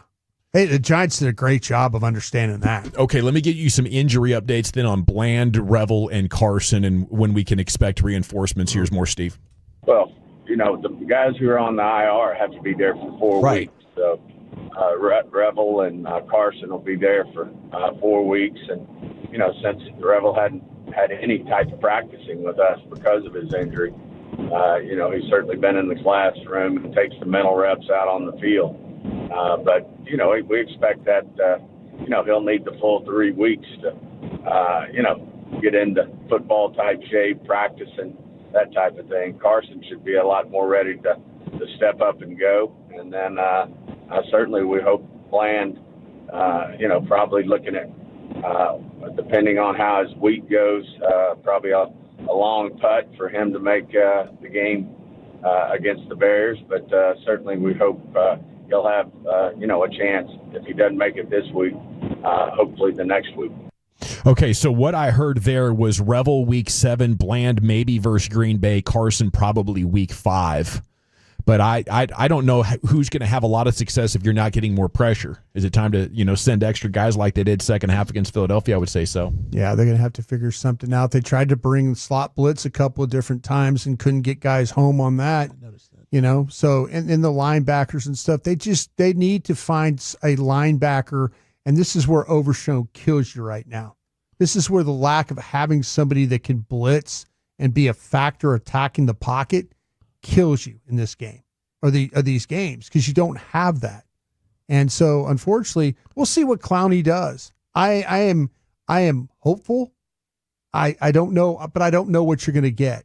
I just don't know what you're I'd like Leofau them to try that, to send Maris Leofau. If you're going to blitz a linebacker, I think he's got the skill set to do that, but they haven't given him many snaps. He's got 15 snaps in the first 2 games. They were in a situation in the game yesterday where the ball goes over Diggs' head, like in the short, and Bobby and I were having this discussion, and it's kind of like they were playing cover 2, and Maris has got to, maybe Maris makes a bust there, so all of a sudden he's on the field and he busts, and maybe the coaches don't want to play him. No, 100%, and that's probably why he hasn't been on the field. But if you're blitzing him, the coverage stuff I get. Sure.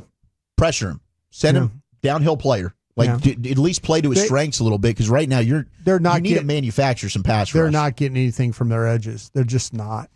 All righty, we're going to get something at Pickler Universe coming up on Friday, 35 and Bush, basically right there on the service road, just north of that, the best place to play pickleball. Of course, our friends from Stella Artois are going to have us out. They'll have cold beer samples for you, some NAs. They'll be flowing as well. That's coming up on Friday. The G-Bag News should be out and about. Rangers pregame coming up at 6:30 tonight. They're in Houston. Huge series.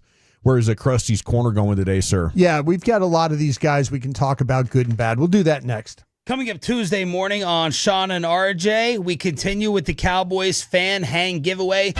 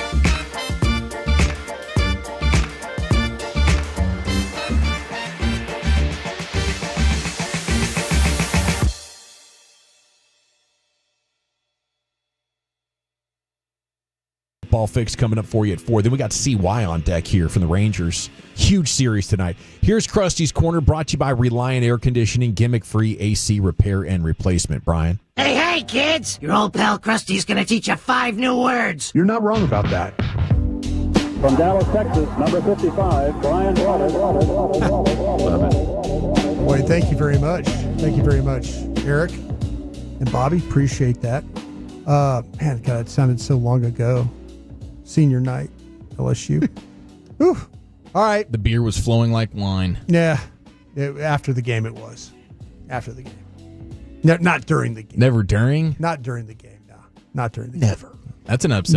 Never during the game. Never. Got a question for you guys just to start this thing out, by the way. What's that? What's a more successful play in NFL today? Brandon Aubrey kicking field goals or the tush push? Well, Aubrey one's is legal, not one's cheating. not. Yeah. We're seeing quickly here the tush push is becoming a total mockery of the sport. I can't believe all the owners that voted to keep it. You know, after watching this weekend, how many pushes did they have? 12? They have 12 pushes? Especially the Chiefs. I think they ran it 7 times, and it was just obvious basically on every single one of them. Offsides? They're offsides, and the interior linemen are moving before the ball snapped. Yeah. So it's a joke. So there's a false start and an offsides. And the Chiefs were one of the teams that voted for it to stay. So shame on them. I like what Seattle's doing. Seattle's putting their tight end, like their third tight end in there. He's their push guy. So he's the quarterback on that play. There you go. I think we need to talk about that here for the Cowboys. I don't know if they got any tight ends that are physical enough, but maybe that's a good job for Maybe Skinny. Spanford. It's a big boy. Spanford. Hey, we should ask Ferguson on Thursday. Hey, would you be interested in some tush push action? Tush push. It's funny that, like I say, they look off sides every play. Every play. The center is a half a yard beyond the ball, it seems. Yeah. And the officials have no clue how to call that. Yeah, isn't that weird? Yeah, they have no clue. And then they'll call it 9 other times, but they won't call it on this one particular play in the neutral zone. We talked about LP, Lattice LaDucer. Yeah. And Washington that one time called out, okay, he does something with the ball where he moves it right before the snap. And so they ended up, the officials caught it and said, okay, they threw a flag and ended up costing the Cowboys the game. Like, can coaches not go pregame and be like, hey, can you watch the way they're lining up here? Yeah. They're offsides. And the officials then go ahead and boom, here's a flag. Because nobody's calling it, and it is bizarre. I don't understand it. Just amazing how accurate that kicker is, though. He's the man. They got to run a play. They're going to run a 3-yard play, basically, so just to get him in field goal range. But if you're asking which play would I rather have in my toolkit as a coach, I'd have to say the tush push right now. Because the way you score touchdowns with it. At third and 2, it's automatic. We're going to do this thing twice and have a first down. 4th and 1, we're taking them all. 4th and 2, we're taking a lot of those. Yeah, it's going to keep so many drives alive. They're playing a different game with that thing. They really are. Yeah. I think that, to me, if you gave me a choice between the two, I think I would take the tush push too. It just seems like, to me, if you're allowed to cheat, then why not? Well, the owners, again, voted for it. Had a chance to knock that thing out. They didn't knock it out. No, for sure. But then when you're a referee and you see what's taking place on the field, it's your job to throw the flag. Yeah. Zach, if you want to help me on some of this stuff, chime in about some of this, what you guys saw. And everybody chime in with what they saw. Chime in. Offensive line. We'll start with them. Seriously, where should we start? Offense or defense on this team? Where would you like me to start? I guess start with the bad and finish with the good. Kind of feel like I've talked a lot about the bad with the corners and stuff like that. And I don't think it's the corners' fault. I do think the lack of pass rush is pretty evident, though. Here it is. Yeah, and I don't think it's all Mike. I don't think it's all has to do with Micah Parsons. If you have Micah Parsons, you could probably get away with rushing 4. I'll tell you what I thought. Yes. Solomon Thomas is a good. Ose is a good. Kenny Clark's a good.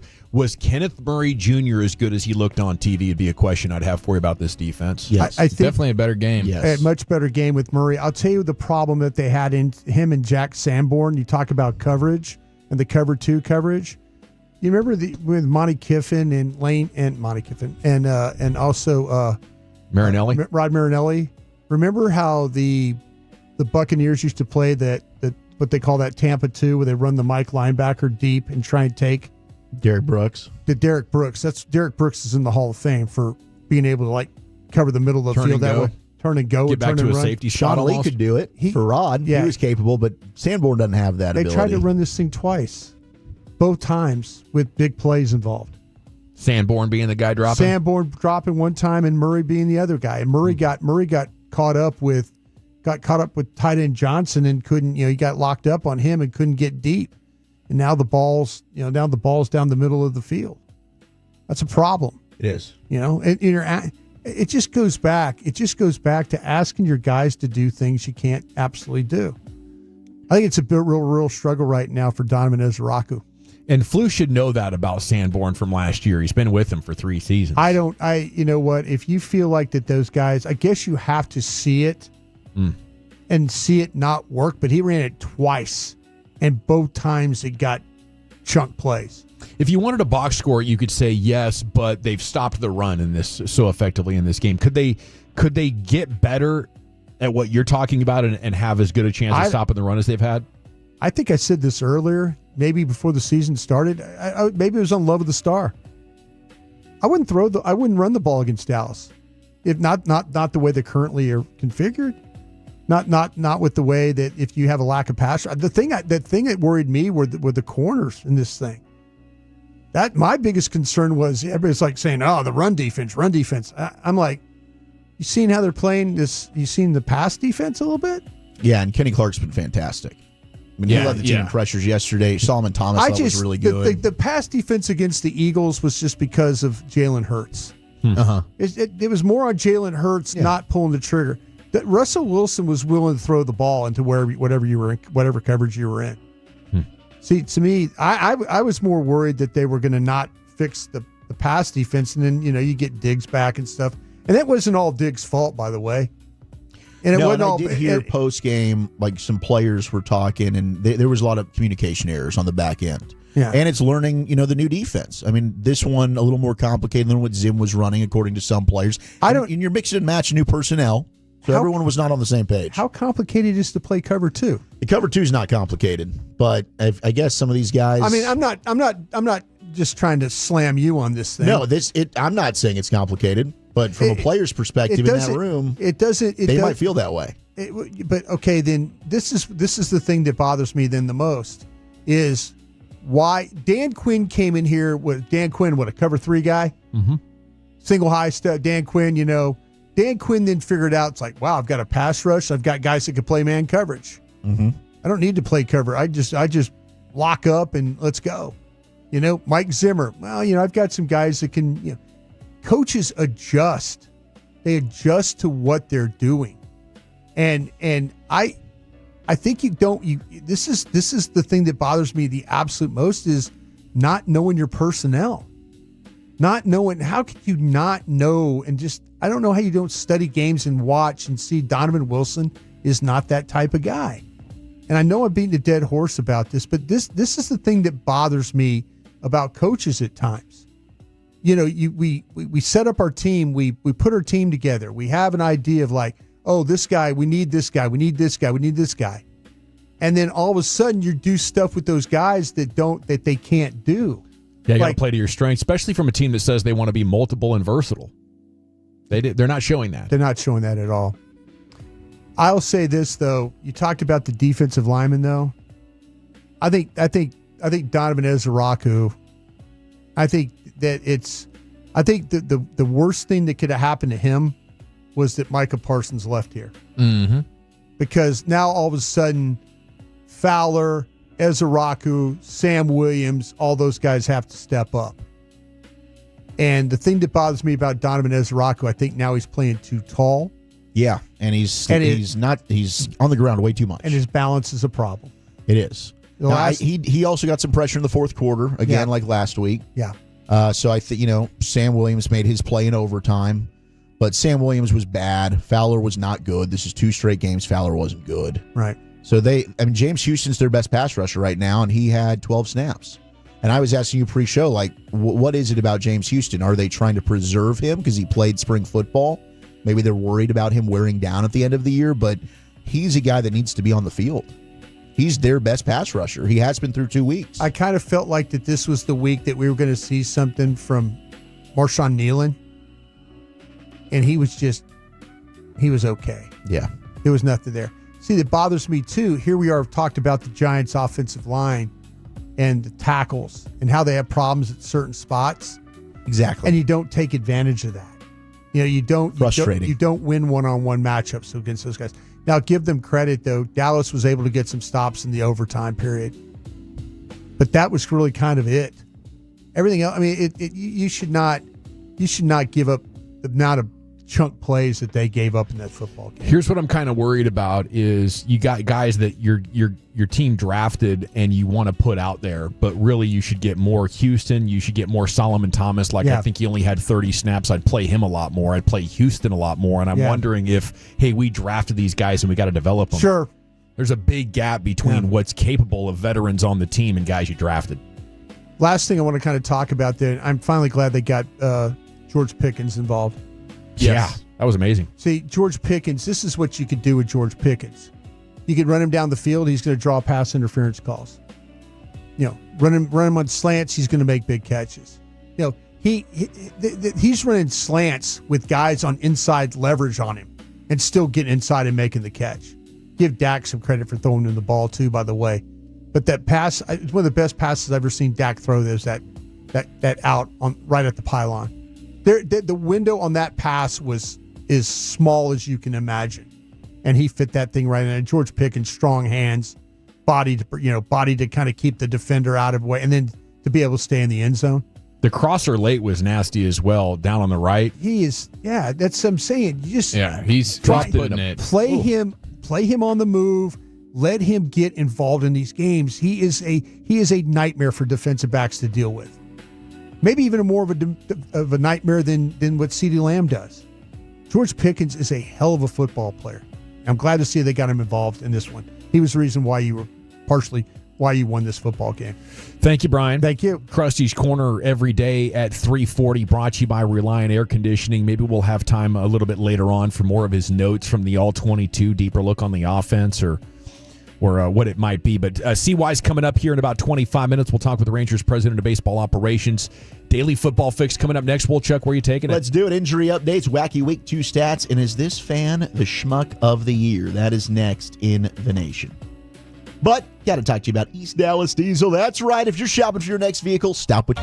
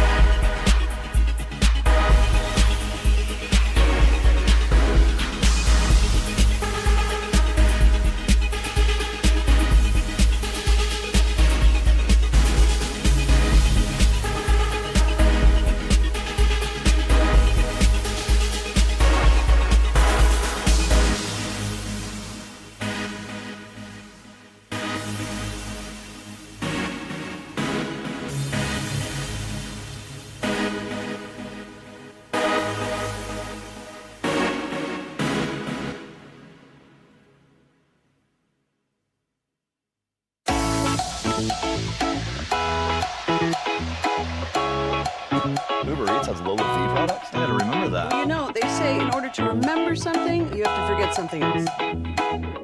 Okay, now that is a very cute haircut. That's like a little shag. I've never seen it before. Well, I mean, of course, it's the Rachel. Oh, is that your name? No, I mean, what's your name? No, I'm Jen. My name's Jen. Right, but I just feel like this is your haircut. But that's hair on your head. I'm not saying this is your hair.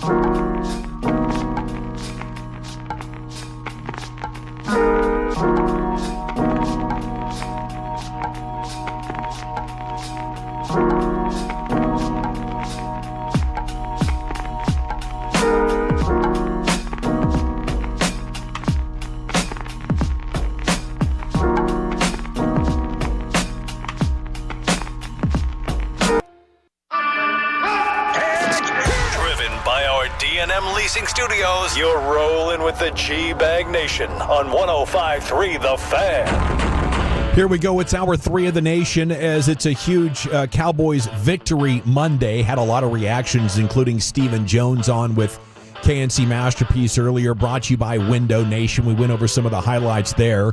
He does expect Deron Bland hopefully back first, then Kalen Carson. But Rebels, it really sounded like week 7 for Rebels, saying he's going to need that full 3-week window once he comes off IR because he really hasn't had a proper training camp up to this point. So that kind of gets you up to date on where we are, where we're going, Brian. Yeah, they got Diggs ready in about 2 weeks, right? That was impressive. Yeah. And so he has been working out with Britt Brown. So, it might turn into Steven might be playing the long game there because he doesn't know how he's going to have to replace. Maybe it's like, well, he hadn't played, we don't really know, and with these other guys, you kind of know. These other guys, you kind of know that maybe having Rivel out there might be a good thing. Man, I hope so. Josh Butler. Be an oasis in the desert. Josh Butler was another nice. Name. Yeah. He was really good. Was a saving grace at times in games last year. They need to figure out the strong safety stuff. And I mean this in no disrespect to Wilson. I'm just saying I feel terrible for him because he's put in a bad situation. That's the problems. But if you want to play him if you want to play him down in the box and you want to play some different coverages and stuff, just don't ask him to cover. But they need to get some of these other corners. They need to figure out if they're going to be a cover 2 team. They need to figure out the strong safety. They need to have collisions at the line of scrimmage. If they don't do that, if they come out against the Bears and they continue to do that, they're going to get chewed up. Yeah. You just you let and listen, Neighbors is a damn good receiver. And we went into this game, talking about Rondell Robinson. I mean, but the fact that they were just running just free access and running vertically and just blowing by you. And Russ just launching it, you gotta have something different there. They know Wilson, struggles to recognize what the job's going to be in a half second, and he's just not fast enough to. Well, he tends to freeze, and and what happens is he stares into the backfield. Yeah. So he's looking. That's why he's better downhill. He's looking at the action, and then all of a sudden it's like, oh wow, I didn't feel that balls over the head. Yeah, I didn't feel like there was, like I said, the time that the touchdown to Neighbors. Like Neighbors is past. I mean, he is past the corner, and now Wilson beyond the safety. Yeah, and Wilson just reacts like, "Whoa, what just happened?" And as that outside corner in that Tampa 2, it's okay to let the guy behind you. The safety's supposed to be there, right? Well, what you want to do is, like I say, the guys like Rondé Barber and others that they used to play, there was a like a jam and you funnel. They weren't giving you like just free access into the route. That's the difference. Well, that's the one play where Elam, based on how he was playing the coverage, it looked like he thought he had safety help. Yeah, because he wasn't running downfield. No, and that's the thing with like to that side with Hooker. It's like he kind of looks back like, what the heck was going on? I funneled him to the inside, and then these safeties, their eyes get on things, they see things they probably shouldn't react to. All right, we'll be back to the Cowboys here before too long. Of course, it's the G-Bag Nation here on the Fan, and Schotty's supposed to be talking here coming up in about 30 minutes, so after CY, we'll get to Schotty. Here's Wolchuk with your daily football fix. Okay, Jadeveon Clowney is at the Star in Frisco. It is official as he is talking with the media. He's saying he expects to play Sunday against the Chicago Bears. And John Machota reporting on why he felt like, hey, I want to sign with the Cowboys. He said, well, I got a lot left in the tank. He said, I like the Cowboys secondary. I like that they got Kenny Clark. I think I can help their team. They just need some edge rushers. And I felt like I could go out there and help this defense.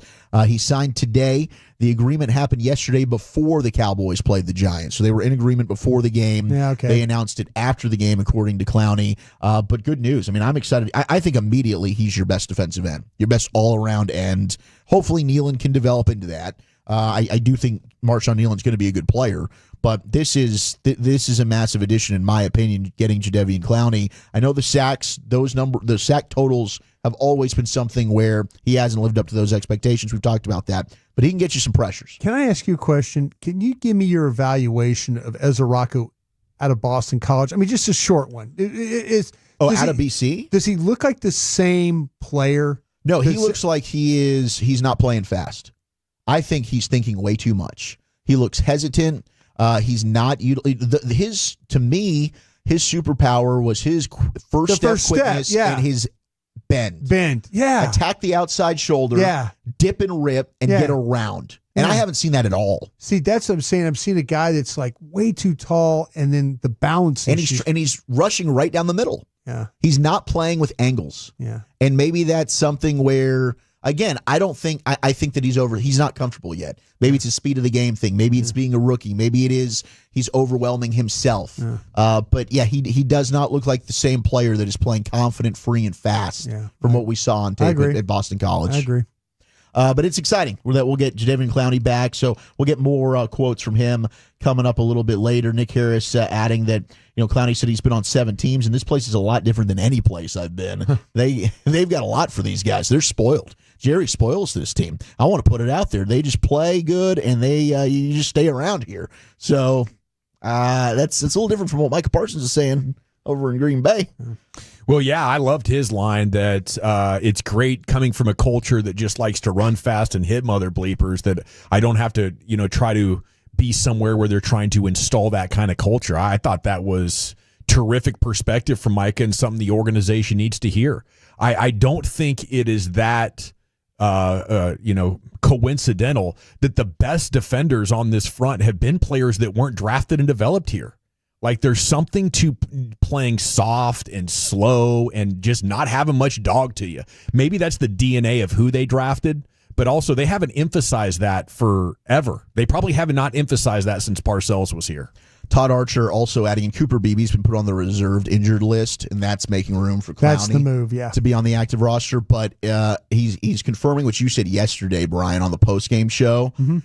It's not a high ankle sprain, It's which a is lateral, what Schefter reported. Yeah, lateral sprain. For Cooper Beebe. It's a lateral sprain, but also he's dealing with a fracture of a small bone in his foot. That's why, there you and go. That's why it's 6 to 8 weeks with the time frame. There you go. So that's the news on Cooper Beebe. So they found the fracture then this morning is what happened there. Okay. So it is a lateral sprain of Cooper Beebe's ankle as well as a fracture of a small bone in his foot, per Todd Archer. And Brian, in our postgame show, had the lateral sprain. Nailed it. Confirmed. And how about Nick Harris saying in the locker room, Beebe had a swollen ankle that was basically the size of his head. I know. And if you've seen Nick Harris's head, man, that's a big noggin right there. It's a hell of a noggin. Pretty good sized noggin, but he's a smart guy. Smart guy. Do we don't know what the bone is yet? Just in the some bone in the foot. I don't know, but I think there's a lot of bones in there. That really does suck, because I thought Cooper Beebe, he did give up the one pressure that led to Dak's interception, but I thought watching the tape he played a lot better than I initially came away feeling. I thought he was getting some movement in the running game, especially dealing with Dexter Lawrence. Like there were some high snaps there, but he was holding his own. And the one play where he peels back and picks up a rusher on the backs, like that's the reason. One of the reasons why Dak was able to get. I think it was on the 33-yard game. Yes, and that was badass. I kind of feel like that was designed. Yes. Yeah, absolutely. Yes. Yeah. I thought it was pretty awesome. Speaking of foot injuries, if you missed it, Joe Burrow, he's going to have surgery. He's going to be out 3 months. And this is a turf toe injury. So I saw one report, Cincinnati has called Green Bay. They've asked about Malik Willis and his availability as their backup. I also saw on Friday, Derek Carr, man. He's talking about a comeback? I might be willing to come back. I mean, do you give Derek Carr a call, man? I mean, I don't know. I don't know if Derek Carr's the guy. They're going with Jake Browning. So, I never thought we'd get quite as enticing a game that we have coming up. Jake Browning quarterbacking the Bengals and Carson Wentz quarterbacking the Minnesota Vikings, because you've got now J.J. McCarthy hurt. Yeah, that's the battle of disgust. And it wouldn't have been much better if McCarthy was playing, because he's playing really, really bad. Oh, okay. Here's also a reason why Jadeveon Clowney is signed here. $10 million. He's trying to get a big-time contract next year. I got 7 primetime games to prove and show the world. That was my whole thought on coming down here. I get to play primetime and put myself out there again. You that? Sky is the limit again for me. I don't feel like I'm getting old. He said that. Terrence Crawford just beat somebody at 37 years old. I got a lot left in the tank. Yeah, that's a quote from John Machota. Okay. All right. I got you. So he is holding on by a thread. He's getting exposure. He is. I love the honesty. He's holding on for one more payday, General. Just one more. Well, and I think if he produces like he did last year, he'll be in line for another 1-year deal for about $6 million. Yeah. I was surprised that it was like $10 million is what he was getting a year. Yeah. And the Cowboys got it at 3.5. They can go up to 6. I was like, that's a damn good deal. That's probably why you said no the first time. I think he really helps you. You don't have another end who can set the other edge. This guy is going to be one of the best run-stopping defensive linemen on this football team. Yeah, I'm ready for Nealand and Clowney. Like if I get to call the shots here, which I don't, and they don't give a damn what I think, Brian. You know that more than anybody. You always tell us that. But I'd be starting Nealand and Clowney, and then I'm letting Sam Williams and Fowler and Ezaraku, James Houston, situational pass rushers. Houston's the first guy off the bench as a pass rusher. And I'm keeping the rotation at defensive tackle. Mozzie probably never going to see the field if these guys can all stay healthy. I want to push it with James Houston. I don't think there's anybody that looks close to as good. And now he's only 100%. Had like 25 snaps. His first snap yesterday gets a sack. Yeah. I'm like, wow. His ability to fire off the ball. There's good technique. It's strong. Ooh. There's so much to like about James Houston. I don't know what the holdup is there. 12 snaps. Yeah, something's weird. I don't know. Like, I wondered. The only thing I can think of is he played young football in the players. spring. Yeah. So, like, are you trying to preserve his body to last through 17 games? Otherwise, I don't know. Unless maybe it is like they're not sure. Does he there's other things to go into it, like Maris Leafau also. The percentage of snaps for him, I think, is very low. You're right. Like, there are times Maris can get lost, 100%. Sure. But we saw him last year. Like, as a blitzer, he can be effective. I would like to see that a little bit more before Overshone comes back. Tyrod Taylor getting ready to start in case Justin Fields can't. He's in concussion protocol. They got a game against the Bucs, but we got ourselves a Monday Night Football doubleheader here, fellas. You ready for this? Yeah, you ready? should Bucs, be every week. Texans, Emeka Egbuka. How many tutties tonight, boys? How many tutties for Egbuka? Probably 2. At least 1. 7? At least 4. All right, Isn't this Texans secondary? Again, I'm not acting like I know what the Texans are doing. Aren't they pretty good? The Yeah, Texans secondary defense is supposed to be very good, It but is. I think Stingley got pretty banged up last week. Oh, did he? Yeah. All righty, thank you, Wolchuk. Thank A football fix is in the books, and we'll make way for Chris Young coming up next here. It's the G-Bag Nation on the Fan. I have to chat.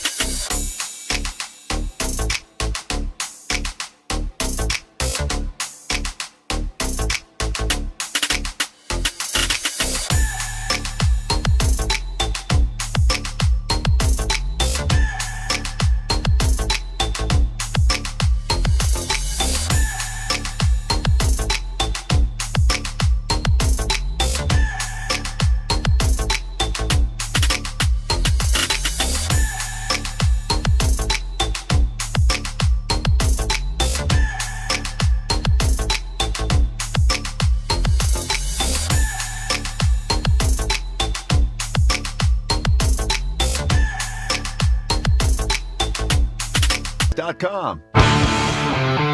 Welcome back, G-Bag Nation. It's time now for the Chris Young Show. Segment's brought to you by the Frankels. If you've been injured in a car or truck wreck, call the Frankels first, 214 or 817-333-3333. Go online, frankelfirm.com, the go-to car and truck wreck attorneys in Dallas. It's also brought to you by Cars for Kids. Donate today, carsforkids.org. And the Chris Young Show brought to you by Anheuser-Busch and PlayScore. And a good afternoon, sir. How the heck are you? Hey, guys. I'm well. How are you all? Well, we're doing great. I mean, you guys are rolling, making this so dang fun. Now, what's your top priority or your takeaways from the weekend in New York? Well, we went in and did exactly what we needed to do, and winning 2 of 3. Obviously, wish we had gotten greedy and pulled out yesterday's win, but to come away with 2 out of 3 wins there, it sets up for a nice road trip. And obviously, we've got probably our 3 biggest games of the season ahead of us tonight, and really looking forward to it. I think it's great that here we are with 12 games left, and we're playing extremely meaningful games against a division rival, and I just love the way our group's been playing. So it's been a up and down season, no doubt about it, but the way the team's played here recently, I'd like to think this is our best baseball of the season, and we've got 12 more good ones in us. Hey, CY, I hope this question I'm just kind of thinking about for you. How do you balance players who have played well for you during this run and bringing back injured players? Is there a policy for that? Is like injured players can't lose their jobs? How do you operate with that? Well, the biggest thing I'll tell you is that I've learned, and this year especially, not to look too far ahead, that a lot of times these things resolve themselves. I'm not going to count our chickens before they hatch. We hope that we get our injured players back. They are not ready yet. They're not ready to be activated, and so it's really not something we're having to worry about. When that time comes, we'll figure out what the next step is. But right now we're rolling with the group we have. They've been wonderful. They're playing hard. They're competitive. They've been winning. And certainly I believe we're a better team when we get our healthy guys back, but there's no guarantees that they do come back. We hope that they do, but we'll cross that bridge when we get there. So it's really kind of out of sight, out of mind at this point. We'll figure it out when it happens. I think, CY, just to follow up on that, it's a lot like fans, oh my gosh, Michael Hellman, he's not in the lineup tonight. Cody Freeman, where is he? These little rascals are crushing it. And here's Adolis Garcia and right back in there.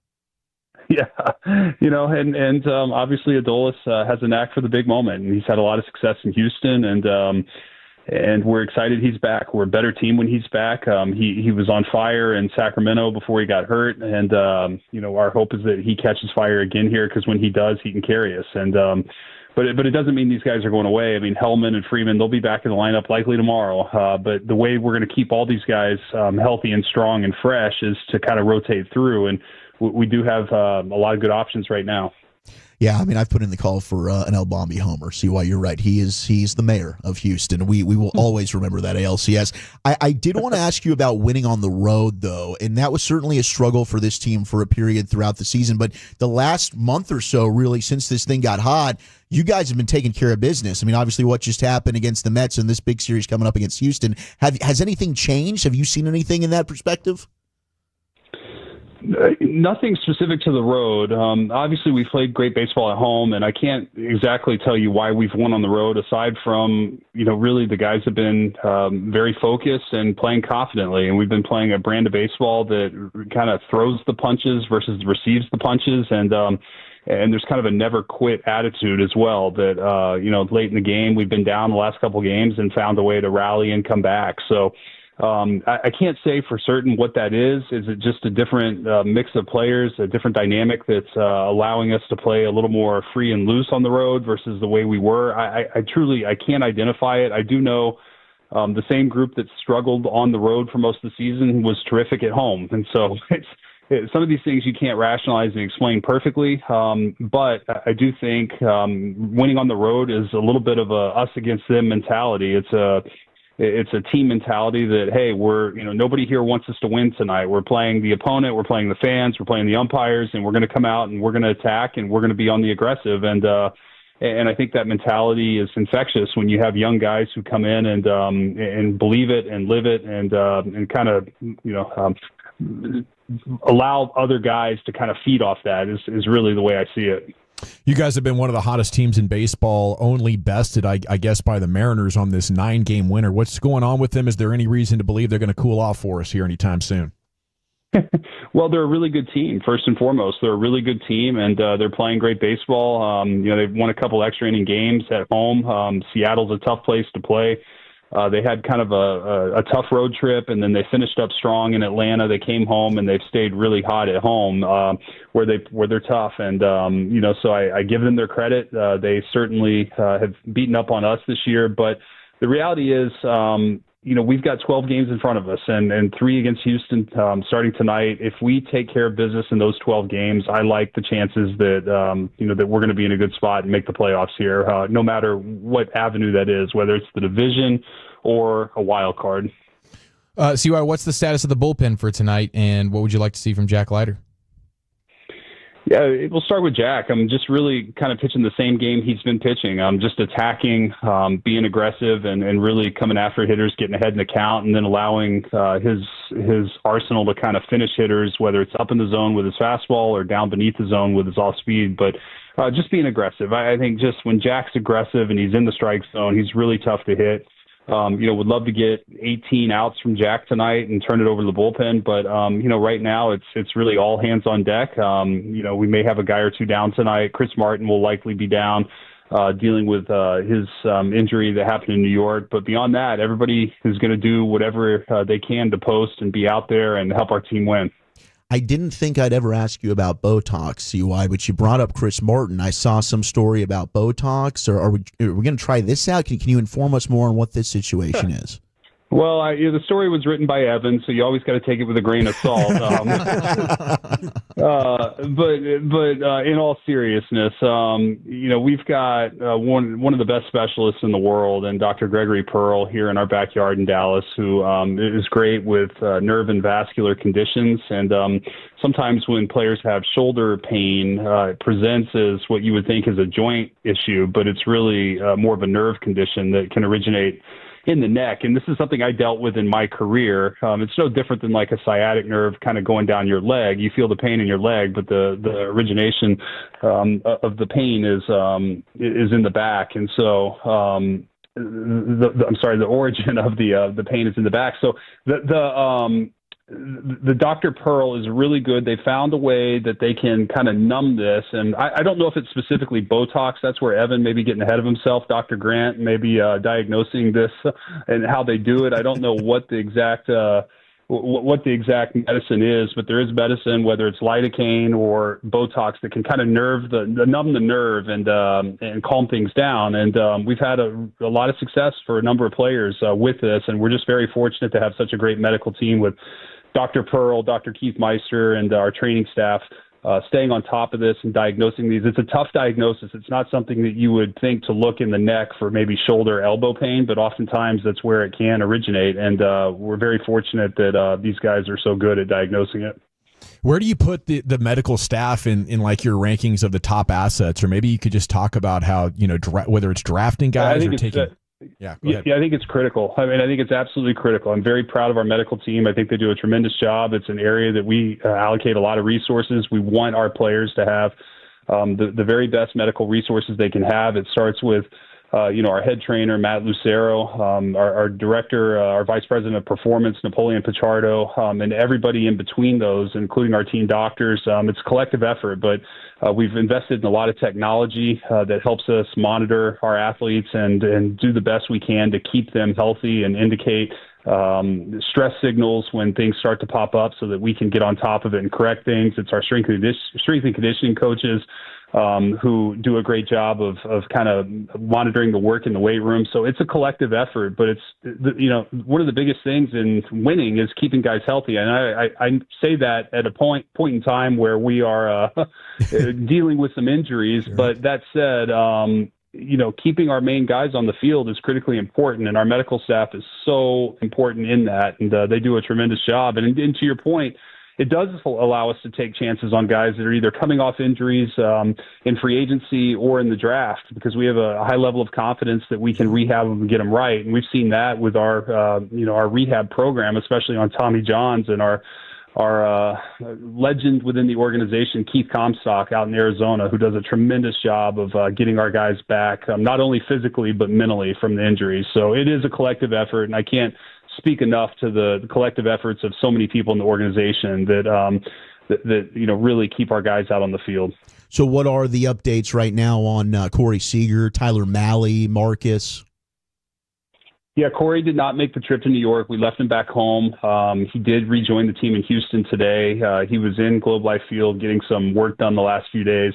But we are progressing. I think that he's starting to feel better. We're easing in some baseball activity here, and the hope is that it turns the corner quickly. But he obviously had an invasive procedure, and we just have to let this calm down and heal before we can put him back out on the field and expect him to perform in extremely meaningful games. But Corey's fighting really hard to get back out there, and we know that if he could be out there, he would. Marcus is making great progress from his foot injury. He's recovering, was with the team, and has resumed some baseball activity, and we're progressing there and trying to build him up to see when he can be back.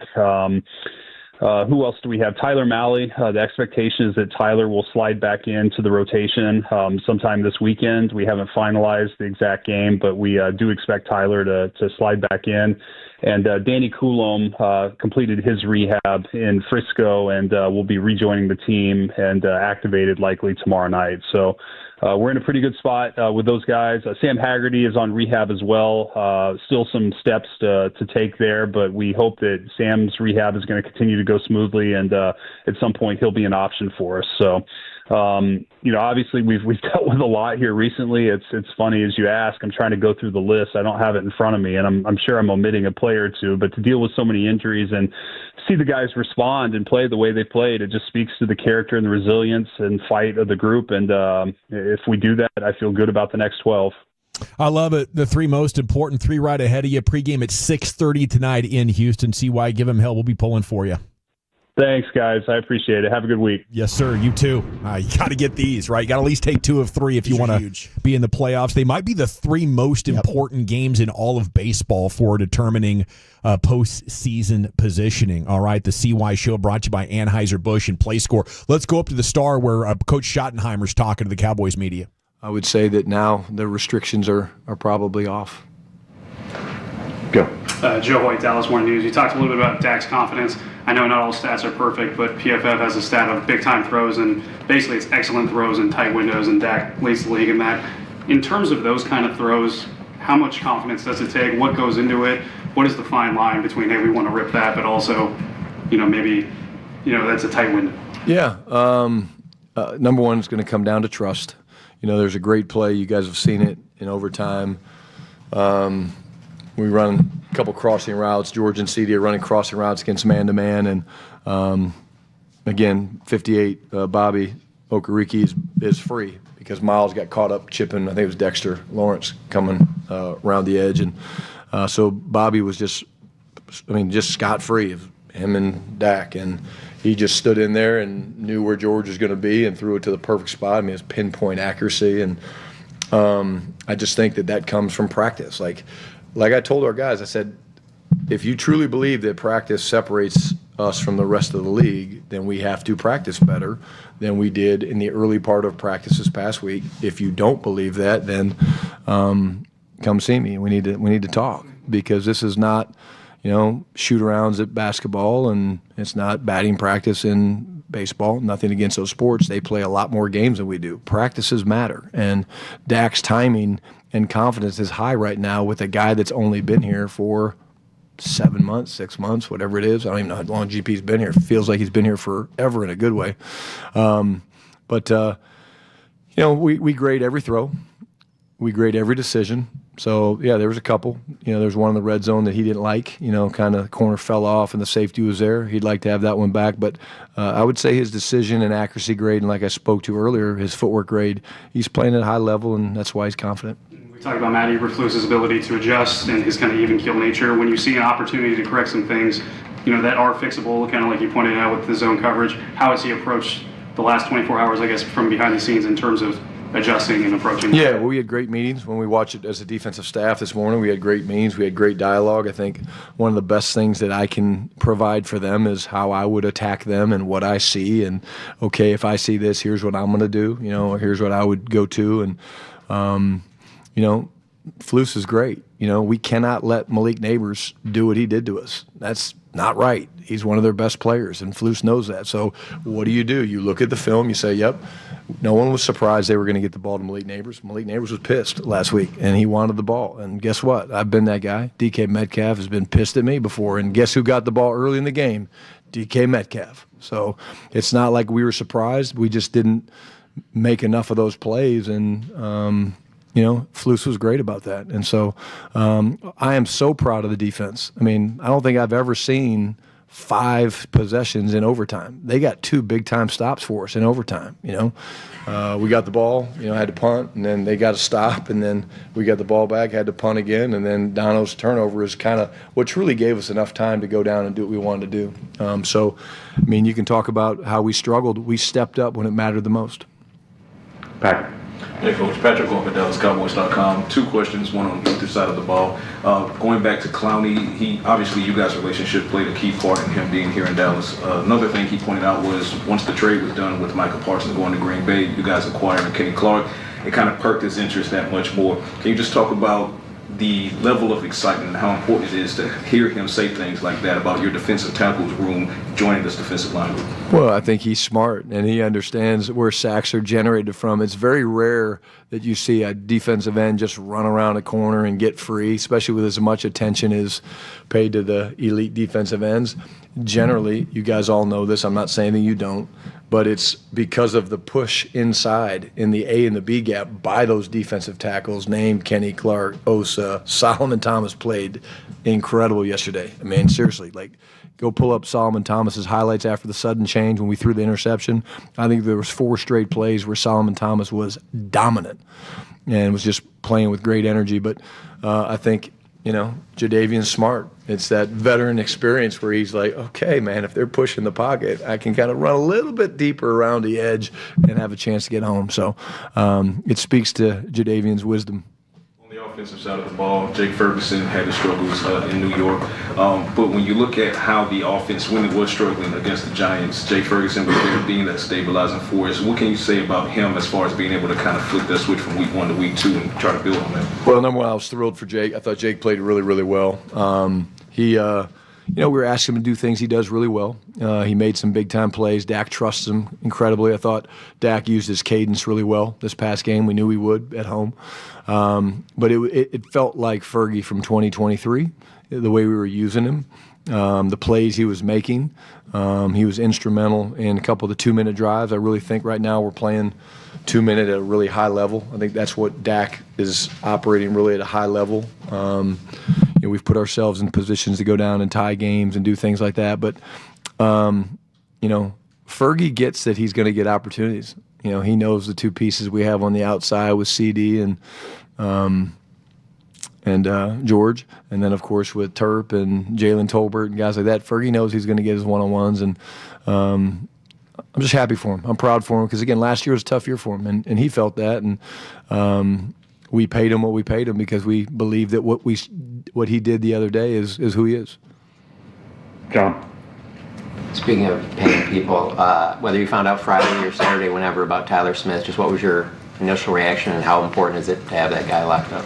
I'd say it was one of jubilation for me. Everything that's right about football, everything that's right about a teammate, truly the best guard, I think, in all of football. And what I loved about him is when I called him and congratulated him, which I do with all the guys that get new contracts. He said, Larry goes, Coach, I just want to beat the Giants. Thanks, but I just want to beat the Giants. I'm like, okay, well, congrats. But that's just the way he is, man. He just loves football, and he loves this team, and he loves being a Cowboy. And if there's anybody that understands the goal of the Dallas Cowboys and wanting to win a World's Championship, it's him.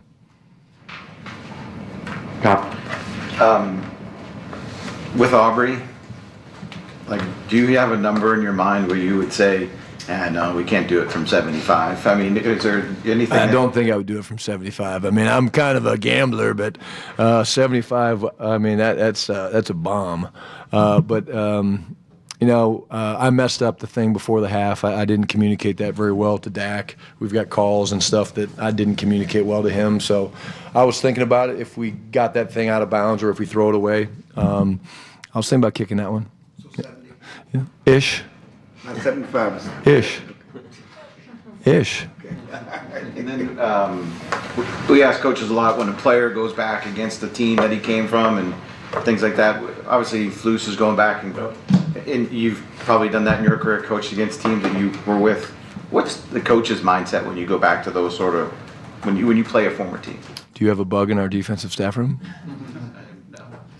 No, the reason I laugh about that is I literally said that to the defensive staff today. I said, I've been there. Guys, I've gone back to Seattle and gotten my ass kicked because I tried too hard and I overthought it. I've gone against the Jets after I went to St. Louis and played them and tried too hard and got my ass kicked. It's not worth it.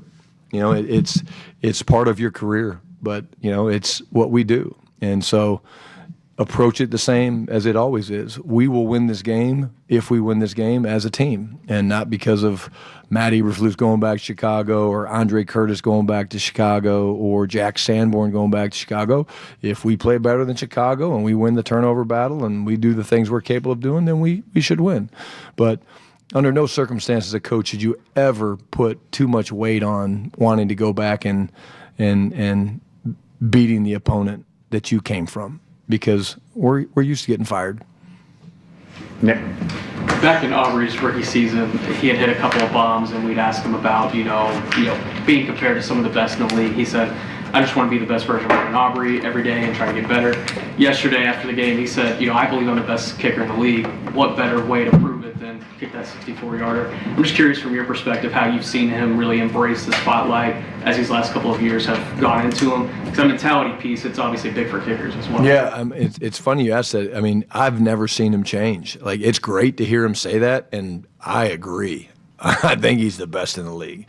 What he did yesterday was just amazing. I mean, 64 yards to win it and then walking it off. And, he's incredible. But, again, I think the confidence, I'm big on confidence, guys. You know that. I mean, I don't know how you play this game without confidence. And I think how do you gain confidence is through practice and through repetition. And, a big part of what we did in the offseason by bringing back, Trent, Sieg, and Banger was to keep the three guys together. I mean, and I think you look at our operation and the confidence that Brandon has in those guys. Like, Brandon doesn't make those kicks by himself. He gets the credit or the blame when it doesn't work, like a play caller or a coach or a quarterback. But, the protection unit and the snap and the hold and the time and all that stuff. But I think he's just so ingrained with those two other guys that there's a confidence that he goes out there and he thinks he's going to make, and he probably will make every kick. And with his personality, from the surface, he just looks so stone cold at times. What's his personality on the sideline, and what's his personality off the field as you got to know him? Same guy, man. He's really fun. You guys get a kick out of this. The boys, I showed the walk-off, and there was a fun embrace between Trent and Brandon, and so I kind of it just literally happened. I promise you. I paused it, and they were embraced. It was like the biggest man hug you've ever seen, and the guys were giving him a hard time about that. But it was very playful. But he's the same guy every day, man. He really is, and he just he loves his football team. He loves what he does, and again, when we throw him out there, I asked the guys. I said, in all honesty, there's no one else in here but the people that we can trust who. Did anybody ever doubt he was not going to make that 64-yarder? And to a man, they all said, we knew he was making it. And when you have that on a team, it's pretty cool. Back to Eagles for a second. I don't know if you guys talked about it, but from afar, it looked like that he went through a lot in Chicago, because it seems that there's always something going on up there. Yeah, we have. I'll let Matt share what he wants to share. There's always scars. There's always scars. You put your heart and soul into this like Matt Eberflus did. The guy's a damn good football coach. He's going to be a head coach again. He had a young quarterback. that comes into it. But it takes its toll. It really does. It takes its toll not on you, but when you sit in these chairs, you are really in charge of 90-something, 100-something families. When you think about the people that are under your watch, and think about the staff that you have to call and say, hey, they're letting me go. Imagine how hard that is. But I think the best thing in the world would be for us to play well, win this game, and give Matt Eberflus a game ball after we play well and beat Chicago. All righty. Thank you, guys. Thank you. All right, there it is, the Brian Schottenheimer press conference here on The Fan. We'll come back. We'll have a few minutes to react to some of the things that he said, then get you to an edition of The Finest here coming up at the top of the hour at 5 o'clock. G-Bag of the Day, LA Live, all in store. And Sandler's going to end up joining us in the 5 o'clock as well to continue looking at this Rangers-Astros series with the pregame coming up at 6:30, and we're back here on The Fan. Before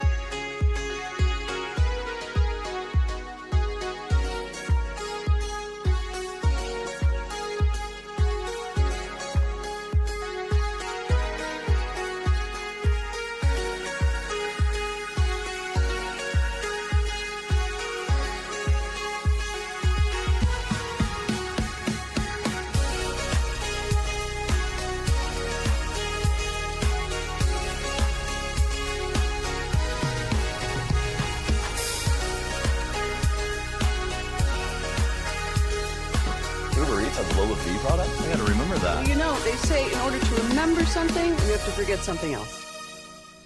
Okay, now that is a very cute haircut. That's like a little shag. I've never seen it before. Well, I mean, of course you have. It's the Rachel. Oh, is that your name? No, I mean, your name. No, I'm Jen. My name's Jen. Right, but I just mean like this is I'm not saying this is your hair.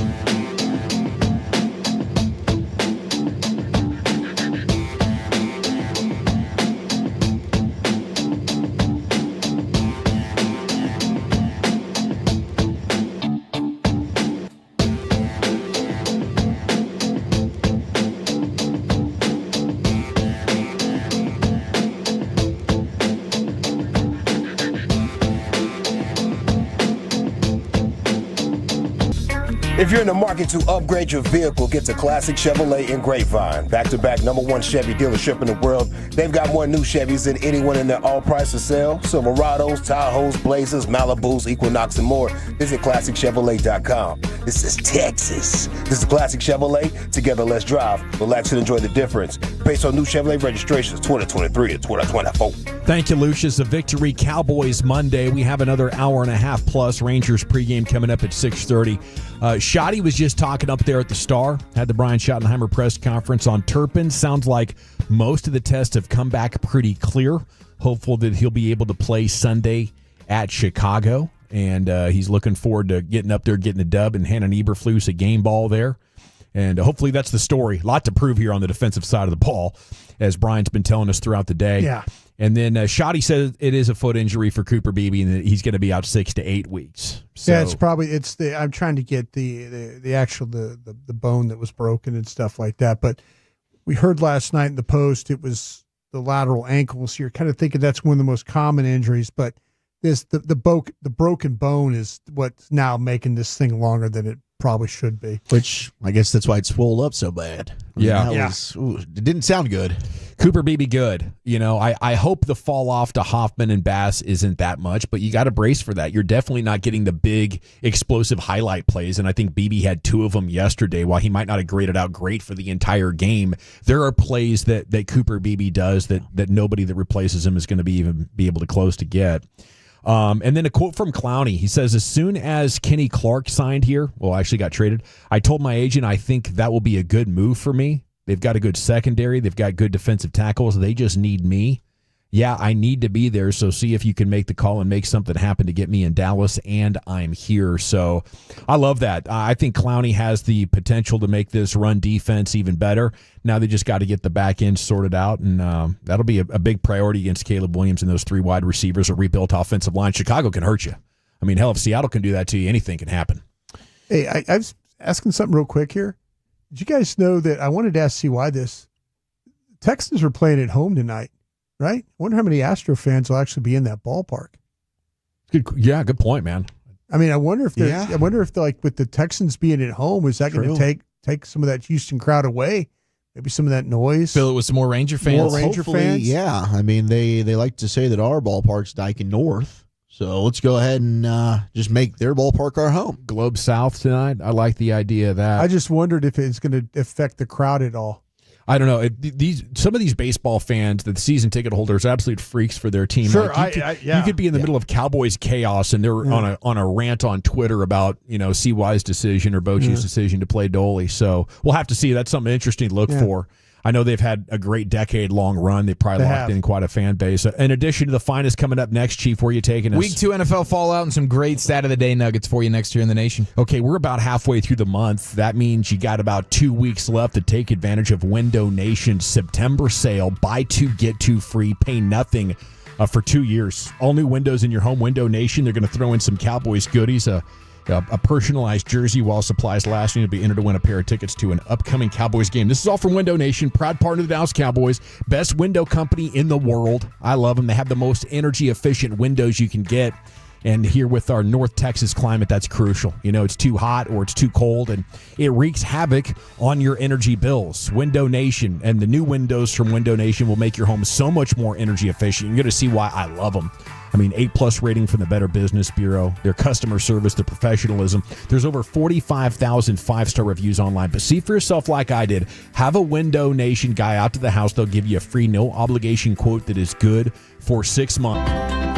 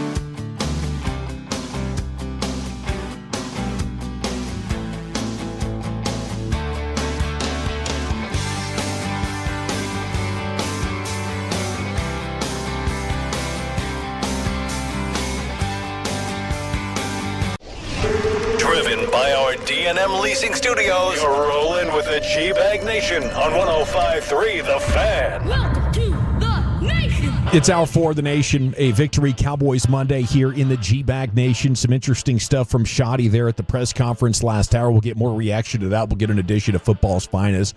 Nick Harris, Star Telegram, our Friday guest here, tweeting that CeeDee Lamb's going to take place in the Fanatics Flag Football Classic during Riyadh season in Saudi Arabia, March 21, 2026. So that's coming up in just over 6 months from now. Max Crosby, Sauce Gardner, Myles Garrett, and others are going to be participating. This is according to Adam Schefter. How do you feel about that, Cowboys fans? I'm excited about it, but I'm also excited because Tom Brady is coming out of retirement, and he's also participating in this along with Rob Gronkowski. That's hilarious, dude. Oh, that's gross. I mean, Barkley, Christian McCaffrey. It's going to be crazy. They're going to get embarrassed, aren't they? Flag football quarterback, you have to be mobile. You have to be able to flip your hips and avoid the grabbers. You do. I do wonder about Brady playing flag, but I don't. I mean, he's just going to be pinpoint. It's going to be pinpoint accurate. Yeah. But it's like a 1 alligator, 2 alligator, 3 alligator, here I come situation. Like, you don't have offensive linemen giving you a clean pocket to make a ham sandwich in. You're kind of on your own. You guys used to play Alligator Rush? Yeah, that's what we do. Mississippi. You did Mississippi? I thought Mississippi was the only one that existed. This might have been a northern Mississippi's. I didn't know about alligators. The Alligator Rush. I like that. The alligators. We do Mississippi's as well, but yeah, it was mostly an alligator situation. Anybody concerned, like, hold on now, you get an injury in this tournament, the Fanatics Flag Football Classic. Does the NFL have their hands in this pot? Like, how is the NFL letting their star players go risk themselves in a football-related competition that's not game day in the NFL? That one's interesting to me. Kind of the same thought they have about these tournaments they play in hockey and all that other stuff, right? Didn't the World Games, we got so excited about that, and then Kachuk was out for like the whole playoffs, basically, wasn't it? Yeah.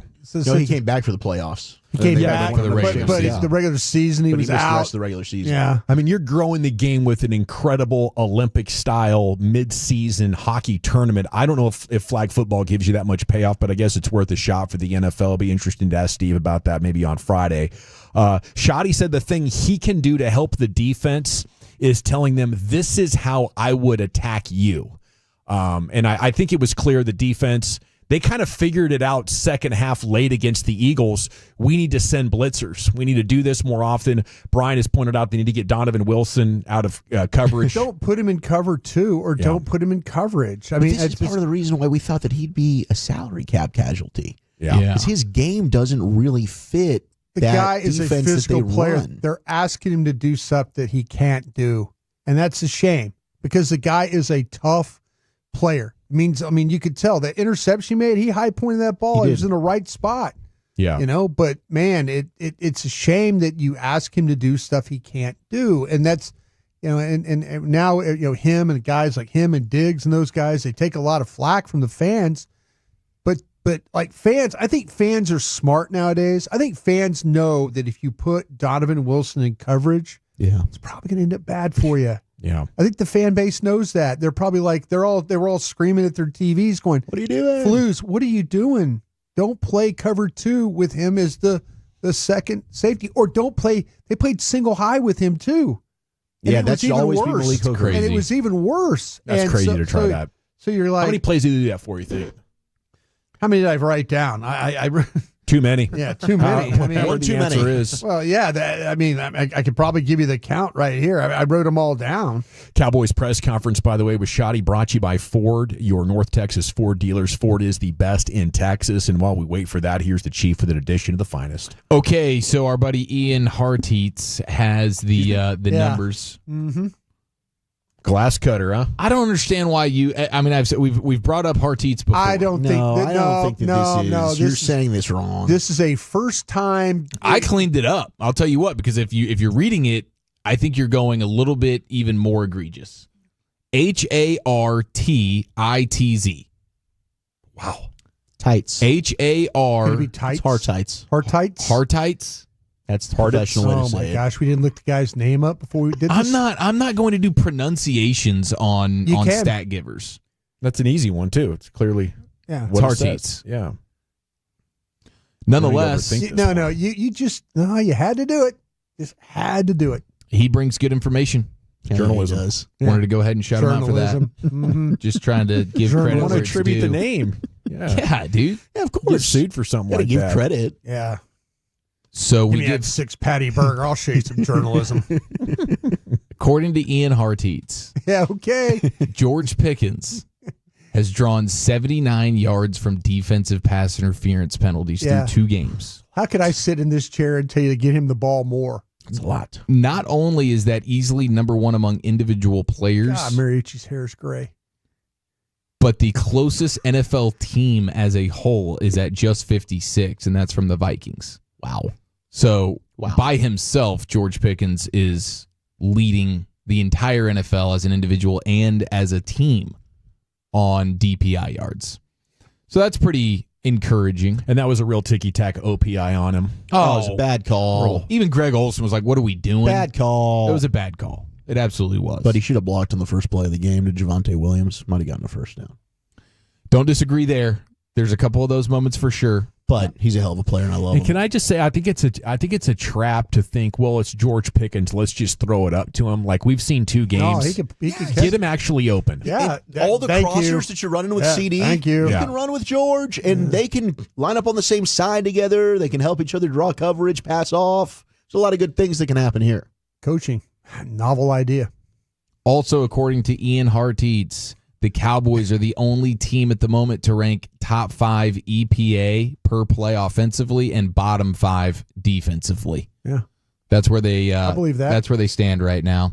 The run defense has been pretty good though, so shout out to him for that. You guys were all worried about that. Well, they did get Kenny Clark. Yeah, when you get Kenny Clark 5 days before the season starts, it becomes a little bit different. That could have been Kenny Clark. They didn't need him. Kenny Clark was a man beast. You guys acting like this is it's amazing. He is. Kenny Clark's been great. All right, let's see how Broadus can crap on this next one. Now, you going to pronounce the guy's name for the 3rd time? It's Ian Harteets? Yeah.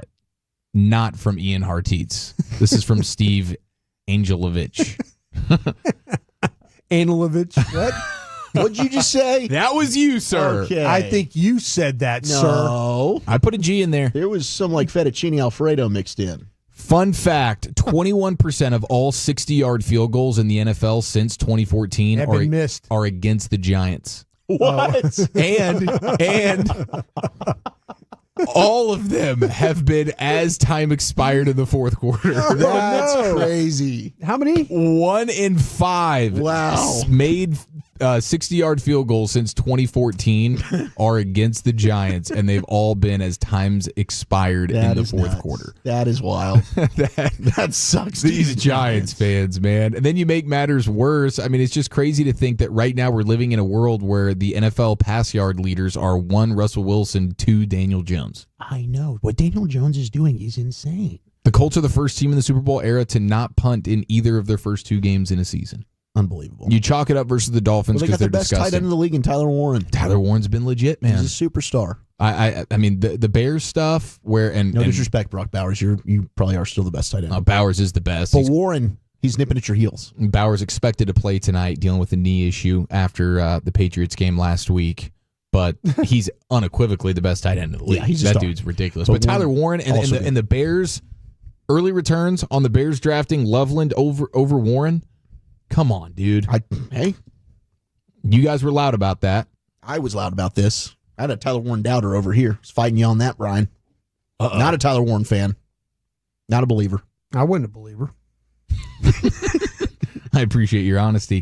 The 5 highest graded Cowboys in the game, Dak Prescott, number 1. He's been your best player. Dak Prescott's been your best player through the first 2 games of the season. He has been. And if that's going to stay, then that's going to be good news for the team and for the offense for sure. Solomon Thomas, according to Pro Football Focus, was your 2nd best player. Kenny Clark was your 3rd. Pickens 4 and Osa 5. Where was Aubrey? Well, I don't know. Did this left him out. At least you nailed it on the pronunciation. Mm-hmm. Here's another interesting one. Jalen Hurts yards per attempt, though. Dak's kind of low, by the way.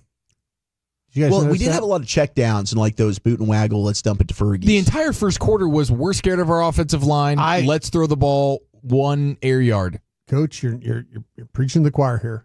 6.4. 6.4. Who do you think's number 1 for the most pushing the ball down the field? Yards per attempt. Ooh. I mean, I would say Geno Smith. He's a backup quarterback. Well, it's Mac Jones. He's only completed 1 pass. Oh, Mitch gosh. Trubisky. Mitch. Mitch got in the mix? Actually the starters: Geno Smith. Yeah, Geno. Justin. The guy. The Chargers. Herbert. Daniel Jones. Jordan Love. Lamar Jackson. Matthew Stafford's in that list. Jared Goff's in that list. Russell Wilson's in that list. Man, our guy's way down the list. Wow. 6.4 yards per attempt. But I think it's skewed from yesterday's game for sure because that Eagles game, they were pushing it down the field pretty good. His A-dot was pretty strong. Jalen Hurts has 2 completions of 10 or more air yards through the first 2 games of the season. That's 34th in the league, tied with Tyrod Taylor. Yeah, it's incredible, like the chunk plays and stuff that should be predictive of success. They're making it look easy still, though. Well, the tush push and Dean Blandino was like he quit. He quit. He said, "I'm not talking about this anymore." It's just ridiculous. They kept like punching him in, like Dean. What do we think here? Obvious illegal situations going on every single time they run this play, and he's over it. He doesn't want to do it anymore, and he's right. I think we're all pretty much done with it.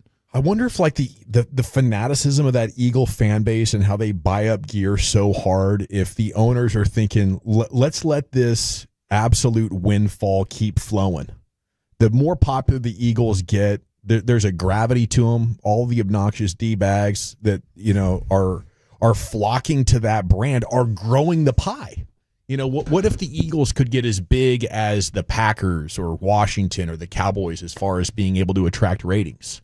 Let's let them keep their tush push for 1 more year. Really build up a dynasty. Yeah. That's a terrible idea. Pro sports are best when you have a dynasty. I know, but in the very beginning of the Cowboys, they gave you Don Meredith because they knew what is good for my competitor is good for the overall league. We got to grow all these markets. Like Luka. Trade Luka. Yeah, to the Lakers. I mean, games in the NFL now are routinely getting over 20 million fans, even if the Cowboys aren't playing. Yeah, they're doing a hell of a job growing the interest Fantasy level football. of it. Who knows what kind of voodoo they have going on? Okay, did you see that this is the first time in 93 years that the Eagles as a franchise have been over 500? Oh, you mean like their entire win-loss record? They're 640 and 639 with 27 ties as a franchise. 93 years they have been a sub-500 They were awful. franchise. When I was a kid, they were awful. And then all of a sudden Dick Vermeil came along and then they got better. Bunch of losers. Yeah, they were bad. I do want to say, by the way, Dak Prescott does lead the league in completions. Damn right he does. Got 59 That's of our them. quarterback. He's playing his tail off. The Jaguars found a way to score 27 points and knock out Joe Burrow and intercept Browning 3 times and still lose the football game. Unbelievable. Just want to pay respects to that. And then maybe the coolest thing I saw this weekend, did you guys see the Cowboys fan with the Iron Man helmet? Dude, yes. I thought it was AI. We got to get that. Yeah. We got to get it. You just hit the button, it opens, you sip on the Miller Lite. Do you have to hit a button, or does just bringing the cup up to your mouth open that mask for you? That's kind of what it was like a motion motion sensor. Oh. That was next level. I thought we were living in the future for sure when I saw that thing. I wonder if he can make us one. That's going on the Christmas list. I mean, I thought the helmet, what was that called? The helmet, the guy with the helmet thing was pretty cool. This thing goes next big level. Ball? Yeah, the wrecking ball. The wrecking ball. That's who that was. That was hot. I watched a guy drop that one time during the World Cup. Ooh. Remember what was my guy Max? He was an announcer. He was on Channel 8 or Channel 5. Max Morgan. Oh, Fox 4. It's Fox Rest 4. in peace. Right. Max is no longer with us. Like the big ball guy handed him the helmet and Max just dropped it on the ground and it shattered all over the place and he just walked away.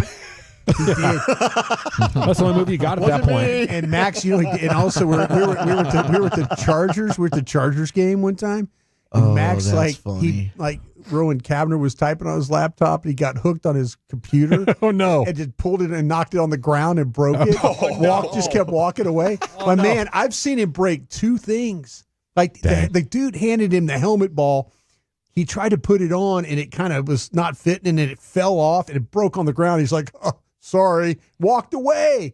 Just walked away from it. Didn't try and put it back together. No care in the world. No care in the world. All right, we'll care about the Rangers because Jared Sandler's going to join you and help us continue to preview Rangers Astros, the Silver Boot coming up at 6:30. It is your chance right here to attend our Ultimate Cowboys fan hang presented by our friends at Whataburger. You and a guest will watch the October 5 noon game in the Cowboys Players Meeting Room at the Star.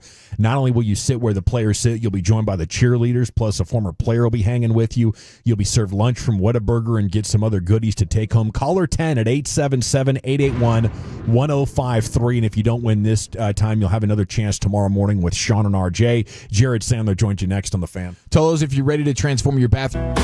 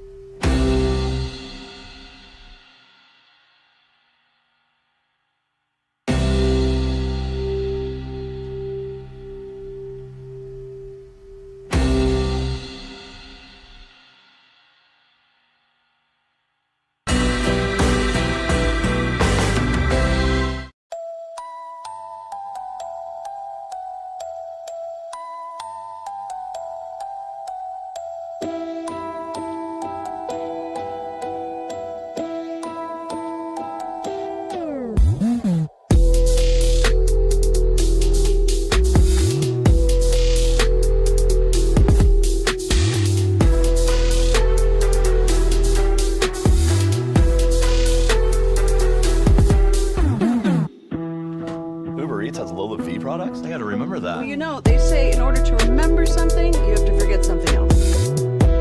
Okay, now that is a very cute haircut. That's like a little shag. I've never seen it before. Well, I mean, of course, yeah. So, Rachel. Oh, is that your name? No, I mean, like your name. Oh, I'm Jen. My name's Jen. Right, but I just mean like this is your haircut. But that's hair on your head. I'm not saying this is your hair. Okay, great.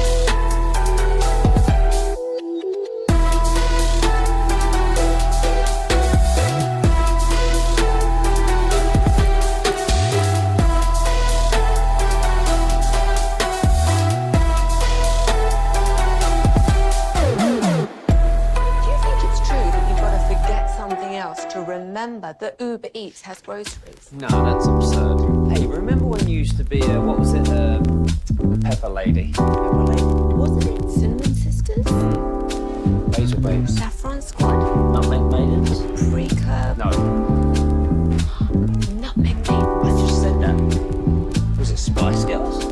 Doesn't sound right. Was it Saffron Squad?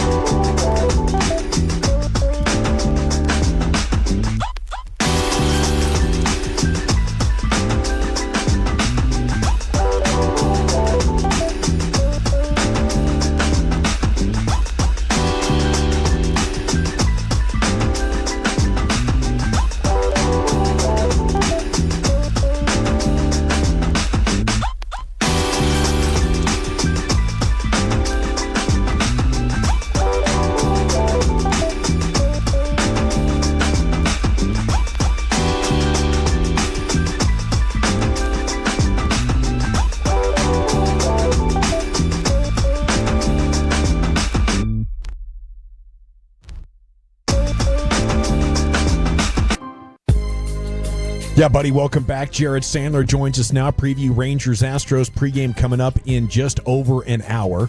This segment's brought to you by Cars for Kids. Donate today, carsforkids.org. The Expressway is presented by the On Time Experts, and Jared Sandler is brought to you by our friends at Blue Nail Roofing. Stay tuned for your next chance to win a place in our Ultimate Cowboys Fan Hang presented by our friends at Whataburger. We are very excited about that. Excited about this Cowboys offense as well. Pickens plus Lamb, I think, equals a different dynamic for Dak. Maybe something we haven't seen. Maybe something that's not even that dependent upon the running game. Just get him good protection. and things can really happen. I mean, I was talking last week about how it was really unfortunate you get the ball with time to go, and ultimately you end up in a turnover on downs. Yesterday that was 3 game-winning or game-tying drives within about 8 minutes of game time. So just so excited about Dak, and it's time now for Jared Sandler, brought to you by Blue Nail Roofing. Buddy, how the heck are you? Oh, no, Jared is not with us. Yeah, I'm working on this phone right now. No, you're good. He's at Jared's. Address that, Brian. How much has Lamb plus Pickens changed the Cowboys' offensive identity? Yeah, it absolutely has, because what it's done was when you get George Pickens involved, as we talked about, the ability to create, big chunk plays with penalties. He's just not a deep ball player. We've seen him work in very small areas. We saw the touchdown, the little out route. We saw the slant. This guy's a clutch player. I mean, he's got the hands. He's got the ability to kind of contort himself to make catches, good balls, bad balls. He makes those kinds of plays. And to just kind of let a guy go a game where it's 3-4 targets, that's just not a good way of operating, because he's just as capable. You give him 8 targets as you give CD 8 targets, you're going to have a very similar stat line. The way, and you're probably going to have a more, like I say, the pass interference penalties and stuff. Defensive backs have a hard time covering him just because of how he plays, the route running. I mentioned this in the film. He's going to run this slant for a 3rd down catch. They're lined up like inside. Adebo is lined up inside. There's no way he should get inside on that slant to be able to run it. He gets inside, Dak throws in the ball, great throw, great catch, 1st down. So physical. Yeah, I mean that's the type of thing that when you have a player like this, you got to use him. You got to take advantage of him, and he needs just as many targets as CeeDee Lamb does. Yeah, and I think after that game, I'd be excited about them deciding to do a contract with him. I need to see with this money they freed up from Micah that they're going to sign somebody other than who they drafted. That would be a massive disappointment. You freed up a lot of cash and a lot of draft picks, and I think Pickens would represent that. Of course, he wants to see how things sit at the end of the season. Jared Sandler joins us now, brought to you by Blue Nail Roofing. Jared, how the heck are you? What's up, fellas? Man, for those of us that were in football mode, how good were the Rangers this weekend? How close were they to getting the sweep yesterday? Yeah, probably should have. I think Bruce Bochy's probably a little bugged they didn't get the win. It was set up really well. They had a lot of opportunities. They just couldn't quite get that big hit and maybe, kind of played their way into extra innings. The great situation runner at third, 1 out, unfortunately hit into a line drive, soft line drive, double play. But they competed well, and at the end of the day last week, they had the Brewers and Mets, 6 games. If you would have told anyone the Rangers would go 5-1, then you take that in a heartbeat, and that's what they did. And now here in Houston for a big 3 games, and it's a huge week. I mean, every game's big for both these teams, but the Astros getting set to host the Rangers, then the Mariners. I'm going to say this with the understanding that you still have to play good baseball, right? But the Rangers' gauntlet of a schedule kind of ends with this series. Then you've got the Marlins, the Twins, and the Guardians. Guardians still fighting for a playoff spot. That doesn't mean they're rollover wins, right? I mean, the Marlins are a pesky team. You got to play the games. But the Rangers, my point in saying that is the Rangers done a hell of a job when we looked at the beginning of September of the rough schedule they had ahead of them. They have powered through this because they've been playing good baseball. They've been doing things to win, and hopefully they can keep it up for the next 3 games. If they take 2 of 3 in Houston, will you be confident they'll make the playoffs? Yeah, I will. I think that Seattle right now is rolling. I think that's going to be really tough for Houston.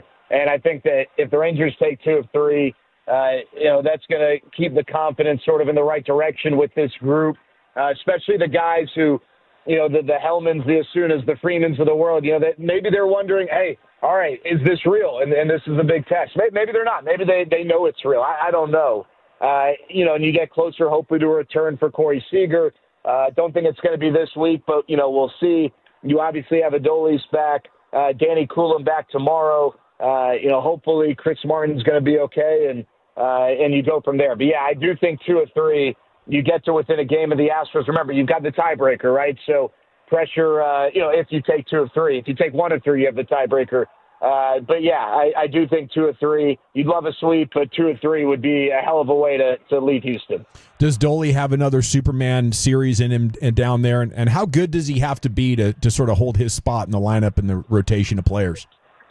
Yeah, I mean, I don't think he's got to be amazing. You know, it would be awesome if he was amazing these 3 games. And this is a good matchup for him, actually. Jason Alexander, the starting pitcher for the Astros, is so much better against righties than he is against lefties. But his pitch of choice, the sinker, is a pitch that Adolis Garcia crushes. And, you know, specifically from right-handed pitchers. Now, he's got a really good changeup as well. And only a couple guys, I think only Christopher Sanchez and Tarik Skubal have more strikeouts against the changeup than Jason Alexander since the All-Star break. So, you know, it's not like this is, you know, a freebie by any means. He's pitched really well, and the fact that Corey Seager's not in the lineup is certainly advantageous always, but especially when you look at his struggles against lefties. But, you know, this is a matchup that could serve Adolis well. We've seen him rise to the occasion. You know, he's not 110% healthy, but, you know, he doesn't need to be 110% healthy to justify being in the lineup. CUI told us the hope is 18 outs for Jack tonight. What are your expectations against this Houston lineup and what's probably his biggest start as a Ranger? Yeah, so, you know, when Jack gets through 5 innings, which is 15 outs, the Rangers are 9-8. That's not exceptional by any means, but if you win 9 out of 17 games, every 17-game stretch, you're making the playoffs. When he doesn't, the key is more so when he doesn't get you 15 outs, the Rangers are 1-8.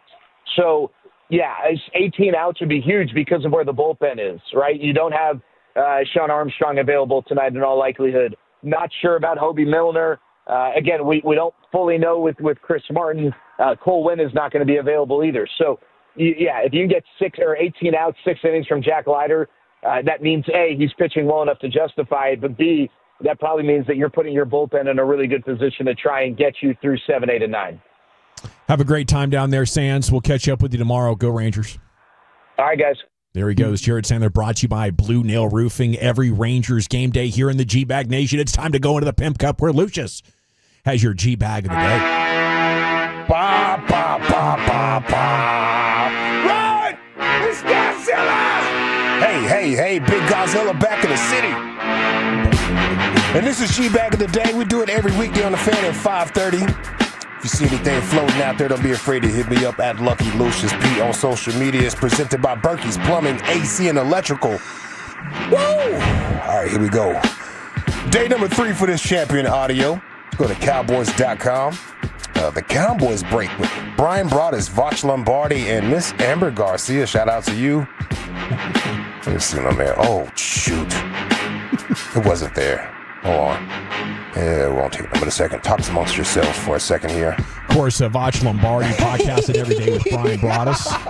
All right, I got it now. I like that, though. Thanks, I like that pickup. You got Appreciate it. you, I like that pickup. Of course, Vach Lombardi there. Yeah. Set the scene here for you. Boy, you something else, bro. Full scouting report. Javonte pairs with them well because he's patient and he's physical. So the more Tyler's pound on you, like he gets to come behind you and then pound. There was this one play. Damn. There was this one boy. Ooh. That was this one play. Boy. Where Javonte Williams. It's more of a Saturday night thing than a Sunday afternoon for most. Tylers. But, Javonte gets excited. Hello. Especially behind the Tylers. Yes, he does. Very patient. Let's see. Speaking of getting behind the Tylers, it's a Very George fitting, Michael too. right here. How George about that? Michael, yeah. Let me write that town down there. All right, number 2. Let's go to WBRZ Channel 2. Brian Kelly didn't like a question from a reporter. He's not a fan. Rouge. Baton Rouge. He's not a fan. No. Listen to this. Oh, my gosh. Brian in the back, I know you love these immediate post-game sessions, but what are you seeing with your offense? Stop. Really? Stop. That's the first question. We won the game 20-10. Try another question. Oh. What do you want me to tell you? I just laid it out for you. We played the game to win the game. All right, how about third down then? What is going on with third down? It's one game. Last game, we were great on third down. You're looking at this from the wrong perspective. LSU won the football game. Won the game. I don't know what you want from me. What do you want? You want us to win 70-0 against Florida to keep you happy? No, I think people want to know why you can't run the ball, quite honestly. We can run the ball. Did you see the last play of the game? That's all you need. You just need one. There's a ridiculous questions. And I'm getting tired of it. Yeah. That football team just worked their tail off to get an SEC win, and you want to know what's wrong. You know what? You're spoiled. You're spoiled. This team is 17-1 at night. 17-1. Give them some respect. How about that? Give them some respect instead of micro-analyzing every little thing. This is ridiculous. For a group of seasoned reporters, that kind of question is so out of line. Man, the spoiled bad. line. Sorry, Brian. Last time Dabo had the spoiled line, it has not gone well since for him and Clemson. Nope. So Yeah, that's a good point. That's a Bad coach omen. on thin ice, if you ask me. I knew it when he was like, you want to talk about one game? That's not barely enough to talk about it. Let's talk about one play. Yeah. That's when, he's out there on roller skates. You only need one good rushing You see the last play of the game? We per ran game. it. That's all you need. Feel great about your offense. Microanalyzing one game. Let's look at one play, Brian. You know that. That's LSU math right there. No, for we you. had 5. Oh, damn. 5 interceptions. Wasn't even necessary. Doesn't it suck to hate your coach? It sucks, doesn't it? It does, yeah. It does. I really like the way he said stop. Hold on. What are you seeing with your offense? Stop. Really? Is that the first? Oh, God, dog. Stop. Really? Stop. Stop it. Won the game, though. 20-10. Doubled them up in the SEC. Yeah, That's not easy. I thought the reporter held his own as well. No. He's He like, sure did. he just kept doubling Yeah, down. I'm talking about the run game. What do you have to say, Coach? Yeah. And third downs, too. You suck there. How so? Yeah. I mean, they were like 4-7 a clip No, as a team. seriously, though, that LSU had 5 interceptions in that game, 20 points. 7 of those points were a pick 6. Yeah, it was bad. So it's fair to ask about the offense. That's fair to ask about the offense. Especially when you have a seasoned quarterback that could be the number 1 overall pick in the upcoming draft. Your Absolutely. offense has high expectations. Yep. All right, let's go to my guy. Let's go to Saturday night. Right after the match, my man Teddy Atlas. Oh, Teddy Atlas. Oh, I love Teddy Atlas. Teddy. He would have had my back in this cigar situation. Let the man have a cigar. Yeah, he would have. He'd have had a match for you. Boop. Yeah. Yeah, this is him post-fight during Crawford and Canelo. Bud Crawford came into Las Vegas, went up 2 weight classes to challenge Canelo Alvarez for the undisputed super middleweight championship, and he won it running away. Teddy, how impressed were you by his performance tonight? Are you kidding me? A beautiful display. That's the sweet science. That's what it is. That's what we talk about when we talk about the sweet science. All night long, Crawford made Canelo a day late, $1 short. All night. Talking about the bigger man, the advantage of the bigger guy. How about the faster guy? How about the smarter guy? Yes. How about the quicker guy? Yes. How about the guy not only won on the outside, but even beat him at his own game on the inside? I love that. Please, tell me. I don't want to say no more. Look, you can't stop God's plan. I told everybody at home that would listen. Tim Bradley. Anybody that was out there, I told you. I've been in the ring with Bud Crawford. He's a phenomenal fighter. He was something different years ago. He's a lot better fighter now. What a damn performance he put on tonight. What a clinic. He beat Canelo in every avenue. Inside, we was talking about strength. He was stronger than Canelo. We talking about power. He took his power well. Canelo was very timid when he was approaching Crawford. Damn right he was timid. Because every time he went to get in, I mean, afterwards, like, the best thing I could do is not throw. Put my hands in my pocket.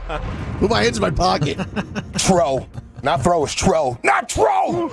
I felt like Teddy was going after Kellerman there because Yeah, he sure was. I need Oh, Teddy Atlas's Kellerman, energy. bro. I did not think Max was good. Kellerman was tripping a little bit. He got a little too excited. Max called him the fighter of the generation, right? Yeah, he's supposed to be the guy, bro. His actual broadcast, it was just all about Canelo, the size advantage. Well, wait till he gets hit. Punches him in the face. Wait till he punches him in the face. Yeah. He ate that too. He ate it. Sure did. Crawford said it was kind of mid, the power. Bro, he said a lot of ate it. guys were more powerful. He ate it. That was like the Bears bit, but for boxing. That's classic stuff. I wish I had Teddy Atlas's energy talking about cover 2 for the Cowboys. You're pretty energized. Yeah. Let's see what else we got for you boys. Yesterday's your church day. Hold on.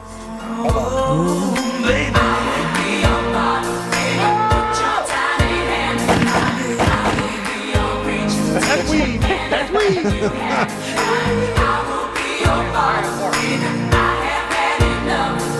right, sorry about that.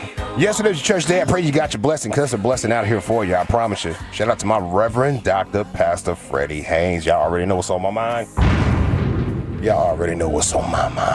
Now, this is not one, okay? This is not one. It's not one. This is for you, Broadus, actually. Oh.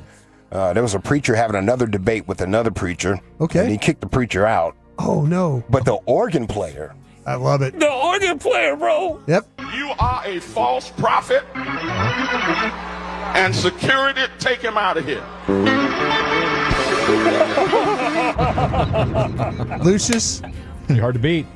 Lucius, if he would have played Hit the Road Jack, I would have loved that even more. That's good. Oh, my gosh. That player was tripping, bro.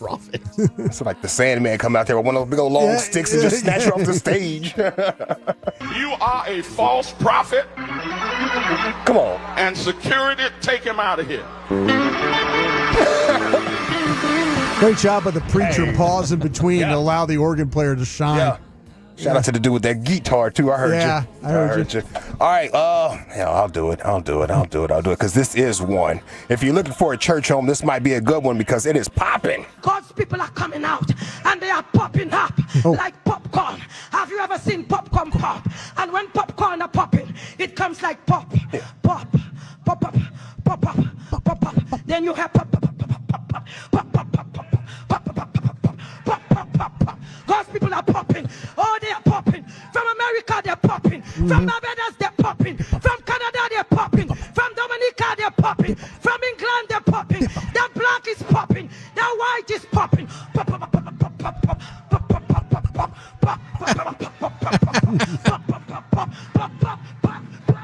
pop, pop, pop, Pop. Let's go.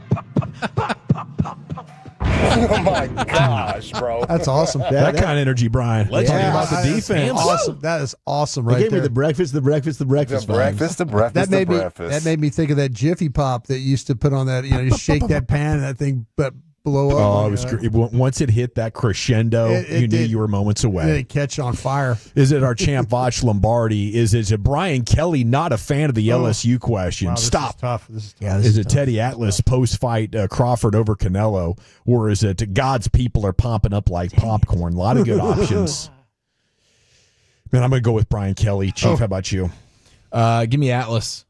We're tied at 1, Lucius. Atlas! 2-1, Wolchuk. I'm going to go with the pop. Brian? Yeah, there's no question. I love my teammates, but it's Teddy Atlas today. By a score of 3-1. Your new G-Bag of the Day champion is Teddy Atlas's post-fight coverage of Crawford over Canelo. Okay, it's time now to stay in the Pimp Cup. Here's Lucius in LA Live. All right, it's a Monday, Friday. Let's get into it right after the great Rick James. All right, you squares. Time you smoke. Fire up this funk and let's have a talk. It'll make you dance to some of everything. Oh, yeah. Everybody get out. You ain't never heard a crackhead say, I ain't got no money today, so I ain't about to go smoke no crack. You ain't never heard that. Why? Because they do it no matter what. They get it done. Go out there today with that crackhead energy. Go be a crackhead. I mean, don't go smoke crack. I'm just trying to give some morning motivation, man. I don't know how else to say this. Hone in on that crackhead energy. Don't do crack, but be a crackhead. But not a crackhead. Just have a fucking good day. I'm just trying to give you some money motivation, man. You know me, baby. It's me, baby. It's your boy. Hey, this is LA Live for Monday, September 15th, 2025. It is a Monday, Friday here in LA Live. Shout out to the now disbanded Dallas hip-hop group PPT for naming today. Oh! It's a new era. Per Ring Magazine, this is the first time in 7 years that Canelo Alvarez has woken up and not be the reigning world champion. Oh! Loving Canelo, too, man. I love that dude. I 100% love that dude. I love being out there at the fight. I love the vibes. Lucius, how was the city though? You said it was his town. How was the city after the loss? Okay, so one thing for the most part, the Canelo fans are pretty good boxing fans. Okay. And so they say our guy didn't have it tonight. Yeah, they knew it. He just didn't have it tonight. Our guy got beat by the better guy tonight, and they accepted that.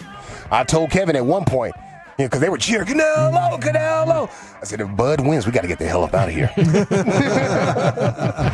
We got to get up out of here, Bud. I'm telling you that. But special thanks to Tim Collins, Gavin Spittle, Netflix. Netflix rolled out the red carpet. Good for you. Yeah, they rolled out the red carpet, Better man. than Showtime? When it comes to events, yes. Yeah. When it comes to events. When it comes to access, no. Okay. No. Showtime had the greatest access when it comes to it. TKO Boxing, UFC, and His Excellency, Turkey Al-Sheikh. Shout out to them. I was going to make a bet on the Jermaine Franklin fight. It's on the way deep on the undercard, right? I had it lined up because they had it do like at plus 3 something. That's money. Yeah. Okay, plus 3 something.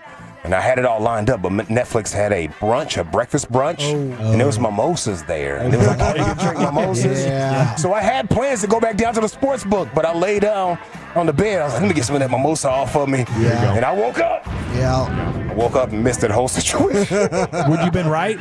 I would have been right. Dang. I would have been right. Bad man. Yes, bad, man. I felt so By bad. the mimosas. Yeah, I felt bad. I didn't even want to tell the family when I got home. Yeah. I didn't even want to tell them. Yeah, guys. It was Crawford Bond Clinic, though, y'all. Crawford Bond Clinic. LA Live is sponsored by Greystone Roofing and Construction. That is greystone-roofing.com. Did y'all see the scoreboard for the Crawford-Canelo fight? The scorecard. The scorecards. So we had a couple of judges were... Games. Yeah. Exactly what I said. I said, if that boy does not win convincingly, Nailed that. then Vegas might give it to Canelo. He had to do it convincingly. They were trying. They tried. They said Bud needed the 11th and the 12th round to get the victory. Please, because Canelo won 3 rounds, in my opinion. Yeah. Now, it wasn't a wash, because Canelo was there for the most part. It's just Bud out, just did his thing. Just couldn't do it. You can't really get your offense going against Bud. It's just impossible. The way he just breaks you down. He stayed in southpaw for the most part. He did. He stayed He in found south. success with that. He did. And I got tired of seeing Canelo's looping right hands, looping left hands. He was even doing bops on top of the head. Like, what are we doing, Canelo? But that's Canelo style, coming at you, and he's coming at you with 1, 2, 1, 2, that type of thing. Bud's coming at you with the counters. There's 4 pops in that counter. Yes. 4 His pops combos were nasty. are insane. Yeah, his counters, I think, watching the last 2 fights with Errol and then Canelo, they're like hesitant. Like, can I get this in, kind of, without getting tuned up too bad? Exactly, because he will sting you, bro. I mean, it's the quickest 37-year-old dude I've ever seen in a boxing ring. Oh, my gosh. Yeah, he turns like 38 on Wednesday, right? Yeah. Yeah, I think so, man. Yeah, it was nasty, dude. There's one thing he would do to set it up. He'd go through like the little boxing rhythm, and it looks real slow. You're like, what is he doing? Watch out, because you get hypnotized by that. You get caught up, and it'll leave your piece down.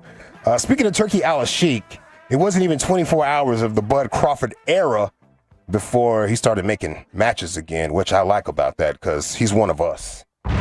Likes boxing. He likes boxing, and he's got the money to put it together. Yeah. Let me get my little bobs right. Yeah, he's got the money to put it together and whatnot, so shout out to him. But at least give that man a little bit more time. His Excellency tweeted, can David Benavidez make it to 68 pounds? 168 pounds. Awful big guy for 168. He's a really big guy. I think his last fight he came in at 174, 175, something like that. He's been fighting up there lately. That would be an unhealthy weight cut. That would be kind of. I don't think that'd be dangerous. Yeah, give it a go for money, right? We want it. The fighters want it. He would. I'm sure he would give it a go. Yeah, he'll give it a go for some money. I'll make it worth your while to drop some weight. Yeah. He's going to have to dry himself out, man. David Benavidez, he holds the WBA regular light heavyweight